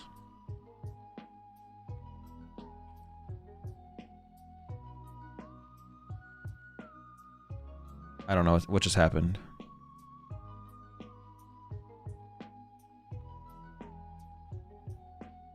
Oh, went to draw with Fez. Okay, but can't because there was no KO taken. Shout out to judges for catching it. Didn't see a card, I don't think. Okay, we are loading up the Slitherwing. I like to see this for sure. Then the Crispin, we could get there. We could attack with Slitherwing this turn, and then try and attack with like another Slitherwing or a Baby Ball on the following turn. DPL. Yeah, honestly, DPL. DQ. Ban. And with all of them. Everything. Cooked. I don't see another fighting energy in the deck there. No. I mean, you could attack with Raging Bolt this turn and then try and go with Slitherwing into 1-prizer next turn. That could be the play. Raging Bolt this turn. Double 1-prizer after that. But then you risk just losing to boss at some point. Or a Gust Effect. I guess it could be Counter Catcher as well, probably.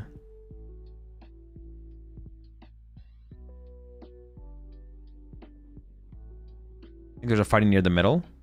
I didn't see one. Maybe there was. This is definitely a mistake here from Dantes if there was. Steel Dance Cycle.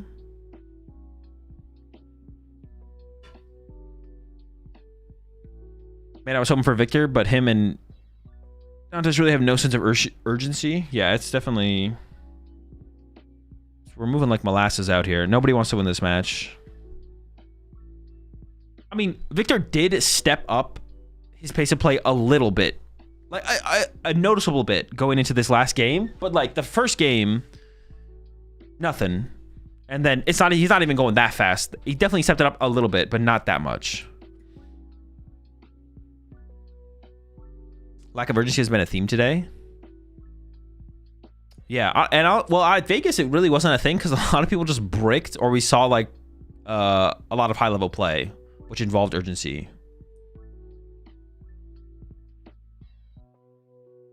All right, we have the E-Switch here, actually. So we could E-Switch off of the Raging Bolt to the Slitherwing. So maybe Dantes can actually set up the back-to-back 1-prize attackers here.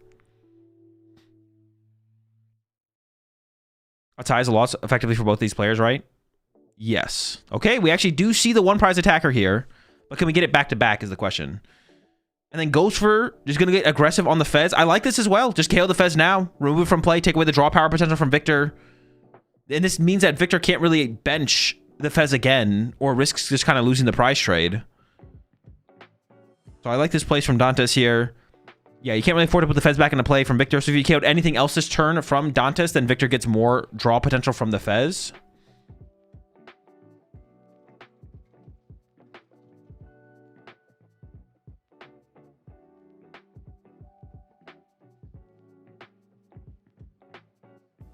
Someone get warned for slow play?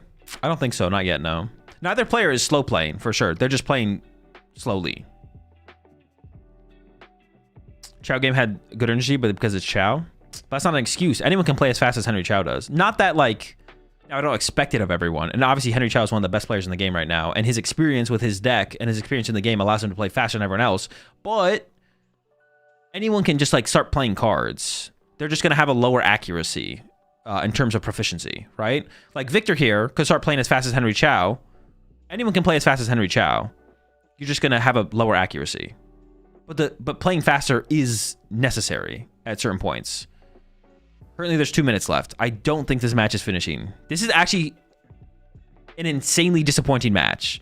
Like, we entered the match at a game loss situation for Dantes. Neither player playing very quickly with any urgency at all, even in game one, when there should have been some with how long the game was dragging on.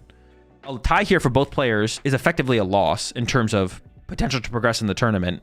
And Victor here, who has the favorable matchup, another way you want to think about it as well is like, you have good matchups and bad matchups. But if you don't maximize all of your opportunities, then that's where your tournament run starts to fall apart. Like, Victor is presented with a good matchup, isn't getting the most out of it, and now you have no excuse for when you get paired into a bad matchup and you lose. You weren't able to make up the most of your good matchups. This is almost for sure going to end up in a tie here with only a minute and 45. This is like a super disappointing round, to be honest. Very, very disappointing round. Time management seems to be a real topic looking at the future matches.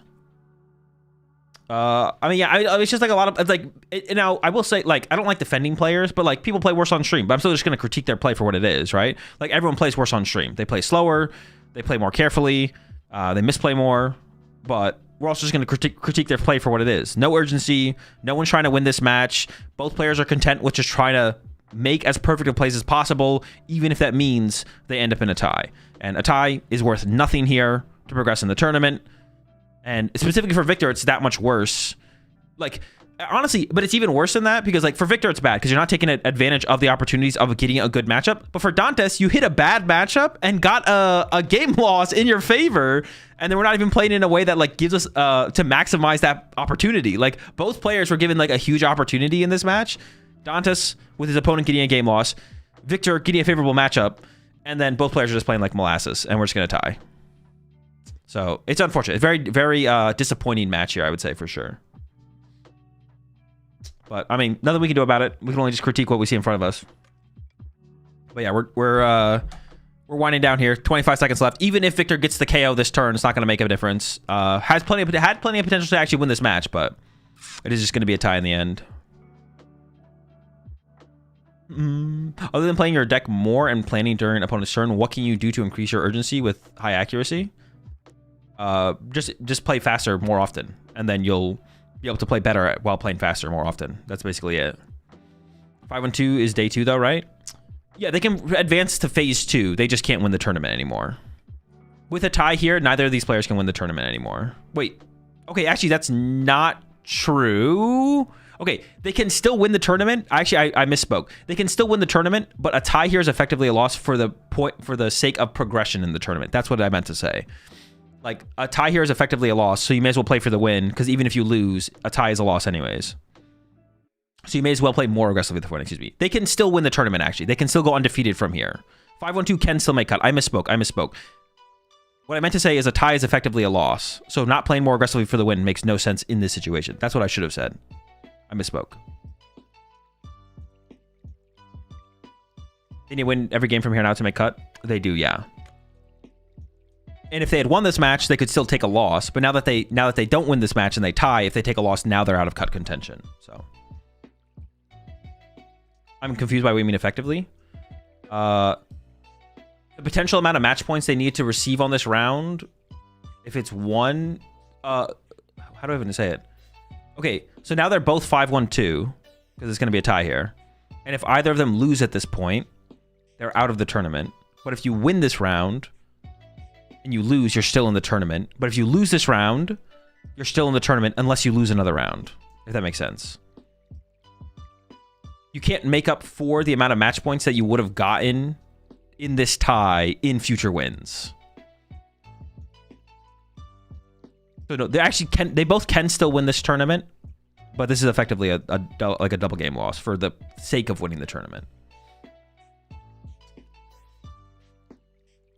These aren't winning the tournament no matter the outcome of the game. I mean, that's not 100% true. You don't ever want to write a player off just because they play sloppy on the stream one time. Like, even though I don't like giving the benefit of the doubt to players, like, these players might play just way better off stream, right? Playing on stream, everyone plays worse on stream, right? So they might play way better off stream. It's definitely possible. But we're always like critiquing gameplay and stuff based on the idea of trying to win the tournament, of course. All right, we tie. Unless one of the players can see it to the other one, but I doubt it.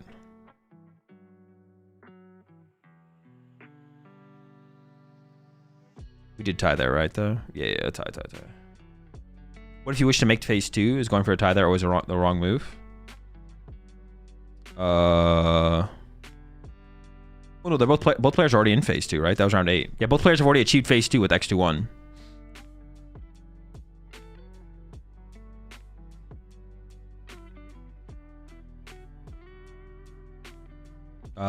Yeah. Both players are already in phase 2 entering this match. They're already in phase 2.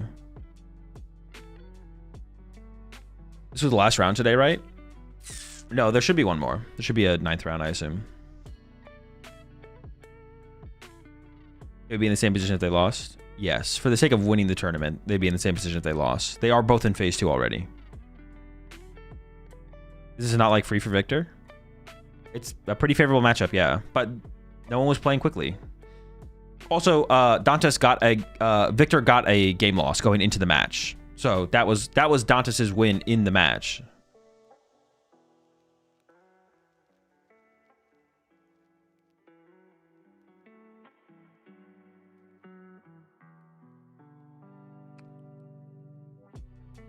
You got as your best deck builder at the moment?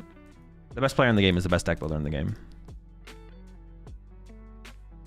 I would say play like crap on stream. I would play like crap on stream. I'm very introverted.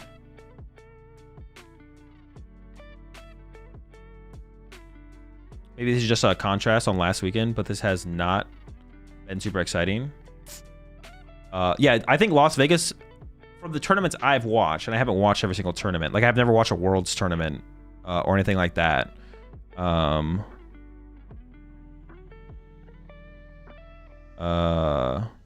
think Las Vegas was the highest level of competition I've ever watched, like from stream matches alone.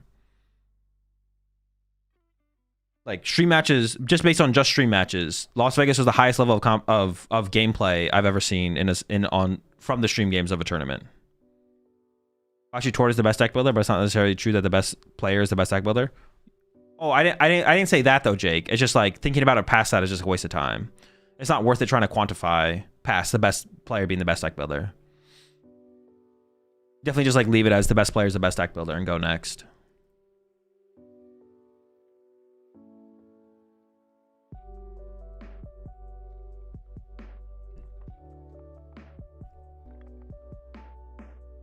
All right, let's take a look at standings before we hopefully get into a last round. I guess I don't know for sure that we have another round.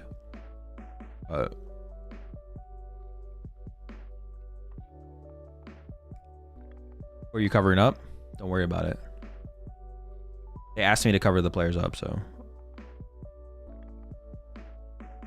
We have 180, Gabriel, Henry Chow is 701, Vinny also 701. I assume Vinny is probably playing Zorak and Gabriel's. We know Gabriel's playing Charizard. Vinny is probably playing. Were Zoroark. He's been playing a ton of Zoroark lately, I know. But maybe he switched to the Charizard. You think Gabriel's in talk for best player ever? I mean, no. Is this tourney in the Plasma Flames format? No. It is not. It becomes legal next week. Bastion also 701. Fernando Cifuentes up here 701. Mega Absol Crustle?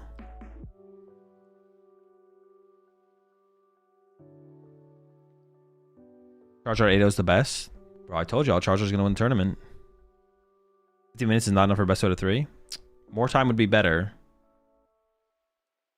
Best out of 3 is not perfect.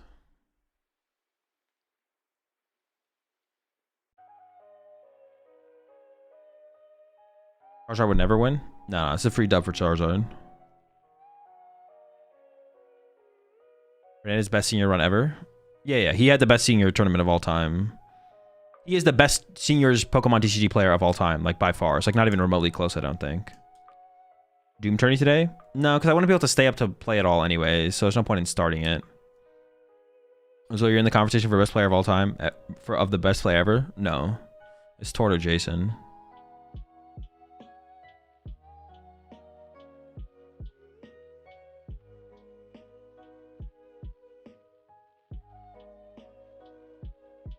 You forgot about me when I was a senior? No, I didn't. I'm aware of everything.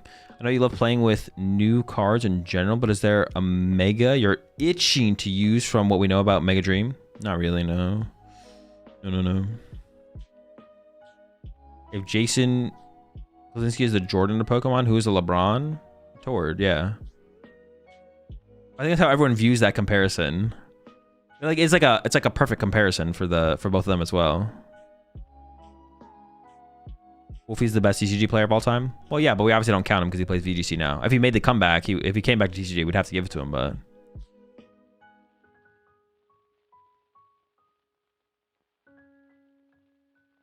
How do you feel about Janine in the Sharpedo EX deck? It's just bad. We already have Toxtricity. You don't need more energy acceleration than that. That's like already more than enough. And it's like just a better card. If there is no round 9, could we do my tier list? Yes. There's no round 9 we could do your tier list. At least, you know what, honestly, at least a lot of the matches have gone to time, which is nice, so that we just go to the next round pretty quickly. Josh did lose the last round. Zing is up here at 7-1. Brent Tonneson, 701.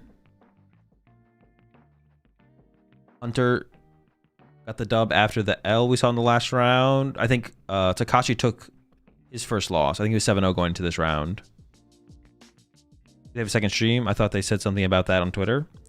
There is a feature match stream scheduled for day 1, but it didn't happen. It has not gone live. So I don't think it's happening at this point because there's only 1 round left. But hopefully for day 2 it happens. Oh, Daichi's made his way up here. 602. Same thing with Akira.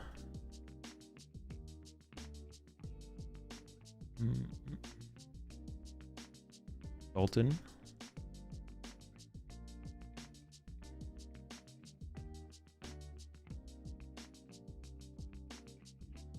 Who's the highest French player?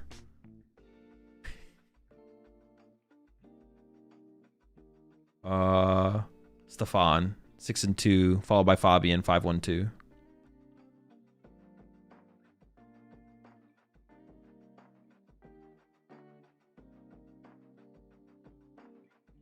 So 5x makes cut.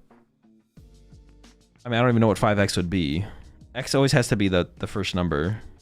Or has to be 511 max. 521 makes phase 2.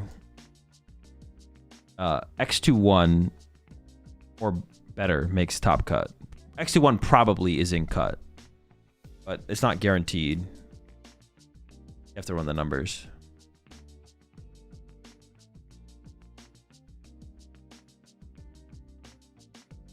Ooh, Brent Tonneson versus... Actually, we can take a look at the matchup, see what match we'd want, to be honest, as well. We've already seen Gabriel on stream. But honestly, Sebastian versus Gabriel... I don't know what Sebastian's playing, though, I guess. But Brent versus Fernando... We've already seen Henry, so we probably want to see Henry versus Ryota. Miguel versus Vinny. As long as Vinny's not playing the same 60 as Fernandez. Guillermo versus RJ Squires. We've already seen Frank, so we want to see Frank versus Rune. We've already seen Butler. Zing versus Felipe. We already saw Takashi. It's got to be, I mean, I feel like it's got to be Brent versus Fernando, right? As long as it's a good matchup. As long as, if it's a bad matchup, I don't want to see it. But if it's a good matchup, I feel like that's got to be the one.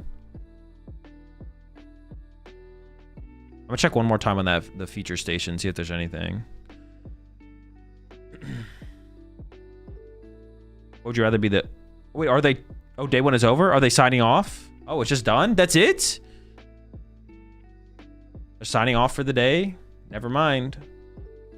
Like, I thought for sure they were gonna show round 9, but I guess not. We'll see it tomorrow then. Dude, hopefully they have the feature station set up. I just want more games. Well, I mean, not right now, but... Does XX make top cut? No.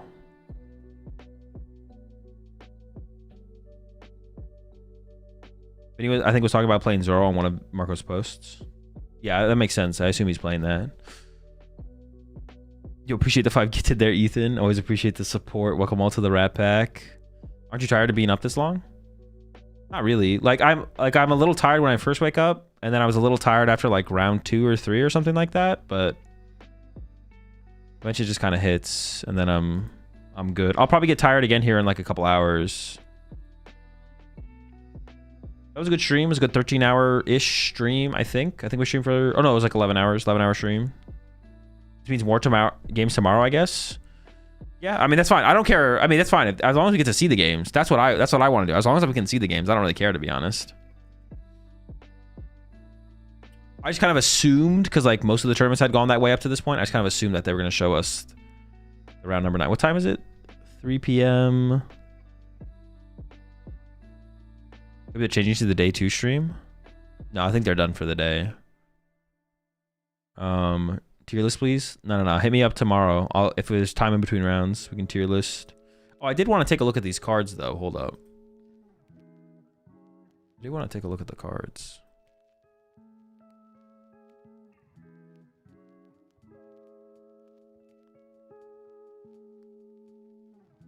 I'll be back again tomorrow for the rest of it. We gotta take a look at these cards, I feel like, real fast before I head off.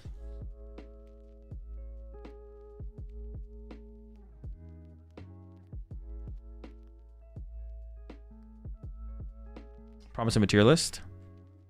Not true. Does it start at the same time tomorrow? Yes, 3:45 a.m. West Coast time.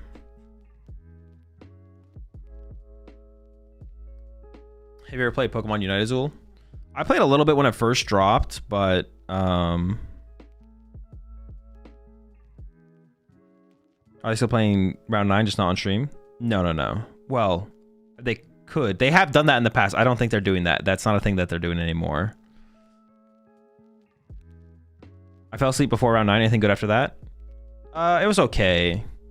Honestly, we were kind of spoiled with Las Vegas in terms of the quality of matches and quality of gameplay we saw, so it's hard to go from Vegas. It would be hard to go from Vegas to like any other tournament, to be honest, but we'll see what happens tomorrow. We were definitely spoiled with Vegas. What time am I going live? I'll be live around like 3:30 a.m. or 3:45 a.m. I'll probably start at around 3:45. 3:30, 3:45. West Coast a.m. If you ever want to see the time of when the stream starts, just go to the Pokemon YouTube channel, the official Pokemon YouTube channel, and then click on the live tab, and then you can see the time the streams start in your time zone. And I'll be starting my stream around that time. Is there no more stream games today? I don't believe so, no.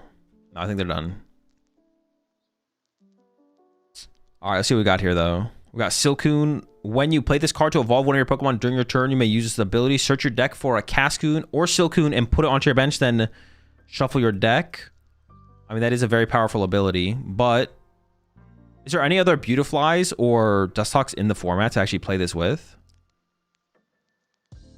Sunspore 40 flip a coin. If heads, your opponent's active is now paralyzed for a grass, and then grass, energy straw. Your opponent reveals their hand. This attack is 80 damage times the number of energy you find there. Can we give them energy somehow? I don't think we can give them energy, right? Does not seem very good.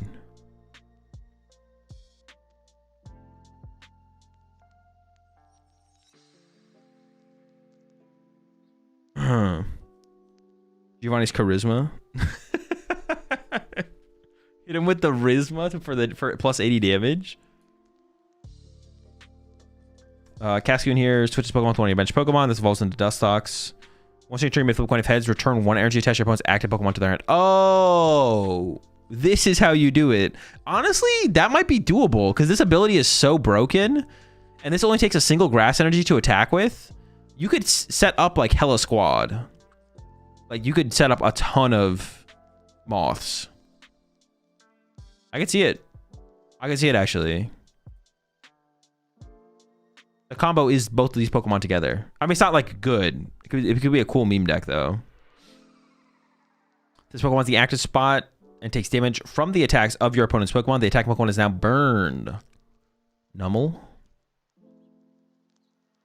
Burn and Grill for a fire, 110. If the opponent's active isn't burned, this attack does nothing. What is he so mad at? All right. Fire Triple Colors, 170. Discard 2 energy from this Pokemon. I guess it's like a one prize attacker you can put in the camera up deck, right? What if we just set up 4 Dustox and Retreat Lock? Well, that's not very fun. Honestly, if you could set up some kind of infinite and kind of make it like Doll Stall, there could be something there. Camera up just mad at the lack of urgency. Bro, urgency, please.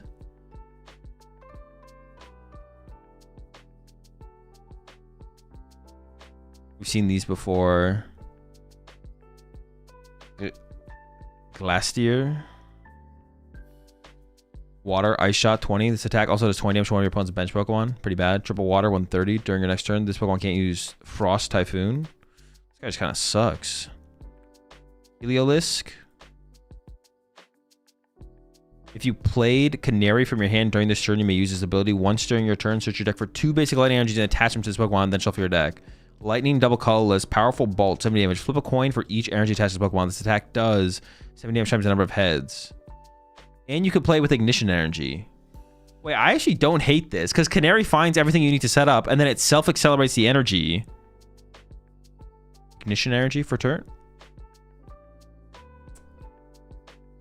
It's probably not good. Heliolisk plus Raging Ball plus Eels. Tapu Koko. First Flight. You may use an attack on your first turn. Discard your hand and draw 5 cards for a single lightning. Not terrible, but getting it into the active would be maybe a problem. But honestly, this is not a terrible card. And then double lightning colorless, 130, discard 200 for this Pokemon. It's interesting. You can Miraidon for it, which is like kind of cool, but then getting it from the bench to the active on the first turn going first would be like the question mark. How do you do that? Egg?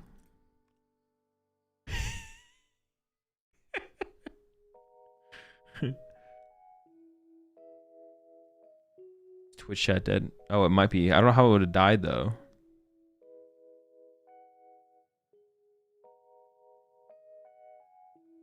Maybe it did die. That's happened before though, where it like dies and comes back. We skipped Sunfisk, I think. I don't know about skipped. Oh no, this thing is actually okay. I did see this. Lightning energy, 30 damage during your opponent's next turn. The defending Pokemon can't retreat. During your next turn, this attack, this damage does 100 more damage to the defending Pokemon. Yeah, it's not terrible. It's not terrible. But it does do damage, so it can't feel like it can't like infinitely trap. Team Rocket's Executor, 2 colors energy. Tricknesis. Flip 2 coins. If they are all heads, knock out one of your opponent's Pokemon. Nah. Trikinesis. Nah, it's Trikinesis. It's like double colorless, 150. This one also does 30 damage to itself.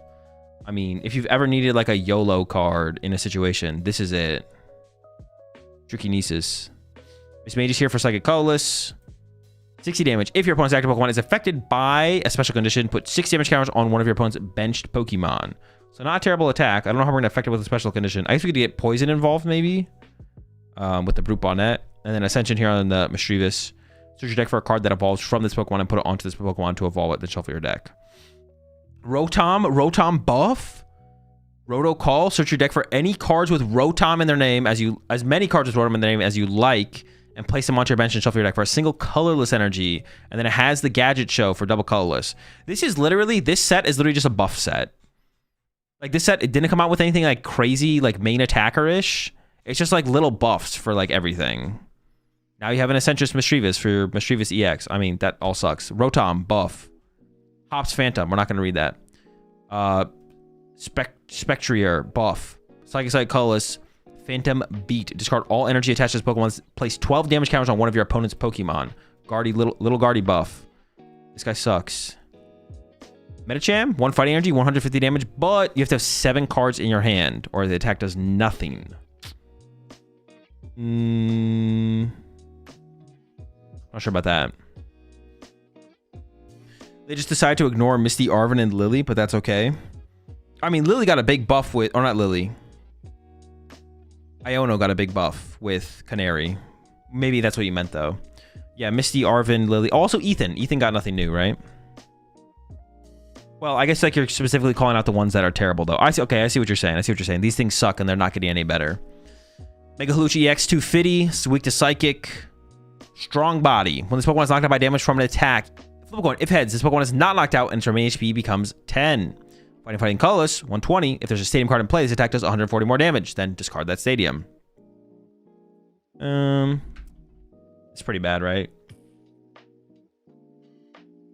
I mean, the ability is obviously good, but the attack is whatever, and the HP is also pretty low. Not enough. This guy, though, this is my guy right here. Tar Cannon for a fighting energy. This attack does 140 damage to one of your opponent's Pokemon if you have 10 or more basic fighting energy cards in your discard pile, which we do because we play Solrock and Lunatone. If you don't, this attack does nothing. We're just sniping, bro. It's just dead Monkey Dories everywhere. They're going down. Just Dory after Dory after Dory. Dead. Okie dokie. Settle the score. 80 damage. This attack does 60 more damage for each prize card your opponent took during their last turn.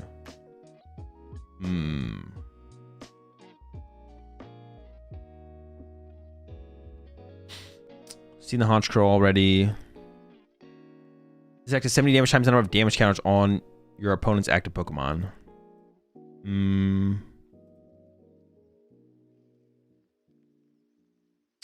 Mega Scrafty here. 330, stage 1. If this Pokemon is in the active spot, when it takes damage from an attack from your opponent's Pokemon, place 5 damage counters on the attacking Pokemon. And then Dark Colorless, Outlaw, Leg 160. Choose a random card from your opponent's hand and discard it. Then discard the top card of your opponent's deck. Bad Absol. It kind of just feels like it is just Bad Absol, right? The ability is kind of whatever. 160, you 2-hit KO most things. Takes 3 energy, so you have to play it with Toxtricity. You don't have a choice. Yeah, I'm not feeling the Mega Scrafty, unfortunately. If you have a Pancham on your bench that has any damage counters on it, this attack does 120 more damage for Dark Colorless. 2 hundo, play with Toxtricity, still seems pretty bad. Pecharunt, Last Chain. If this Pokemon is knocked out by damage from an attack from your opponent's Pokemon, search your deck for 1 card and put it to your hand, then shuffle your deck. And then the Mochi Rush for Dark Energy, 220 damage. This Pokemon's Mochi Rush does 70 more damage next turn. If you put a Mochi on this, and then poisoned it and poisoned the active, I mean, you can turn 1 do like 70, 90 damage with the stadium, right? It's not terrible. I mean, the other Petron's probably just better, but like then he hits for 50 more next turn. So 90 into 140. Might be swinging. King Gambit here. Attacks used by this Pokemon deal 30 more damage to your opponent's active Pokemon for each prize card your opponent has taken. Isn't there another decent King Gambit right now? I forget what it does. What does the other King Gambit do? Well, you can play this with... Relicanth. And then you can use this thing's attack. 50 damage, draw 2. And you can use this thing's attack as well. 10 damage. Decent is a stretch. Plus 30. Is it just plus 30 to the active? Any other conditions?